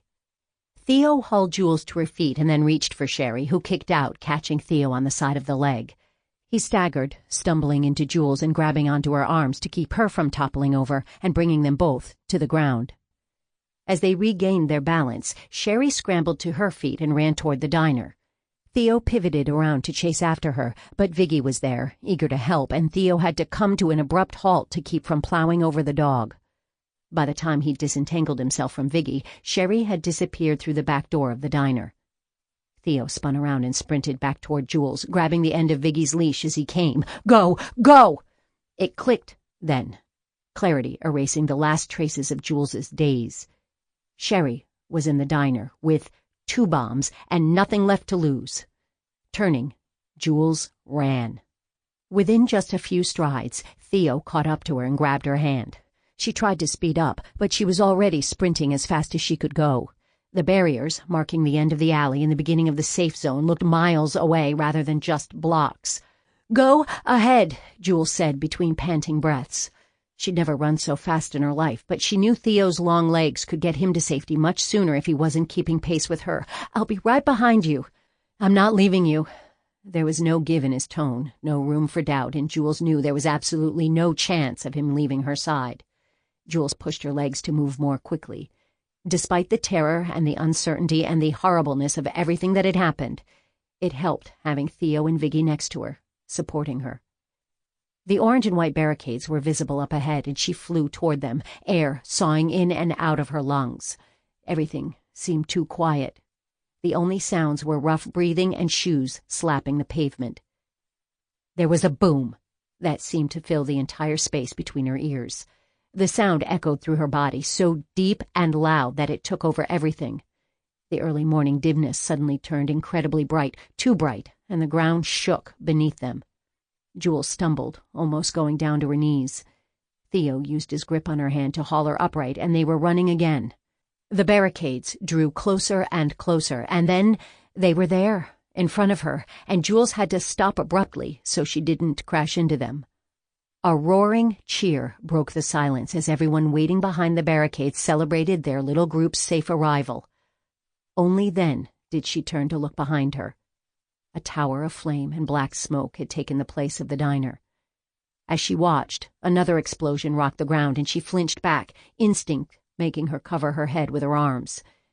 Debris rained down around the diner, the clatter and crashes barely audible over the roar of the fire. Shouts and curses and barking surrounded her, adding to the chaos as a fresh plume of flame rose from the remains. She'd just been in there. Theo and Viggy had just been in there. The scene went a little hazy, and she swayed. Theo stepped in front of her, and she welcomed the sight of him. He was beautiful, and so alive. Ignoring the fire blackening the sky behind him, Jules gave him a wobbly smile. "I'm glad you're okay." Although he didn't respond in words, his actions were clear enough. Wrapping his arms around her, he squeezed her tightly, lifting her feet off the ground and tucking his face against her neck. His heart was still beating fast, She could feel it where her chest was pressed against his, just like she felt his relieved exhale against the skin below her ear. A hand dropped onto the back of her neck at the same time another one squeezed Theo's shoulder. Looking up, Jules saw that the hands belonged to Otto.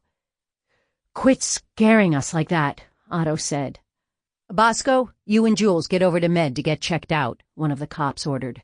An older man, whose beaky nose and heavy eyebrows made Jules think of the eagle character on the Muppets.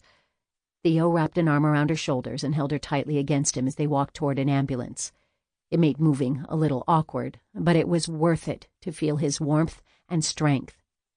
Different first responders darted around them, looking stressed but focused. There was a line of fire trucks at the barrier. The firefighters clustered around, waiting for the signal that it was safe to get closer. Steve, the firefighter who'd been so kind to Dee, lifted his hand in greeting. When she returned the wave, the cuff around her wrist gleamed. "Ouch!" Jules muttered. Now that the numbing adrenaline was wearing off, the throbbing in her wrists and hands was returning with a painful vengeance. He glanced at the separated cuffs that still circled her wrists. "We'll get those off." As they reached the cluster of emergency vehicles just beyond the perimeter, Theo called out, "Hugh!" Whirling around, Hugh crutched over to them quicker than Jules thought he could move. Dropping both crutches, he threw his arms around them, yanking them into a three-way hug. "Fuck! Don't ever scare me like that again." There was a snort from Otto behind them. "You're sounding like our grandma again."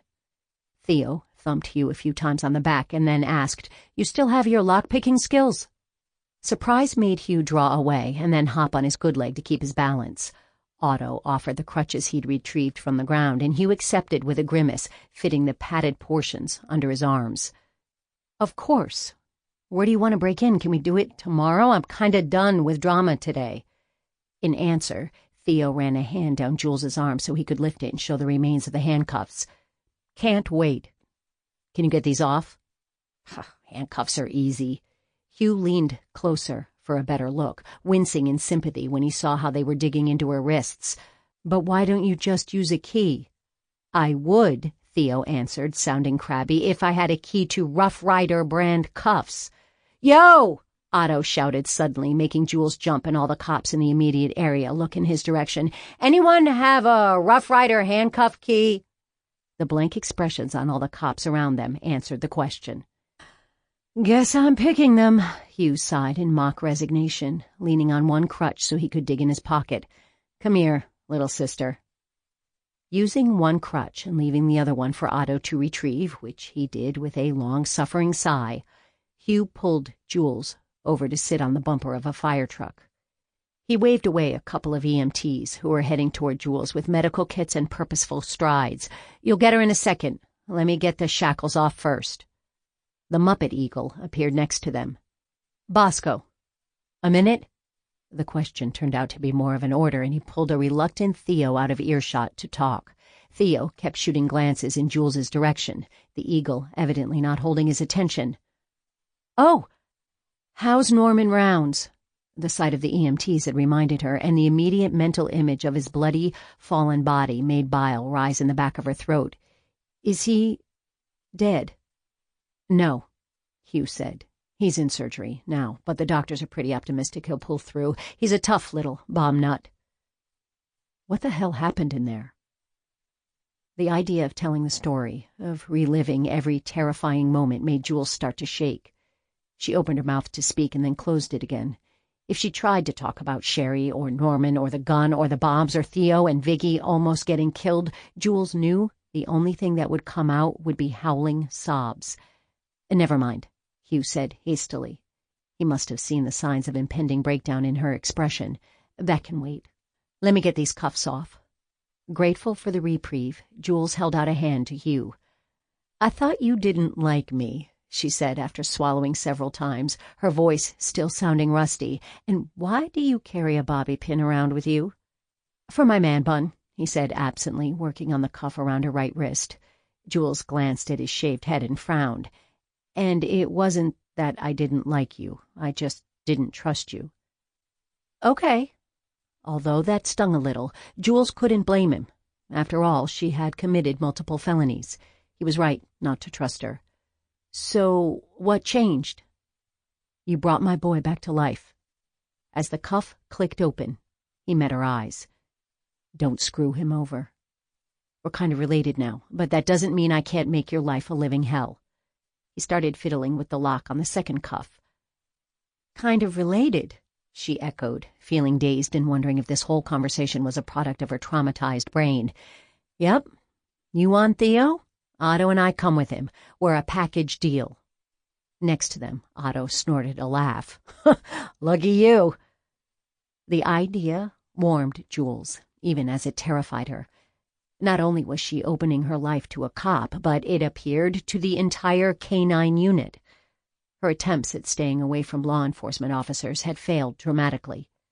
She didn't know if this would help keep her family safe or if it would bring their new lives crashing down. Yeah. Even she wasn't sure if her words were true.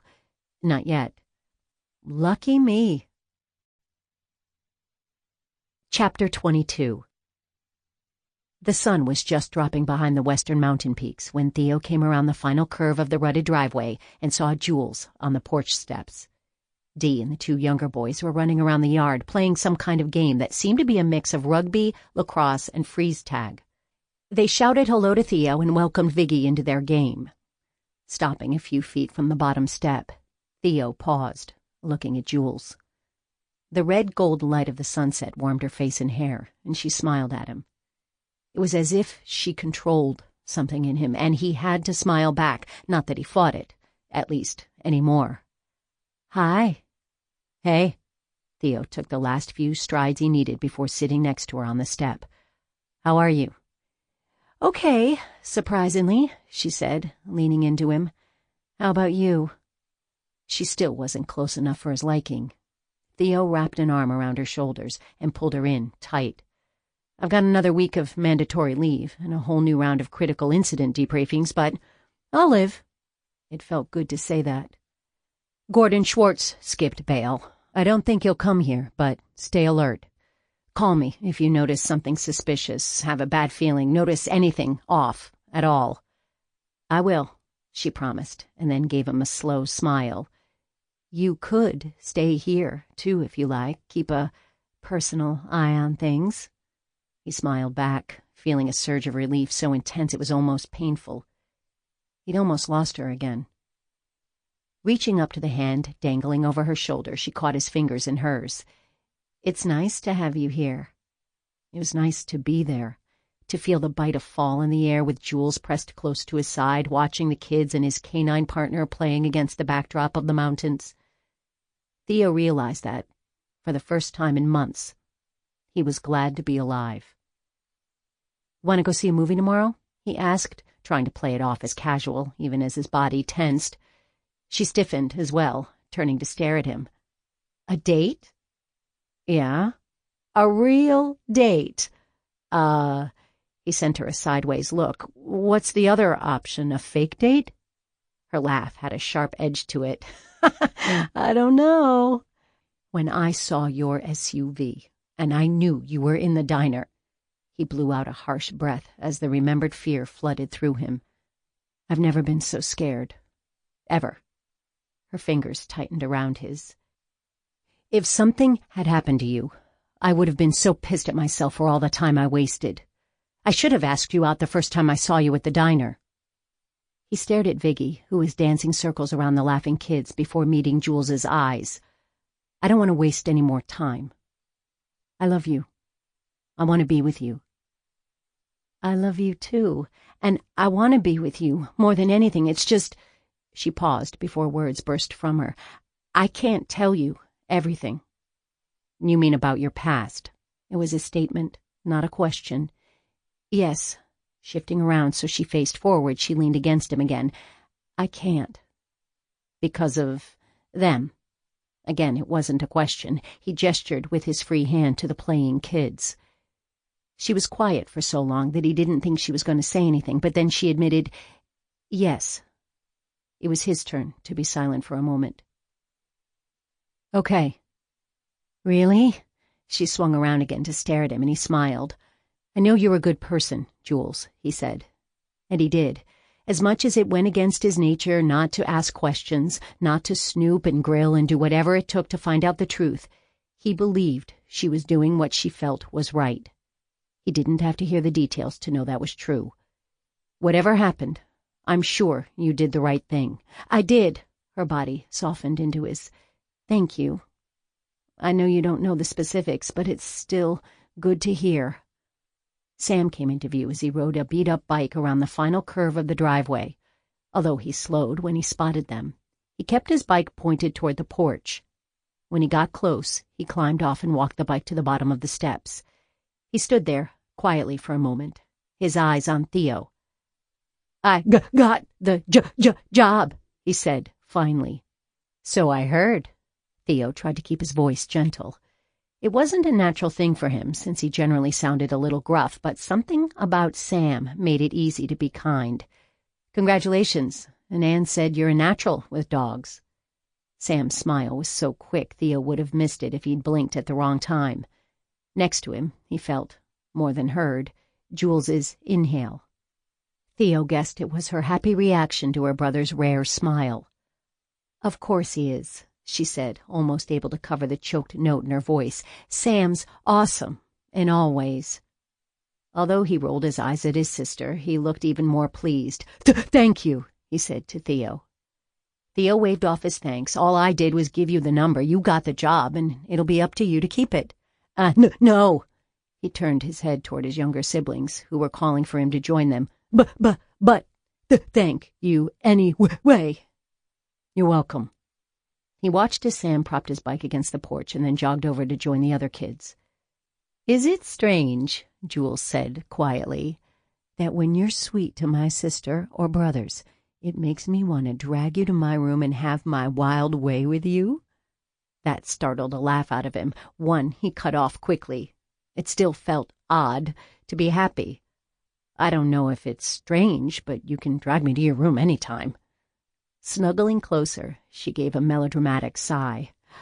"Oh, I suppose we should wait until the kids are sleeping."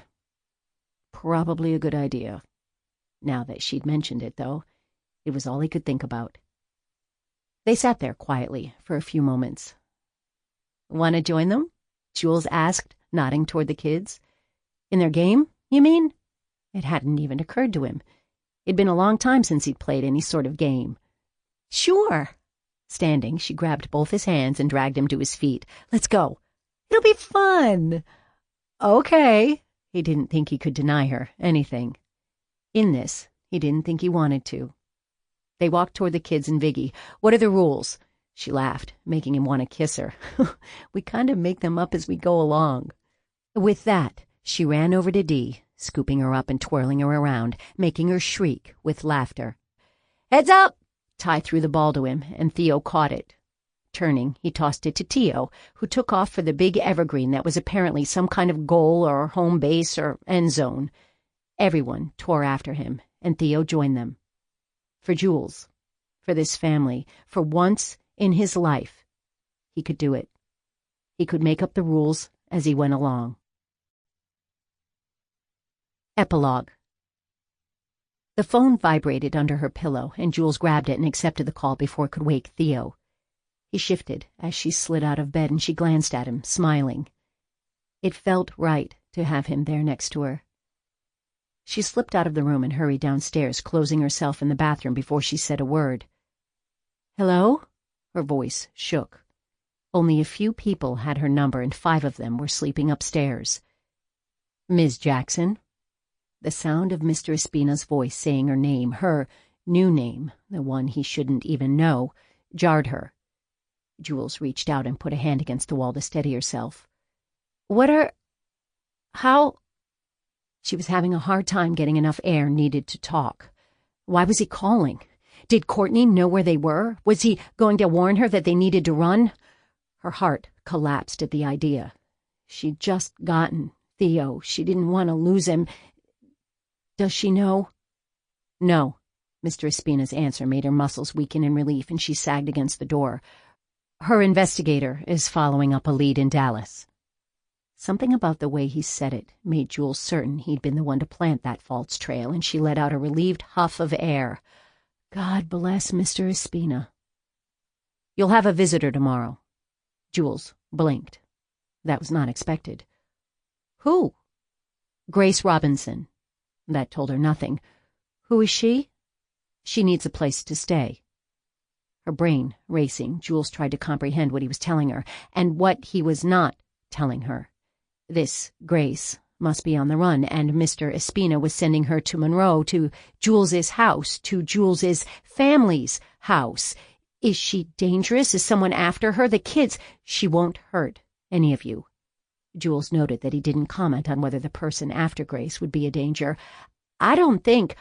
I'm calling in a favor, he interrupted. Jules closed her eyes, leaning more heavily against the door.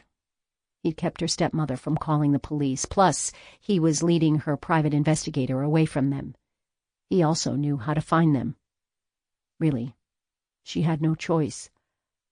How long will she be staying? As long as she needs to. Okay, she sighed, resigned. How was she going to explain to Theo that a strange woman would be living with them for an undetermined amount of time? What time will she be arriving?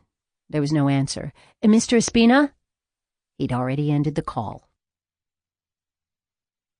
This concludes Run to Ground by Katie Ruggle, narrated by Callie Bollier. Copyright 2017 by Katie Ruggle. This unabridged audiobook is published by arrangement with Sourcebooks Incorporated and was produced in the year 2017 by Tantor Media Incorporated, a division of Recorded Books, which holds the copyright thereto. Please visit tantor.com for more information on our growing library of unabridged audiobooks and to take advantage of special offers. Audible hopes you have enjoyed this program.